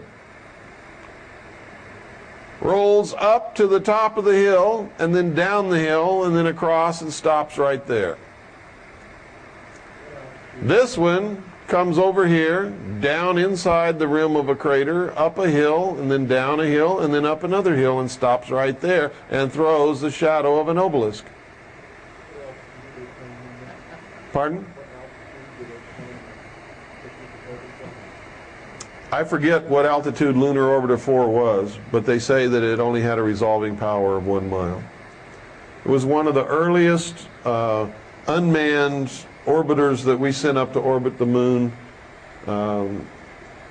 In fact, it was the fourth, the only one that really ever sent back good pictures of the early attempts. Now take a look at this, folks. What is that hovering on the edge of that crater? Anybody know? What is this? It's a crater, but it's not the natural crater of a meteor impact. Pardon? A lunar doodlebug. No, not a lunar doodlebug. It's an artificial crater, folks. Look at the craters made by meteors. And then look at that. That's an artificial crater. Who made it? It wasn't a meteor impact. Meteors impacting do not make craters like that. You're saying the photo's not altered. No, what I'm telling you is that I know these photographs have been altered. You don't know that. Okay. I know it because I've studied them. I've compared them to other photographs of the same areas of the moon, taken at other times by other orbiters and things like that. I know that these photographs have been tampered with. What I'm trying to show you is that somebody is trying to make us believe that something's happening on the moon that's not. In other photos, and this absolute area right here, those things are not there. Look at this. What is this? What is that, folks? What are these? What's this? Doesn't that look like an airplane junkyard? Looks like a bunch of planes all piled up on top of each other. Is it? And what's this right here? See this huge X? Looks like another airplane. Look at this huge X right here. There's one cross, another cross.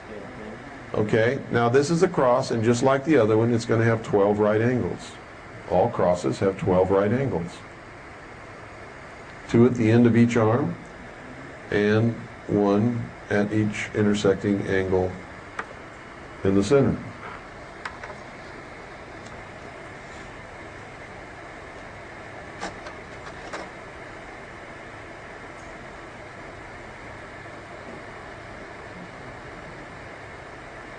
Now I got to try to remember what this is.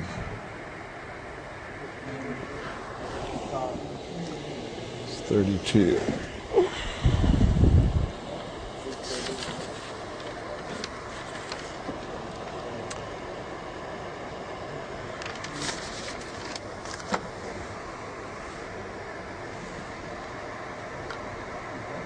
So 32? Can't be. Yes, 32. This is mislabeled. Well, I don't remember what this is.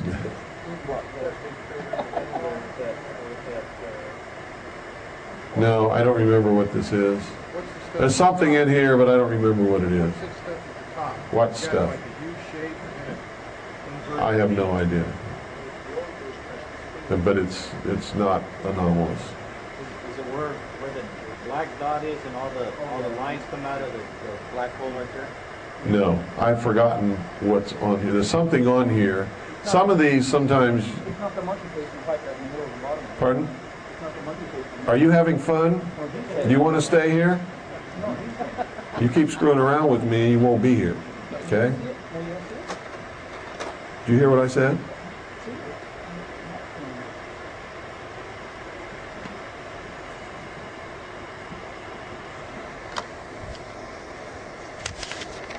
Okay, this was supposed to be the last one.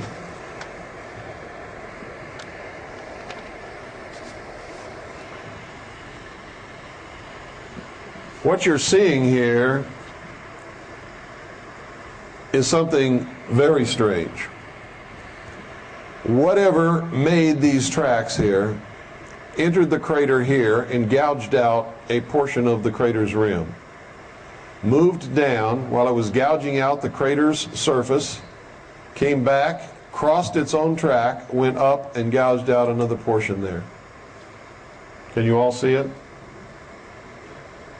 Now this would not be significant, and you wouldn't be able to tell that this was artificial if it had not crossed its own track. Does everybody see that?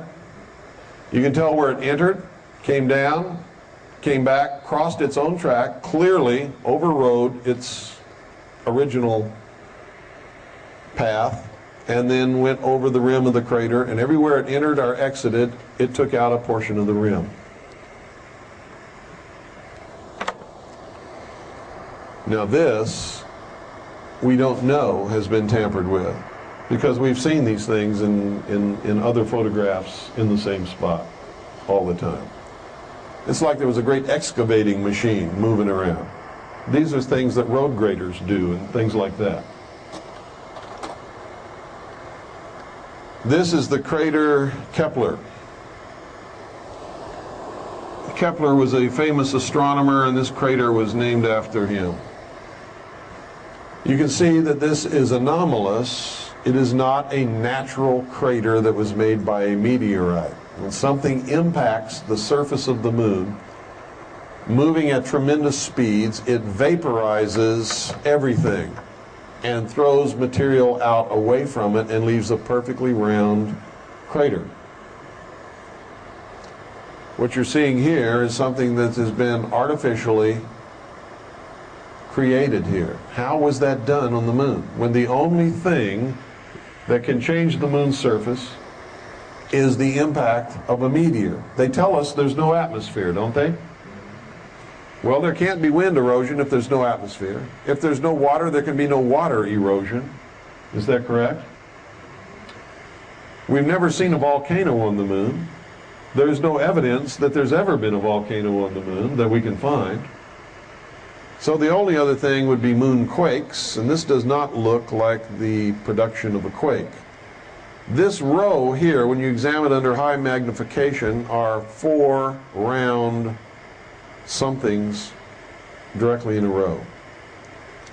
This comes down here, and there is what appears to be a wall or an abutment here. There's no proof that it's made as a wall intentionally. You just can't tell. It's just not normal. It's not natural.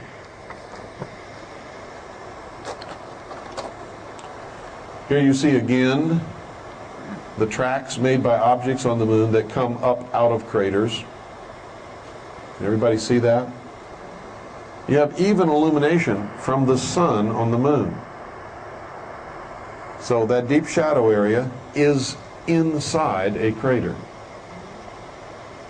They came up out of a crater. So they're not rocks broken loose by moonquakes. What are they? I don't know. Again, and we do this so that you can see that it came out of the NASA publication, Lunar Orbiter 4, page 73, I think that is. And you can go get that book and find this same photograph on that same page. And it's official NASA photograph. Why do we insist on doing this?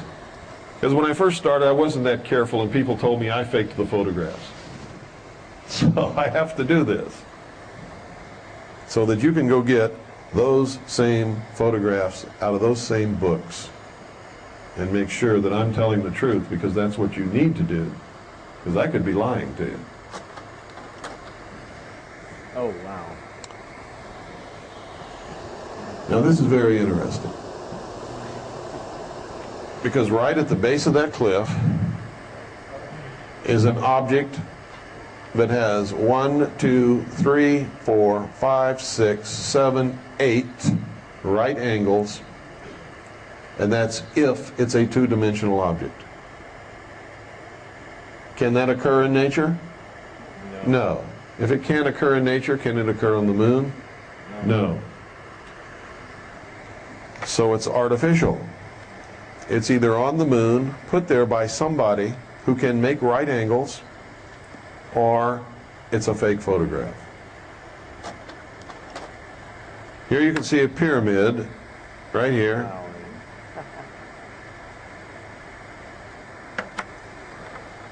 And it's not too far from what I just showed you, which is right there. These are in the crater Copernicus. Oh, I forgot to show you something else. Right over here, you see that? It's a huge cross, like a Christian cross. There's a tall spire, and right at the top there's a cross. Over here is a tower. These were all taken by Lunar Orbiter 4. See that tower right there? Miles high. Miles. This is Kepler up here that I showed you. These are the tracks. This is nothing. I mean, it's something, but we're not concerned with it. There's a close-up macro photography of whatever it is that makes the tracks.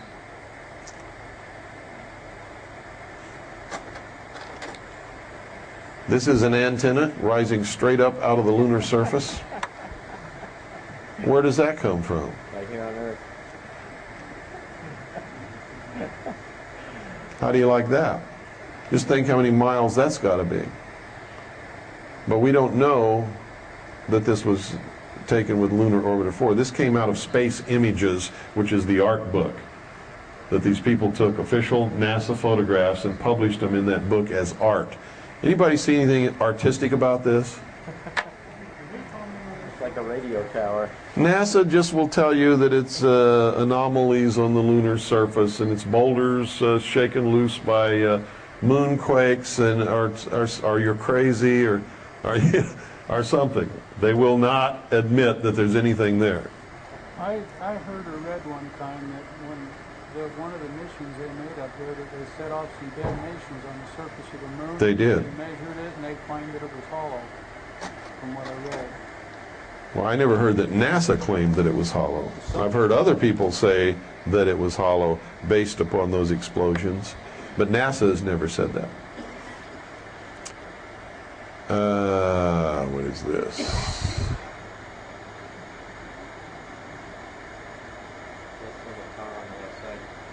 Oh yeah, this is another one with the antenna. This was made from right there. What appears to be an antenna. I don't know that it's an antenna. It just looks like an antenna. This is really interesting. You know what this is, folks? It's like a choo-choo train. It looks like a choo-choo train, doesn't it? Because those are puffs of smoke or vapor coming out of vents in the moon's surface. Every place there's a vent there, and there. And what's coming out of these vents is some kind of smoke or vapor. Now, is it possible to have vents in a straight line like that in nature? Yes, it is, as a matter of fact.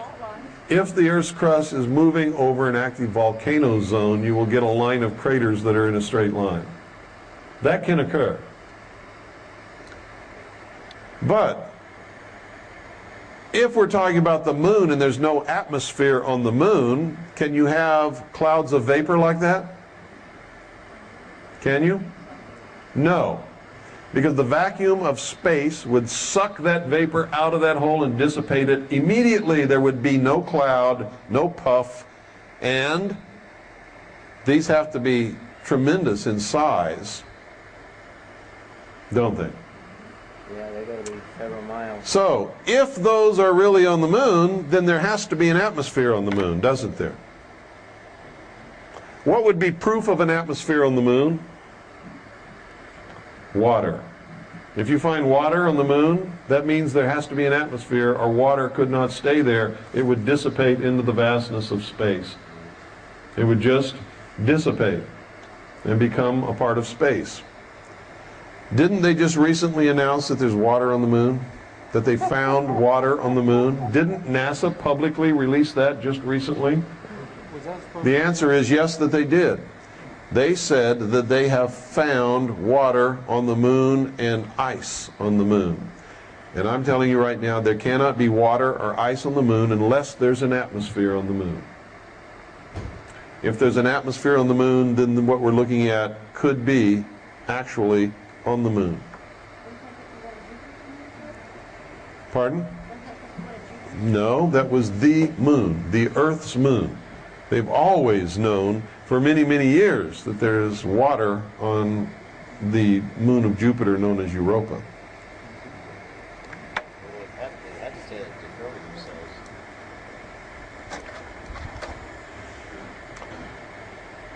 Here's another proof that flying saucers are not in the realm of fantasy, nor do they have to belong to extraterrestrials.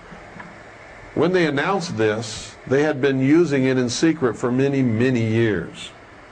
It's not a new development. So they've been using battlefield flying saucers as remote-controlled vehicles for reconnaissance. I have seen these flying all over the Tikaboo Valley in Nevada, just 6 or 7 feet above the ground. Sometimes they follow me around. Are they silent? And they take pictures of me. And these guys know where I'm at all over the time. Are they silent? Yeah. Absolutely. I saw one of them in the east. Absolutely silent. I drove right up on it. I turned my lights off. The smallest I've seen is 6 feet in diameter. I've never seen any smaller than that.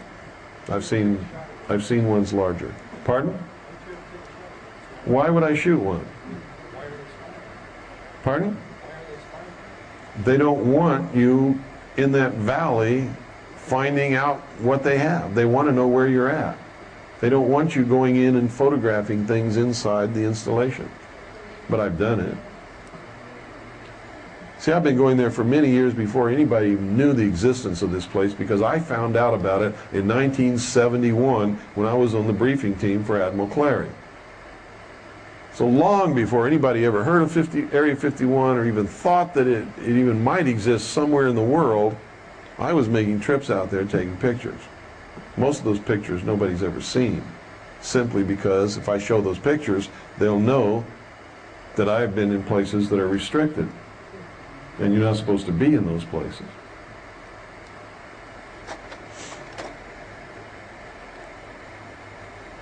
That's just an extension of that same article. Whoa! 1961, they said they found water geysers on the moon. Houston. NASA, press release. 10 miles of water clouds around the Apollo instrument.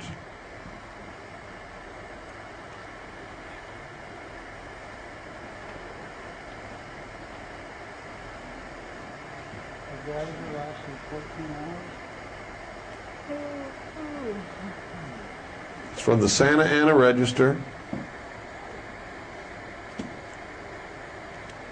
October 16th, 1971. NASA press release.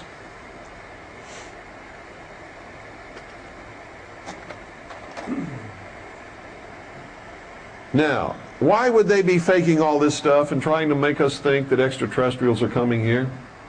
Anybody read the report from Iron Mountain? You should. Those of you who have read it probably know the answer. The report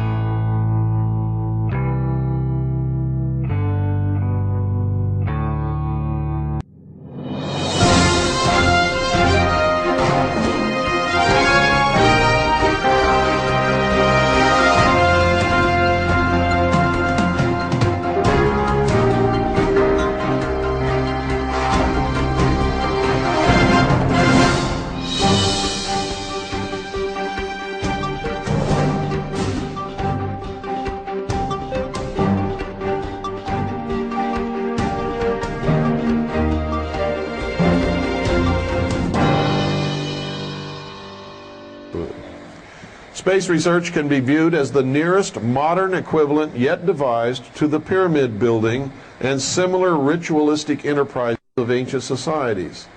It is true that the scientific value of the space program, even of what has already been accomplished, is substantial on its own terms, but current programs are absurdly and obviously disproportionate to the relationship of the knowledge sought to the expenditure committed. All but a small fraction of the space budget, measured by the standards of comparable scientific objectives, must be charged de facto to the military economy. Future space research projected as a war surrogate, in other words, replacement for war, would further reduce the scientific rationale of its budget to a minuscule percentage indeed. Here you'll see credibility, in fact, lies at the heart of the problem of developing a political substitute for war. This is where the space race proposals, in many ways so well suited to economic substitutes for war, fall short. The most ambitious and unrealistic space project cannot of itself generate a believable external menace.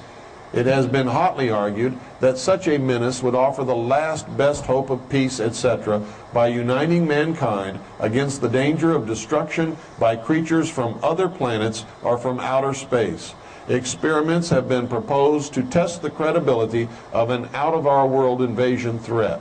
It is possible that a few of the more difficult to explain flying saucer incidents of recent years were in fact early experiments of this kind. I'm telling you right now, that's exactly what they are, were, and are going to be in the near future. Where was Roswell at? 509th Bomber Wing. What was the 509th Bomb Wing? The people in the Air Force who had the highest security clearances in the nation had dropped the bomb on Japan, felt tremendously guilty about all of the people that they had killed, and so were ripe for somebody to come along and say, let's fake a flying saucer crash. We'll get some monkeys and shave their hair off, chop off their ears and their nose, do a little surgical intervention, sprinkle their bodies on the desert, and let some people take a quick glimpse, and then we'll say the whole thing never happened. And at that exact same time, what was the government trying to do? They had created the United Nations in 1945. The headlines of all the papers across the country were blaring about the United Nations becoming a world government, debating whether it should have its own armed forces and police force. And the American people weren't going to buy it. They needed an external threat. So they invented one. And it wasn't hard to produce UFOs from outer space from the super secret technology that they were developing out in the deserts of the West. All they had to do was take off and fly around so people could see them. The face on Mars. There it is, folks. And just to the left of the face on Mars, over here, you see a whole bunch of pyramids. Now, if we know NASA's faking photographs, why in the world should we believe what they tell us is on Mars? You show me one fake photograph and tell me it's your family, and I find out it's some woman living in Hoboken, New Jersey and never heard of you before. What makes you think I'm going to believe it when you show me a picture of your grandma and grandpa?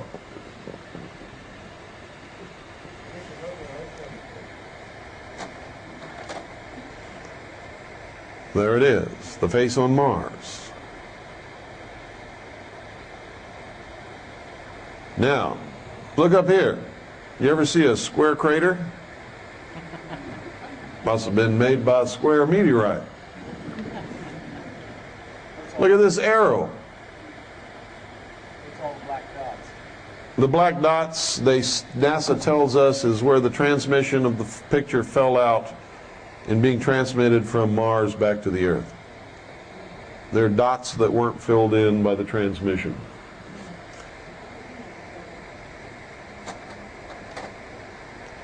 NASA tells us that the atmosphere on Mars exists, but it's only 2% of the Earth's atmosphere. Then why does NASA have on its books plans for a Mars plane? If the atmosphere around Mars is only 2% of the atmosphere around Earth, no plane, I don't care how they built it, could fly in such an atmosphere. Yet this is an official NASA photograph of the Mars plane that they have planned to send to Mars to fly around in its atmosphere and take pictures and all of that kind of stuff. Again, there's a face on Mars. To the left are the pyramids. This is all that stuff that what's-his-name is talking about. What is his name? I've forgotten. Richard Hoagland, that's right. Now, if all of these pictures are real, then all of his theories could be valid. But if these are fake pictures, then everything he says is based upon a lie. Is he a part of it? I don't know. Don't even care.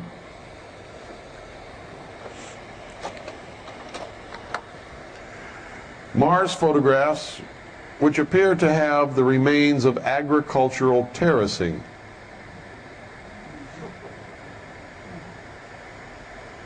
This is supposed to make us believe that at one time on Mars there was a tremendously successful civilization that had developed to the stage where they perfected agricultural terracing in order to feed the populations of their civilization.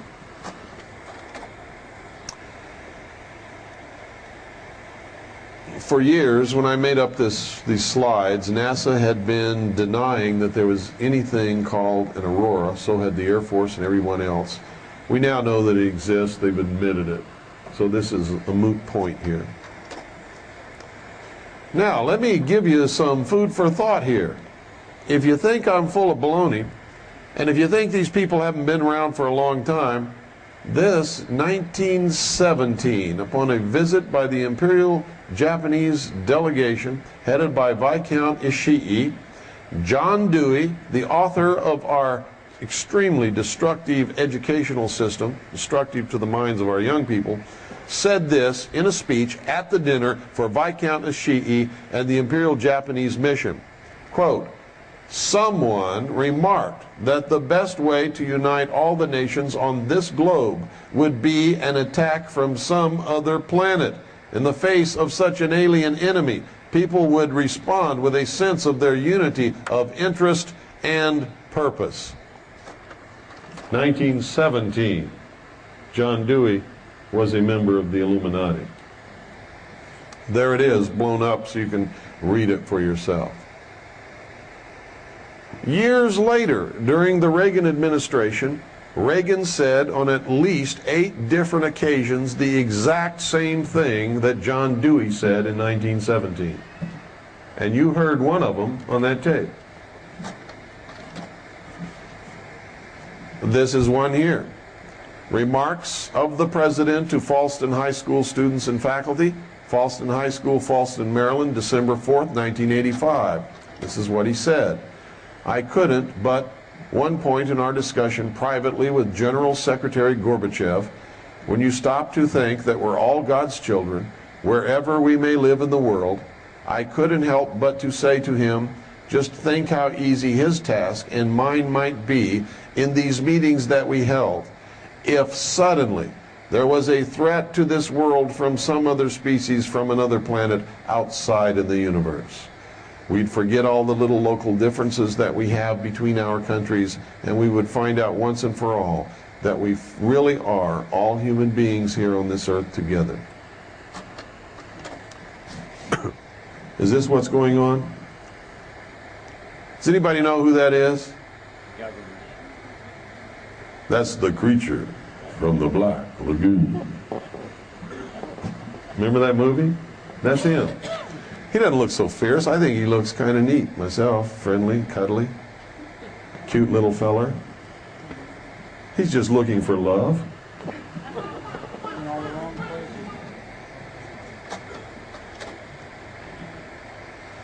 This is up in the upper left is the city of Tonopah, Nevada. To the right and down are portions of the desert where some of this testing takes place, and at the lower right corner you'll see part of the Nellis test range. Here you see a huge expanse of the Nevada desert where they test these things, and just see that writing that slants up like this toward the top right? It says Saucer Mesa. We were going over the Coast and Geodetic Survey maps of the area, and we found Saucer Mesa.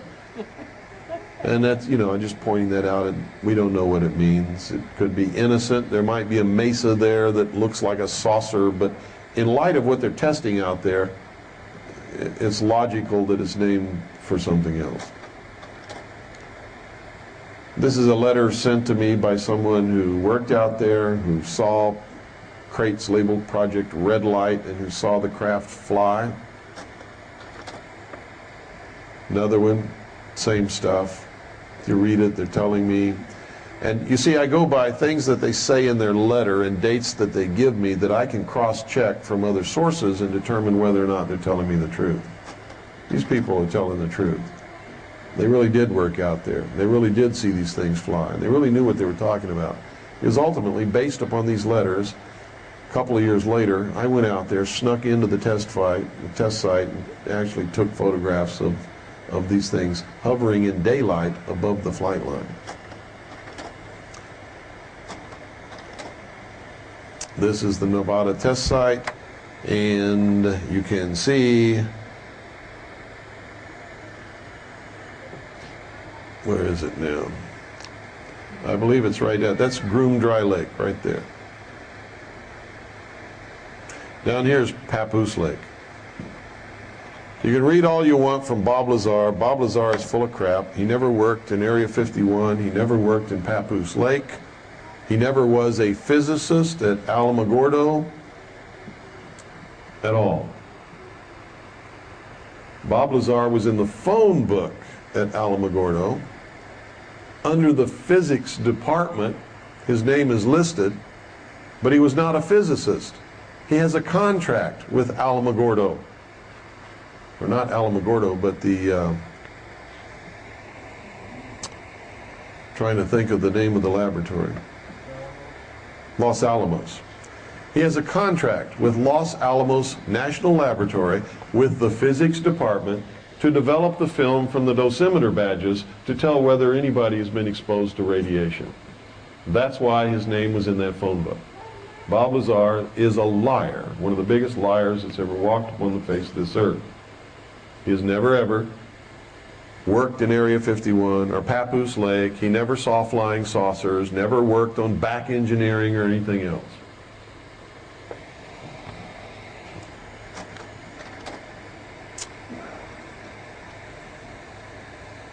This is, what is, oh yeah, this is Highway 93. Take a little jog here, go over Hancock Summit down to, this is Highway 375. Zip across here. This is the Tickaboo Valley. This is Groom Dry Lake. Everything takes place over here, over this valley, and up in this area up here, if you go out there. That's Groom Dry Lake. There are underground tunnels which go to other government and military installations. We have marked 2 of those tunnels on this map. You're not going to see the tunnels, they're underground. This is a satellite photograph of Area 51. We went to the United States government, asked them if there was anything there, and if there was, what was it? They said there's nothing there, period. It's just a dry lake bed and desert. The United States Air Force said the same thing. There's nothing out there, dry lake bed and desert. There is no such thing as Area 51, period. So we went to the Russians and got satellite photographs. Now what does that tell you? Who are they hiding it from? If they tell me it doesn't exist, and they know damn well the Russians have photographs of it, who are they hiding it from? From me, not the Russians. They know about it. That's who we got these photographs from.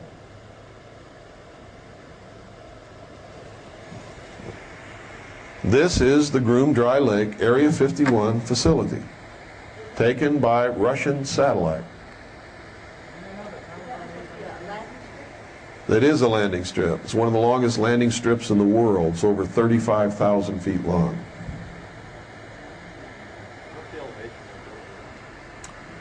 I used to know, I don't remember. Again, satellite photograph. Now at the time that this photograph was taken, afterwards, after these photographs had been taken, they have extended the runway even farther than what it is there. I can't hear you. Groom Dry Lake, they started construction to our knowledge in 1954. Right about the time that they begin to perfect this anti-gravity and electromagnetic drive stuff and begin to classify it and make sure that nobody ever wrote about it again. They also developed the U-2 here, and the SR-71, and a lot of other secret aircraft were developed and test flown from Groom Dry Lake. They have one of every kind of MiG that the Russians have ever developed at Area 51.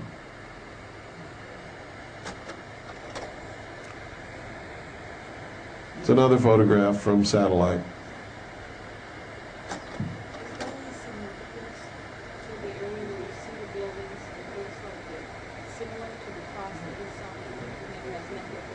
No. Not that I'm aware of, anyway. This is another Soviet satellite photograph of the Groom Dry Lake facility.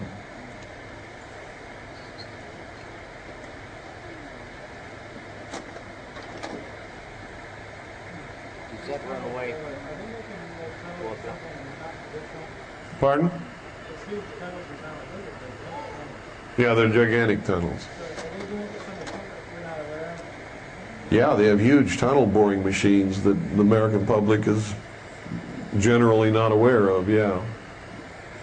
These are some of the facilities and what they actually are that we've been able to identify. Is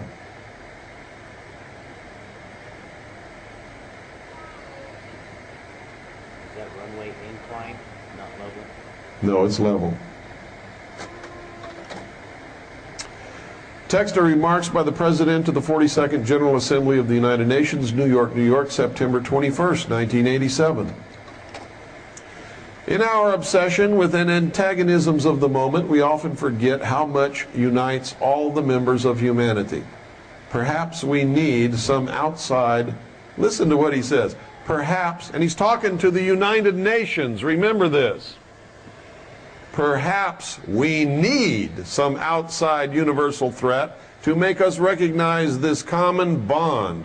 I occasionally think how quickly our differences worldwide would vanish if we were facing an alien threat from outside this world. Is this what's happening? You start reading New Age publications and they tell you that the benevolent space brothers are here to help us. And, you know, if everything falls apart, they're going to pick up the best people in the world, the good New Age people, and take them aboard their flying saucers and whisk them away to their planet. Are you kidding me? Somebody from another planet came here and took one look at what we're doing on this Earth. You think they'd take us back to their planet? Huh? Not a chance. Is this what it is? Or is this what's happening?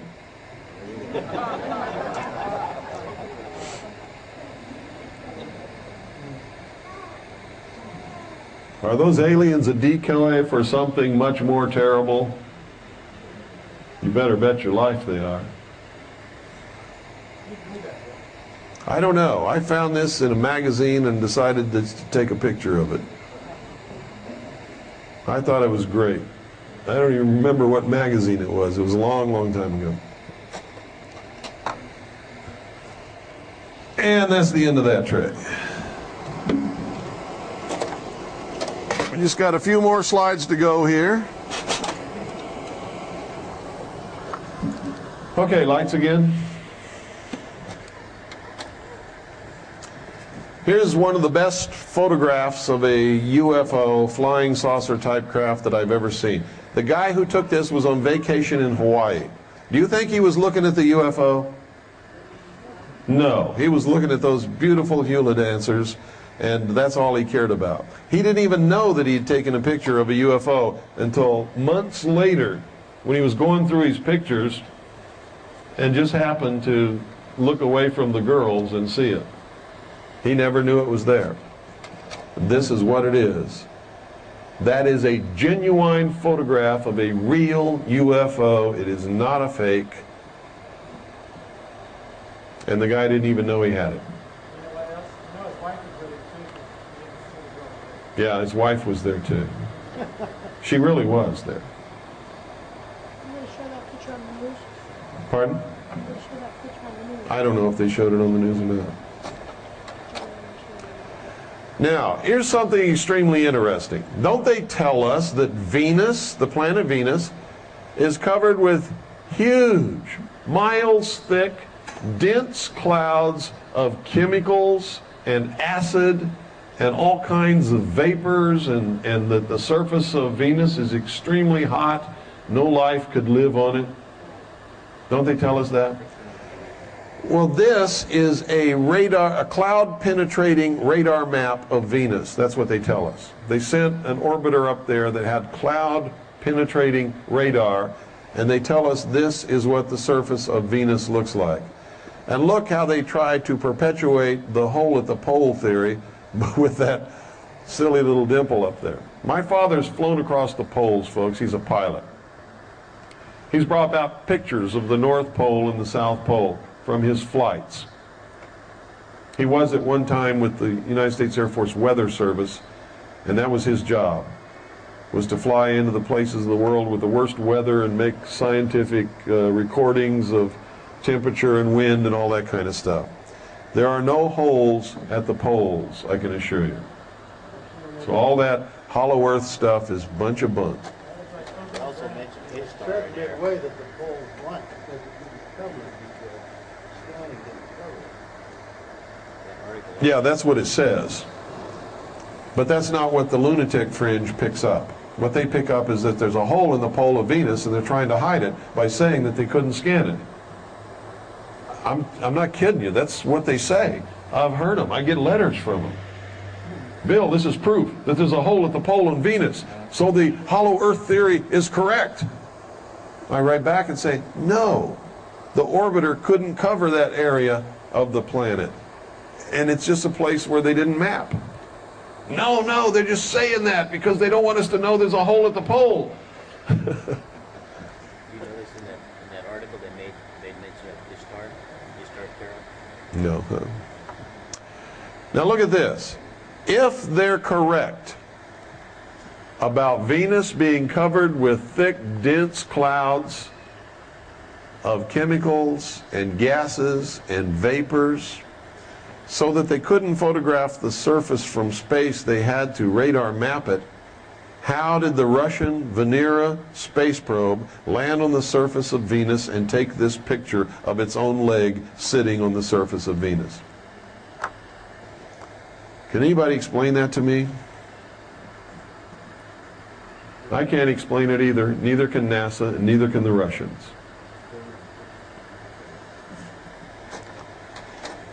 Here's another, two views. The surface and portions of the lander taken by the lander on the surface, and the radar mapped image of the supposed surface of Venus. This is Neil Armstrong stepping down upon the lunar surface for the first time. Anybody tell me who took that picture? Anybody here? Tell me who took this picture? Official NASA photograph. Nobody was on the moon. Who took this picture? Official NASA photographer. Well, you were right. It's an official NASA photographer who took this picture in a studio somewhere in the Mercury test site of Nevada, where they made all of the damn pictures. Also goes back to the theory of the compression of his body weight. The more oxygen water. Check this out, folks. This is really hilarious. Folks, all of the light on the moon comes from one source, doesn't it? The sun, right? How come the whole surface of the moon isn't equally illuminated? This is a studio photograph made with spots. Look at the shadow where the guy's taking the picture. Now look again, look here. Look directly in the center of his faceplate, you'll see the other astronaut. There was only two of them. The other astronaut supposedly took the picture. If you blow that up, you'll see he has no camera. No camera whatsoever. Why is this shadow? You can also see the shadow in the faceplate going toward the astronaut who supposedly took the picture, who's directly in front of him, and you can see his shadow on the moon going somewhere else, which means the picture in the faceplate is artificially inserted.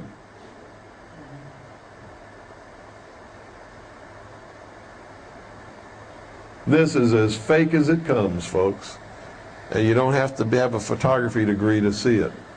I'll tell you something else about the moon. In space, the sun and the stars are so bright, ladies and gentlemen. Illumination is even over everything. There are no dark and light except in shadow. When they did this, they had no latitude in the best film that we could produce. Exposure had to be perfect. So if those cameras exposed to see detail where the light is hitting, you would see absolutely nothing in the shadow because the film had no latitude. If you exposed to get some detail in the shadow, all of the places where the light hit would be totally washed out. You wouldn't see anything. It would be overexposed. This is a studio shot made by a professional photographer who set up the lights so that he could get an even exposure and detail in the light and the shadow. Yes? You got to talk real loud.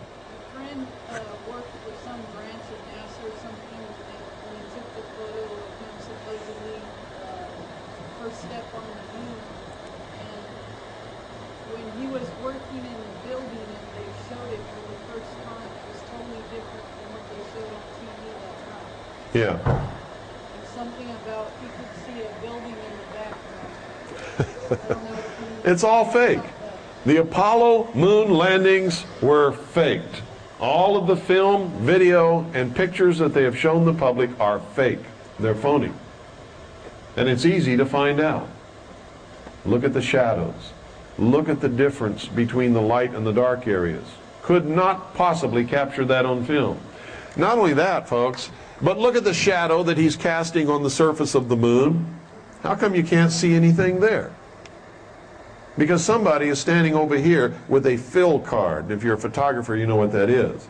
It's just a white sheet of cardboard that reflects some of the light back into the shadows of the astronaut, but they're not bothering to reflect any down onto the shadow that he's casting from the spotlight behind him onto the artificial ground that they've got there. What do you think is the most that has really been accomplished in terms of spaceflight? I have no idea. But they didn't accomplish it the way they said they did, if they've accomplished anything, or with the vehicles or the spacesuits that they say they've accomplished them with. Have you seen orbit our planet? Yeah, we can orbit our planet. But with the vehicles that they say have gone to the moon, they couldn't even get through the Van Allen belt. That's what I want. The Van Allen belt is so radioactive that those craft that they say they went to the moon in do not have enough protection to shield them from that radiation. Period. Besides, the temperature up there is hot. You better believe it. 2,500 degrees. Van Allen. You can send unmanned vehicles anywhere you want, yeah. 500 miles. The problem is getting a man out there. The problem is just getting a man through the Van Allen belt that surrounds the Earth without making crispy critters out of them from the radiation. Right. Aviation Week and Space Technology. This was November 21st, 88? This is the text page of an ad that appeared in there. An Amoco ad about oil. There's nothing in this ad that would suggest that the facing page, a part of this ad, would be this cute little fellow. We called Amoco and we asked them, where'd this come from? It's a neat ad. We really like it. We want to compliment you. Where did you get the model? Oh, it's a 12-inch high statue that we had an artist make. But it's not. This is not a photograph of a 12-inch high statue, even though they say it is. And I'm going to show you why. If anybody that wants to can get up there as close as you can see hair. You ever seen the hair on a baby's butt? Real fine, silky hair, almost microscopic. Go up there and look. It's on his neck. It's on the neck of this thing, the same hair.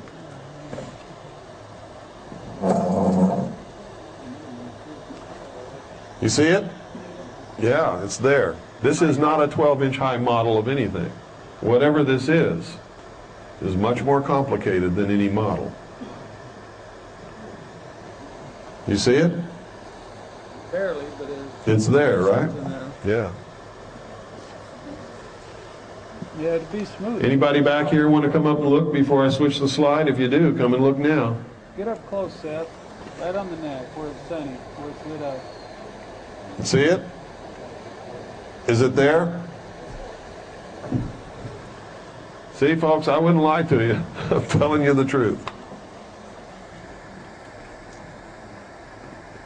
Let me ask you again. Was it there? It was there.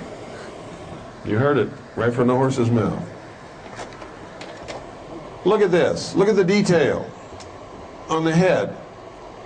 Look at the moisture in the eye. Look at the folds of the eye.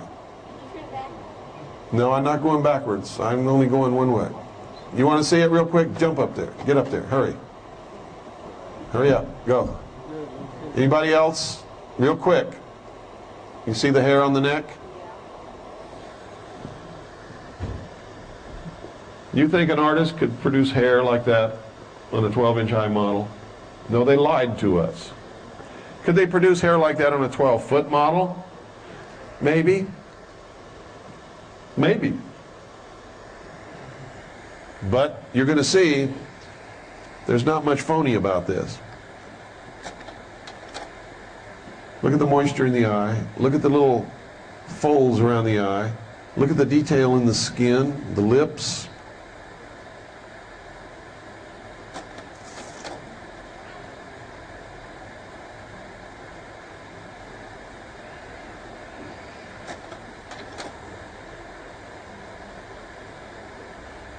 Look at the creases on the neck.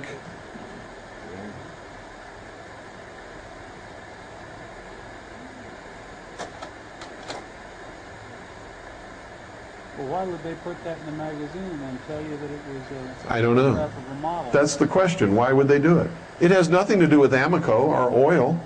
Why is it even in the ad? It has nothing to do with the text on the page that I showed you. If you read it, it had absolutely nothing to do with it. They just put it in there. Look at the moisture and the mucus inside the nose. Look at the lines and the bags under the eyes. Now, if I had to make a bet, folks, I would bet that this is something they created in the laboratory and it's alive.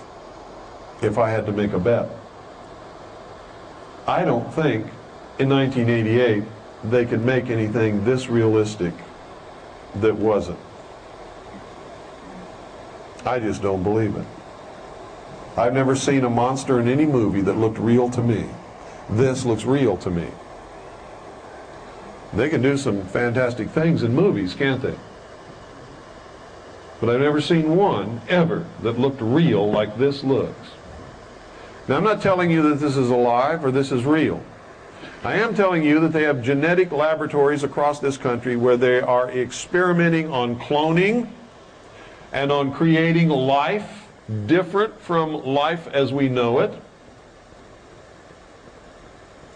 and where they have been experimenting on the human genome to identify all the genes, I also know that all over this country there have been mysterious cattle mutilations where portions of cattle have been taken in the middle of the night, mysteriously, and some of the things that have been taken have been cows' eyes. Does that look like a human eye? No. Does it look like a cow's eye? Sure looks like a cow's eye to me. Is it? I don't know. And I'm not saying that it is. I'm just saying this is really weird.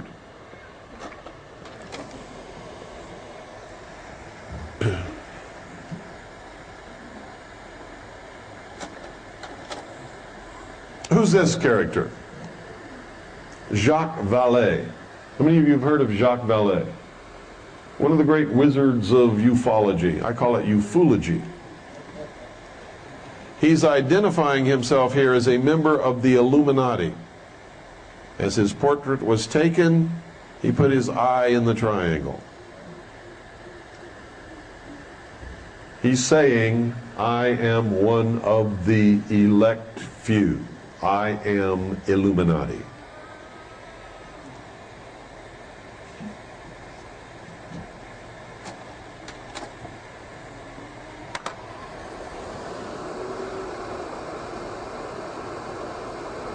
Oh, this is Dr. Kurzweil, Stephen Kurzweil. He called me up one time and said, Bill, you're never going to believe this. I said, well, first place, tell me who are you? I don't even know who you are. He said, I'm a dentist, or excuse me, a doctor in New York City. And I was recruited by Bud Hopkins, who's one of the so-called well-known abductee researchers who writes books about this stuff,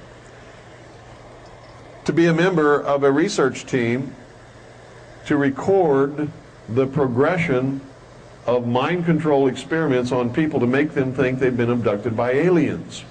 And the guy that recruited me is Bud Hopkins, who's identified himself to me and shown me his identification as being an agent of the Central Intelligence Agency. And I said, well, are you going to do it? He said, well, I already did it. And when I saw how these people were being treated and then just dumped out in the street, not knowing what happened to them, and having their minds all screwed up by these people, I objected, and now they're trying to take my medical license away. So he sent me all the paperwork for the Medical Board of New York City and all this kind of stuff, and the testimony and everything. And I investigated it, and I sent a whole stack of research that I had to the medical board and sent them a copy of my book. And we managed to save this man's license and prove that Bud Hopkins is a member of the Central Intelligence Agency. And there's Stephen Kurzweil's affidavit. And this is all on record in the state of New York for anybody who wants to investigate it. Read that. It's incredible. And it just verifies what I wrote in my book, that everybody at the top of the pyramid in the ufology movement are all Central Intelligence Agency operatives, including Stanton T. Friedman, Bruce Maccabee, who has already admitted after I named him as a CIA agent, and everybody said, Bill Cooper's full of crap, he's calling everybody CIA. Bruce Maccabee then admitted that on a regular basis he gave briefings to the higher echelon of the Central Intelligence Agency on what's happening in the UFO movement. John Lear has admitted that he has been a member of the Central Intelligence Agency for most of his life, flew drugs for Air America in and out of the Golden Triangle in Southeast Asia, and still works for a CIA proprietary airlines based out of Las Vegas, Nevada. And on and on and on and on and on. I could go on and on and on. It's incredible.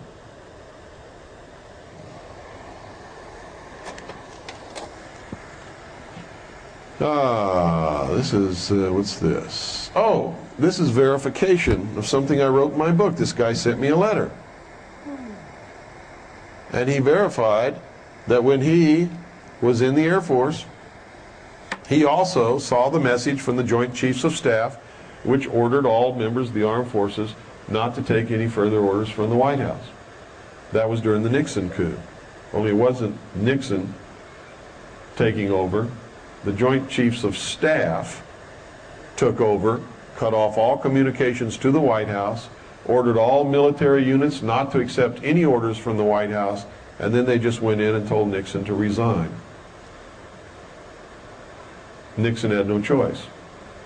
He couldn't even call up anybody to help him, because who controls the communications for the White House? The military. I was the first one who told the world that that had happened. There's another guy who came out and told his story. It's in my book. That was Randall Terpstra. And then I got the letter from Mr. David Jones here, and it's signed by 2 witnesses down on the bottom, that he saw the same thing. And since then, there's been others who've come forth.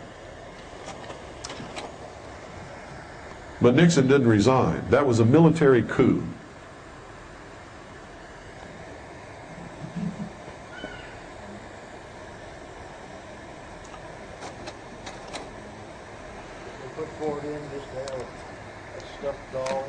Yeah.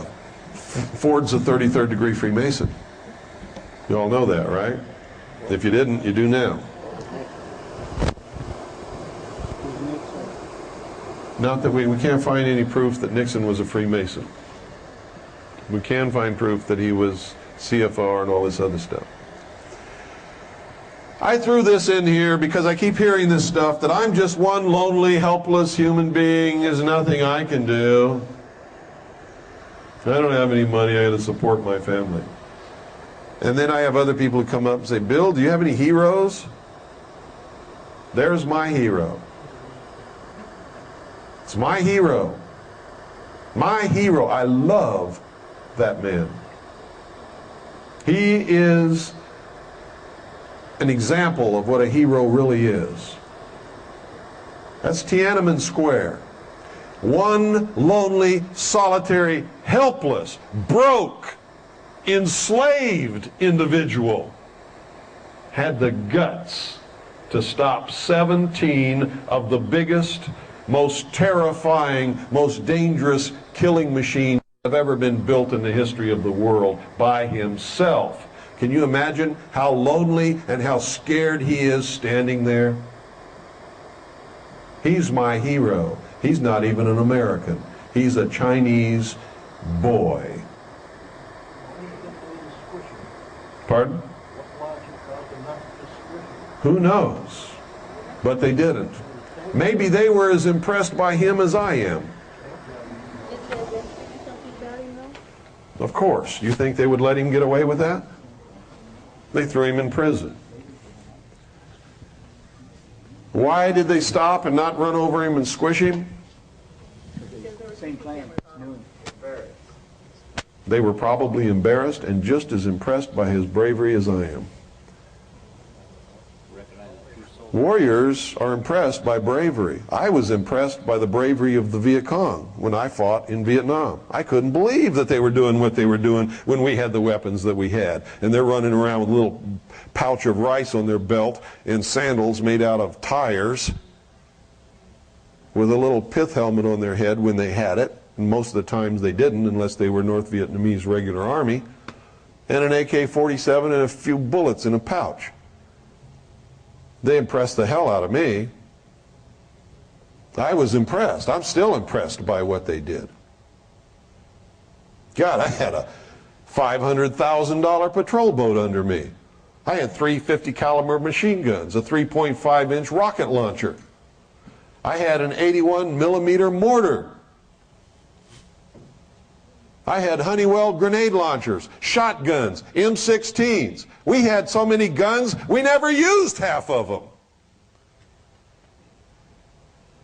And these guys are running on, taking us on at close range on a riverbank with no protection whatsoever.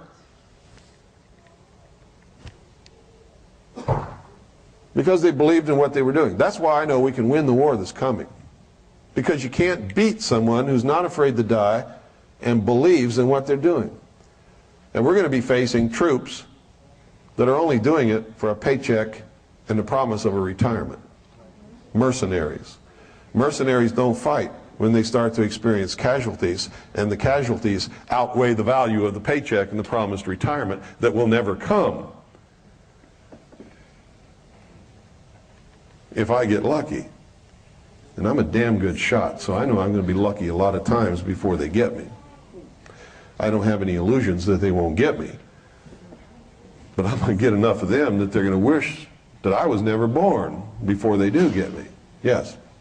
Do you think Ho Chi Minh, I've always kind of admired him, but do you think he's part of the plan too? You think he was a game player, or you think he was really someone who was squeezed out? Ho Chi Minh would have been on our side if we had not snubbed our nose at Ho Chi Minh and had not done what we promised him. See, we promised Ho Chi Minh during World War II. He fought with us against the Japanese. We promised him that we would help him liberate his country and that they would be a free country, have their own elections and their own government. We double-crossed him and gave it back to the French. And he said, screw you, I'll get help from wherever I can get it, and I'll be whatever gives me that help. And Russia said, we're yours. What do you need? No, he didn't ask for much. He wanted to be free, just like me. Just like me. That's something we never understood. What the hell were we doing there? Had nothing to do with the Constitution or freedom or this country. Nothing at all. Had to do with big business and world politics between nations and deals we knew nothing about. We were just cannon fodder. That's all. Cannon fodder. And some Vietnam vets get mad at me about that. But you see, I'm a Vietnam vet. I can say whatever the hell I want. I was there. I fought. I earned my right to talk about it. We were lied to, misused, and abused. If you want to pretend that what we did was heroic and wonderful, you go ahead and do that. Me, I don't like lying to myself. It's just not true. Most soldiers who ever fought in the history of the world were used, abused, and were cannon fodder, thinking they were doing the right thing. We all thought we were doing the right thing. We had noble aspirations when we went. Like I told you before, nobody sets out to do wrong. They believe in what they're doing, and they wouldn't be doing it. That's right, we were all young boys, stupid young boys. Me, about as stupid as they get. Yeah. This is what? I need lights off. This is introduction to the initiating group. Let me see, what is it? Oh. This is from the RAND Corporation. It's about a colloquium that they got together to do, the greatest scientists in the country, in cahoots with the United States government. And they put together from May 13th, 1958 to April 25th, 1959, the proceedings of the Lunar and Planetary Exploration Colloquium. It lasted for a year. And it was sort of organized and overseen by the RAND Corporation. Proceedings of Lunar and Planetary Exploration Colloquium, this is from October 20-something, 1958, Volume 1, Number 2. I have stacks and stacks of volumes from this. I just want to show you a few things. Isn't it strange that they tell us that they're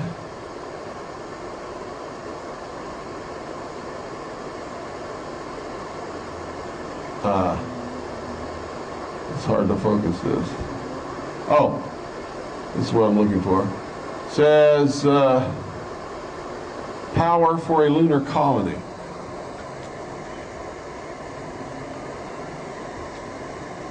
Where to land on the moon.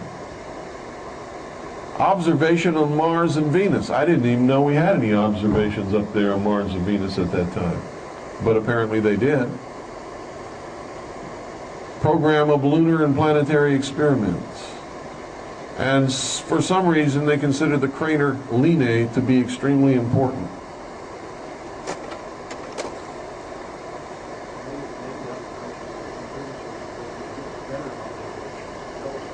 It could be.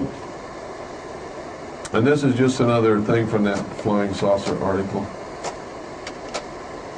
And that's it. One of the strange things I thought I had it in this slide tray, but I didn't. On one of the contents of one of these colloquium proceedings, they talk about the atmosphere on the moon, which is something they've always denied. But that group of scientists didn't deny it.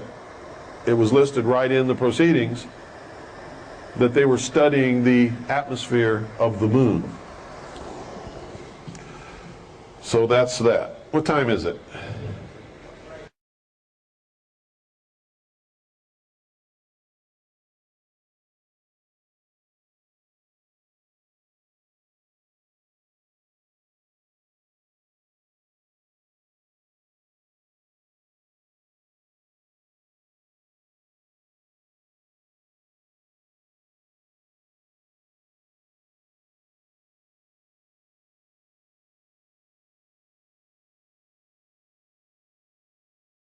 So we all need a break at this time, I think. Toast. The damn glue. Glue? The glue that viewed. Oh, yeah, yeah.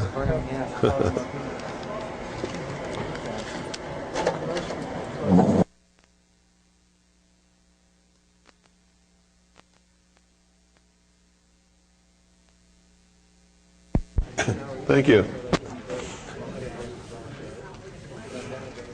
Okay, now I'm going to give you a choice. There is no limit to how long we can keep this room. I have 2 videotapes, one of which we're going to end with. Both are 2 hours long. Let me tell you what they are. But before we start, I'm going to let you ask questions if you want for a little while.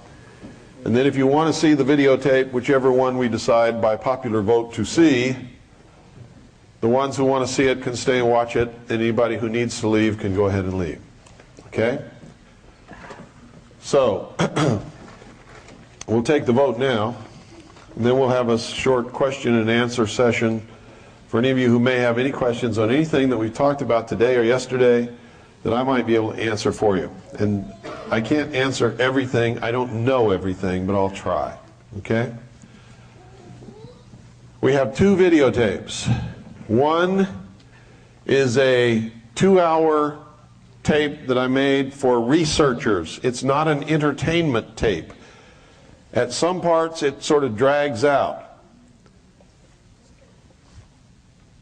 because it's to give information to researchers who want information about Area 51. It's called Project Red Light 2. You saw a part of Project Red Light. Not the whole thing, but Project Red Light 2 is the second one that I made about Groom Lake and has an awful lot of essential footage in it for people who are just interested in researching Groom Dry Lake. Has a lot of videotape of the craft in flight, both at night and at the end, one huge craft that you saw at the beginning of Project Red Light 1, hovering over the desert and actually moving off into a cloud. It's a different filming of the same craft at a different time, under different circumstances, but it's the only footage like it of its kind. And you'll see the whole area. You'll even see Groom Dry Lake. Yes, baby. You'll even see Groom Dry Lake filmed from the top of what we call Whitesides Mountain, which the Air Force has now... Yes, baby. Hi. Want to say something? Hi.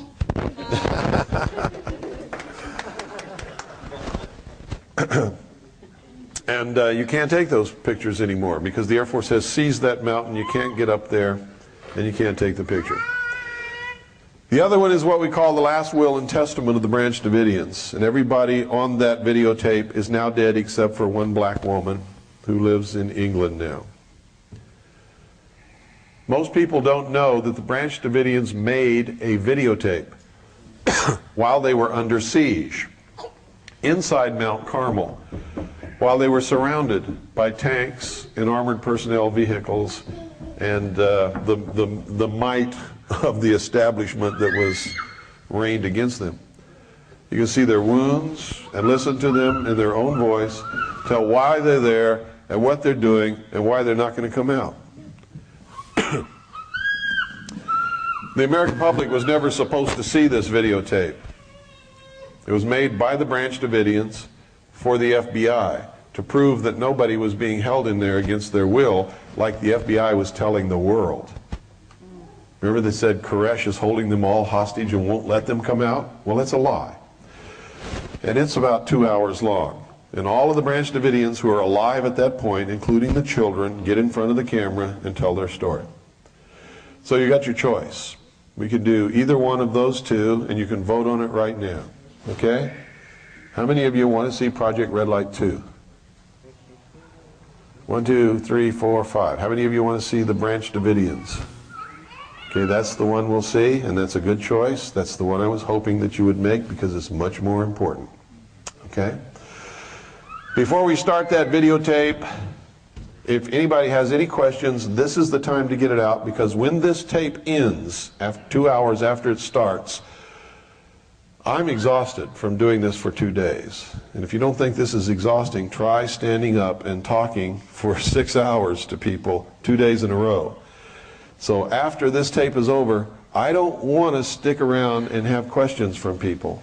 What I want to do is take my family to dinner and go to bed, because I have a long drive tomorrow, okay? So I don't mean it as an insult or a slant against anybody, and I'm not brushing you off. What I'm telling you is true. I'm really tired, okay? And I have problems with my legs anyway. So if you have questions, let's get them out now. I'll try to answer them to the best of my ability, and then we'll go to the tape. Yes, in the back.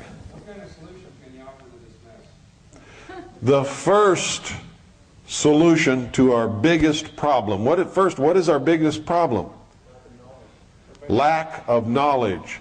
The vast numbers of American people are ignorant. They don't know what's happening.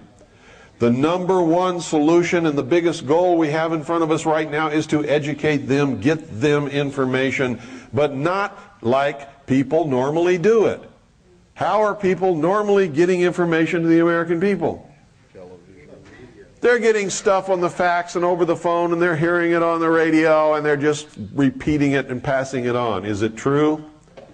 95% of it we have already proven we know is false. That's got to stop. We have to educate them with the truth.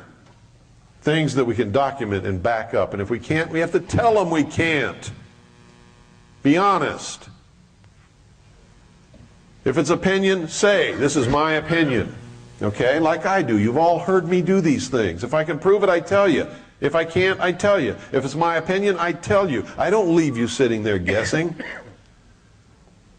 And you shouldn't do that to other people either. And if you get something, if you don't know it's true, don't pass it on. Period. Don't do it. If I can verify things, so can you. I'm no different than you. I'm one lonely, broke, solitary human being with a family that I have to support. I'm no different than anybody. My brain is no bigger. Okay? Whatever I can do, you can do. Somebody tells you you can't do it, laugh at them and point to me.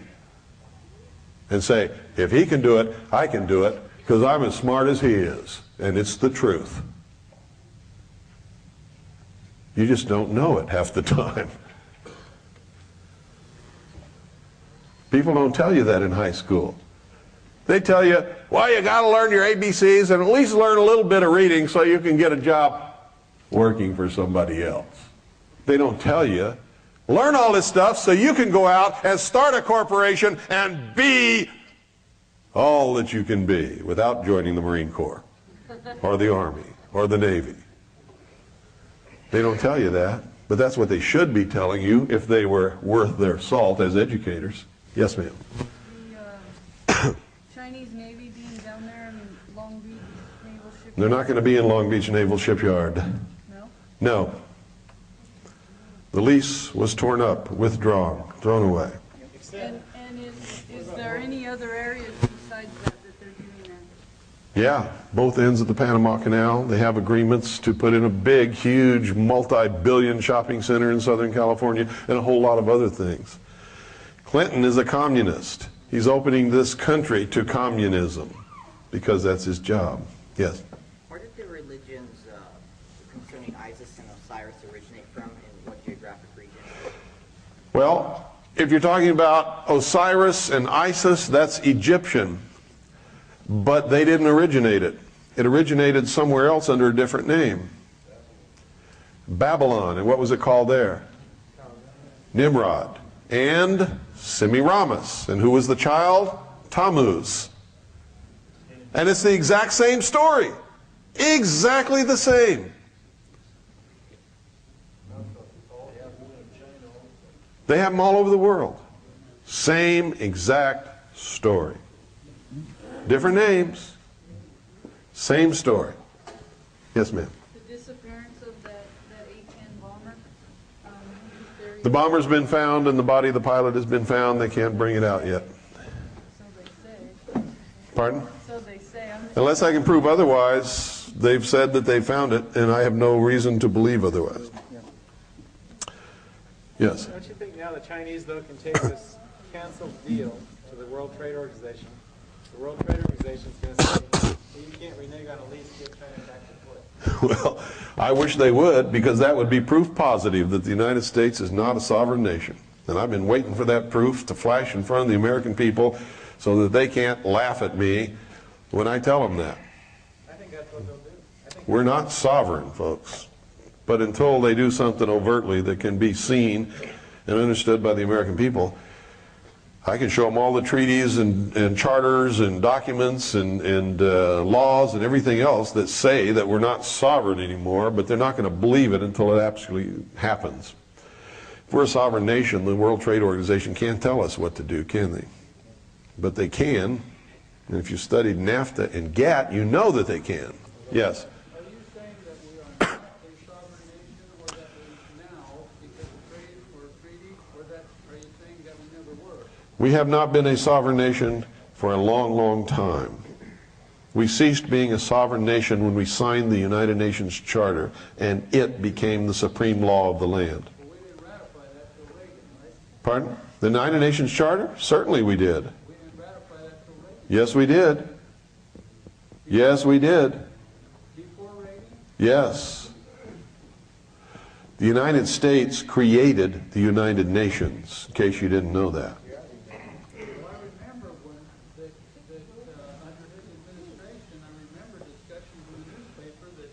No, you're talking about United Nations resolutions. The United Nations Charter was ratified in the 50s by the United States Senate. Yes, sir. Do you have any knowledge of the process which levitates the flying saucers and what fuel they're using to power them? No. All I know is it's something to do with electromagnetic force, whatever that is. It probably has an awful lot to do with an awful lot of patents that Nikola Tesla applied for and obtained many, many years ago. Yes, sir. In one of the last chapters, the last chapter of 2001, about Lucifer's star rising. Uh-huh. Talk about that. Why is that put in there? What are they alluding to? Besides the very obvious. Well, Lucifer's star rising. Well, let me, gee, I hate to get into that because it's a whole other lecture altogether. In fact, I'd rather not, because it'll take up an awful lot of time, and we don't have all of that time. Yes? One of my big concerns, while I understand what you say about militias, I am concerned with affiliating myself with people that either don't have all their brains together or could possibly be infiltrated by government agencies. So how do you organize yourself with people who are wise enough to follow your advice about militias? Well, that's a tough one, because people being people, you can't always be sure of anything with people. We've all learned that in our life. People will tell us something for 6 years and then prove exactly the opposite the next day. You know? And how many of us have been married to people or have been in a personal relationship with someone we thought we knew, and then all of a sudden we find out it's not the person we thought they were at all? How many times has that happened to all of us? How many times have we been betrayed by a best friend? There is no certainty of that. What you have to do is bring the militia into being and then educate, educate, educate, educate. Uniform Code of Military Justice, Constitution, the laws of the state and the nation. Spell it out. Make them understand. And anyone who doesn't understand or demonstrates they want to go contrary to the law and the intent of the Founding Fathers in the formation and the organization and operation of the militia, you have to say, you're out of here, bud. And if the rest of the membership goes against you, then you have to get out of there. Because you can't be a part of something that's not right, that's not lawful, that's not constitutional, with a bunch of people who might do something stupid like these assholes down in Texas who have now taken a hostage and shot somebody. I forgot to tell you, they shot the guy in the shoulder. Stupid! These guys have sealed their fate. They're going down. And ain't nothing in the world can stop it from happening. Because they're wrong. And no one can support them when they're wrong. Yes, ma'am. Do you feel that the flooding in the Midwest that's going on right now and they're evacuating people, are they in there to take weapons and put people in camps or what? No, it's really flooding. It's really flooding in the Midwest. They're really losing their homes. They really need help. No, it's not a scam. It's real. If you don't believe me, call there. And if you can get somebody to answer a phone that's 3 feet underwater, you'll find out. It's real. Tied in with that is I hear things about the HARP system where they can control the weather and knock your cars out and communication. Yeah, but see, here's the thing I'm trying to get across to you. You hear these things. When you hear them, why don't you turn to the guy or the girl who tells it to you and say, can you prove what you just told me? It's radio stuff. It doesn't matter. You can call that radio station and talk to that person. Say, can you prove what you just said on the radio? Well, then why are you saying it? I've heard it in a couple of forms. One was from a guy that worked on the system. The HARP system. Did you give it any credibility? Give what credibility? The HARP experiment is there. It's an experiment. Nobody knows what it can do because it's just started. They've only turned it on twice that I know of to conduct atmospheric tests with people who have ham radios to see if they could receive the signals that they were transmitting from the Alaska HARP site. HARP is designed to heat up the ionosphere and create a lens effect. They don't even know what it will do. They have some theories. They have told us what their theories are. If they're telling us the truth, it won't do anything harmful. But they don't know what it will really do, and neither do we. We know that they're fooling around with Mother Nature, and they're changing the nature of a layer in the atmosphere by heating it up to create a lens effect whereby they can transmit radio signals and other things to places where they normally couldn't do it much easier. This is what they tell us. But if you heat up the atmosphere, what are you affecting automatically, whether you want to or not? You're affecting the weather. So we know that whether they intend to or not, whether it's their purpose or not, they're going to have an effect on the weather. That's scientific fact, and you don't have to be a genius to figure it out. If they heat up the atmosphere, it's going to change or affect the weather. Is it going to be a big change, a big effect, or is it going to be minor? We don't know, and neither do they, because the experiment has just started. And all this stuff you're hearing people say is bullshit. They don't know what they're talking about. They're the fearmongers.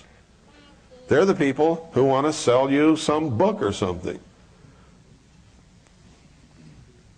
It's crazy. Somebody asked me, not somebody, counting yesterday and today, about 50 people have asked me about Val Valerian. How many of you have heard of Val Valerian? How many of you have heard of the Matrix? Well, somebody is in here because somebody in here asked me about it. I got the answer I was looking for. Okay. Val Valerian, when he wrote The Matrix, was a captain in the United States Air Force Office of Special Investigation Counterintelligence Division. He's a close buddy of John Lear, who is an operative of the Central Intelligence Agency. Together, they wrote The Matrix. Now, what does that tell you? What does it tell you? Disinformation. What was the subject about? Oh, man. What a question that is. And then they wrote a whole bunch of other ones. Val Valerian was transferred from Nellis Air Force Base to Washington State, where he still publishes Matrix 2, Matrix 3, Matrix 4, and all that kind of stuff. And it's full of crap. The rule is this: don't hear something and go ask somebody else if it's true. You do the research and find out. And if you're too lazy to do the research, quit listening to the crap. Or else become a Looney Tunes, listen to it, believe it, and do whatever you want, but don't come to my seminars. Yes, sir. One thing I think was in Tex Mars. And folks, when I say this, I don't mean anything personal. I'm not trying to hurt your feelings. I'm trying to get us into reality. That's all. Yes.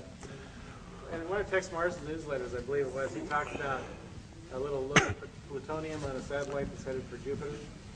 And some scientists think that the plutonium could ignite the atmosphere and create a new sun.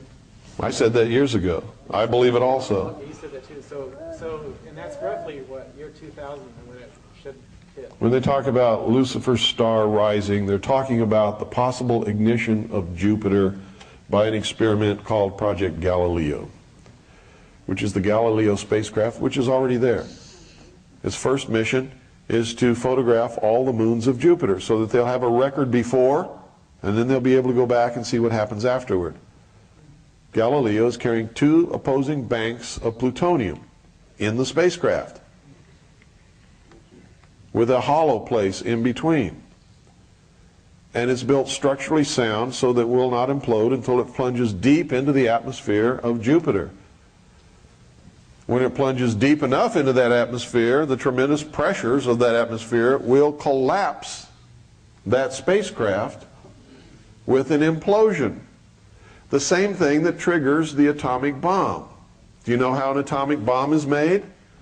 2 opposing banks of plutonium with an explosive around it. Hi, baby. Ignited to implode with equal pressure from all points.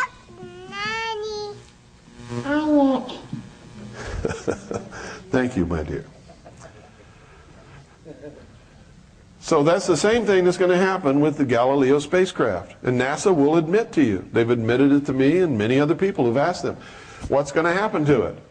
Well, after it photographs the final moon, which is Io, closest to Jupiter's surface, it will go into a decaying orbit around Jupiter. And around December of 1999 was the date they gave me, it will plunge into Jupiter. When it reaches the depth where the pressure is great enough, it will implode, driving these 2 banks of plutonium together, and it will create an atomic explosion. They should have your computer turned off that day, right? Yeah, absolutely. But here's the danger. See, an atomic explosion on Jupiter is not enough to ignite Jupiter into a sun.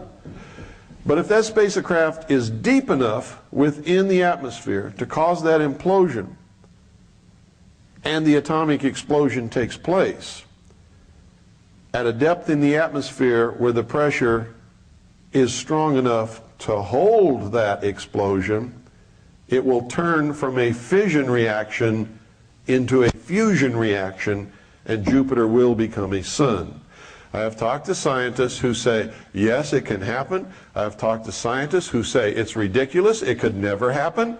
I have talked to scientists who scratch their head and say, I don't really know. I have talked to Arthur C. Clarke, who wrote the book about this really happening. And he said that when he wrote the book, NASA was extremely interested. Allison, stop. Come here, right now. Thank you, baby. I love you so much. Go with little Pooh. Go with Pooh. You got her? boy. Hey, you. Go with Pooh. Okay. Bye-bye. See you later. Arthur C. Clarke said when he wrote the book, he was grilled by NASA. Now, how do we know NASA's in all of this stuff? Look at the dates of the NASA programs, the landings on the moon, manned and unmanned. Compare them to the symbolism of the mysteries. And then take a look at old Kleindienst. You know who Kleindienst is? He was the man who was the head of NASA during the Apollo space program. Who is Kleindienst today? He's the Supreme Inspector General of the 33rd degree of the Scottish Rite of Freemasonry in the House of the Temple in Washington, D.C. How's that for a kick in the butt? Does that mean he's top dog in there? Or? Yeah. He's the big cheese. Yes, sir. Yes, concerning the people who are dealing with the obelisks and the reflecting pools, are these people behind this actually enslaved to this religion, or are they just using the symbology as a way to communicate? They're not enslaved to it. They believe in it. They believe that what they're doing is the best thing for all of humanity. It's their religion. And what is that religion? All of these things, the symbols, are just a way of expressing a metaphor.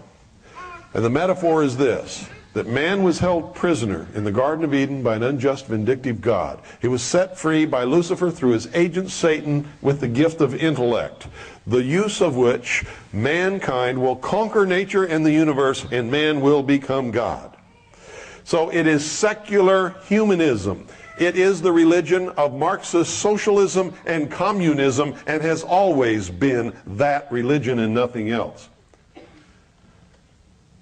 The enemies of freedom hide behind many different veils and occupations and names and organizations, but when you come right down to the very bottom of it, they are always socialist, communist, secular humanists. That is their religion. Always. The obelisk is the symbol of the generative force,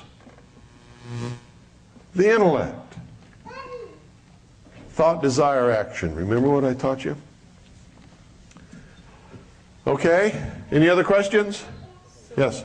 Okay, when we had the Apollo 13 disaster and the Challenger disaster, how widespread was the knowledge of being something was going? I don't know, to tell you the truth, but it would have been in the upper echelon. The very number of the mission would have told the initiates what was happening. It was the death of the space program, wasn't it? Never went to the moon again, or anywhere else for that matter. And a new NASA was born out of that event.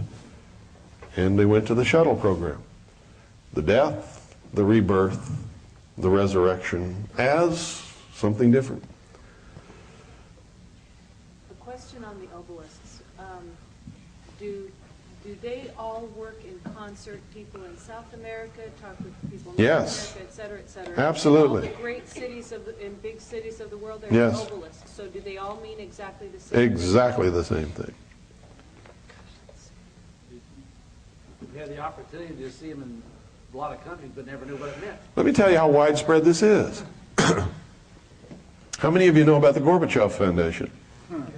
What is the flag of the Gorbachev Foundation? A green cross on a white field. What was the flag that Columbus planted on the sand on the first time he set foot in the Americas? A green cross on a white field. How about that?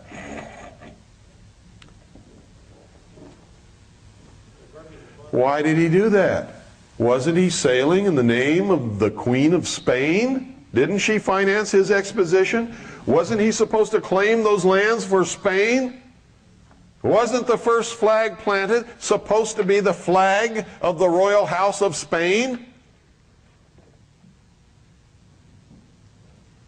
But it wasn't. It was the flag of the society which he truly represented, using the Queen of Spain's money.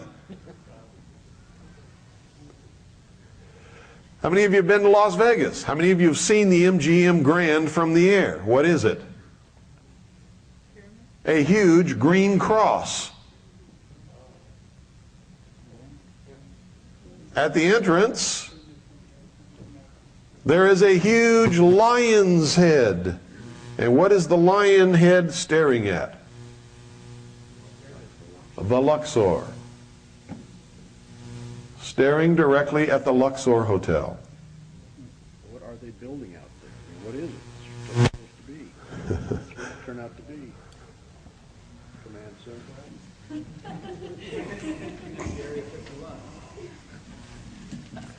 Yes, sir. What's your views on Borda killing himself? Admiral Borda was murdered. I mean, have you heard any more? Do you have any more information than that? I've got lots of information. We published the whole story in our newspaper. It might be over there. He shot himself in the heart twice. That's tough anyway, isn't it? Oh, it's really tough. And a military man would never shoot himself in the chest with anything, and especially a .38. Admiral Borda, if he was going to shoot himself, would have shot himself in the head with a .45. And he wouldn't have gone out on the lawn to do it. And he left supposedly 2 letters, which they won't let us see, because they weren't signed. You'll leave a letter for your wife, or you're not going to sign it. Huh? You leave a letter for anybody. Are you not going to sign it? You're going to type it up and leave it laying around? And then go outside, shoot yourself in the chest twice with a .38 caliber pistol? A career, lifetime military man? Not on your life. Admiral Borda was murdered. I don't know why he was murdered, but he was murdered. First, he was set up to be discredited, and then he was murdered.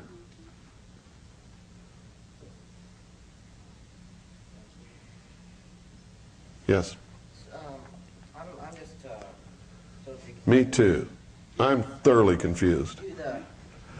do the people behind this, did they truly believe that there was a man of Osiris? No, these are metaphors. You're getting the symbology mixed up with the message. These are, you know what a metaphor is? There's your problem.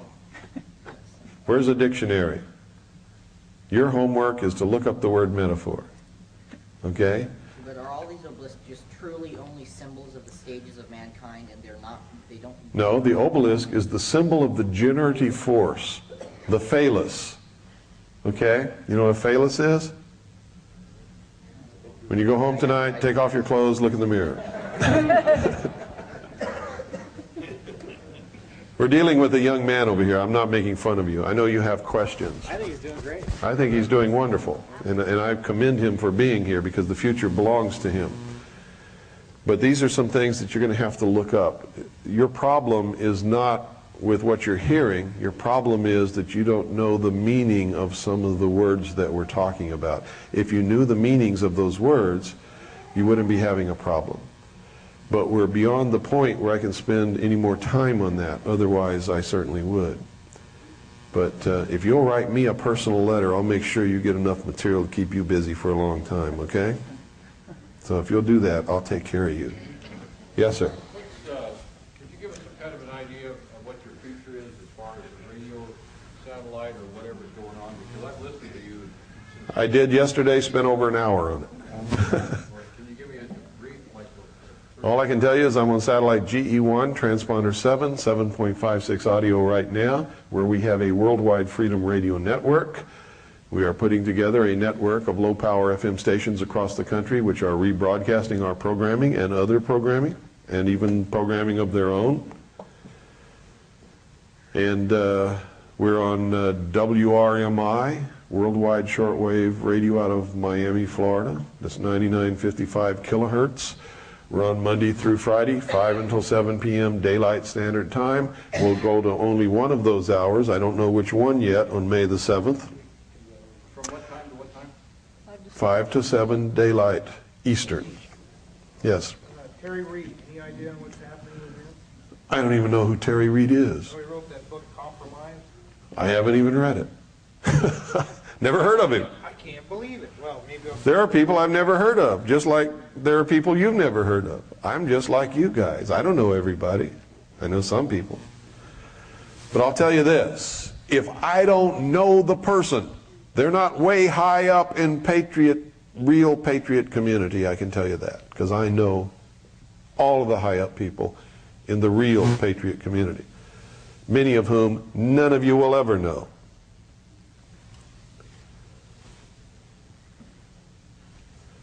Okay? But that doesn't mean he's not a good person or he shouldn't read his book. I don't know who he is, never read the book. Any other questions? Then we're going to start the video. One more, yes. What kind of support are you willing to accept, or what kind of support, how can you be supported from our community? What kind of support are you talking about? Whatever it takes. I mean, it's not cheap to run a radio station. No, it's not. If anybody wants to make a donation, they can make it out to the Independence Foundation Trust, which is the only trust that we have that can accept any kind of a charitable donation. And then the purpose of the trust is to save the country. Every penny that goes into that trust goes toward doing that, educating the American people. Okay? If you want to contribute to the phone uplink fund, to the satellite uplink for the Worldwide Freedom Radio Network, you can make those donations out to Harvest Trust. Those are different kinds of donations from the listenership of the network. If you want to contribute information, just send it. Don't ever call me and ask me if I want something. The answer is always yes. And I don't even care what it is.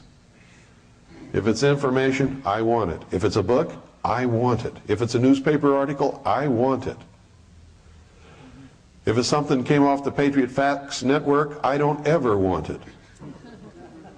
Never. Okay? Yes, sir. Is this entire program going to be on audio or video? It's on video. You can order it right back there. It's $45 a day. It's 2 tapes, 6 hours each day. And I think there's $5 postage and handling. If you want both days, it's $100, including postage and handling. I didn't set it up. I didn't do it. I'm just telling you what it is because you want it. See Doyle. He's the guy handling all that stuff. I came here by invitation.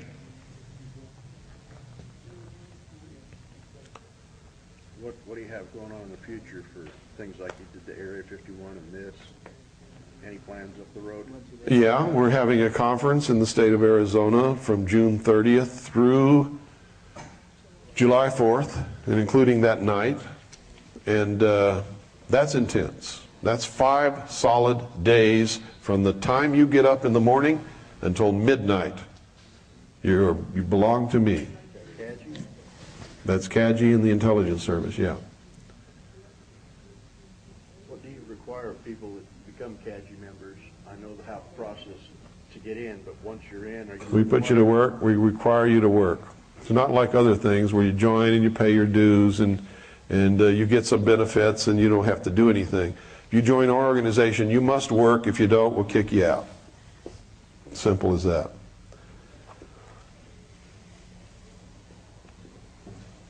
Our focus is something different. We want to save this country. We don't want to mess around. If you don't want to be a part of us, we don't want to mess with you. We don't, at the same time, mean that you're a bad person or anything else. We just don't have time for it. We want people who are committed, want to work, want to produce, want to do something. Who had a question back there? Yes, sir. Are the Native Americans being involved? Yes, I'm one. You're looking at one. I mean, all of tribes. Not all the tribes, no. You'll find on every reservation, amongst the Native American communities, there are two types of Native Americans. One is the traditionalist that loves freedom just like me and has been fighting forever to gain it back and keep it. Okay? Those of you who have read about some of those battles, you know. The other is the hang around the fort Indians. The hang around the fort Indians have been bought and paid for. They're socialists. They want their blanket from the government every week. They want their little paychecks so that they can go to Indian heaven, which is Walmart. And they want the government to take care of them. And they'll do anything to please the government, including ratting on the traditionalists and even killing the traditionalists or anything else they have to do. And yes, the traditionalists are with us, whoever we may be. The hang around the fort Indians, no. They're socialists.